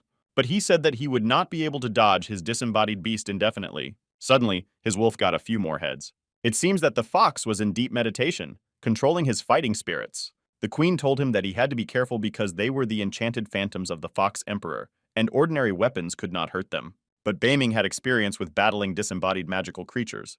He also remembered hearing about phantoms when he was in the Star Alliance. These phantoms definitely impressed with their ferocity and savagery. Baming said that this old fox used honest methods to perform magic, but in order to get rid of these phantoms, it was necessary to destroy the old man himself. Fox looked at Baming and realized that he seemed to have figured out how to fight him, but Fox had foreseen it. He thought that he should behave as if he could not defend himself in order to lure him into a trap that he had prepared in advance. But when he decides to strike him, he will use his dagger to corrupt his energy and use the phantoms to finish him off completely, the fox thought to himself. That old bastard was very cunning. He wanted to lure Baming in, thinking he was a snotty little boy who didn't even realize that he was holding a dagger. He immediately ordered the phantoms to use a war roar against Baming, but he didn't pay attention to them. The main target was the fox himself. He decided to use his crushing blow against him. The fox continued to play his role and pretended to be very scared about it. But instead of a fox, Baming struck at phantoms. After receiving such a powerful energy shock, they immediately exploded and the air dissolved. The fox fell to the ground and showed with his whole appearance that he had not expected it. Baming came up to him and asked him if he expected him to fall for his cheap tricks. Even fleshly beasts could not defeat him. And how he tried to do it with phantoms, Baming asked. He smiled and said that such phantoms even on the alliance market sell for 1,000,000 apiece. Baming said he even had the idea of catching them to sell them later. The fox started laughing and said that this was not the most noble goal. Baming smiled and looked at him silently, as if he were a crazy old man. The fox was sitting on the ground and shivering as if waiting for its end. Suddenly his gaze changed and his eyes became wild and fierce. He raised his stick and started laughing, calling Baming an arrogant little shit, and lifting it up immediately summoned new phantoms. Baming silently watched what he was doing. A moment later, a new phantom flew at him with its mouth open. The fox stood holding a stick over his head, casting spells with which the phantom was supposed to attack Baming. He looked at him and smiled, saying that he was trying to be proud, and now he retreated when he saw the old fox's true power, but it was too late, and he would become food for his phantoms. Seeing the new, more powerful and stronger phantoms, the other guys in the squad were already shitting their pants and wanted to give up. Baming continued to stand quietly watching them, thinking aloud about how much he would sell them for when he caught them, and whether he would lose money if he sold one for the price of 3. Hearing this, the fox started yelling at him and telling him that he was stupid because of course it would be a big loss. He laughed and called Baming names, telling him how many he couldn't even count at that age, and threatened to tear him to pieces. Otherwise, he would explode in his rage. He channeled all his rage and energy into strengthening the phantom that was supposed to swallow Baming. But when the wolf clicked its teeth, he noticed that there was nothing in its mouth, and Baming jumped away. The next moment, he was flying at him from above with a dagger, using the art of the bloody. It looks like it was the last moment of this phantom's existence. Baming has already imagined cutting off the fox's head, and the fox starts to complain in frustration. But unfortunately, he managed to dissolve before he hit him. Baming said that he unfortunately didn't make it, but that's okay. A purple mist from which phantoms appeared began to envelop him. Z turned to him and shouted at him to be careful. The fog wanted to shackle him so that he would not be able to move when the phantom attacked him. A fox came up to him and mockingly began to say that everything would have ended differently if he had been smarter and given him the animal's egg right away. And raising a stick, said that he would now teach him a good lesson for his insolence, and then ordered his phantoms to tear him apart. One of the phantoms immediately appeared behind Baming and tried to bite off his head. But Baming just smiled as he watched the fox. But when the phantom bit him, nothing happened, as if he had suddenly lost his teeth. The amazed letter stared at him in silence. Baming told the fox that it looks like his dog tried to give him a massage, but she was not experienced enough. Baming threw himself at the fox, who only managed to raise his hand and shouted, asking him what he wanted to do. Suddenly there was a powerful explosion, which almost knocked everyone off their feet with its shockwave. All fox phantoms were finally destroyed by this explosion. Baming looked at the fox and smiled. He was shocked and could not believe what had happened. He asked him how he had managed to do it. Baming took out a vessel and poured the fog left by the phantoms into it. He told the fox to do his best in his next life and become a good masseur because it is not very comfortable when something hurts or itches during a massage. The fox was so shocked that he sat on the ground and could not get up. The fox pointed a finger at Baming and asked him what kind of monster he was. He said that he only had a human body, but he could block the phantom's attacks as if he were a demon. Baming just smiled back at him. Then it dawned on Fox that Baming must have really managed to purify his body to have such powers. He said that it was not surprising because the fox was an imperial rank demon, and he had just played with him a little bit and he would never be able to understand who he really was. The fox still considered him a little brat, and even with the purification, he wouldn't be able to block the attacks of his phantoms. But Baming was diligently collecting the remains of the phantoms in his bottle. The fox asked why he was not destroyed, because those who were touched by the phantoms could no longer move and froze to death, and he even managed to run over their heads. The fox said if he had been struck by a ghost of this level before the Tiger Lord, he would have been destroyed, but this guy cleared the black energy of the Lord and he was fine. The entire fog of Baming phantoms has swirled its bottle. Baming went up to the old fox and said that he was sorry, but he was disappointed in him. The fox finally realized that Baming was still human, but he lost to him. Suddenly, he started laughing strangely and took something out of his pocket. He threw it against the ground, which caused it to explode, and covered everything with a thick purple fog. This fog affected the fox in some strange way, and his flesh and size began to increase dramatically. He grew rapidly and his clothes began to tear on his body, but in a moment he turned into a huge fleshy monster.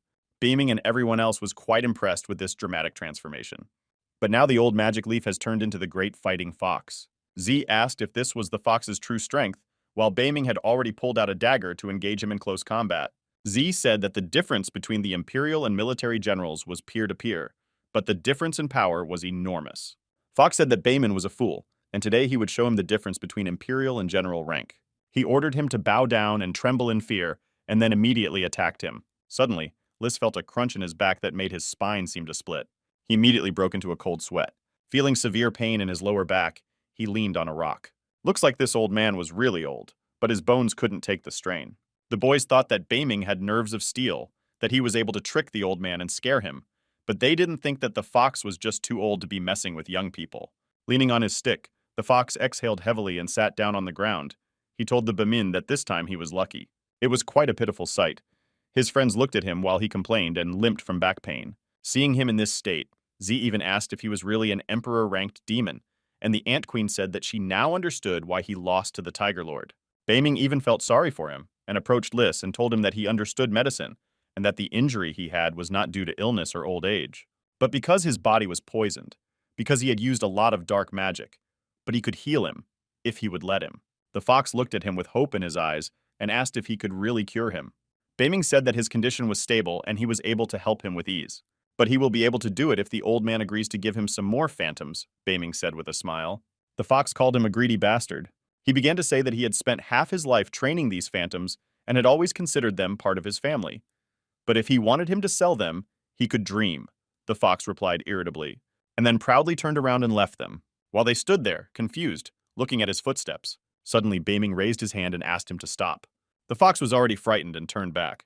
Baming took out a pink bottle that looked like some kind of ointment. He said that it was one of Low River's signature products, Miss Chen's powerful hair restoration lotion, hair or fur. It doesn't matter what falls out, but you can always restore it with this product. When advertising this product, Baming said that it would always be able to prevent hair loss and that it would make hair silky and shiny. Hearing this, the shocked old fox even dropped his stick. He started to cry and said that his fur used to be silky and shiny. It was when he was young. Then he asked Baming how many phantoms he wanted to get. Baming immediately asked him how much he had. Meanwhile, in the middle of the Tiger Lord's palace, the fox was grooming himself in the mirror using the new fur care product, and he said that after using it, he felt reborn and his back and legs no longer hurt. He called Baming a brother and said that his remedy was a real miracle. Baming replied that he was flattered, but the remedy had little effect so far. Suddenly, the fox asked Baming what the people were doing in the tower and asked him to explain. Baming and Z quickly looked at each other, but didn't seem to know whether to tell him, but still told him a long story about what they were doing here.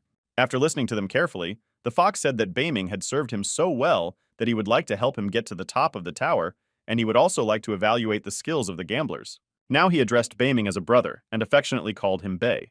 Baming thought that this was rather suspicious, because just a few minutes ago he didn't care about it, and now he wanted to go with them.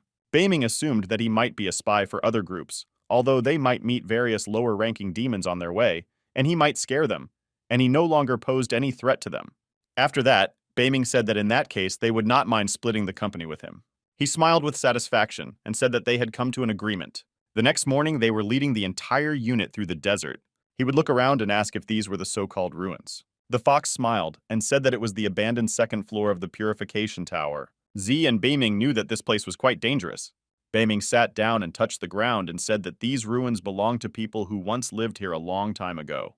Z said that it must have been some kind of god who created a tower that could contain entire ruins. One of the participants said that according to the rules, the treasures belonged to them, and if they did not take them, they would lose money. Beiming said that the ruins were damaged before they came, and that it didn't matter what treasures were there because they had been stolen long ago. Beiming said that since they are connected to the entrance to the second floor, they were stolen.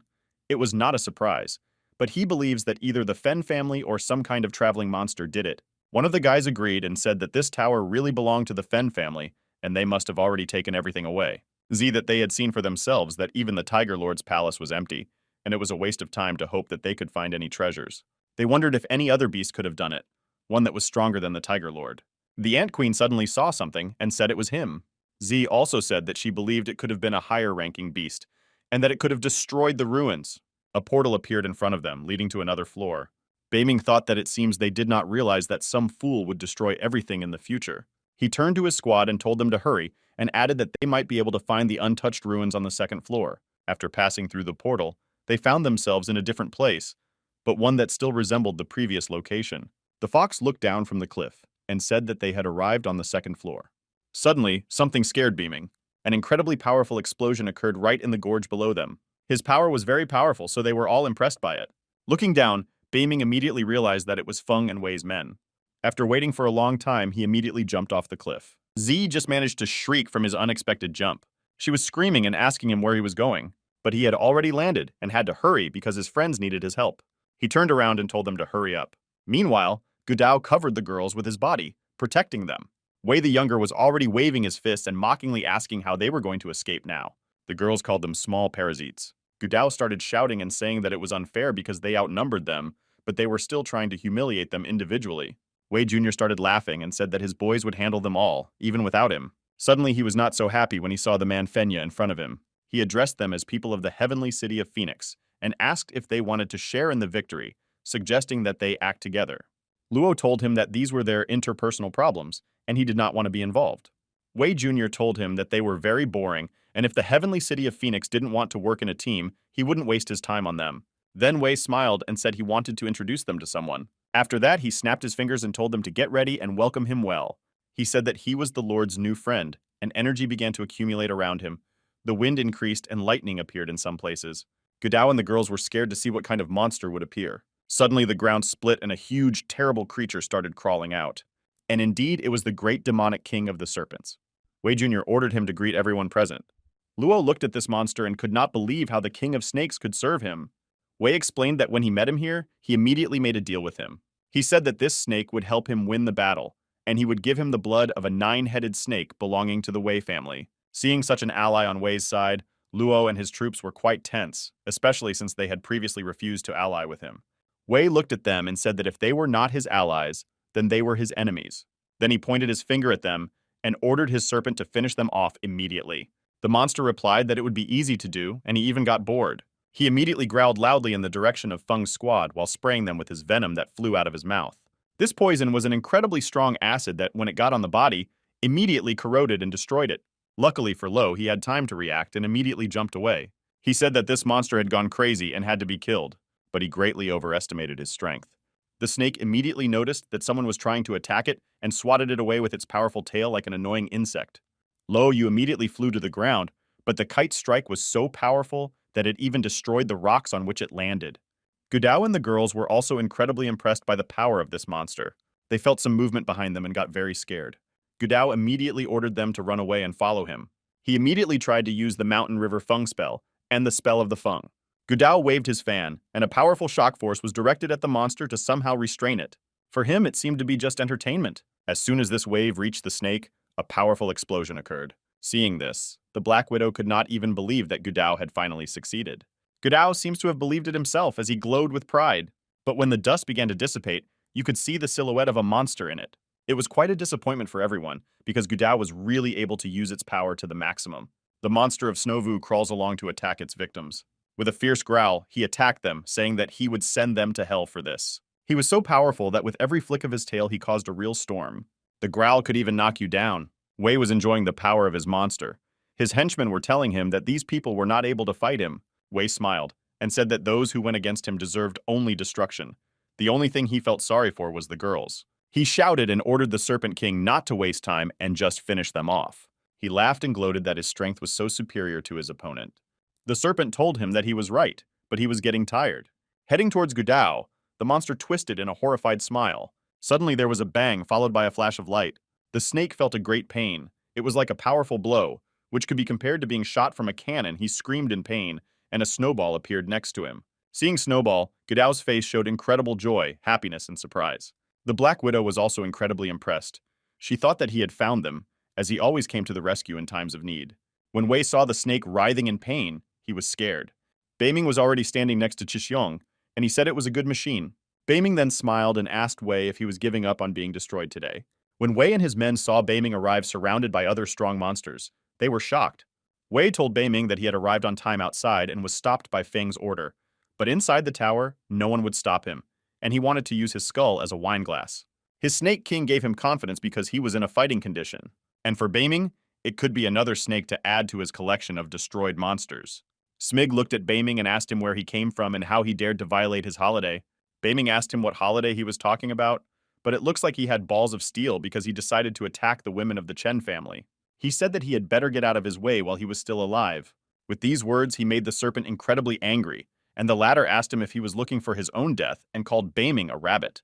Beiming was about to pounce on him and cut him into straps. Suddenly a fox jumped in between them and said, if he wants to fight his brother, he must first defeat him. The serpent asked the fox if he was sad in his swamps if he decided to intervene. The fox shouted and said that he was going where he wanted to go, and it was none of his business, and then ordered the snake not to get into a fight he could not win.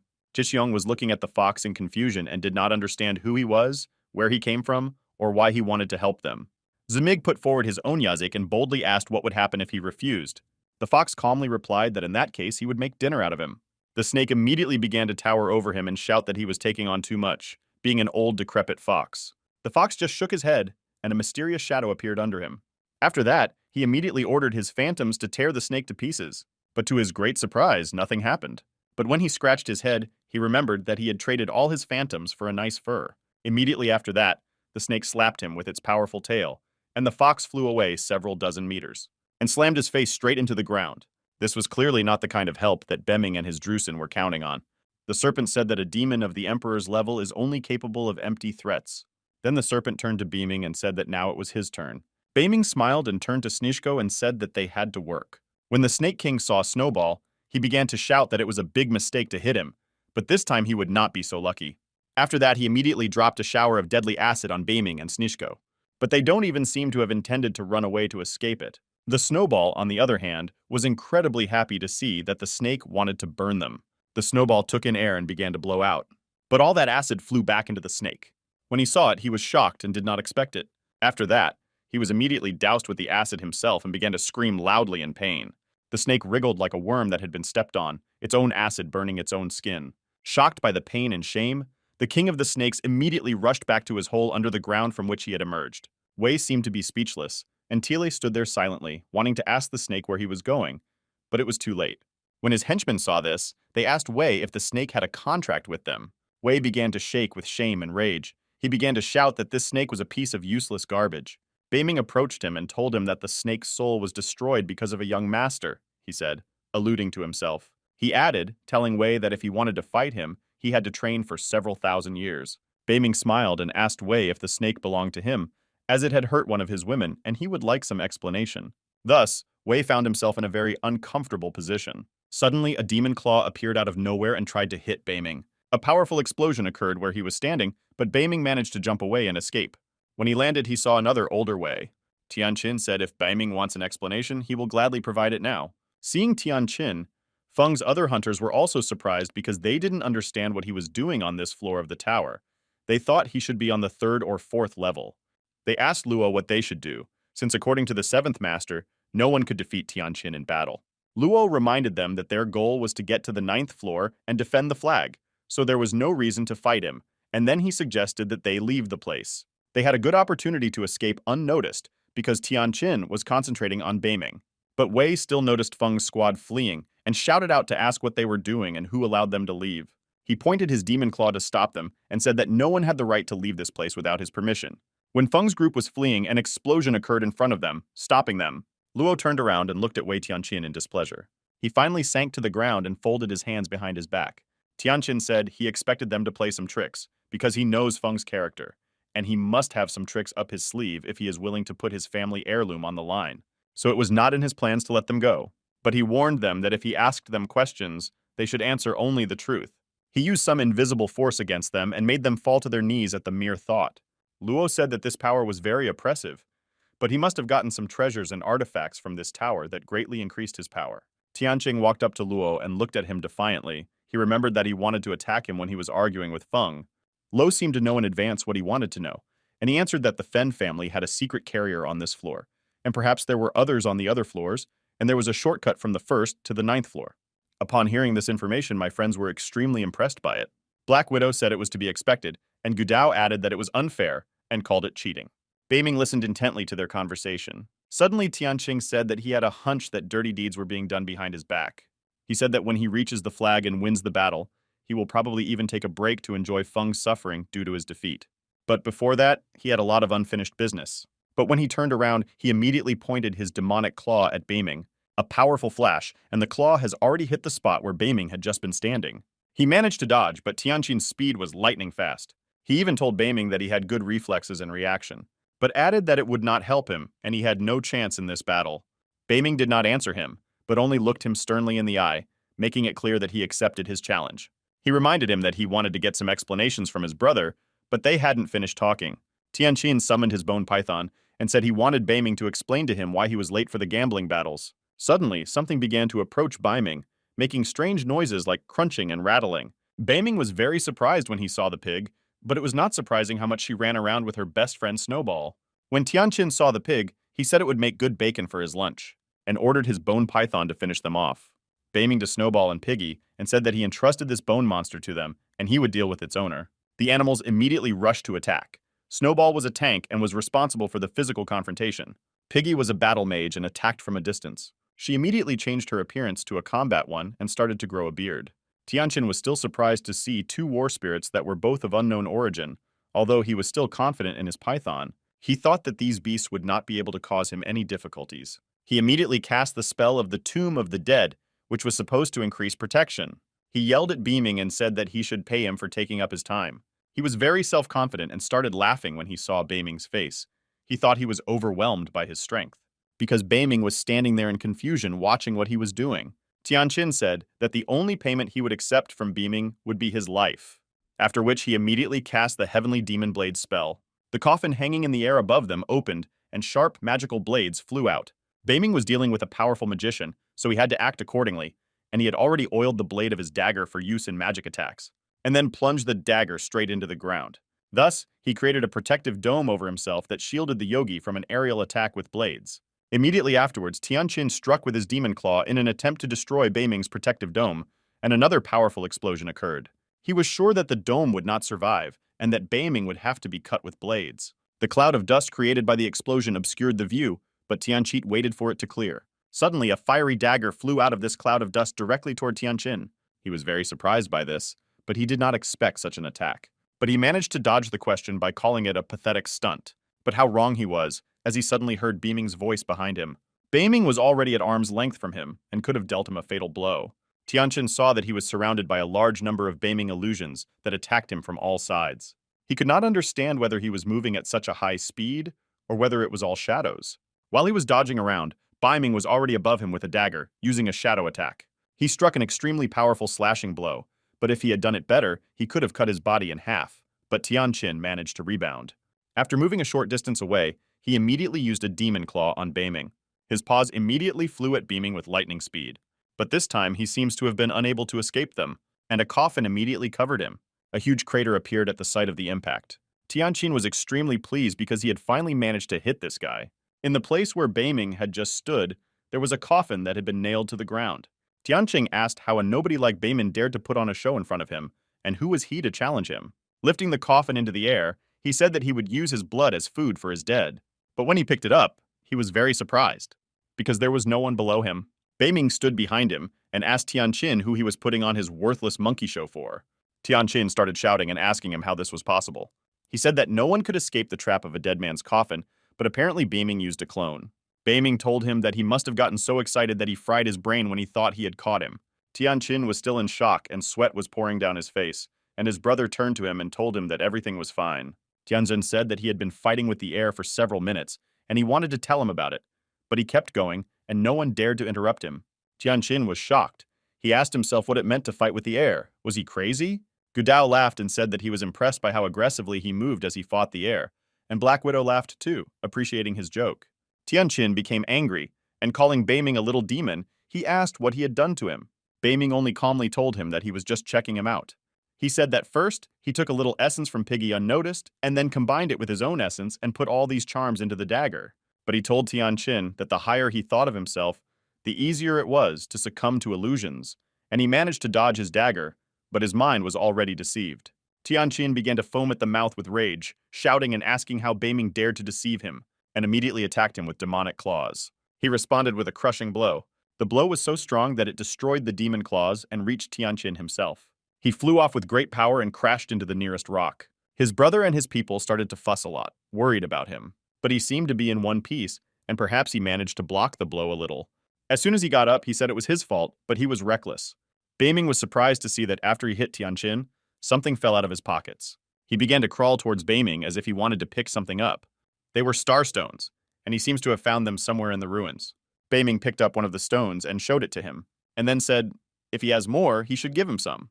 He replied that Beiming seemed to be looking for trouble. He began to scream, summoning a red jade spirit. Sigzotze was the last trick he could use, and it was filled with red light. A strange red energy began to envelop his body. A red balloon appeared over his head, and he began to smile mysteriously evil. Beiming knew that the red jade spirit needed a very powerful spiritual force, so it had to be a high-end half-body. But it was not surprising, since the heavenly demon city had many toys. Tianqin had been saving it to use against the Fen family, but he had no choice but to use it now against this scumbag. He started yelling at Beiming, ordering him to be destroyed. He loudly said the name of his half-body and ordered it to attack his enemies. But suddenly something went wrong. But he seemed to be thrown away from Beiming. The balloon began to tear away from his body and did not obey him. Tianqin asked himself if he had prevented him from doing so. But Beiming didn't understand what was going on, and he had nothing to do with it. He reminded himself that his real goal was the Tower of Purification. The energy of the Jade Spirit gradually began to dissipate. Tianqin said he would obey his command, after which he abruptly jumped away and said that today he was lucky and would let Beiming go. He left them and hid in the distance. It looked very strange, as if someone had ordered him to stop. He caught up with Feng's squad and put his hand on Luo's shoulder. Tianqin told him that he did not allow them to go anywhere. He ordered Luo to take him to the carrier. Luo did not say anything. He would not have been allowed to do so because it would have been regarded as treason. Suddenly, Beiming caught up with them as well, pointing his crossbow at them. After shooting several arrows at them, he asked if they were going to run away from him. Tianqin was able to catch them with ease. He smiled and told Beiming not to waste them now, because when he gets the tower, he will definitely come to finish him off. Meanwhile, Snowball and the pig continued their battle with the python. He ordered his bone serpent to end these games as they should go. Beiming yelled at him to stop. Gudao also said they should stop them. Tianqin raised his hand and said that they were just little insects. It seemed as if his power had increased tenfold, and dozens of demonic hands fell upon them. But in the morning, everything dissipated as if nothing had happened, and they disappeared. Z said if they reach the 9th floor with the help of a carrier, they can easily get the flag, but what should they do in this case? Beiming said that they were not worried because the arrows he had just shot at Tianqin were filled with his essence, but wherever he was now, he would be able to track him down by her trail. Hearing this, Gudao smiled and said that Beiming never ceases to amaze him.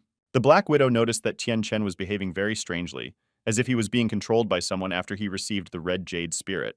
Gudao started to laugh and reminded Beiming that Tianqin was probably still embarrassed that Beiming had managed to play a prank on him and that he was acting like a fool. But Beiming said that the Black Widow was right, and that his hallucinations had long since dissipated, even before Tianqin started acting strangely and talking to himself. Beiming thought about who could manage it from behind the scenes. Meanwhile, they entered some kind of precious palace. Luo was walking ahead with Tianqin behind him. Suddenly, Tianzan screamed and started pointing at something to his brother. He pointed to the flag flying in the center of the room. Zhanshe was there, and she was very happy to see that someone had finally arrived. But then I realized that it was Luo who was leading the Wei brothers. Fen was sitting on a throne with Qin on one side and Zhang Shi on the other, and they didn't seem to be in the best of moods. Qin smiled and said that he congratulated them on making it to the 9th floor. He proudly informed them that they were people from the city of Phoenix who had been here for an hour and were guarding the flag. Qin said that according to the rules, they won, and Wei and the others lost.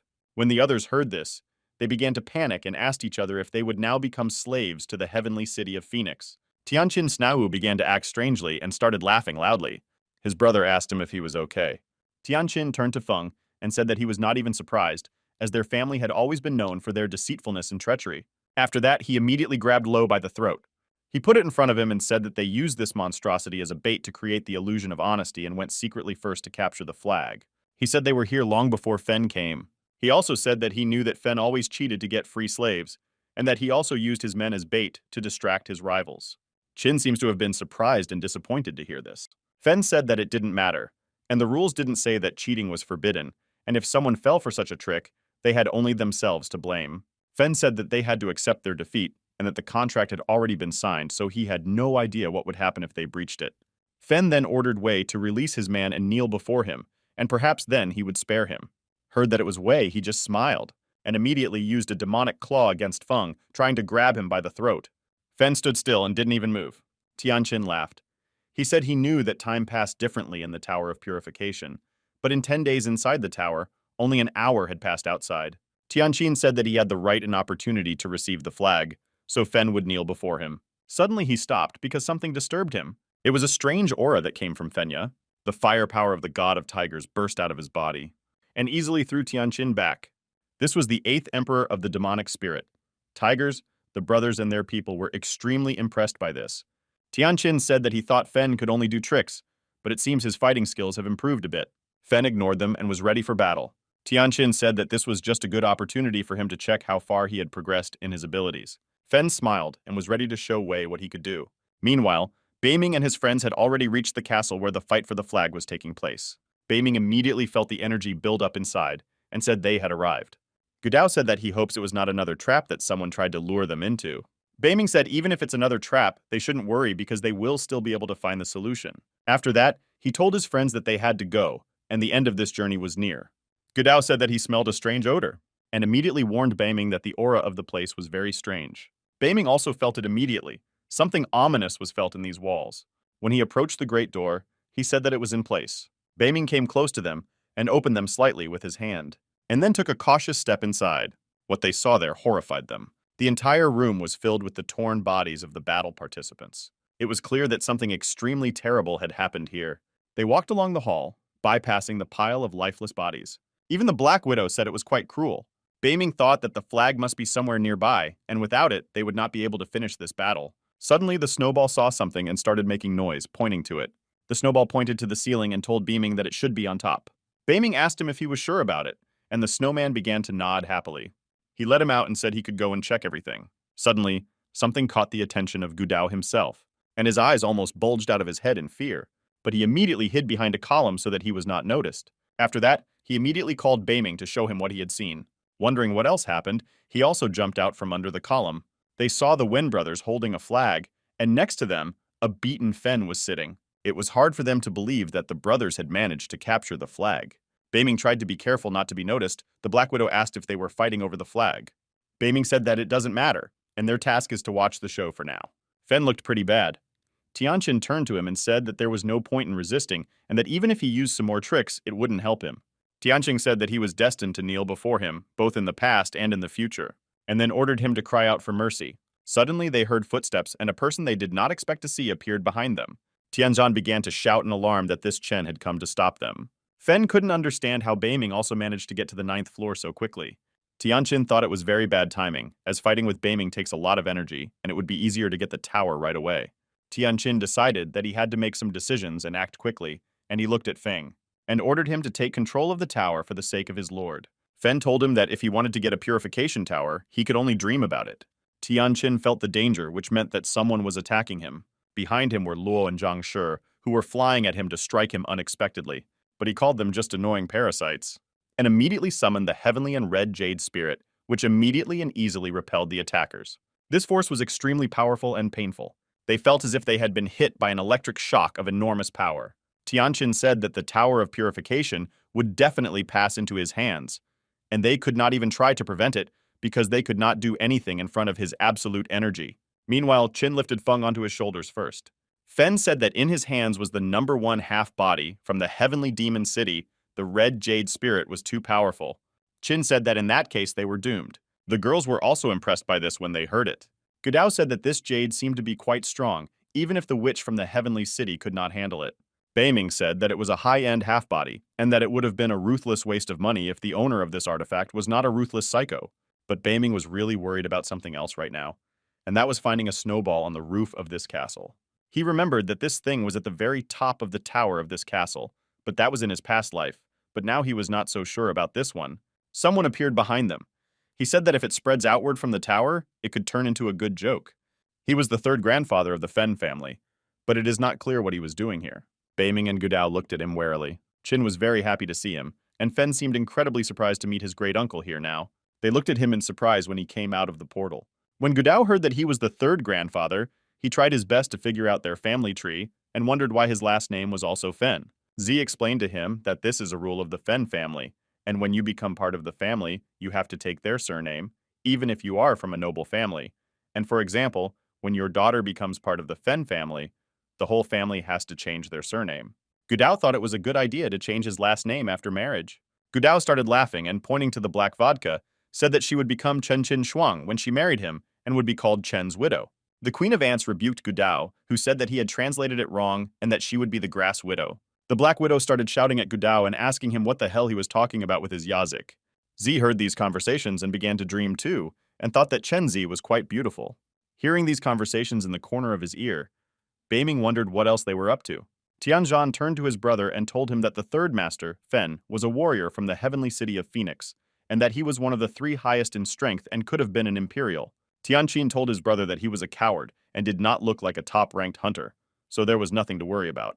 He said that as long as the red jade spirit is in his hands, the tower will definitely belong to him. Fen turned to his uncle.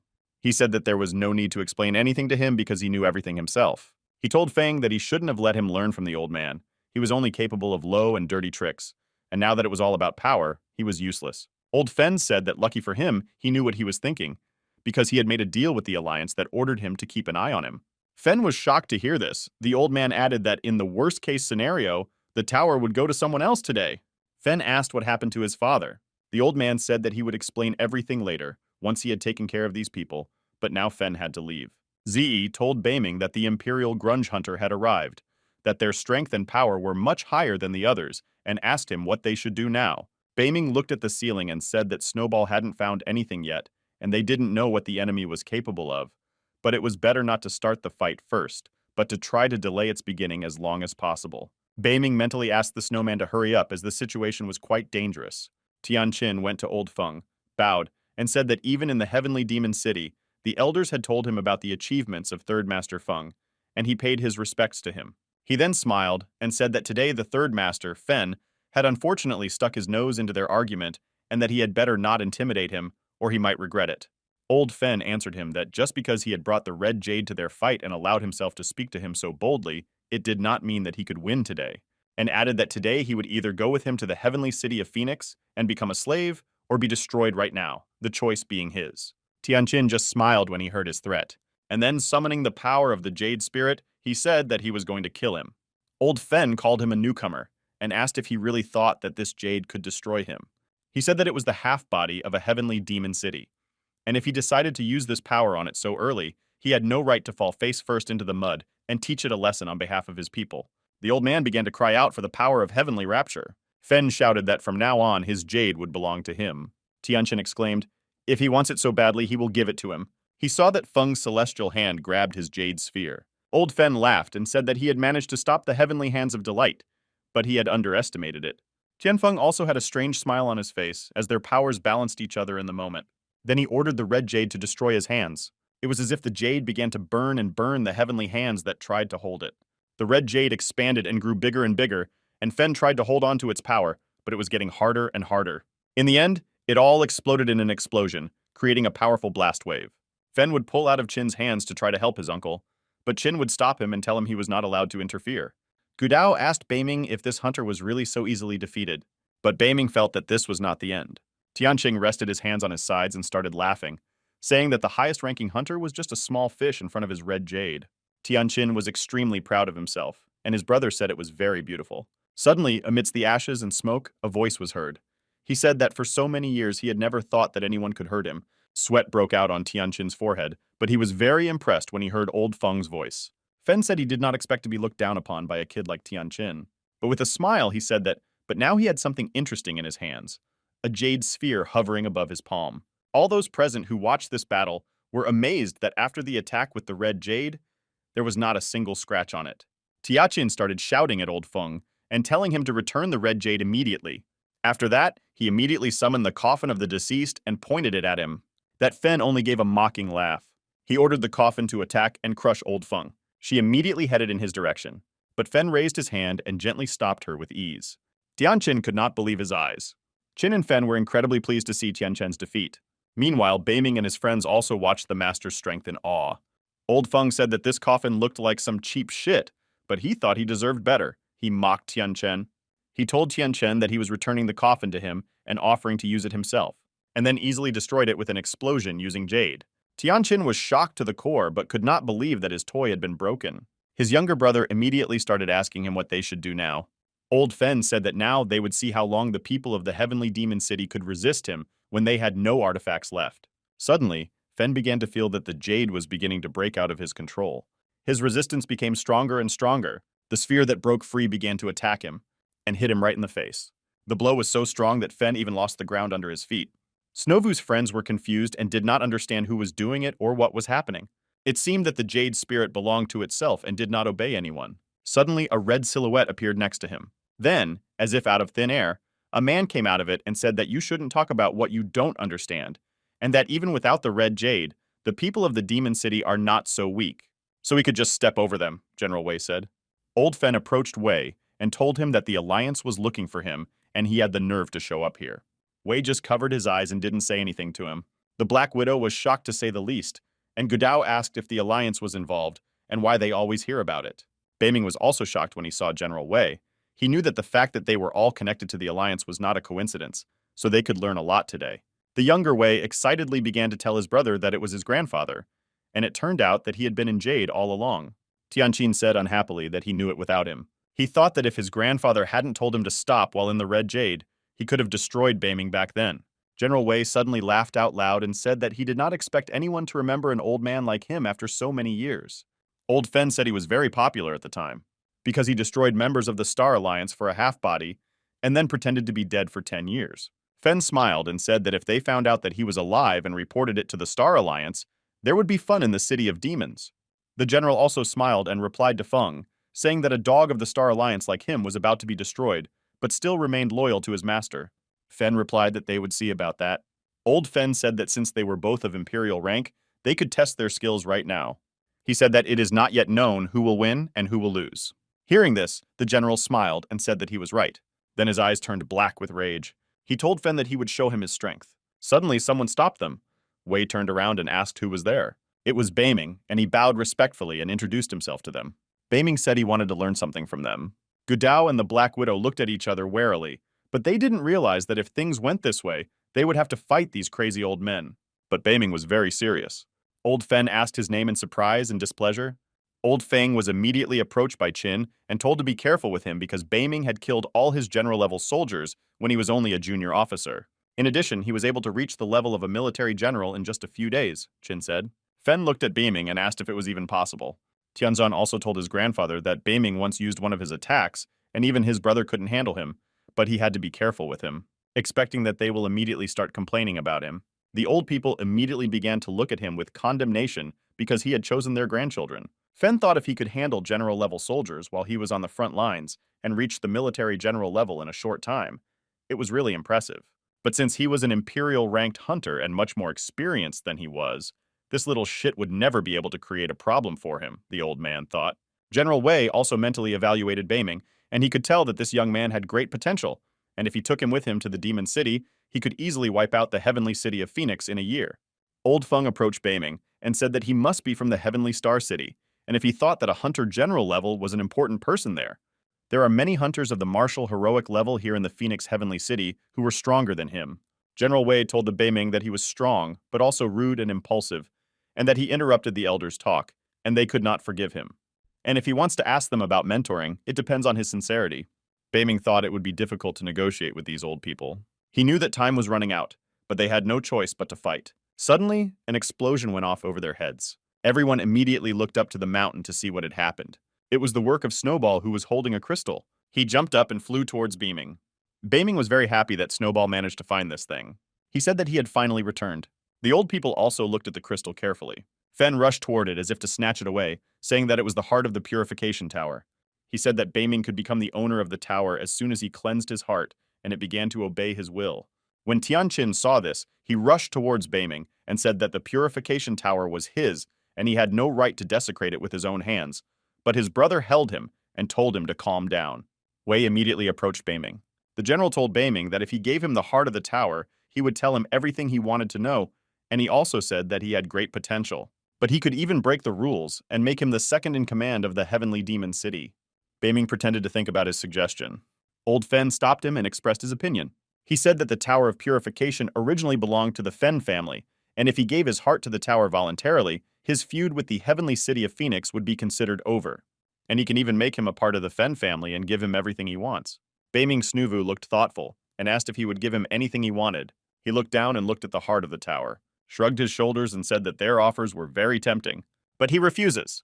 The old arrogant masters were very impressed by his impudence. Beiming said that he really liked this dog and why give it away when he could become its owner. While he held the heart of the tower in his hand, its energy began to swirl around him. And as for mentoring after the heart of the tower is cleansed, it doesn't matter what this old man says to him, because he will be on a level that is unattainable for him, Beiming said. Fen could not believe his eyes. He turned to his uncle and said that he saw in front of him the symbol of the tribe that his father had left behind. They were extremely impressed by this. Fen Jr. said if the symbol of the tribe splits, the purification tower will no longer belong to them. But as soon as Beiming finished cleaning up and attached his symbol, the tower would be completely under his control. And old Fen realized that he had to act before it was too late. He suggested that General Wei cooperate, and that they could finish their business after they defeated this young man.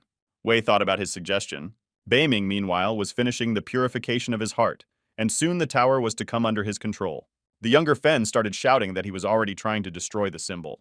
It was true that Beiming really needed to break the symbol with magic. He used the phantoms he had taken from the old fox to do this. Even the old people could not believe that he had such a powerful magical power. The angry phantoms rushed at the symbol, trying to tear it apart with their fangs. As soon as they reached it, a powerful explosion occurred. Old Fen realized that the symbol of their tribe had been destroyed. This symbol was created by the elite of the imperial rank, and it does not look like it was supposed to, Beiming said. The crystal in his hands turned bright yellow. They could not believe that he had really managed to clean the heart of the tower. Tianqing asked his grandfather how a small pawn like Beiming managed to clear the heart of the tower and what they should do now. He replied that despite the fact that the heart of the tower was in his hands, a hunter of military rank would not be able to do anything, an imperial hunter as they were. General Wei was not sure that he could destroy the symbol of the tribe created by the strongest hunters of the Heavenly City of Phoenix, but this fact made him think about its origin. The old Fen was broken. He called Beiming a rotten monkey and demanded that he return the heart of the tower. Beiming asked him what it meant to give it back, but the heart now clearly showed the symbol of the Chen family. So in fact, the heart belonged to his family, and why Fen wanted him to give him something that no longer belonged to him. The old man said that he had had enough of his jokes, but he shouldn't forget that Beiming had only the military rank of general, and he was a master hunter of imperial rank. But his beaming power was nothing compared to his. But if he does not want to part painfully with his life, he must give his heart to the tower, said old Fen. Beiming began to mock and ask why he was so proud of his imperial title. Did he really think that the heart of the tower would hear his boasting and return to him? When Fen heard this, he began to call him an insolent brat and threatened to tear him to pieces. He had already begun to conjure up something to attack, after which, his martial spirit appeared behind him. This was the demon goat emperor. Every respectable hunter, after losing a battle, would turn to his fighting spirits in the hope of regaining the advantage, and old Fen was no exception. He ordered his goat to immediately finish off Beiming, after which he rushed to attack. Beiming said that was pretty brave, and he would be happy to introduce this asshole to his punch. The demonic beast was already very close. He struck his strongest blow at the place where Beiming had just been standing, and he seemed to vanish into thin air, leaving behind a purple smoke. Gudao and the Black Widow were very scared because they thought the animal had really hit him, but it was a ghostly technique used by Beiming, who was already behind the beast, holding a dagger at the ready, and then immediately applied a ghostly desolation. One of the beast's horns flew to the floor. He started screaming loudly in pain. When Baming landed, he saw that the beast was crushed. He said that his head was quite strong. The Wei could not believe that Baming could so easily cut off the horn of the imperial demon goat. Old Fen turned to the goat and asked why he was stalling, and ordered him to finish him off immediately. He was incredibly angry and amazed that his beast could not even wound his opponent. The eyes of the demonic goat began to glow with rage, and pure energy immediately burst out of his body, which he immediately sent to Baming. Baming realized that they would have to tinker with this creature a bit more. When this spirit hit the place where Baming was standing, a powerful explosion occurred, shattering the walls and everything around. Old Fen began to rejoice to prove that the attack was successful, but among the ashes and smoke of the Snowvu, Baming appeared and smiled and asked if the Emperor of the Demon Goats was capable of only that. He jumped on a high column from which he was watching us. The old man asked, his eyes bulging, how he had managed to dodge this attack. Meanwhile, Baming was already flying toward the goat, ready to use a devastating blow on it. The one-horned animal did not even expect such speed, but that fiery fist was probably the last thing he saw in his miserable life. The blow was so powerful that another powerful explosion occurred inside the castle. Both Fenny looked at this with open mouths. The demonic spirit of the goat lay unconscious on the ground. Baming stood over him and just smiled. Gudao asked Z what was going on, and she replied that the phantom lords formed from the dense energy of the goat emperor also took the hit after dispersal. Old Fen was yelling at Baming and calling him an ugly monkey with a knife, saying that he had to be destroyed. He was so disappointed that he turned to General Wei and asked if he would allow this monkey to take the tower. He began to say to Snoovu that if they united, they could finish him off, and after his destruction, they would face off in a fair duel, where the winner would take the tower. Wei Snoovu thought about his tempting offer. Baming stood on the body of the beast he had defeated. Suddenly someone called him. It was General Wei. He said that he had great potential, and he did not want to become his enemy, and if he voluntarily gave him the heart of the tower, their agreement on the post of second in command would remain in force. Baming told him that he was very generous, but that he had no intention of giving the heart to the tower. But he could, for example, suggest getting rid of that old goat of an emperor, Baming said with a smile. Old Fen started screaming and threatening Baming that if he laid a finger on his goat emperor, he would do something to him. General Wei seemed to appreciate his joke and said that if this kid was so sure about it, he would not convince him anymore. Then the general laughed and told his grandchildren to keep Baming's friends away and not to let them interfere. Tianqin told him that he would be happy to do it for him. The old man also ordered his grandson to go and deal with the people from the Star City. Baming smiled and asked them if they wanted to conspire against him. Then, releasing the heart from his hand, he ordered the Tower of Purification to open. It seems that the old men did not even understand what he wanted to do. Suddenly, a bunch of portals appeared in the air that began to circle them. Tianqin was frightened and asked what he was up to with the opening of the tower. His brother suggested that maybe he wanted to let all the demons out. Old Fen was frightened and asked what kind of demonic energy it was and why it was so strong. Portals were becoming more and more and they surrounded them. Then he said they shouldn't panic and just need to kill the bastard and take the heart and everything will be fine. Wei suddenly told him that he could forget about it. He pointed his finger at his demon goat and asked him if he still wanted to destroy the scum. The goat demon was not, to put it mildly, eager to do so. Old Feng began to shake, and he asked Wei if he really wanted to break their agreement. Baming enjoyed this phenomenon he created and watched his enemies react. The Black Widow told Baming to be careful because it seems that General Wei was really coming to his true power. Baming said it was good, but he was watching it very closely. General Wei Snovu began to laugh out loud. He reassured Fenya, saying that he was on his side. The Black Widow said that this old man was up to something. She always had a very good feeling about such things. Tianqin turned to his brother and said that the little dirty monkey was a monster. Was his grandfather really interested in him and wanted to make him the second in command of the city? He felt very offended and was furious about it. Wei said that he has created an interesting aura around him, but now he plans to respond to him in a serious way. Tianqin and his brother couldn't believe that their grandfather was going to use his true power in front of just that little brat Baming. He summoned the Emperor's coffin. This magic was quite powerful and more impressive than his clumsy grandson's. After that, he immediately pointed it at Baming and ordered it to be crushed. In a flash, she was in front of Baming, intent on swatting him like an insect. Baming felt the power of this energy and put his hands in front of him to try to stop it. The power of this spell was extremely powerful, and it was incredibly difficult for them to cope with. Baming gritted his teeth and did his best to resist him. Wei said that no matter how hard he tried, he would deal with him, and then cast an explosion spell. Baming realized that this was not good at all. After that, this coffin exploded with incredible power, and it seemed that nothing could survive next to it.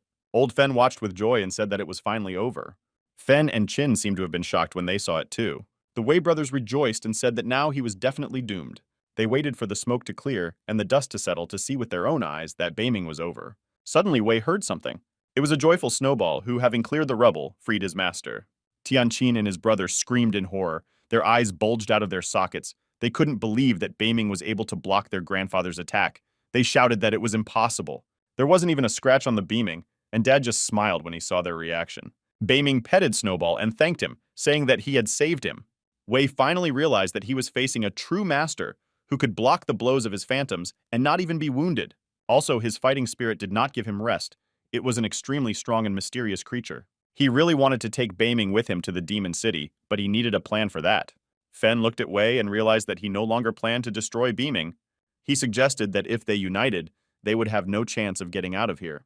The three of them stood against each other and tried to figure out the other's next move.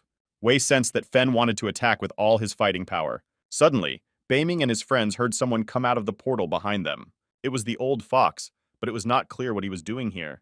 Beiming immediately realized that Fox was here for a reason, and that he might be up to something. Fen has even started to get nervous and say that the demons are coming too fast. When Gudao and the Black Widow saw Loss, they told him that they thought he had been killed long ago. The fox raised his paws to the mountain and began to complain loudly, and ask why they all wished him only bad things. But then Snovu laughed and said that as long as he was here, they wouldn't dare touch his brother Beiming.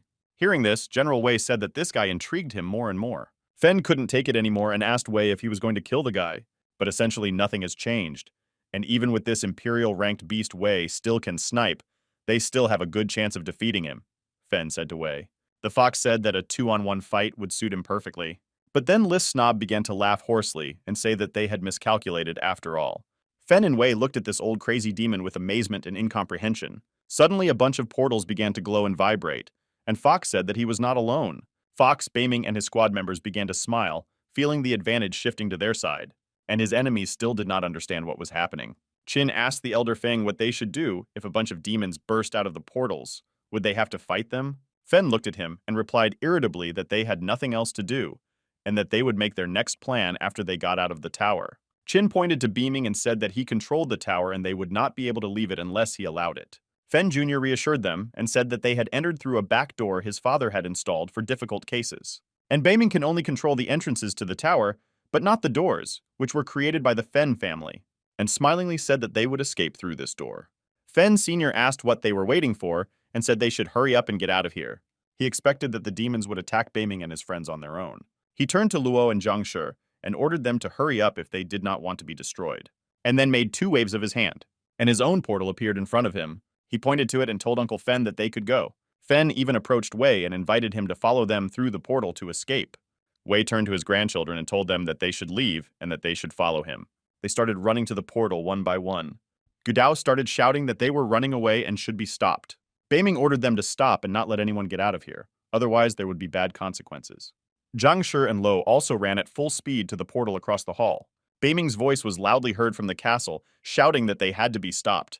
Meanwhile, Lao Gu and others did not expect the gambling battles to end. Lao said he was curious about what they were doing there. Immediately afterwards, a portal appeared behind them, and Beiming jumped out of it, followed by Gudao.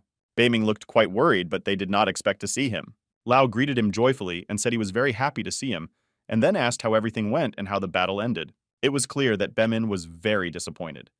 He said it was a long story, and that he would tell it all when he had a chance.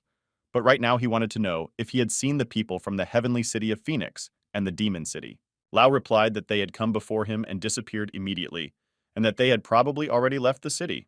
Beiming thought that they worked very quickly, and that if they were allowed to leave, they would ask the Alliance for military assistance. But once they get a few Emperor-ranked hunters, he won't be able to defeat them with his current level of power. Beiming said that he would send fast demons to follow the people from the heavenly city, and each clan should hurry up and send their people to capture them. Because if they let them escape, it would be a disaster for Star City, he explained. Lao and the other elders listened attentively, but were a little confused because they had not expected such an ending. One of them started shouting and saying that they were talking about the heavenly city of Phoenix, but they would never go to it because their families were directly dependent on the Fen family. Eerie howls began to come from the tower, the demons finally managing to escape. Lao asked anxiously if it was the demons of the Purification Tower and how they managed to get out. Meanwhile, the demons have already started to have fun. Lao said that they must be stopped or they will destroy Star City before they reach the city of Phoenix. Yuan asked how they would be able to stop them, since it would be impossible to defeat them, and they would definitely not obey them. Z said that the demons were brought by the old fox and that if they obeyed him, they had nothing to worry about. Beiming sharply turned to the old fox to clarify the situation with him, but he was a little shocked when he saw it. But the fox seemed to be celebrating his liberation from the tower, and some demon was painting his portrait.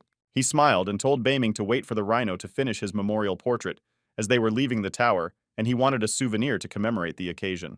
Godao came up to Beiming and saw this situation and said that the demons from the tower were simply hopeless. Meanwhile, outside the city, a handful of people gathered on one slope. They were the famous representatives of the demonic and heavenly cities of Tianfen and Phoenix. Fen Jr. turned to his uncle and said that they hadn't lost many lives and the tower, and how they would explain it when they got to their hometown of Phoenix. But old Feng didn't seem to care. He was worried that General Wei might ally himself with Beiming, and that could be much more dangerous than anything that had happened before. Old Fen was reading something and sorting through his thoughts. Suddenly, a flotilla of many airplanes appeared over their heads. He raised his voice and said that there was nothing to be afraid of, because this was not the end. The city of Star City shook. Explosions, noise, and screams were heard everywhere, and it had been going on for a long time. A bunch of demons who escaped from the tower roamed the city, attacking people and destroying everything around them. Most residents of this city have almost never encountered such creatures in their lives and were not prepared to confront them. This demon Vovkalaka already wanted to have breakfast with this man. Suddenly, he received a very strong kick in the face. Beiming and his friends raced through the city, simultaneously beating the arrogant demons. The guy ran away in hysterics without even saying thank you, and Beiming and Godao watched in amazement as the chaos took place in the city. Beiming turned to Fox and asked him to calm the demons so that they would not harm the citizens of the city. The fox replied that he shouldn't worry, because they were just playing around, breaking things, and wouldn't hurt anyone. Beiming said that they shouldn't waste time, but should gather everyone and send them after the people from the heavenly city of Phoenix. We'll have to fight the hunters. The fox said that it didn't matter how many demons of imperial rank came, because he could negotiate with them himself, and assured Beiming that all the animals in the city would become vegetarians for a while. The fox, surrounded by a bunch of not-so-friendly demons, said that everything was under control. Godao looked at his sly expression and trusted him completely. Beiming looked at the fox and smiled, asking what he was thinking. Then he said that he seemed to understand his plan, and said that when they brought the elite of the imperial rank whose status was higher than the demonic imperial rank, the fox would throw all these demons into battle. The fox asked whether those who would come to fight in this place would have an imperial rank. Beiming said that this is not all the problems they can expect. Some of the demons were already getting worried because the discussion was about someone coming and destroying them. One of them started shouting and calling Beiming a snot, telling him to stop throwing out ridiculous warnings and that he was to blame for what happened. But he only let them out of the tower without warning them that they would have to fight high-ranking hunters, and that was not their problem at all, the demon complained. Then he said, if the people of Phoenix want this tower so badly, he should just give it to them, and by then they will have run away from here. Beiming realized what these cunning demons were up to, and warned that it would not be so easy to escape.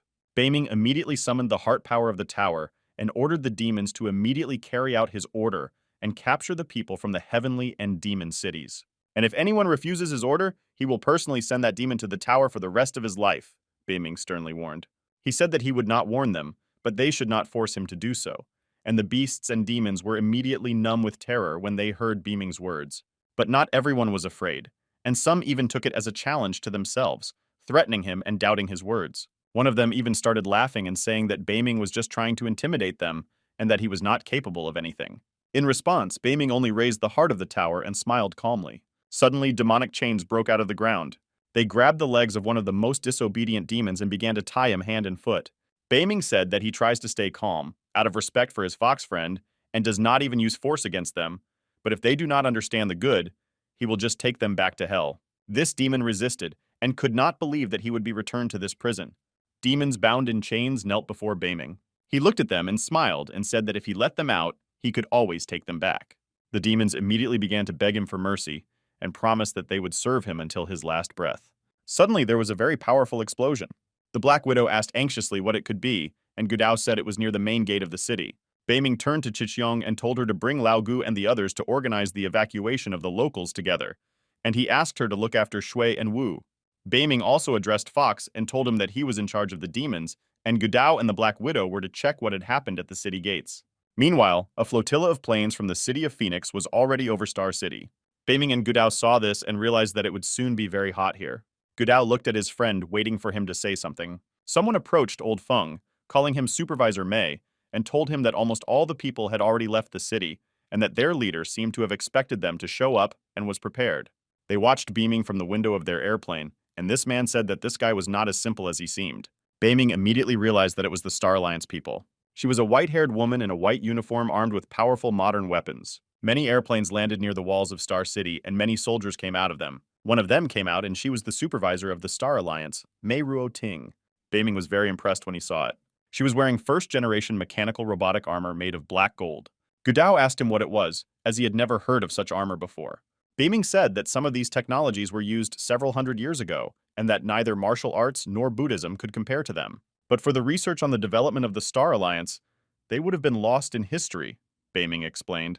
When Tina saw Beaming and heard him talking about her armor, she said it was a real surprise. She added that she could not even guess that someone knew so much about the Star Alliance in such a prank. She turned to Mei and asked if he was sure that the tower was in the hands of this guy. He bowed and said that in such situations he could not lie to her, because this schmuck had caused a real chaos and stolen the tower that was supposed to go to the Star Alliance.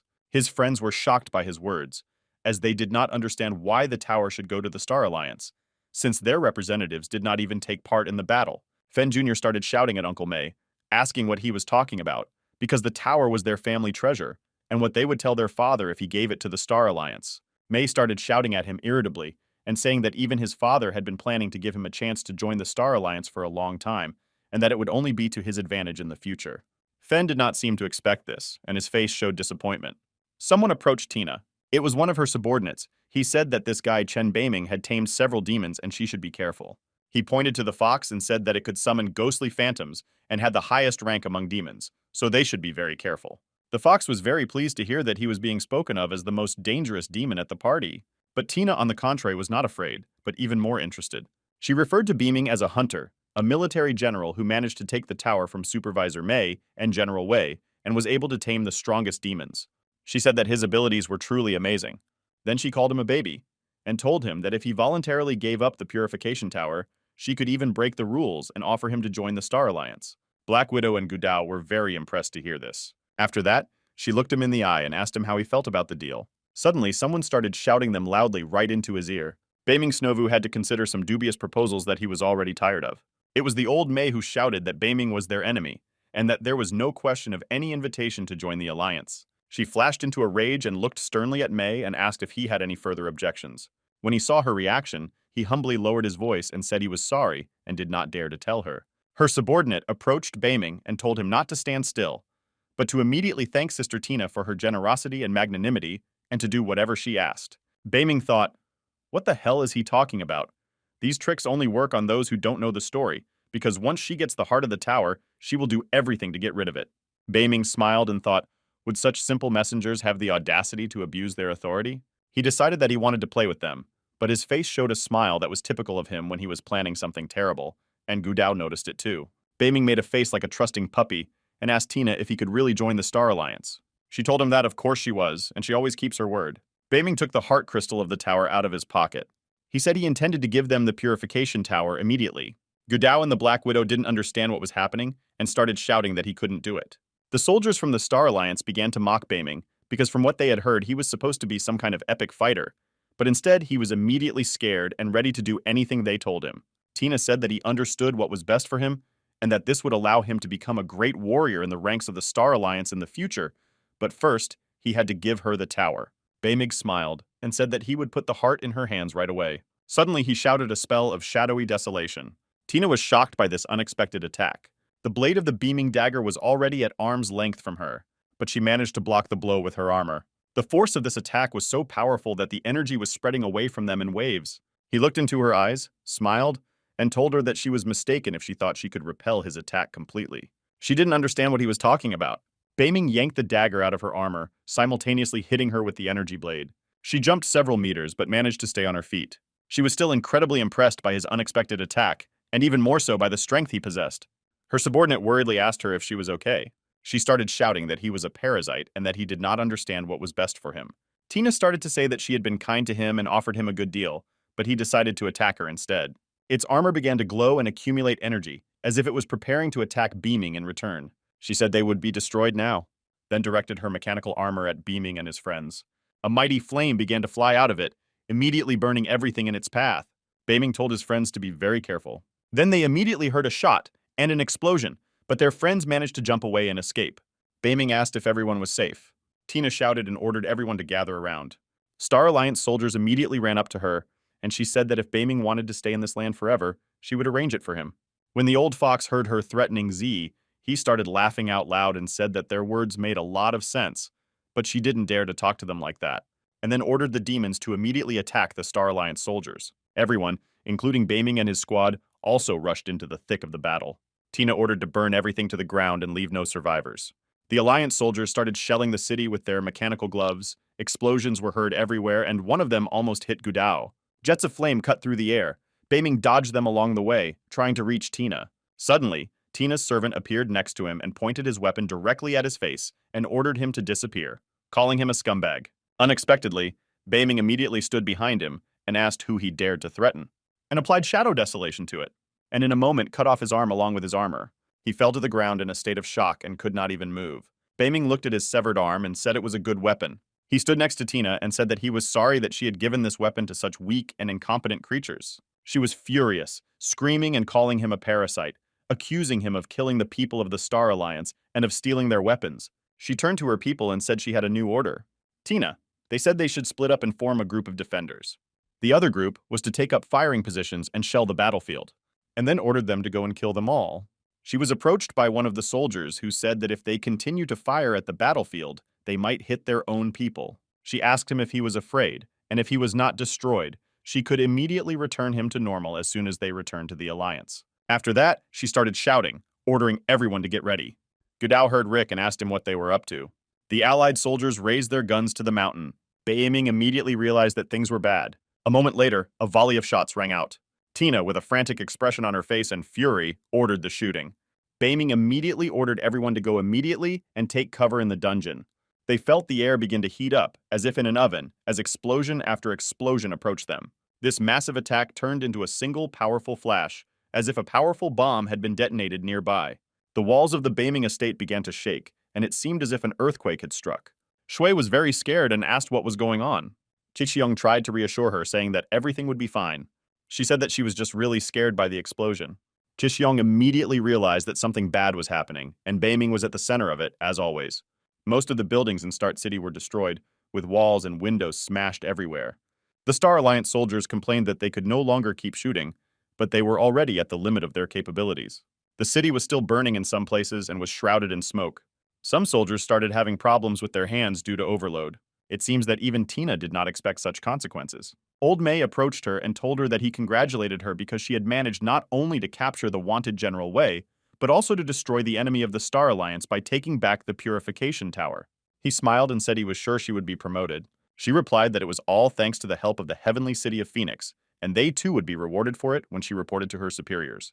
Representatives of the Fen family bowed and said they were extremely grateful to her for this. Suddenly, the soldiers felt strange jolts under their feet, but something started to come out of the ground. May immediately realized that it was too early to celebrate. There was an explosion and a flock of demons began to emerge from the ground. They immediately fiercely attacked the Alliance soldiers. The soldiers were extremely frightened and shocked by this. They did not understand how they managed to survive the massive shelling. The command was given to immediately attack and defend them. But most of the soldiers were too tired, and the demons easily tore them apart with their claws. Tina also did not understand how the monsters managed to survive, she thought. Had they ever encountered such a malfunction before and knew how to act correctly? She was in a stupor and did not understand what to do next. One of the soldiers turned to her and pointed to someone. It was Baming. He was intact, but he was holding Gudao on his shoulders, and the Black Widow was next to him, and they were very angry. Fen began to complain and say that this cockroach seemed impossible to destroy. Tina began to think that most likely the robotic armor was not powerful enough to reach them when they hid underground, and they had wasted so much energy. She knew that there was no way those demons could have been prepared for this, but who could have warned them except that little shit, Tina thought. Baming pulled Gudao out of the ground and threw him to the ground. Gudao stood up and immediately regained consciousness, rejoicing in the happiness of being alive. Baming, surrounded by demons, approached Tina. He gave her a stern look, full of challenge. Looking into his eyes, she guessed. She stood there watching them in confusion. One of her commanders approached her and asked what they should do now, and if they did not retreat now, they might lose this battle. The soldiers of the glorious Star Alliance complained that these demons had no fear of them. Tina realized that they had no chance now. She said that everyone who could still fight should go to the attack, and the rest should get out, and then immediately most of them, led by her, ran away. Fen asked his uncle what they should do, and he told him to follow them. The Black Widow asked why they were retreating. Beiming said that these people were just cannon fodder for the Star Alliance, and they used first-generation black gold robotic armor, and it had a negative effect, causing severe damage to the owner. The Black Widow said that this technology seems very powerful, and why he doesn't want to use it. He said that she would find out about it later. Meanwhile, the demons continued to pursue the retreating soldiers, who were trying their best to cover their commander. One of them almost grabbed her when he jumped out of the ground, but a soldier from the security team managed to shoot him with his gun in time. Tina shouted that they had to do everything to stop them. The fox chased her along with all the demons and gave them orders, shouting at Tina in her wake, telling her to give up on the good side. The demon Vovkulaka easily dealt with the soldiers, scattering them as if they were toys. Seeing this, the soldiers froze with fear and could not understand where so many demons came from.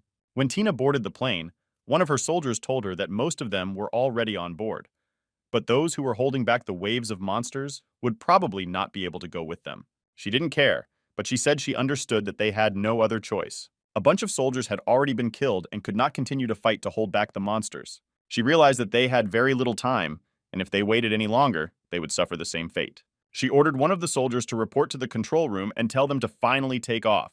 The plane's engine started up and the plane took off. They quickly began to fly away. The fox stayed below and watched them flee. He started laughing and saying that they had managed to escape after all. Tina was hitting the table with her fist and she was very unhappy with what had happened. She leaned her head over the control panel and thought, while May stood next to her, looking concerned. Then a nasty smile appeared on his face and he turned to his commander. She immediately explained that she knew what he was trying to tell her. But if they just ran away, the Star Alliance would lose its reputation, and that would make it harder to conquer other cities in the wasteland. But she added that I shouldn't worry, because as long as she's Mei Ting and the Star Alliance, she'll never let that happen. She started screaming that they needed to immediately prepare a soul-destroying bomb with which she wanted to wipe out Star City. One of the mechanisms on one of the ships started moving. Additional Daigons appeared on one of the compartments, which looks like it was the same bomb, where I saw that the planes were hovering over them and planning to drop something. When the bombs started falling from the sky, Liz ordered everyone to take shelter underground.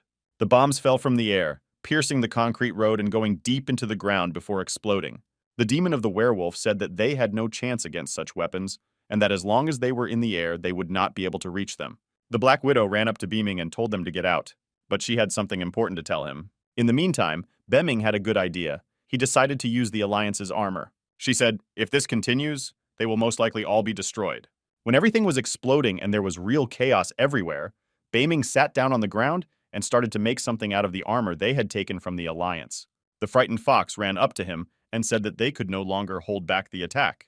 Beiming took out a crystal from his armor and began to examine it closely. Then he smiled and said he understood and had a plan. He asked to give him 15 minutes, and as soon as he finished purifying this crystal, they would immediately attack. The Black Widow and the fox looked at each other in confusion and did not understand what Beiming was up to this time. The fox started shouting that 15 minutes was too long, but they wouldn't be able to hold on to him for even a minute. Suddenly, someone came up to them and told them not to worry, that they could buy some time. These were the heads of all the Star City families, led by Lao Gu. After that, Lao ordered everyone to immediately go to the Pozizia. Meanwhile, the planes continued to shell the city. Tina was in high spirits and ordered her pilots to destroy all these rude people. She said this is what happens to those who insult the Star Alliance. One of the soldiers ran up to her and said he had something to report. He said they had discovered a very powerful source of energy. It scared her a lot, but she didn't know what to do. The planes were hovering in the air and seemed to be at a safe enough distance to avoid an unexpected enemy attack. Suddenly, one of the planes was attacked. It was the same plane that Tina and her team were on, and they couldn't understand what had happened because there was no way the demons could have gotten to them. The frightened pilot pointed out the window and said to look at something. She looked down at what she saw, and what she saw was very impressive. These were cannons that were placed on the walls of Star City. Star City's air defense was led by Lao Gu. One of the operators reported that they were ready for the next attack. Lao said that anyone who chose to come to Star City would be executed no matter how far they ran. The cannons continued to fire at the Star Alliance aircraft. Shells fell in a hailstorm on the flotilla of aircraft. One of the shells even hit an airplane, which exploded violently. Meanwhile, the Shadows reported that the rear of their plane was damaged. They are in serious trouble, and Tina was shocked because she did not expect such opposition from a supposedly neglected city.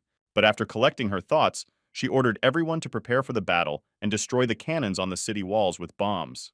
Meanwhile, the Wei family was imprisoned in one of the cells on board the plane. All the soldiers guarding them immediately left them when the commander ordered them to prepare for battle. They could use this to get out.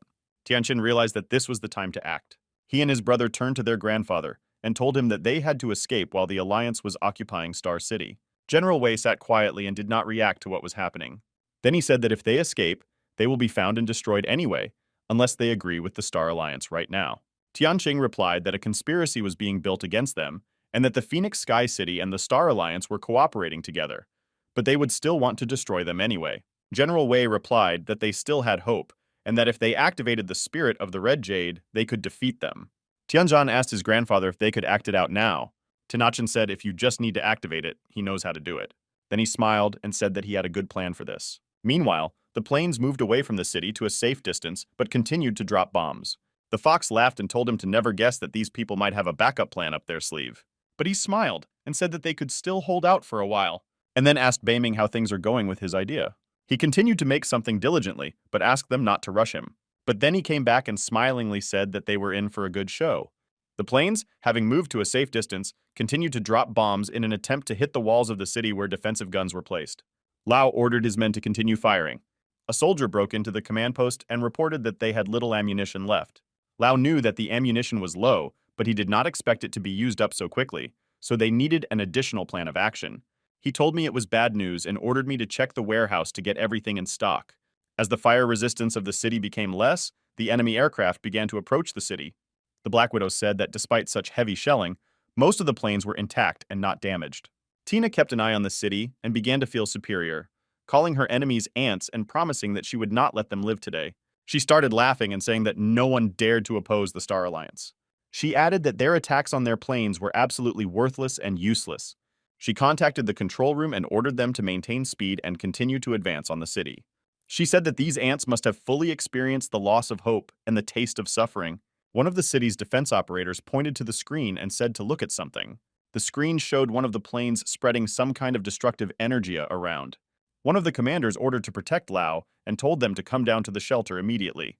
Immediately after that, they hit the wall of the city. After that, the bomb immediately exploded and destroyed the protective wall.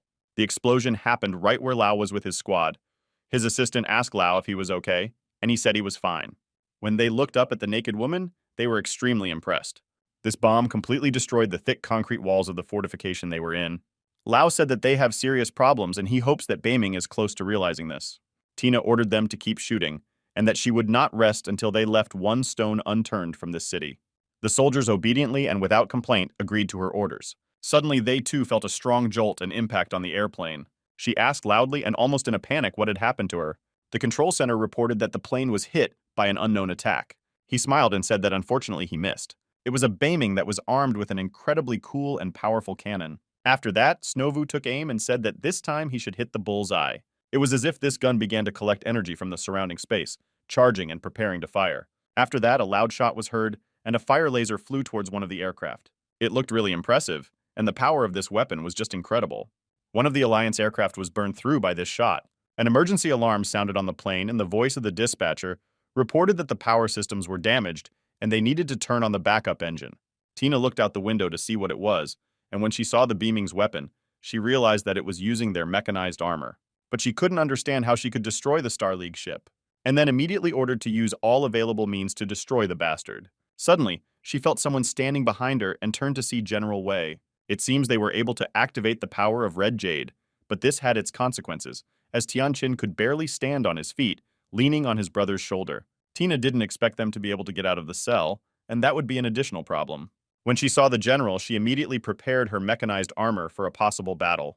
Wei said that there was nowhere to retreat, because they had poisoned the Star Alliance people, and moreover, they had destroyed the pilots. Tina looked at him with hatred, and when she tore him to pieces, even that would not be enough to quell her rage, and immediately attacked General Wei. Wei cast a red spirit energy spell. He covered himself with a huge red coffin, which he immediately pointed in Tina's direction. She did not expect it, but thought she could easily destroy it before it reached her. Her mechanical armor began to collect the energy around her, but she fired a powerful shot from the coffin. It immediately exploded and burst into small pieces. Wei only had time to cover his eyes to protect himself from the debris. The plane was almost completely destroyed and depressurized. Wei's grandchildren began to worry about him, as Tina easily repelled one of his most powerful attacks. Suddenly, Wei collapsed on his knees and clutched his side. Half an hour earlier, Wei, Tianqin, and Tianzhan had discussed an action plan. Tianqing then said that if you put his spiritual energy and essence into the spirit of the Red Jade, Grandpa Wei would be able to activate it. Tianzhang was very frightened by this, and he said that all his hard work and study up to that point would be immediately undone. Tianqin said that it was not a big deal and that his rank would only drop from military general to junior general, but he was not afraid to start over. He said that if the heavenly city of demons is destroyed, they will not only lose their foundation, but they will also be expelled, lose their home, and have nowhere else to go. Tianqin said that if he had to choose between their home and 10 more years of training, he would rather choose the second option. General Wei was proud of his grandson's loyalty. He told him to be sure that he would become his advisor and make sure that the management of the heavenly demon city was passed on to him. Tianqin replied that he could get the position even without his advice. After that, he took out a red jade and said that now everything depends on him. He said he understood everything and began to transfer his power to this half-body. It was a serious sacrifice for the sake of winning just one battle. The general understood that it was very risky, but it was sad to rely on the forced activation of the Red Jade spirit. A serious plot was planned against him, and he could not release all his energy. He was tormented by the thought that he was doomed to die. He blamed the heavenly city of Phoenix for this whole situation. But even if they couldn't win the battle against the Alliance, he wanted to find the Fen family and take them with him. Another extremely powerful explosion was heard on one of the aircraft. Beiming continued to mercilessly shoot at the Star Alliance air fleet. The pilots asked the control unit why they had stopped firing, as they needed to destroy the bastard immediately. After that, a shower of shells and bombs flew at the place where the beaming was standing. He skillfully dodged and mocked them, saying they had problems with aiming. Having quickly dealt with General Wei, Tina Snovu moved on to battle management. She was furious that Beiming was so arrogant, and did he really think he could defeat the Star Alliance flotilla on his own? She screamed. She was yelling at her pilots and ordering them to wake up and do their jobs. Wei regained consciousness. He decided that this was a good chance for Snows to launch his attack. But this time, his target was not the Star Alliance commander. This time he attacked Fen, who did not expect this attack at all. He managed to grab him by the shoulder, and he looked at him with a frightened look and did not understand what he was up to. Tina also noticed a fight going on behind her back. He cast a coffin spell and used red jade to imprison Fen inside it. Then he closed the lid and told Tina that he was taking them with him.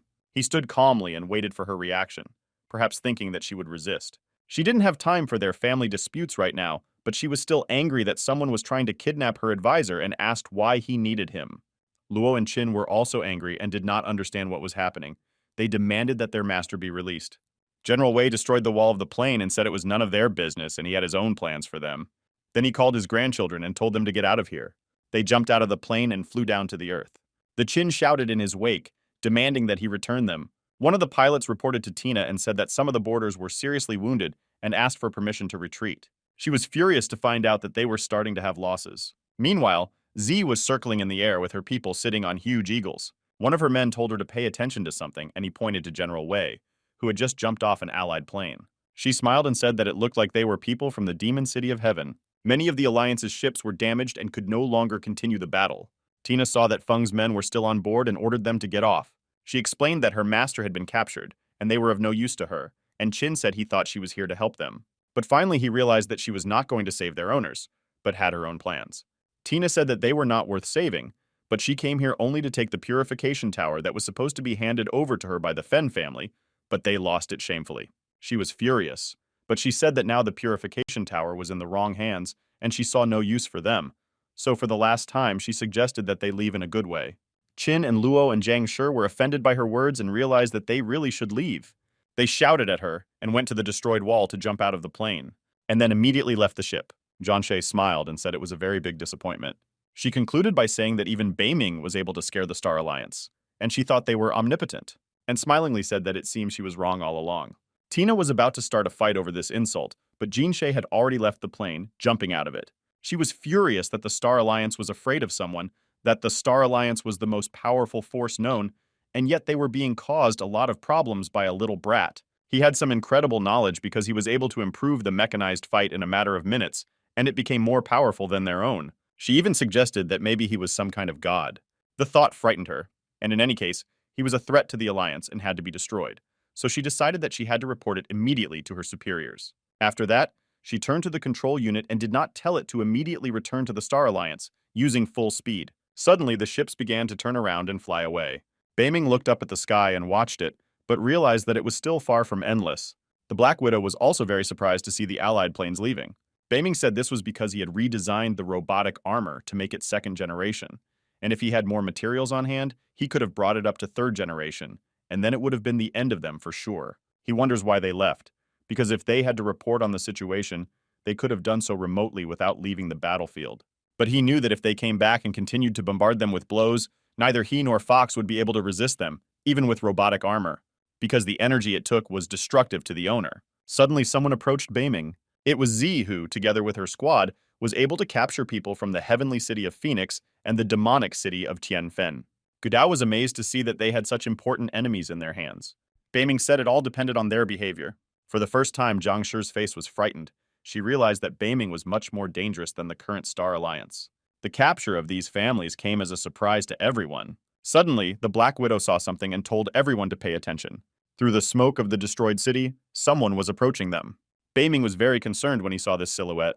This person had an emperor's level of cultivation. He came up to them and told them to refrain from harming his lady. When Zhang heard this voice, she recognized it immediately.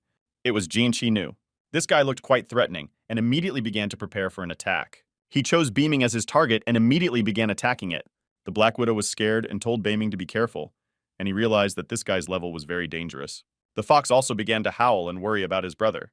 Their fists clashed as if in a mirror image. It was an unexpected battle between two extremely strong warriors of high rank. Everyone was amazed at what had started. It seems Mei Feng has managed to free his hands. At the same time, he was freed from the ropes.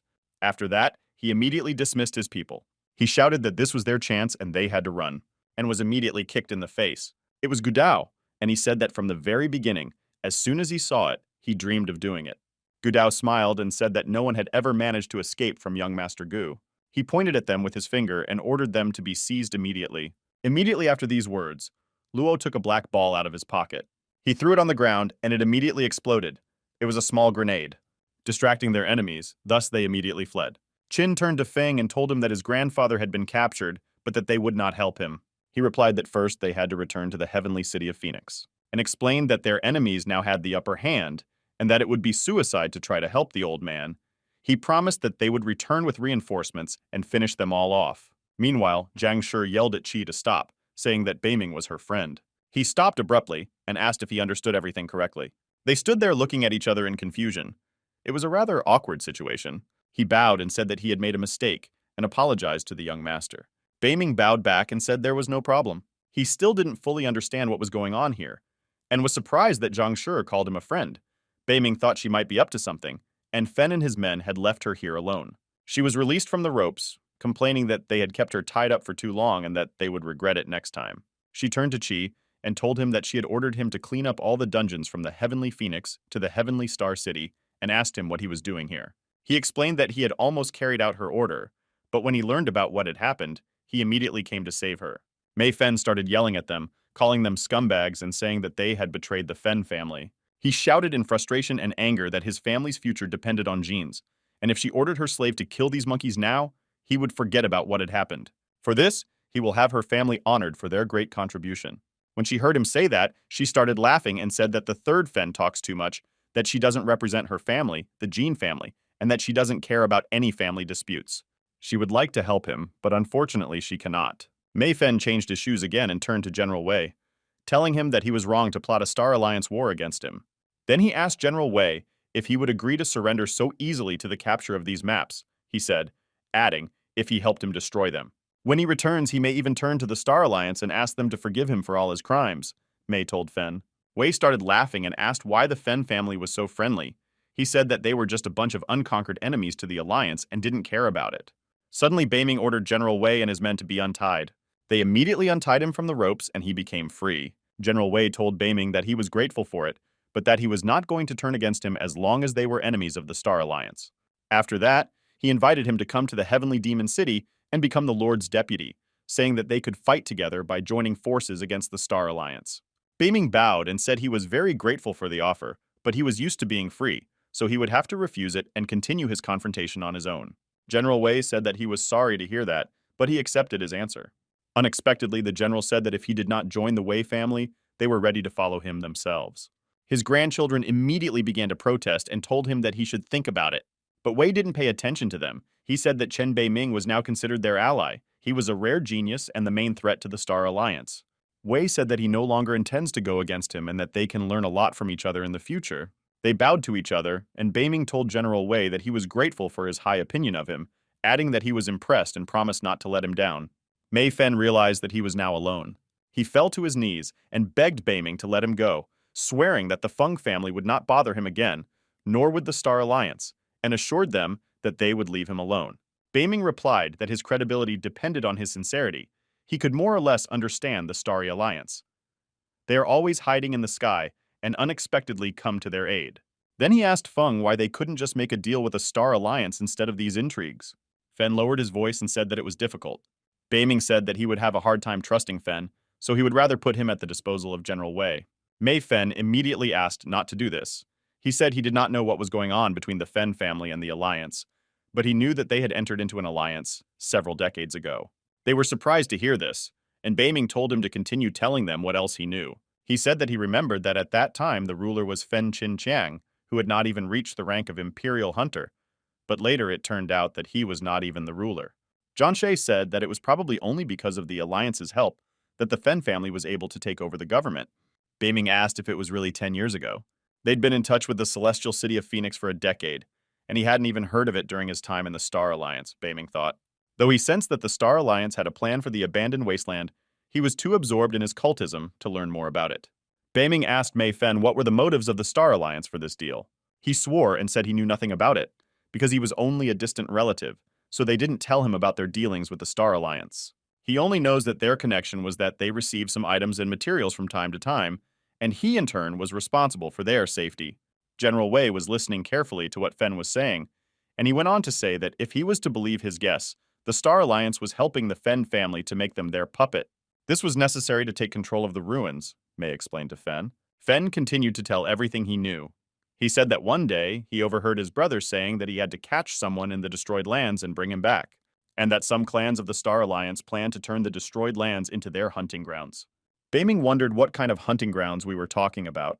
Hearing this, General Wei flew into a rage and said that this pack of scoundrels had decided to make them and the inhabitants of the destroyed lands their game to hunt for their own pleasure. He went on to say, if he had known about this earlier, he would have dealt with them much more harshly. Mei Fen fell to his knees in front of Beiming, calling him a friend and begging him to believe him, saying that was all he knew about the Star Alliance and asking to be allowed to leave.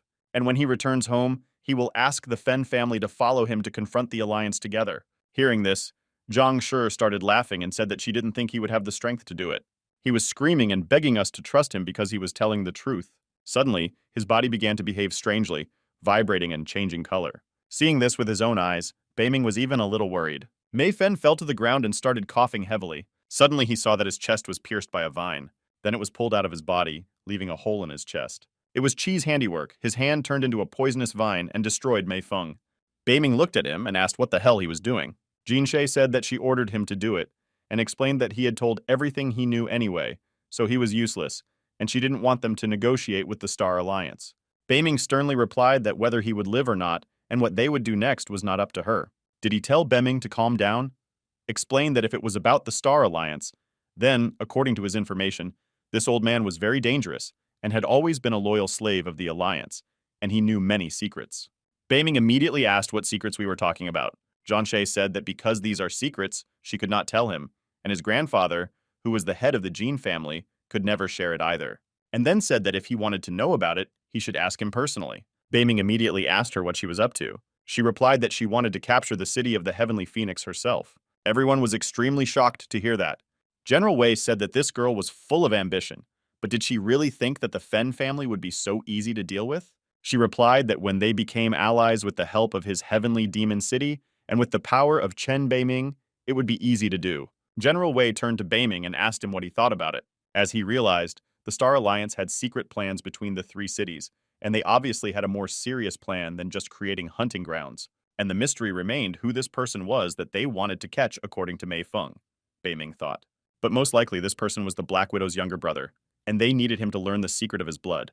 But why they needed him remained a mystery. For Beiming, it was a puzzle that he had to think about. After some thought, Beiming turned to Zhang Shi and told her that they would help her to get hold of the Celestial Phoenix, but after that she had to tell him everything she knew. She told him that he didn't have to worry about it, but that she had to inform her grandfather first. Then she left and said that they would meet in the Heavenly Phoenix. Wei said that he had to send his grandchildren to the Demon Heavenly City, and after they finished their business, they would also be waiting for him in Phoenix. Beiming bowed and said that in that case he was saying goodbye to them. The Black Widow asked Beiming if they could really trust that witch, Jiang Shi. He said that so far it has been good for them, and that they will be able to learn more about the Star Alliance. Beiming saw that the Black Widow was disturbed because it made her worry about her brother. He put his hand on her shoulder to calm her down. He looked her in the eyes and told her not to worry, that he had not forgotten his promise to help her brother, and that he would definitely save him. She smiled and said she trusted him. He told her to tell everyone to get ready, but to get some rest beforehand. The animals under the leadership of Brother Fox could also rest before the upcoming battle. Beiming said that they should be ready because they are heading to the Heavenly City of Phoenix. The Celestial City of Phoenix has been living its normal life for several days. Residents were walking around the city and did not think that their city could be involved in any problems. She was incredibly happy to finally be back in her hometown. Did he say that the secret union with the Demon Celestial City and the Star Alliance had nothing to do with it, and how they explained it all to her grandfather? She said that it would be an advantage for their family, and that he would not say anything until his grandfather went crazy.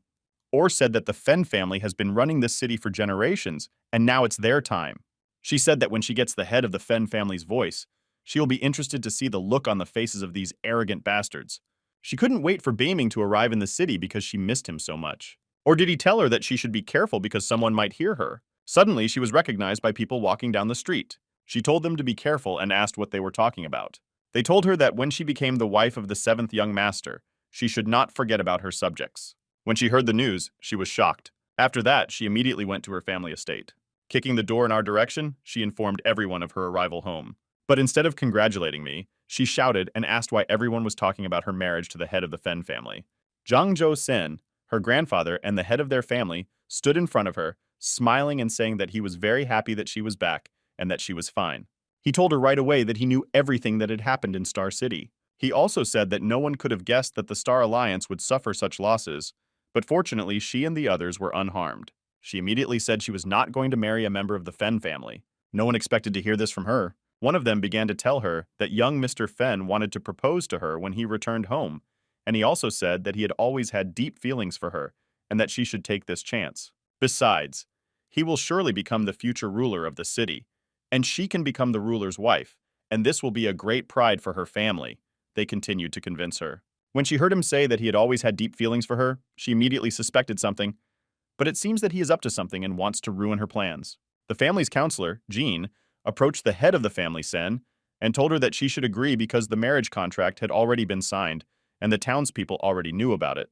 But if they canceled now, the Fen family would never forgive them, and they would have to leave the city, his advisor warned. Suddenly, her grandfather started yelling at his servants and calling them stupid animals for bringing the situation to this point. When Jean Shay heard this, she decided to change her plans and play along.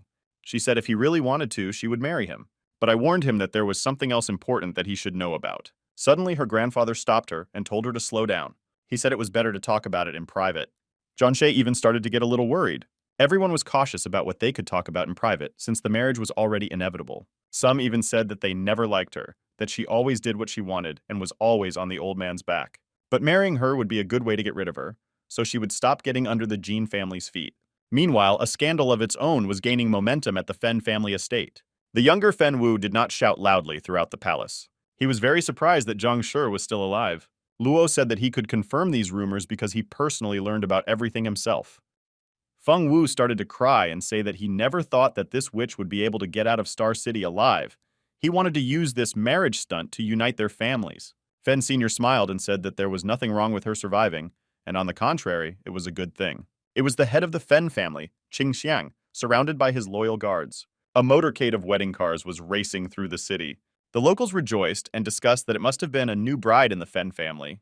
Among the crowd of people, one could recognize Beiming, who was covering his face with a robe. Inside the car, Narachena was driving, dressed in a beautiful red dress. One of the servants approached her and said that they were almost there. The entire Fen family palace was waiting and ready for the celebration. The groom himself stood in front of the entrance, dressed in a wedding suit and surrounded by his loyal subjects. Luo went to tell Feng Wu that his wife had arrived, but judging by the look on Feng Wu's face, he was not very happy about it. He did not expect his next stunt to get out of hand. A few hours earlier, he and his father had a serious conversation. When he heard the latest news about Fen, Qing was very angry with his son. Feng Wu asked his father why he was happy about Zhang Shi's return, because he did not understand what was good about it, and asked his father why they were getting married. In addition, knowing her character, he was afraid that she might deceive him, and this could lead to their family losing respect. Qing said that he doubted she would do anything nefarious, as her entire family would pay for it immediately, especially since no one had ever dared to go against the Fen family in Phoenix Heavenly City. He said that if she was so brave, he would love to see her in action. He told me to send some people to meet her, but he had no choice and needed to marry this woman anyway, Qing said.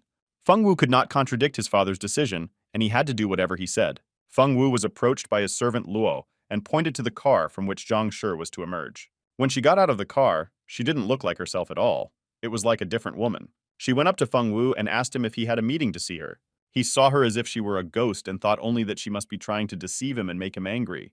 But he also decided to play his part, and then smiled and said that he was very happy to see her and very happy that she was okay. She laughed and said that she thought he wanted to destroy her on the contrary. But as soon as she returned home, she found out that the seventh master, Feng Wu, had prepared such a surprise for her, and now she doesn't even know how to thank him for it.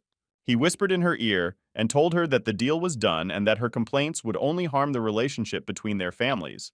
But he warned her to behave herself and that they could talk frankly after the ceremony. She smiled and ironically said that she would never be able to challenge the Fen family. The audience saw that they had already started to quarrel, but instead of going inside, they stood outside. The tension between them was growing every second, and suddenly someone interrupted and said they should go inside. It was Feng Qing, and when Zhang Shi saw him, she realized that he had raised his rank and now had the rank of the Imperial Phoenix, and she wondered how he always reached new levels so quickly. She smiled and said that she felt a strong spiritual energy and wanted to learn more about it. Suddenly, her grandfather appeared in front of her. She was happy to see him and looked like it was part of their plan. He turned to Qin and said that he was too old, but still continued to frighten the youth. His guards were frightened because they felt that John Saint was able to dissipate their master's energy. Qing smiled and said he was glad to see him today. He ordered his son to lead all the guests inside. Beiming was among them, along with the Black Widow. There were many people inside the palace, some of them celebrating and sharing rumors. Feng Qing was approached by his advisor and told that everything was ready and it was time to start. Suddenly, one of the family members ran inside and scared everyone. Qing said they could start. Jean Sans and Jean She were also pleased because everything was going according to plan so far. This man turned to his master and started shouting that something terrible had happened. Qing asked him what happened and ordered him not to make a fuss without a good reason. He fell to his knees in front of him, shaking and looking very worried. He said it was about Fen Mei. Qing told him not to drag his feet and to tell it like it is. He said that he could not describe the situation and that he needed to see for himself. There was a ruckus among the servants inside the palace, and they asked each other what was going on. Feng Qing and his son, accompanied by guards, followed the man. There was a coffin in front of their feet. I saw that it was Qing, and he was very worried and scared. He reached out to open it, and opened it and saw Fen Mei lying inside. When Feng Wu saw him, he began to sob loudly. The heads of the Z, who were subjects of the Fen family, asked who did it. Some of them assumed that it could be the work of enemies. One of the guards said that he found a note next to him and it said that it was a wedding gift, but they did not know who it was from. Qing took the note and looked at it carefully. Zhan Shi and her grandfather realized that while Qing and his son had locked the guests in the celebration hall while they checked on what had happened. Sen asked Feng Qing what had happened and what it all meant. He said that he knew that the Zhang family had always held a grudge against them, and suggested that they were obviously somehow involved in Feng Mei's death. The guards behind them immediately drew their swords, and Qing said, if they do not give him a satisfactory answer to his question, he will not hesitate to destroy them. Sen smiled and asked if he was not afraid of ridicule from his own people since he accused them without any evidence. A man in a dark robe who was standing next to me said it was beautifully said. Everyone present, including Feng Wu and his father, immediately noticed this mysterious figure. When they took off their cloaks, they saw General Wei underneath, and he said that he was only running the city, but at the same time he was managing to oppress his own people with the power of the government. He blames people he doesn't like for getting rid of them, but did Fen think all this time that people like Wei wouldn't find the strength to rebel against him? The general said with reproach. Feng Qing asked him in disbelief who the hell he was. Wei laughed and said that he had been negotiating with the Star Alliance for years and still didn't know who he was. Wei said that if his father found out that he had sold the abandoned pranks, he would jump out of his grave in anger. Feng Qing was horrified to realize that it was General Wei. Suddenly, a powerful explosion occurred in the middle of the palace. The audience was very scared because of this and said that it happened near the back of the palace. The Qing immediately said that someone had broken into their treasury, and he ordered his guards to go there immediately to protect it. Feng Wu also ordered Luo to go there immediately for protection. Just as he was about to follow his father, someone stopped him. It was Shay who tore off her dress. She told him not to worry and that it was her friends who were in his hideout. She smiled and told him that they were about to become husband and wife and invited him to get to know each other better. Fengwu was shocked to hear this, to put it mildly, and asked who these friends were. She just told him that they were very reliable friends, unlike him. Dad says that he can unconditionally trust these people with his treasures. Beiming smiled and said that the Fen family turns out to have a lot of good plow booty. Fen Qing was already preparing for a bob with General Wei. He summoned a family symbol for protection. Wei knew it was the Golden Crow's rain purification technique. Wei said that he never thought that those assholes from the Star Alliance would actually give him this equipment, but it looks like he did a good job pretending to be their son. Qing said if he delivers it to the Star Alliance, they may give him other techniques as well, and then said he was going to destroy him and shot a powerful jet of energy at the general. Wei said that he would be interested to see how he would try to grab him, and would be happy to see what little Fen was capable of. The general immediately used defensive techniques to neutralize Feng's attack. A real chaos was unfolding in the palace, with the head of the family fighting General Wei, Fengwu with Zhang Shi, while Beiming and his friends had to deal with the guards in the treasury. Fengwu said that there was another explosion from the side where his father was. Luo told his master that they should act separately. He said that he would detain Zhang Shi, and Fengwu should go to the treasury. But Shi had no intention of letting him go. While he was trying to escape, she tripped him up and told him not to even think about running away.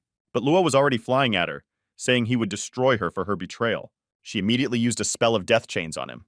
A powerful energy hit Luo, but he managed to grab one of the chains with his hand. He told Fengwu to hurry to the vault while he held her. But Zhang Shi did not calm down and said that he would not be able to escape anyway. She pointed 2 fingers up and lightning shot out of them.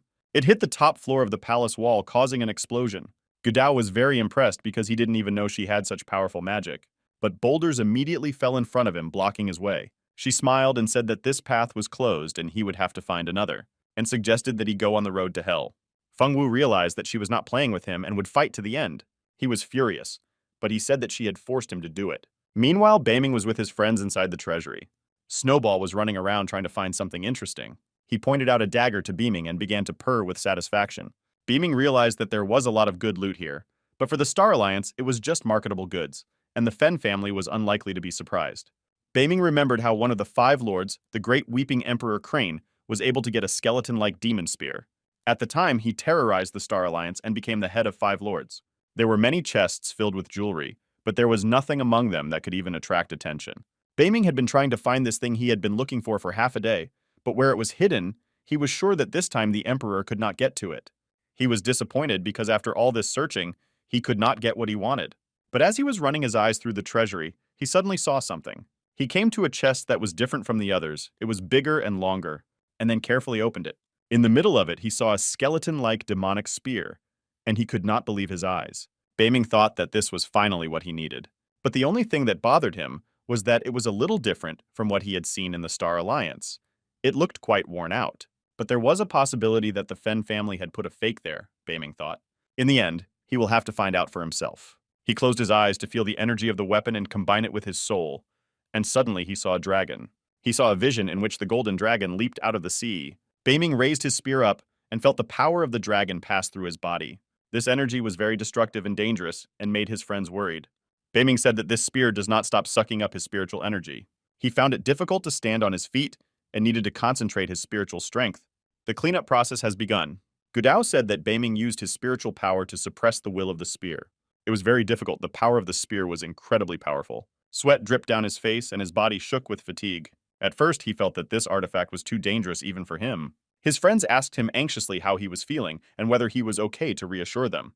But in fact, half of his power was stolen by the spear before he could unleash the full power of the dragon arts, and if it had continued, he would have been destroyed. In order to recover, he needed to take a Xianbanya pill. He needed some time to recover because they were in the heart of the danger. Beiming immediately felt some of his strength restored. He looked down at the spear on the floor and thought that such power was very difficult to control, and it was no wonder that the Crane Emperor was looking for it. Although it was not enhanced, its material and luster were beautiful, as if it were a half-body. Beiming did not know what animal bones were used to make this spear, but even the Snowball was sickened by this energy. He carefully picked up the spear from the floor. Beiming said that he'd rather wait until he was an emperor to use the art of dragons, and now he suggested that he go and meet with the others. Snowball kept digging for treasures, and Beiming told him that they should leave. He was sad because he wanted to enjoy these toys a little more. Beiming smiled and said as soon as they dealt with the Fen family, These treasures would be at his disposal, and if he liked them so much, they could even take something with them. Snowball was over the moon when he heard that. Suddenly, something scared Gudao and Chornavoda. They saw the snowball open its mouth wide and begin to swallow the treasure. His stomach was truly bottomless. Even Beaming was amazed by this. It turns out that he can store various treasures inside himself and spit them out whenever he needs to. Thus, the snowball swallowed all the treasures inside the room. Beaming and friends watched in confusion as they did not expect such a thing from the furry animal. Gudao gave it a thumbs up and said it was just amazing. The snowball happily jumped on Beaming's shoulder and began to purr with pleasure. Suddenly, they heard some screaming and noise. Gudao said that it was Zhang Shi's voice and suggested checking what was going on. Zhang Shi was planting above the ground. It seemed she had lost this battle. Feng Wu and his faithful servant Luo were standing over her. She looked beaten and held her shoulder with her hand. Feng Wu raised his hand threateningly and said that today he would get rid of her and her family by calling her a witch. And he heard a familiar voice, and it worried him a lot. It was Beiming, and he turned to Jansha and said that he already thought it was something serious. And only Feng Wu and his clumsy slave were waiting for him. Feng Wu couldn't believe his eyes. Beiming seemed to be chasing him, and now he had stolen an ancient spear from their treasury. He ordered Zhang Shi to stand behind him. She immediately felt his incredibly powerful energy and did what he asked without question. Having received such powerful support, Zhanshi could no longer worry about her life. Feng Wu started cursing at the Beiming and asking what the hell he was doing here. He thought that most likely this witch had dragged him along and conspired with him to dethrone his family and steal all their treasures. Luo turned to his master and said that it didn't look like he had taken anything but the demon spear. Beiming stood and watched as Feng Wu asked his servant what kind of spear it was and where it came from. Luo explained to him that the head of the family had received it after killing a warrior, and that despite being a rare item, it had no practical use.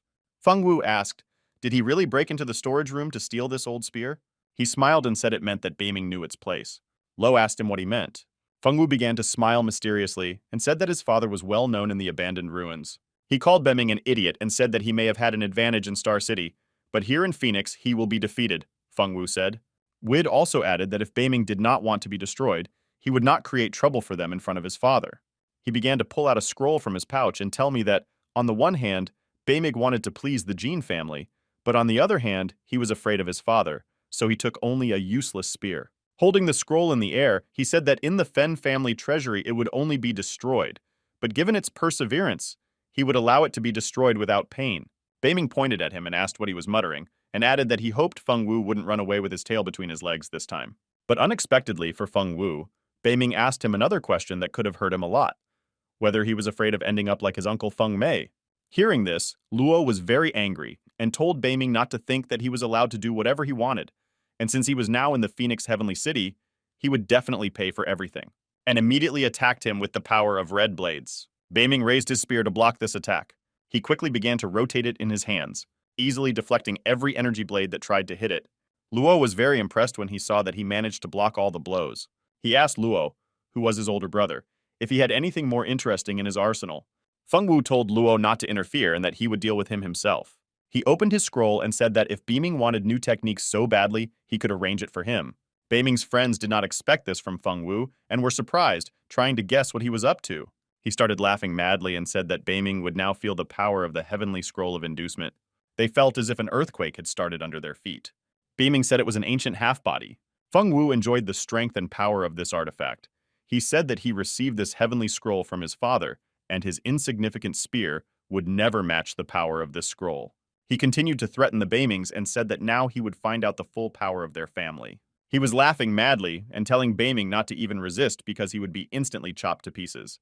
Beiming put his spear in front of him and was ready to strike. He felt a very strong pressure and thought maybe that was the power of this ancient half-body. Gudao and Black Widow told Beiming to be careful with this. Feng Wu asked them if they could at least now realize what absolute power the Fen family possesses. Hearing this, Beiming said he was just laughing at him because Feng Wu thinks they are invincible just because they have some ancient scroll. Beiming said that he wanted to wait until he was promoted to Hunter Emperor, but such a chance does not come around often, so he would be happy to practice on Feng Wu. When Feng Wu heard the words of the Beiming, he immediately slowed down a bit. Beiming said that now he does not mind seeing the true strength of the Fen family. This was very surprising to Feng Wu, who did not understand what he was up to. Beiming said that now will allow him to witness the true unlimited power, and then shouted loudly, summoning a spell of a dragon that destroys the heavens. Feng Wu just started to remember hearing something about a skeleton-shaped demon spear, but it was too late. as an attack of incredibly powerful destructive energy was flying at him, but he managed to create a shield with his scroll and was saved. Feng Wu said that Beiming is just trying to escape from death, and it doesn't matter what tricks he uses, because his spear will never be able to match his ancient artifact. Beiming smiled and asked him if he was sure. But Feng Wu's face immediately showed some doubts. He saw that the protective field he had created was beginning to split. Meanwhile, Beiming made another powerful leap and threw a spear in Feng's direction. He ordered him to break up the defensive field. Fen was in a stupor and didn't understand how he was doing it. Immediately afterwards, a powerful explosion occurred above them, and the protective field was completely destroyed. Feng Wu asked how this was possible because his scroll was invincible. Luo saw a spear fly out of the flames and head toward his master. He told Feng Wu to defend himself, but it was too late. Luo covered him with his body and received a spear right in the chest. The spear knocked him off his feet like a cannon and nailed him to the ground, creating another explosion. Feng Wu immediately rushed to his friend, but he had already been destroyed. He could not believe his eyes and realized that his faithful protector was gone. His lifeless body was nailed to one of the palace walls with a spear. Feng Wu fell to his knees in despair. Beiming reached out and ordered the spear to return. He immediately jumped out of his chest and flew into the arms of his master. Beiming deftly caught it and looked sternly at Feng Wu. He approached him and said that now it was his turn, calling him the seventh young master. Feng Wu was seized with a real rage. He genuinely could not understand why he was losing to him. He said that first there was the demon purification tower, then his uncle and even his ancient uncle could not defeat him. Who the hell was he? Feng Wu asked. Beiming replied that he recognized that his status was lower than his, but pointing his finger at Feng Wu, he said that he still couldn't defeat him, and this proves that his family was not as strong as he thought. These words made him even angrier, but he gathered all his will into a fist and pulled himself together, after which he begged Beiming for mercy. He said he wanted to offer him a deal, but if he let him live, they would just forget about what happened today. In addition, he will allow him to take anything from his treasury. He also added that he had heard that the Demon Heavenly City wanted to give him the role of vice chairman, and he could also talk to his father, and he would give him that role in the Phoenix Heavenly City. To put it mildly, Beiming was surprised by his sudden change of heart, but it was worth knowing that Feng Wu was holding a dagger behind his back, which he planned to stab into Beiming's heart. Feng Wu continued to say that their city had more authority and was more powerful than the Demon City, and that its offer was much more attractive. Beiming replied that it sounded tempting, but why would he want to be a deputy if he had the power to destroy the ruler and take his place? Immediately after Beiming's words, Feng Wu's dagger flew. He shouted, "Stop dreaming about things that will never happen," and said that he was about to take his life. Beiming was even a little surprised to see this attack. This unexpected attack even frightened the black vodka. His dagger was already a few millimeters from Beiming's heart, but he easily grabbed his arm and stopped him. Then he smiled and asked if he really thought he could launch a surprise attack, and if this cunning was where the strength of the Fen family came in. In Feng Wu's eyes, you could read all the horror that filled his heart when he realized he had failed. Then he heard a crunch. It was Beiming breaking his mouth, as if it were a dry branch. Feng Wu felt a tremendous amount of pain and started screaming. His face was dripping with sweat, his body was disobedient, but he was fueled by his hatred for Beiming. He raised his other hand, saying that he was going to destroy it. Beiming noticed that Feng Wu's dagger was lying at his feet, and he wanted to finish him off. He deftly tossed it up to catch it. At that moment, the dagger appeared before his eyes, and Beiming kicked him, changing his flight path and aiming directly at Feng Wu. Feng Wu realized that he was about to be destroyed by his own weapon. When the dagger reached its target, he was thrown to the ground by its force. He still couldn't understand how Beiming had beaten him. The seventh master ended his life at the hands of his greatest enemy in his palace. Beiming watched his body as if expecting another trick from Feng Wu. Suddenly, Beiming was very far away and he could barely stand on his feet. He grabbed his chest and felt very painful. He realized that this happened because he had almost no spiritual energy left due to the use of a demonic spear. He felt that the consequences had already begun, which was not good. He immediately needed to replenish his spiritual energy before it was too late.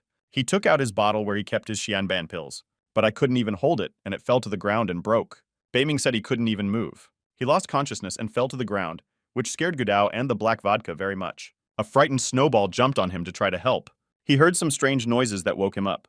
Gudao held his shoulders and said that he had finally regained consciousness. The girls were also very scared and confused. Beiming was experiencing a severe headache and immediately grabbed the headset, after which he asked how long he had been out. Gudao said it went on for several hours, and he scared them very much. Then he pointed his finger at Snowball and said that Beiming thanked him because he treated him with pills and elixir. Beiming picked up Snishka and told him that he was very grateful to him for saving his life.